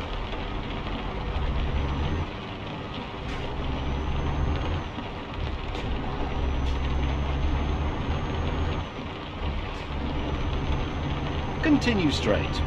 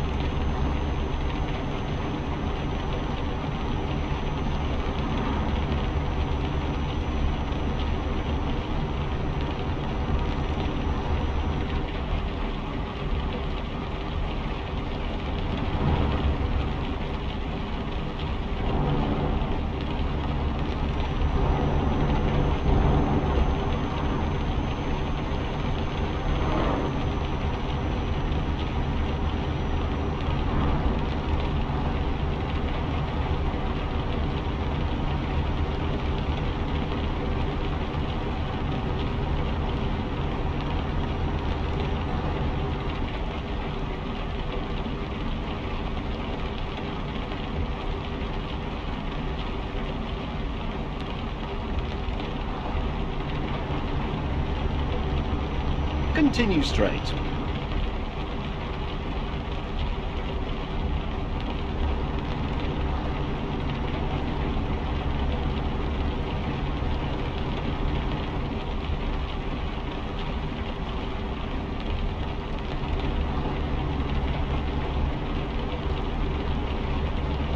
Now, what's the time? 20 past 3 in the afternoon.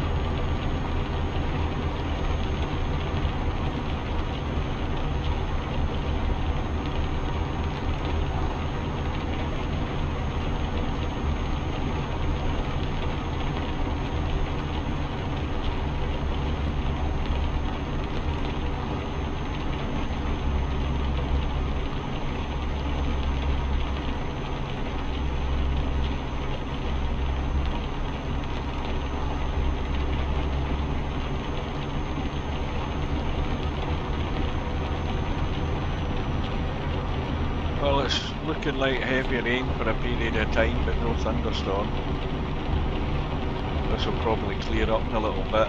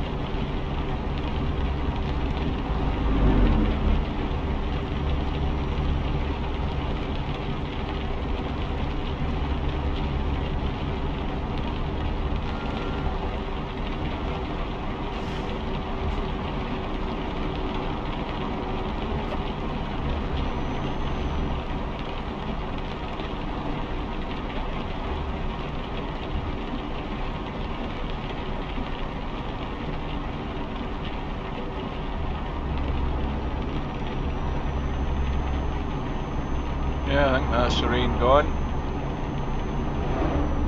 That's it finished.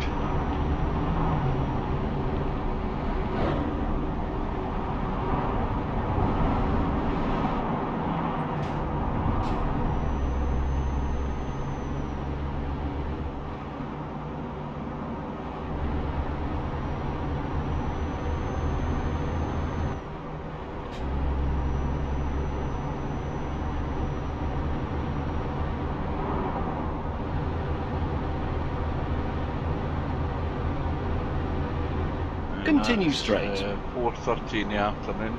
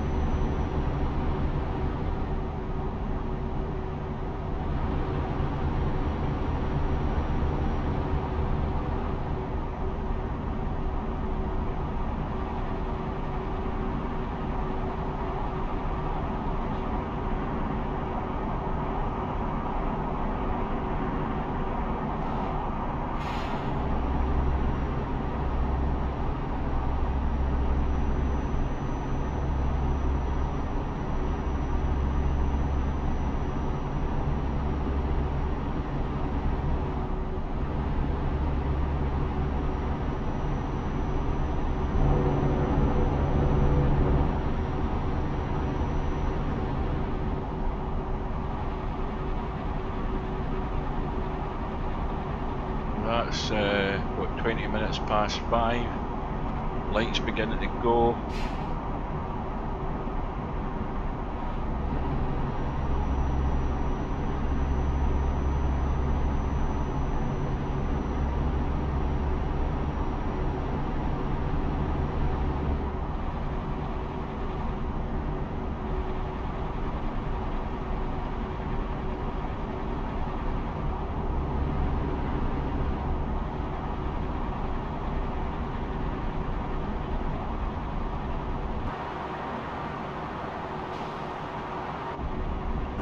One of the Amazon tributaries, no doubt.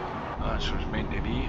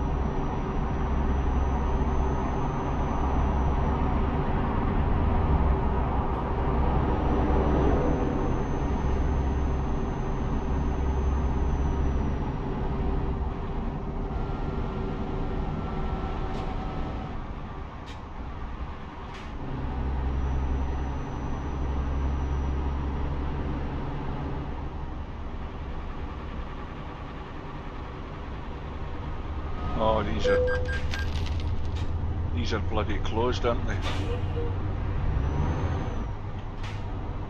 Yeah, they are. I went to the wrong one.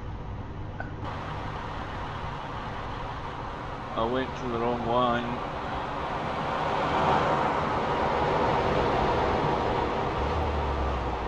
What one am I going here?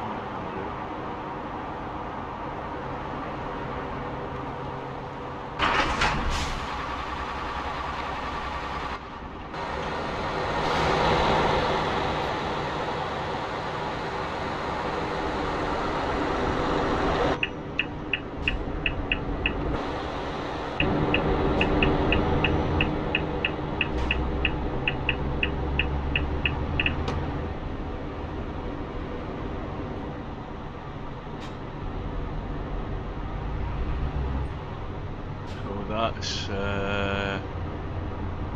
25 minutes to 7 game time.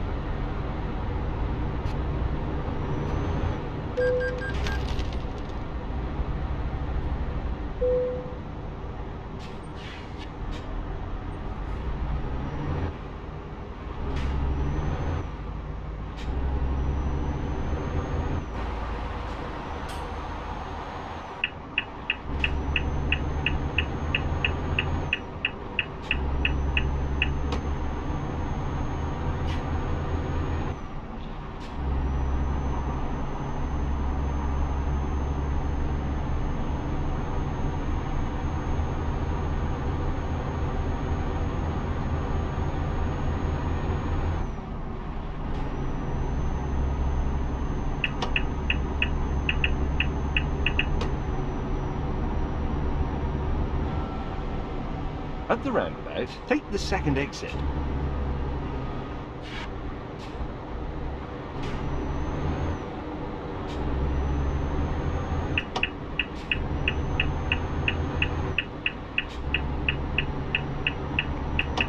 Take this exit.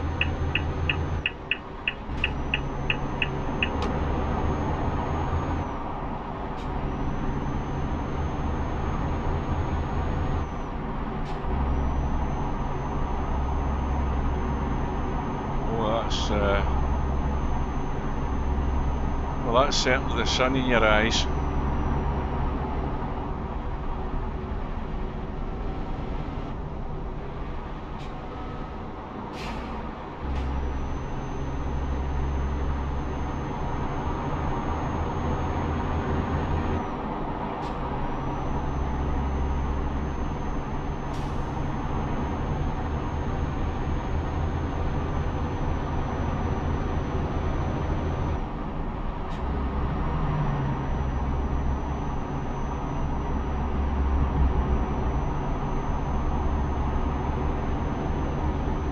Not getting time to admire the sunset.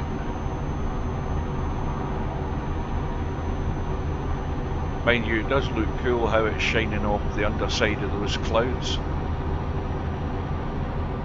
Keep right for the bus, and then turn right.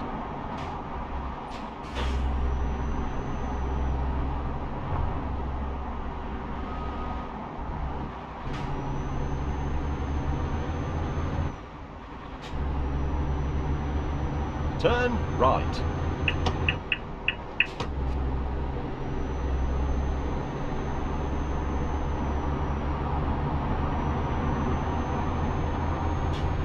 Now, is this a fuel station up here? Yes, it is. So this is where we're going to top up the fuel. And now, this is one of a number of fuel stations on this map.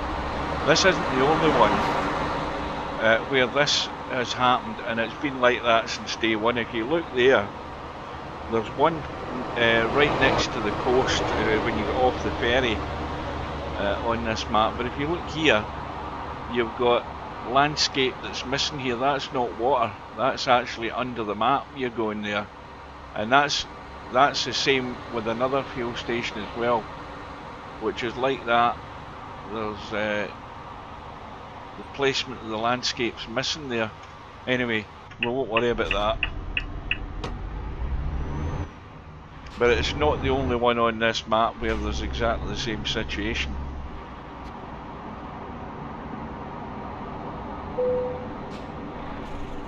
top up the fuel again. Big gallons going in.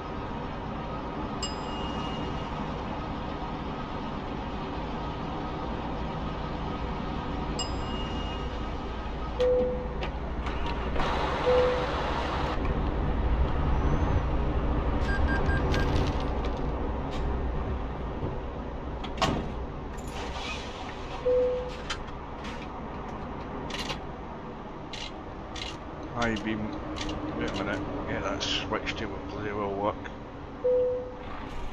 And resting place. So, how long is the stream saying we've been on now? 9 hours, yep, certainly over 9 hours. I'll have a quick drink while we're waiting in the dawn breaking.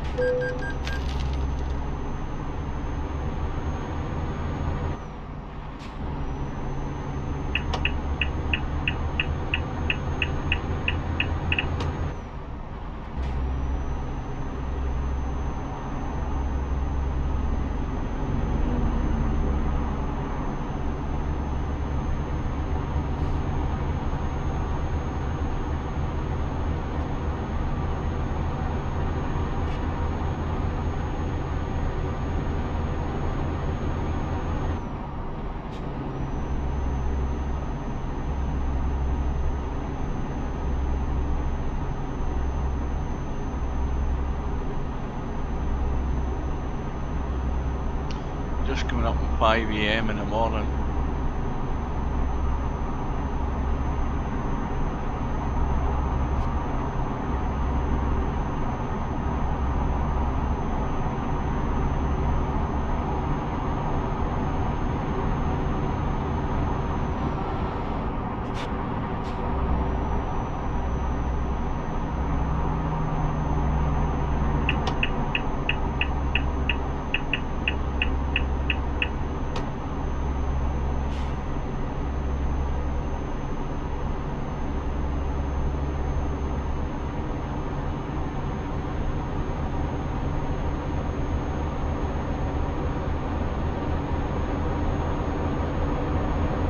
CS cargo.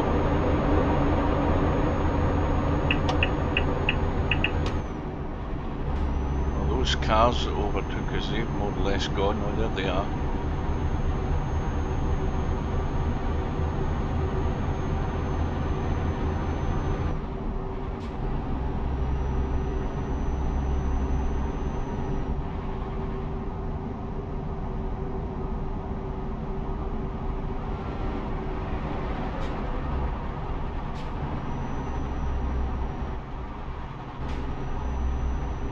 Oh, more maintenance work going on the road.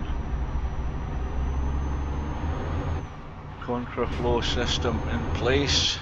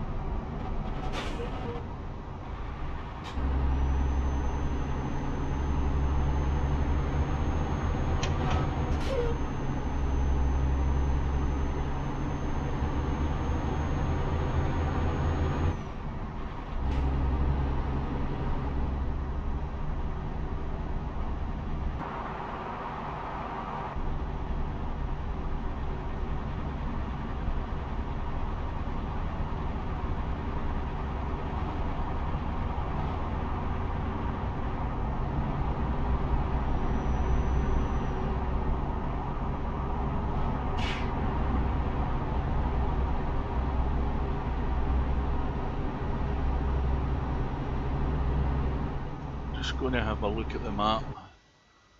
And I'm going to have to get out my seat to see this. Let's have a look. Now is that my house? I think it is. Yeah, that's right enough.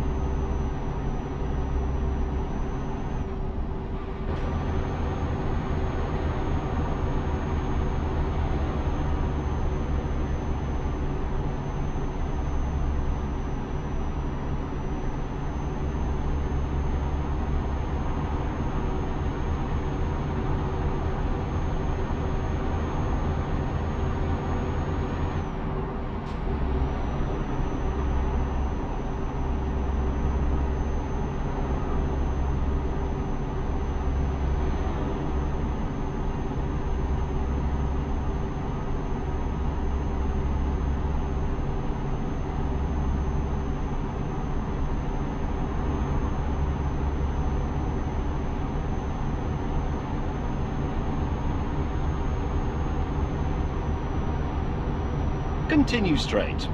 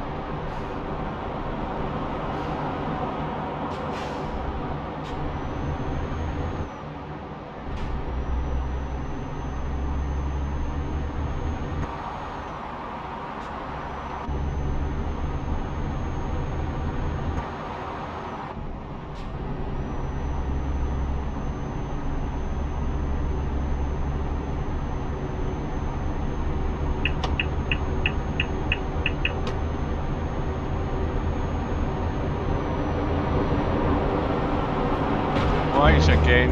Why does he decide to just slow down stone dead?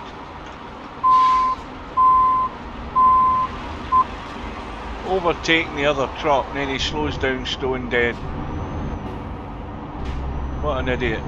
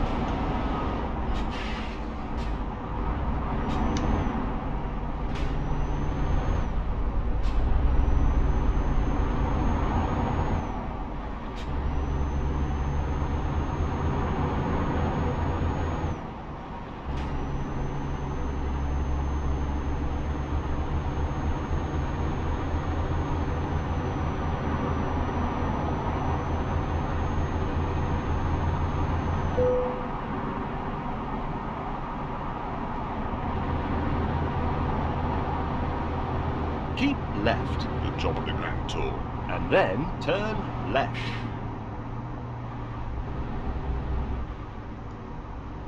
Turn left.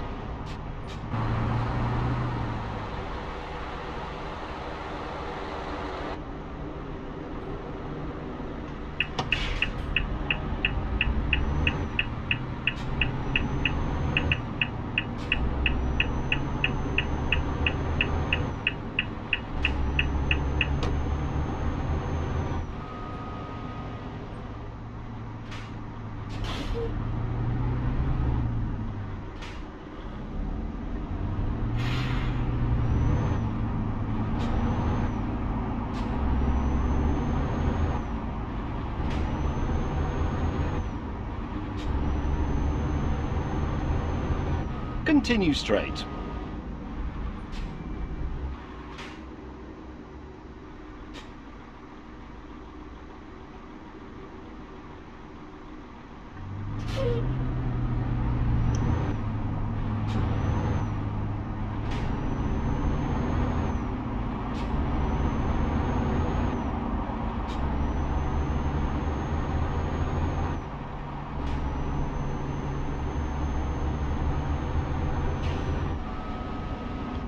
Well, I think every set of traffic lights, was it red apart from that one which were just changing back to green?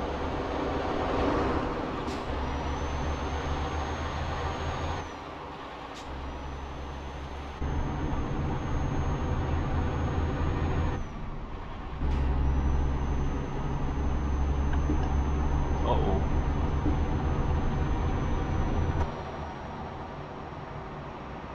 Keep right, For the best. and then turn right.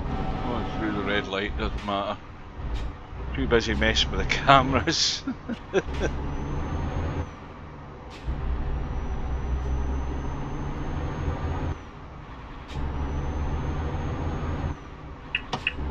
turn right.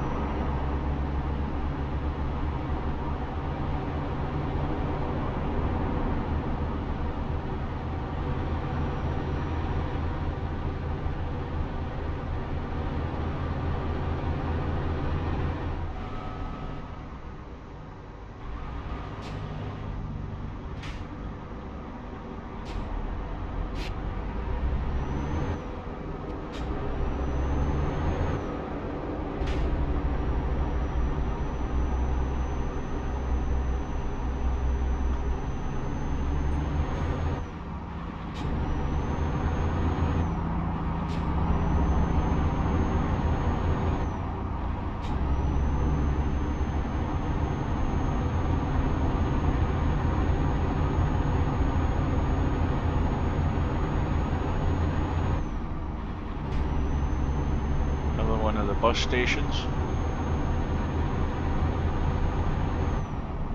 At the roundabout, take the second exit. Take this exit.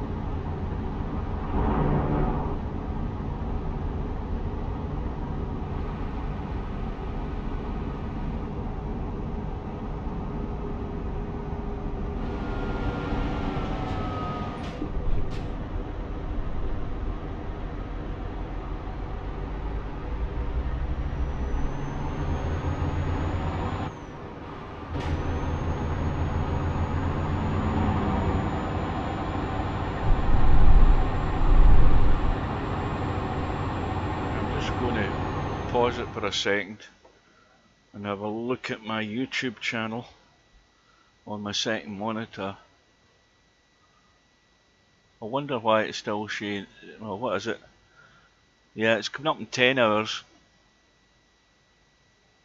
It's going to be coming up to 10 hours in a little bit. That'll change.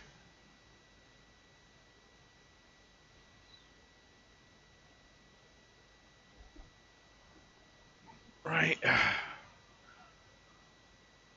Carry on.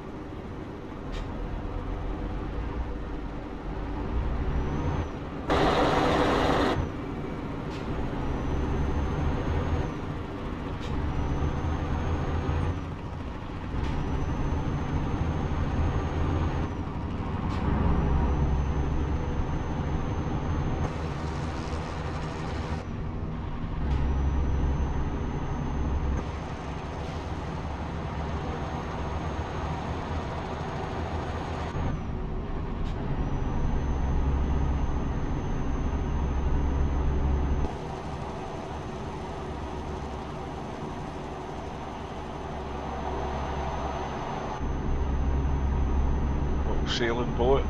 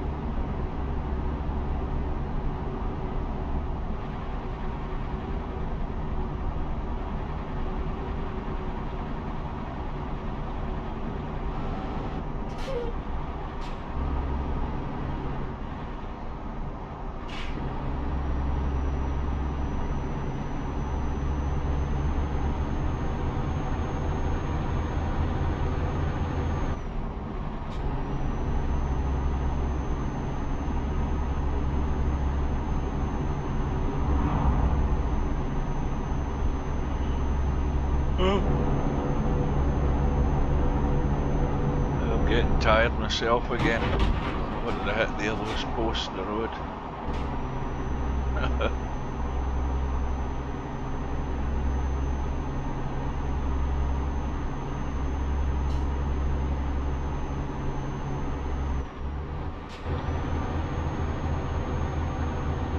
I'm just curious as to why my YouTube channel is still stuck on 9 hours in terms of the length of the stream, because it's longer than that.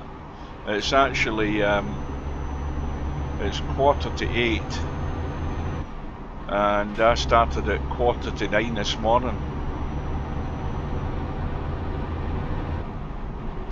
and I've been streaming since then. I wonder if it's got a maximum streaming time. I've never read that as to how much it archives of it.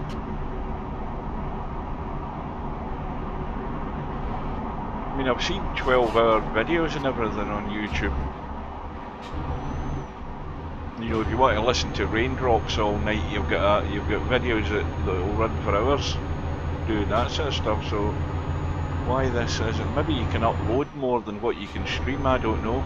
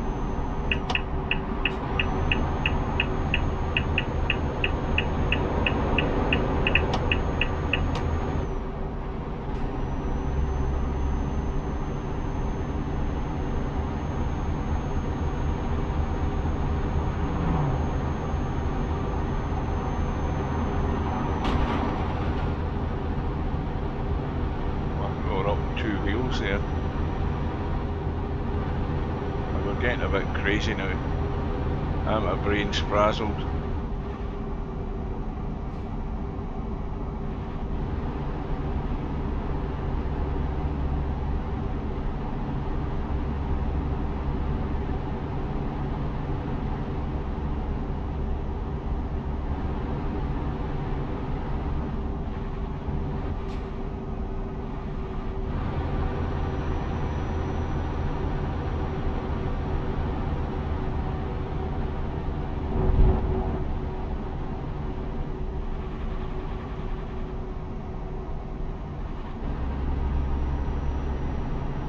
I'm just nipping in here at the moment. I want to tab out to my YouTube channel to see if that will refresh and change the amount of time that's shown on the live stream, but it seems to be stuck at 9 hours and I'm way beyond that now. Hang on a minute. Right, back in a sec.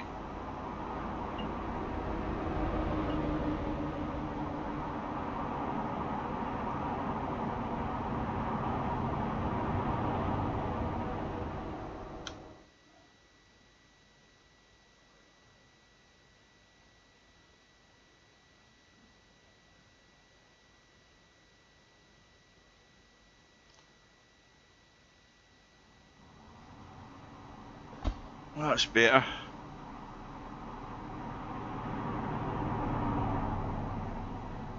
Well, I don't know what happened to YouTube, but I've just done a refresh. It's now showing 11 hours, which is right. And it's definitely 11 hours I've been doing this trip since I started this morning. I started at 9:15 this morning. It's now 10 minutes to 8 in the evening.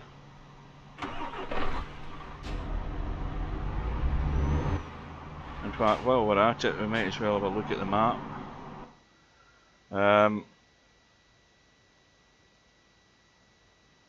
Well, we've still got a fair bit to go to get to Portobello. That's where we're going to, and then we're looking for that hidden road, and we want to be taking a break so that we're sort of starting early in the morning again for that part of the trip, because I don't want to do that in darkness, because I don't think there's very many places along this route where you can rest, and certainly I don't think there's anywhere you can get fuel.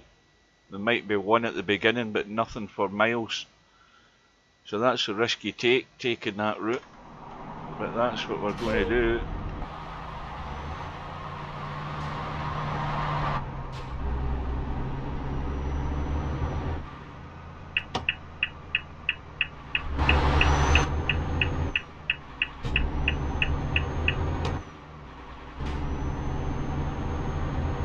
So we've still got 4,216 miles to go.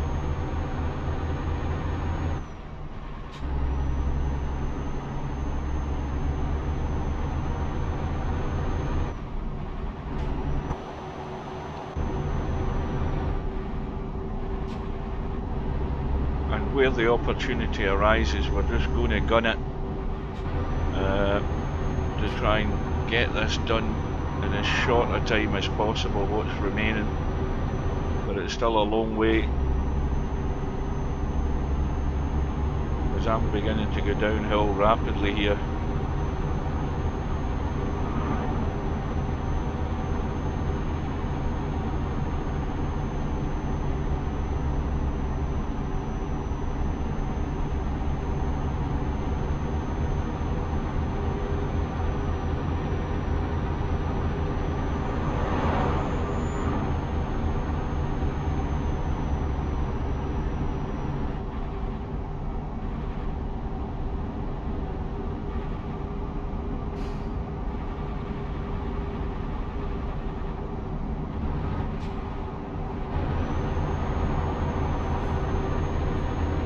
Big risk took there.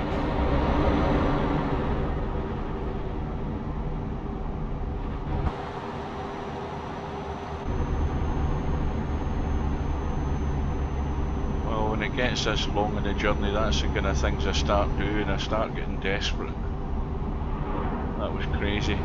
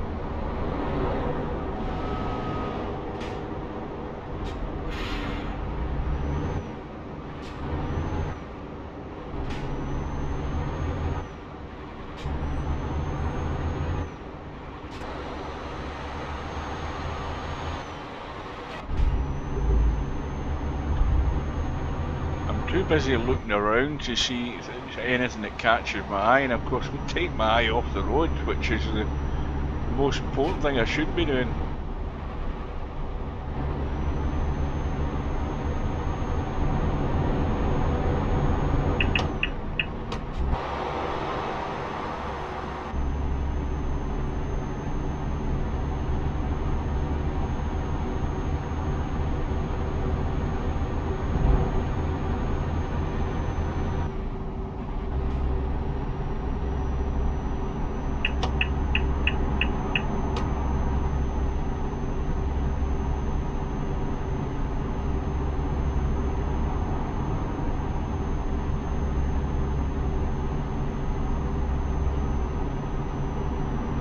These 50 mile an hour or 56 mile an hour speed limits on all these sort of roads don't help you in your plight when you've still got 4,000 miles to go.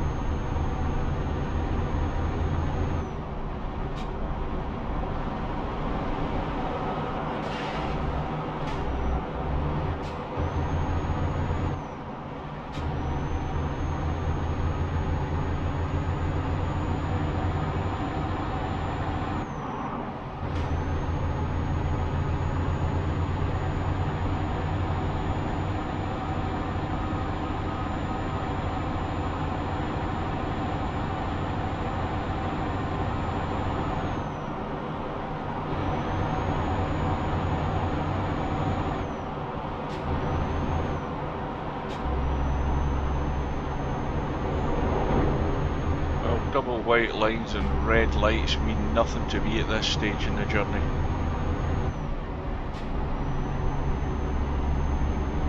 First good chance I can get past this guy, I'm on it.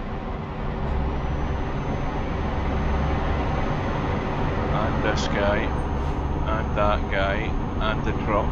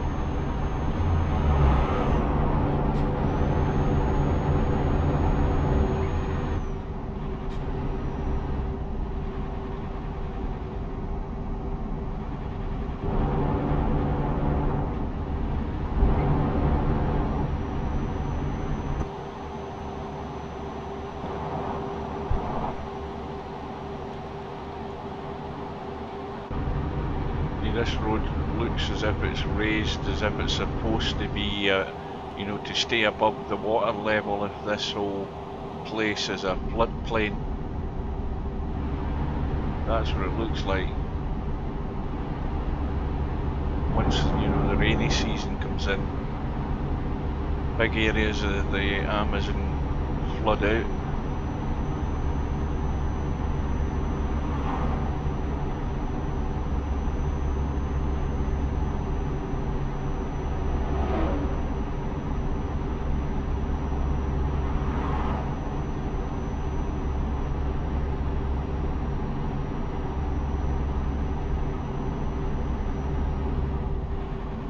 So once again, it's what time's that? Is that 5 to 4 or something in the afternoon, I think.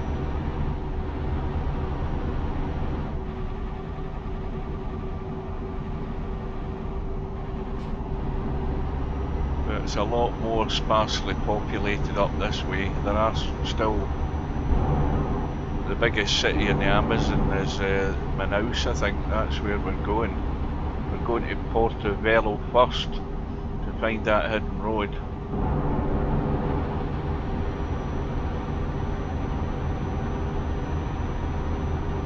But I think it may well be getting dark before we get to Porto, but I want to keep going in the dark till we get there, because then I want the whole of the next day to be able to drive on that off-road section. That's the plan.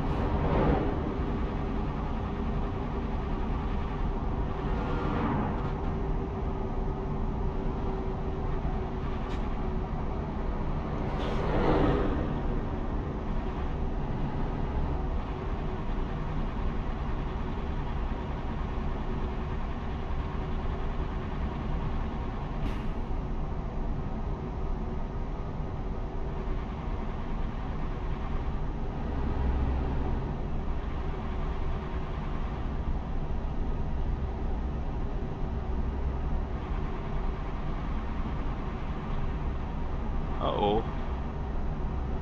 A tourist clearly crossing the road there, paying no attention to the traffic.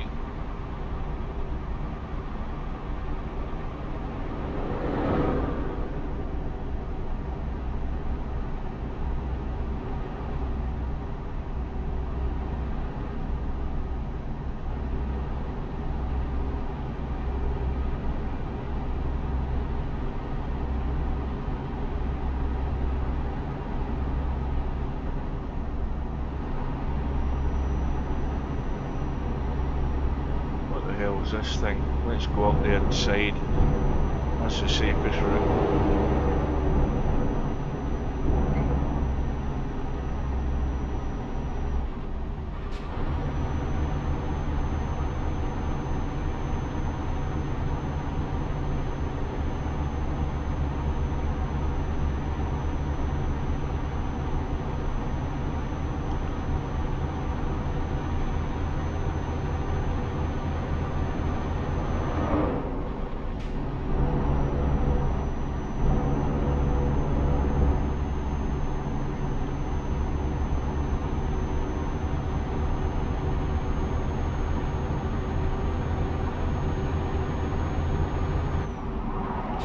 Well, we're almost down to 4,000 miles to go. We've got a 4,028 and counting at the moment, and we'll be under that 4,000 barrier. So that's well over 1,000 miles we've done on this map so far. Well over it.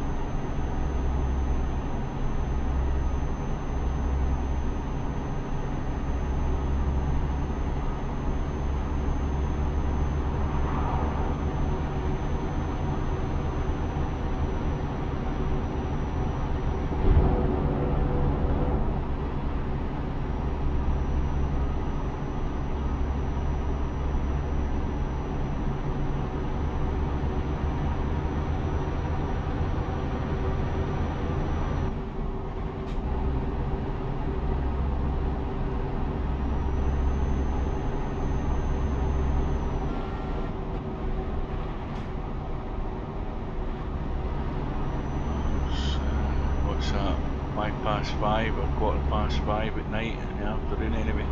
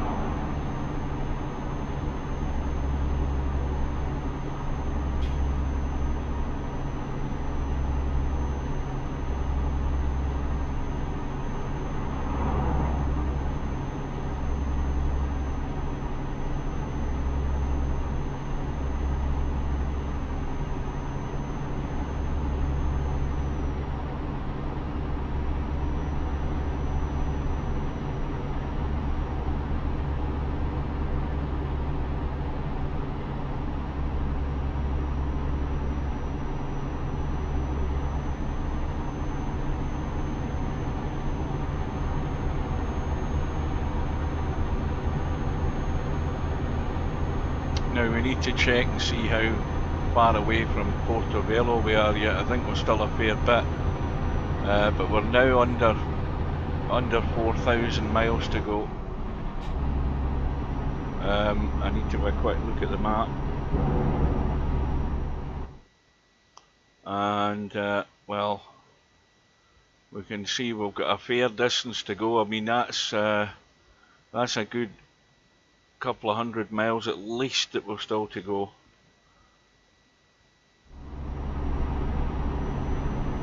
So I think,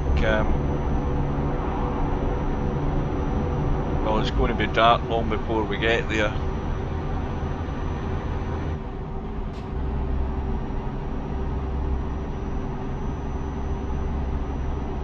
I mean, I've got enough lights on the truck. The only problem is that when you're driving on that back road, most of your front lights, your main lights in the front of the engine, are actually submerged underwater, so you don't get any light from them at all. So my auxiliary lights up top are the only ones that will be working. What the hell's that there? Trying to work out what that's meant to be. It's like a truck park or something.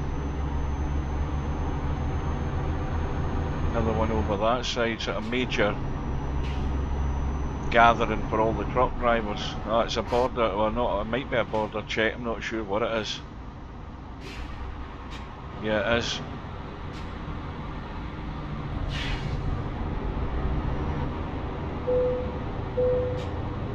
And I'll just pause it for a second, because what I'm going to need to do is I'm going to need to actually shut my curtains and turn the light on, because it's getting too dark in the room. So I need to have better lighting. Hang on a minute. Oh God, I stood up there, that's not done me any good. And it's raining outside. Another good reason for shutting the curtains. Put the light on. That's better.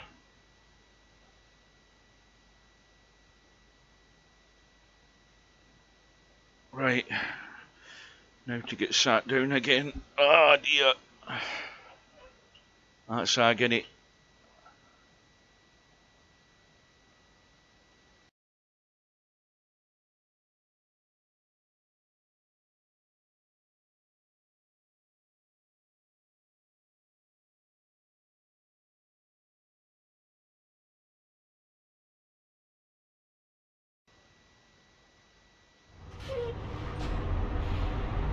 Right, off we go.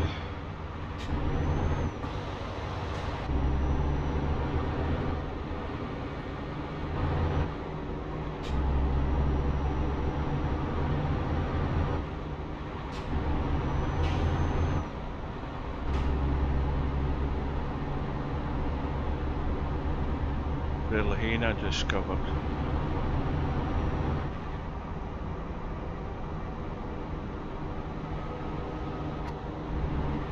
Speed humps again.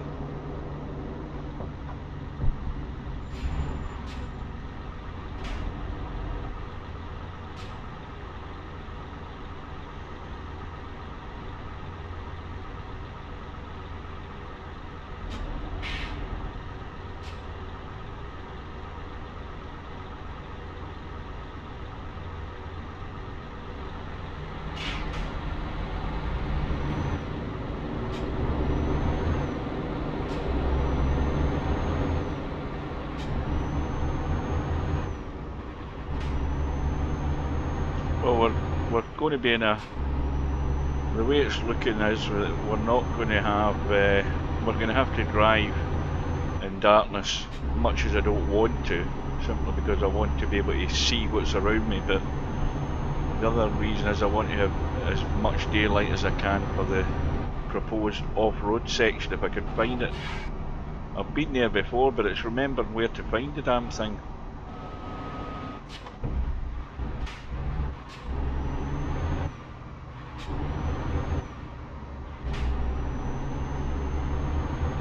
So, 11 and a half hours I've been on this job. From 8:45 this morning. I started after breakfast.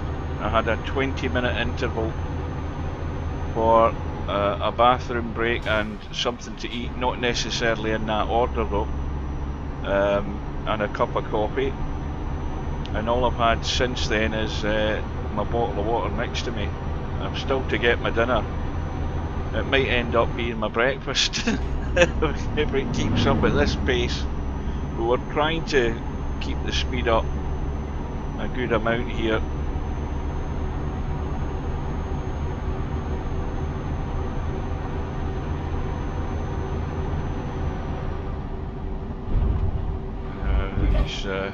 This patchy bit that they've put in, this pops up regularly on the maps, the same pattern every time. If you go that side you won't hit the bumps when you come out at the end of it.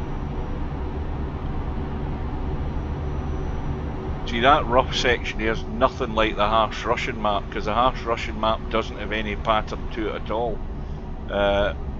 It just goes, it's just crazy. Right, hang on a minute, I'm going to hit my button there, hang on a sec, I've got to get out my chair again. Oh dear, I want to read the chat if that's just popped up, in case I miss it.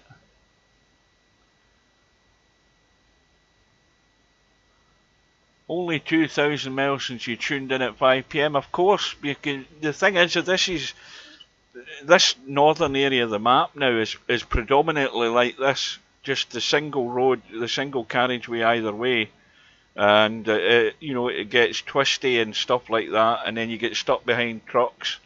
You know, I'm trying to speed my way through this, and because I'm getting to the critical point where I'm coming to this off-road section that I'm trying to find. Oh, hang on, steering wheel was the wrong direction again. I keep forgetting that. So we're going to be in darkness very shortly, and I'm going to have to keep driving in darkness, so we won't see much of the landscape. But most of it is jungle up this direction anyway. Right, so that way, cut through there and you avoid the bumps. Same pattern every time.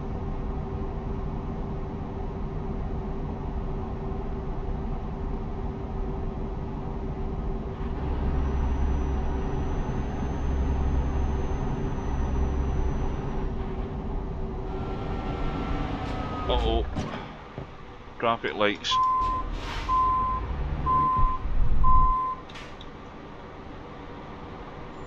Right, I think that's my full beams on. I'll just keep them on, let me have a look.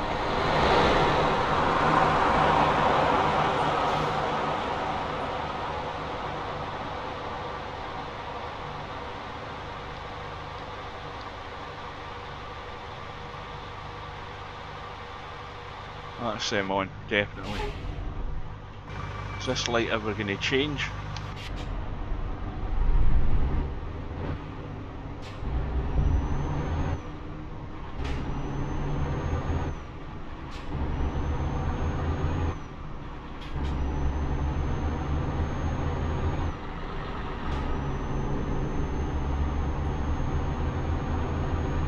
Yep, it's coming up to 12 hours. It will be in 25 minutes time, and that's a lot longer than I thought it would be. I knew it would be a longer trip than the last, or the only long one that I've done, really long one, and it's turned out a lot longer. I knew it would be slower in this part of the map.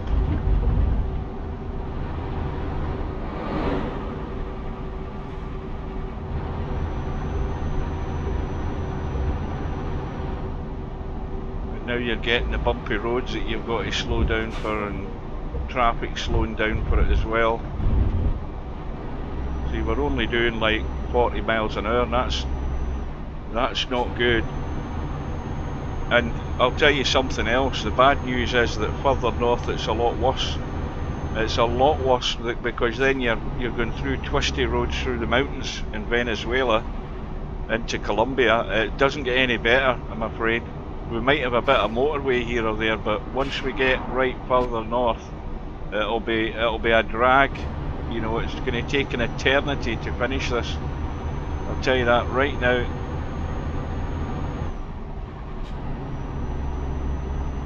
Well, apart from being crazy, I'm anything but I'm definitely determined. The sun's gone, it's only the dying embers of that we can see. But the next big city should be Portobello. Yeah, I should have actually made sandwiches because I could do with something to eat right now. But I'll enjoy it all the more once I get it. Well, this is what's it called? Kilometeres or something like that.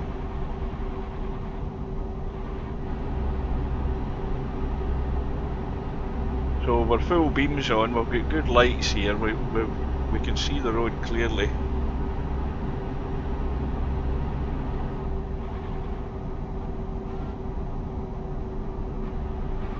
Cuenta Bueno. The obligatory speed hump's got to be here. I don't see one yet, but there usually is in these towns. Surprised there isn't so far.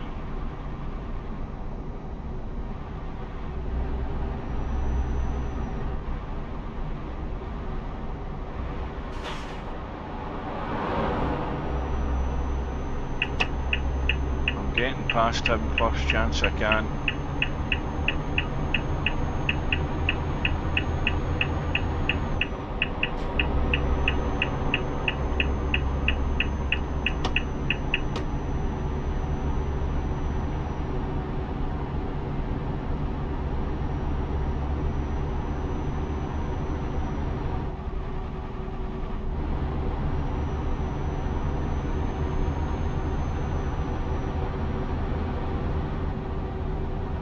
In actual fact, the way this is going, you know, it might well be that we're going to be driving through the night, and by the time we get to this this road that we're looking for, it may well be coming to daylight. I just don't know yet.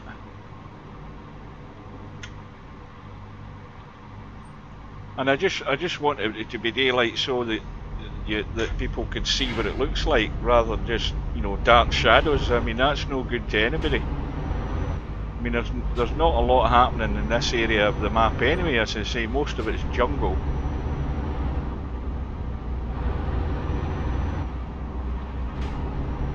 Or deforested jungle. With all the logging that's going on in the Amazon. Right. We need to get past these three. This, I think one of them's a caravan. That's death warmed up, that, having a caravan stuck in front of you. Now, we've got to take risks.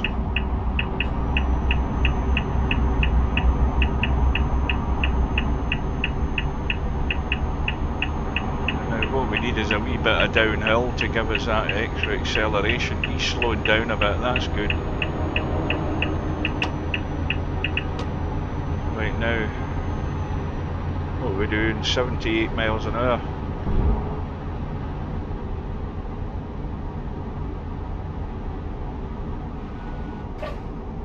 Coming to another settlement. There's actually a garage here to get a repair done. Now that's a hotel, we don't want to go in there, but I'm going to need a few repairs. and I think it's in here. Oh shit, I'll never make the turn there. Hang on, I'm just gonna fly cam and spawn the truck at the spanner. That's what I'm gonna do. I don't want the wipers on either. That's the wrong bloody button. Hang on. Yeah. That's the right button. Let's get in here and we'll go around that way so that we're driving out. Controlling F9 to spawn the truck. Hit the button and this will repair the truck and the trailer. So that'll be another £1,500 worth of repairs. Most of that's wear and tear. Right. Let's go.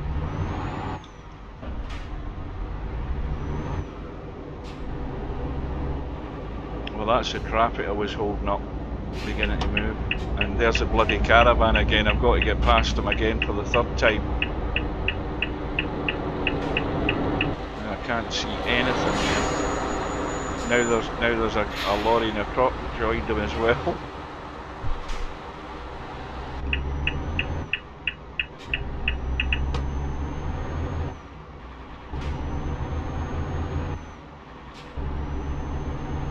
So we're well into darkness. It's 8:30. It does get dark earlier in this part of the world on the map. So I think the way it looks is it's going to be driving through the night. Right, here we go again.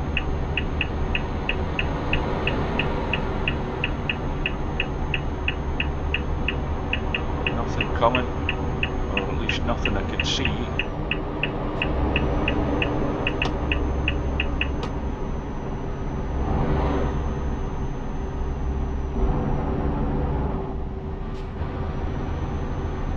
Now, one thing about this Brazil map, on previous versions there used to be ghosts in it, believe it or not. Continue straight. And do actually mind your Scattered And throughout then the map, turn right. and you would only Turn see them right. at night. There used to be sort of what do you call them, apparitions, and you'd hear screaming noises. I've got a video on it on one of my old videos. I don't remember what one it is, but I don't see any of that appearing now on the map. They must have taken them out.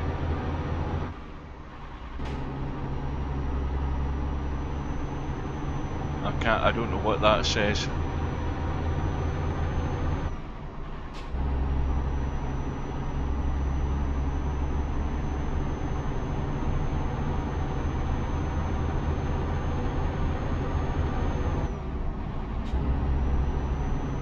Continue straight. Well, red light, we'll just go straight through it. We'll take that risk.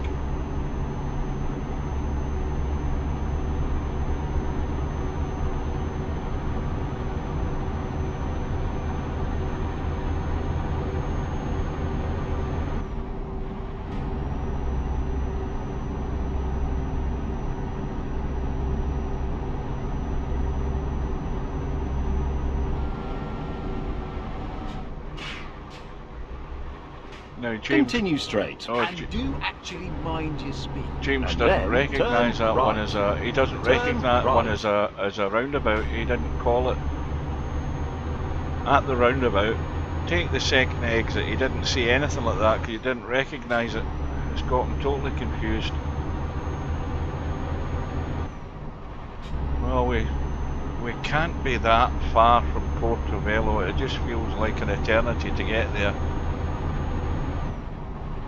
But it is I think it is a big city if I remember. So there's a few side streets that we're going to have to explore. Because the GPS logically is wanting to take us to the ferry connection, but that's where we don't want to go. We want to take our own detour.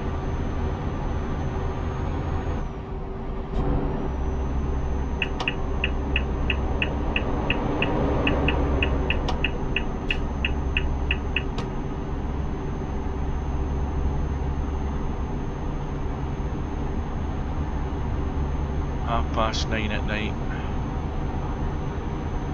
It might time well if we keep driving in the night. It might time well to arrive at that point so that we've got a full day.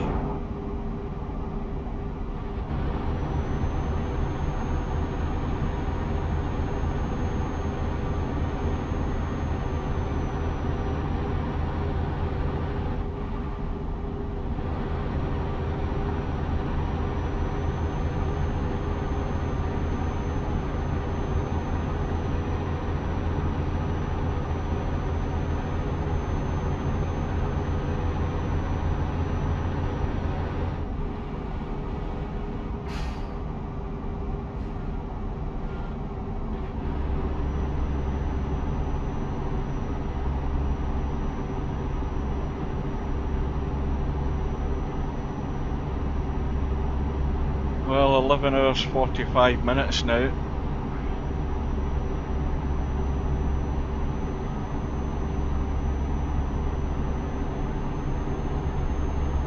Something coming. I was just about to pull the trigger there. I've lost my momentum.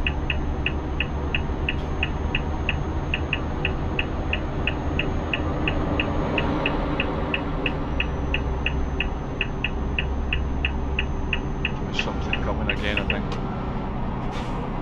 I might be wrong. Yeah, I think I'm wrong.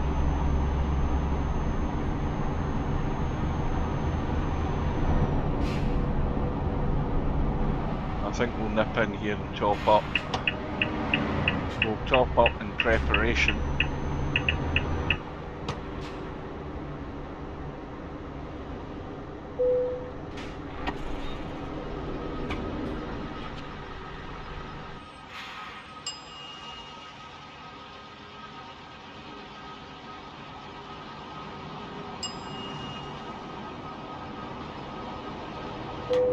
Another £147 worth of fuel. Right, another quick drink.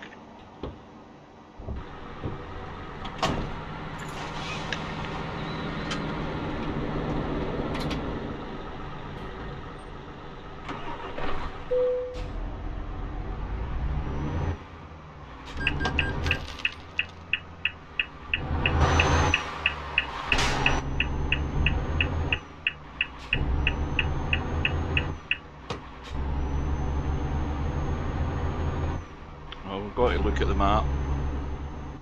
No, Portobello's still away. It's still probably, it looks like another couple of 100 miles. I wish there was a sign. I haven't seen a sign for it yet, but maybe how many kilometres it is to it. But you would also, I can't remember, because we're heading to a fairly big town or city, this would normally split into a motorway rather than the way it is at the moment. It may well do that as we get closer to it. I just can't remember if it's this type of road all the way into it. It could well be, for all I remember.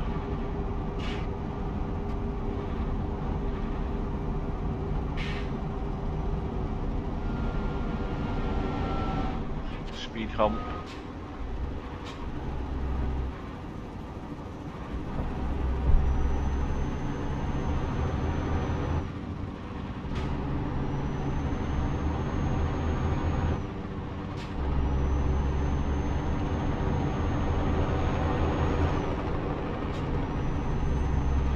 It's quiet at this time of night.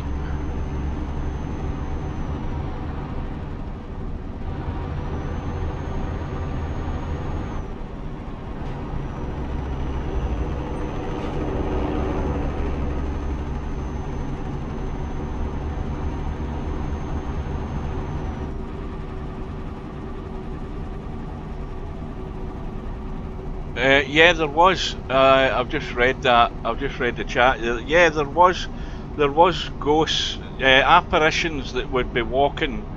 You'd be driving along like this, and then suddenly you would hear, ah! You'd hear a scream, and like a funny footstep noises. I heard that one time. I was driving, and I used the fly cam to look around, trying to hone in on the noise, and then I saw this ghostly character, and they were scattered throughout the map, but you only ever saw them at night, and I don't see any now since I've been driving on this, and they might have taken them out of the map altogether. It was more a sort of scary little gimmick. I'll tell you something, you got a surprise when you came across one of them. But you're certainly not going to see one during the day. You would only ever see them at night. Well, maybe people said, well, we don't like that as a gimmick, and maybe they took it out. It could well be.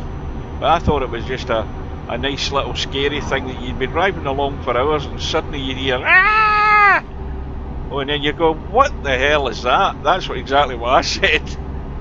I'm going, what the hell is that? And I had to stop the truck and get out and look.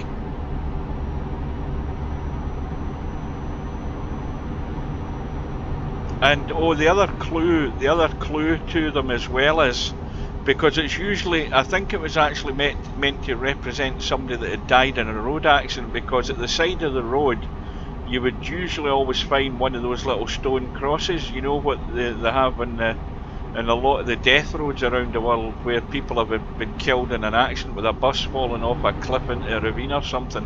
You'd have a little row of crosses.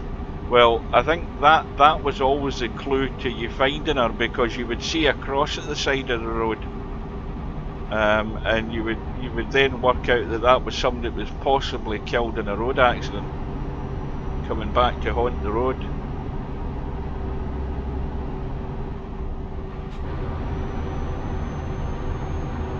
Well, that was certainly, I'll tell you something, that was certainly a unique thing that they had in the map, because no other maps ever had anything like that. So what time is it now? It's 10 minutes to 11 at night. We're still to arrive in Portobello, and I don't think this is it.